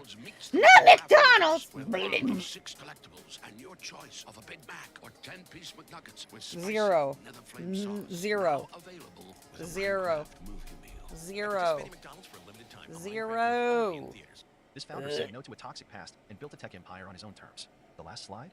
A simple quote. Sometimes, the people who belittle your worth are the first to claim your success. Then the screen went black. No sound. No applause. I wasn't there. Not in person. But I watched it all unfold via Amanda's quiet live stream. Just a discreet phone in her lap. My father's face went pale. His jaw twitched. He didn't speak. Ryan stood frozen, not quite sure whether to defend him or walk away. My mom started whispering to a neighbor, trying to spin it as taken out of context. But the silence from the crowd said it all. The Emperor had no clothes. And this time, I pretended not to see it. Amanda shut off the stream. I sent her a quick thank you. Then I turned off my phone. I spent the rest of the evening on my balcony, sipping a scotch I'd been saving. The city skyline Little buzzed in the distance. tiny A warm breeze tugged at the glasses. corner of the Forbes Elsabeth magazine asked on me my to cut her a bunch of It was these. open to the profile they'd Obviously, run. I did. The first line read, some men are born into legacy. Others build their own from the ground up. That night, I slept deeper than I had in years. And in the weeks that followed, something curious happened. The group chat went quiet. Then, slowly, people started reaching out, not to pull me back into the fold, but to apologize. Cousins, aunts, even my mom. Not everyone, of course. tulip. Ryan stayed silent. My dad never reached out, but the tone had changed. I'm gonna I wasn't paint the other son inside of anymore. this. I was the son who said enough. The I one who have didn't play the acrylic game, who didn't pens fake the that I'm smiles, gonna be who didn't let painting someone with. else write the final chapter of my story. A few months later, I got a letter. Not an email. A real letter. From my dad. It wasn't long. Just a few lines in his rigid, all-caps handwriting. I'm You were right. peeling I it. didn't see you. Not the way I should have. I don't expect forgiveness, but I am proud of you, whether you believe it or not. There was no return address. Just his name at the bottom. I didn't respond. Not out of spite, but because I didn't need to. I had already said everything I needed to say. Not with words. Not with speeches. But with choices. With boundaries. With truth. Because the greatest revenge isn't humiliation. It's evolution. And I had evolved into someone I never thought I'd get. Oh, Safe, respected, shut free. up. Okay. I'm done stream. I'm done streaming. I'm gonna keep picking the tape off of the back of these. And I'm gonna paint them tomorrow. I still have to do some more things, but I'll be back tomorrow with more cutting stuff with lasers. Let me see if there's anybody on to raid into. It's kind of 3 o'clock in the morning if you live in California or thereabouts. So it's probably quite early in the morning everywhere else as well, I would imagine. Hot minute, friends. Let's see. Oh, wait. Wait. Let's refresh this first. Refresh.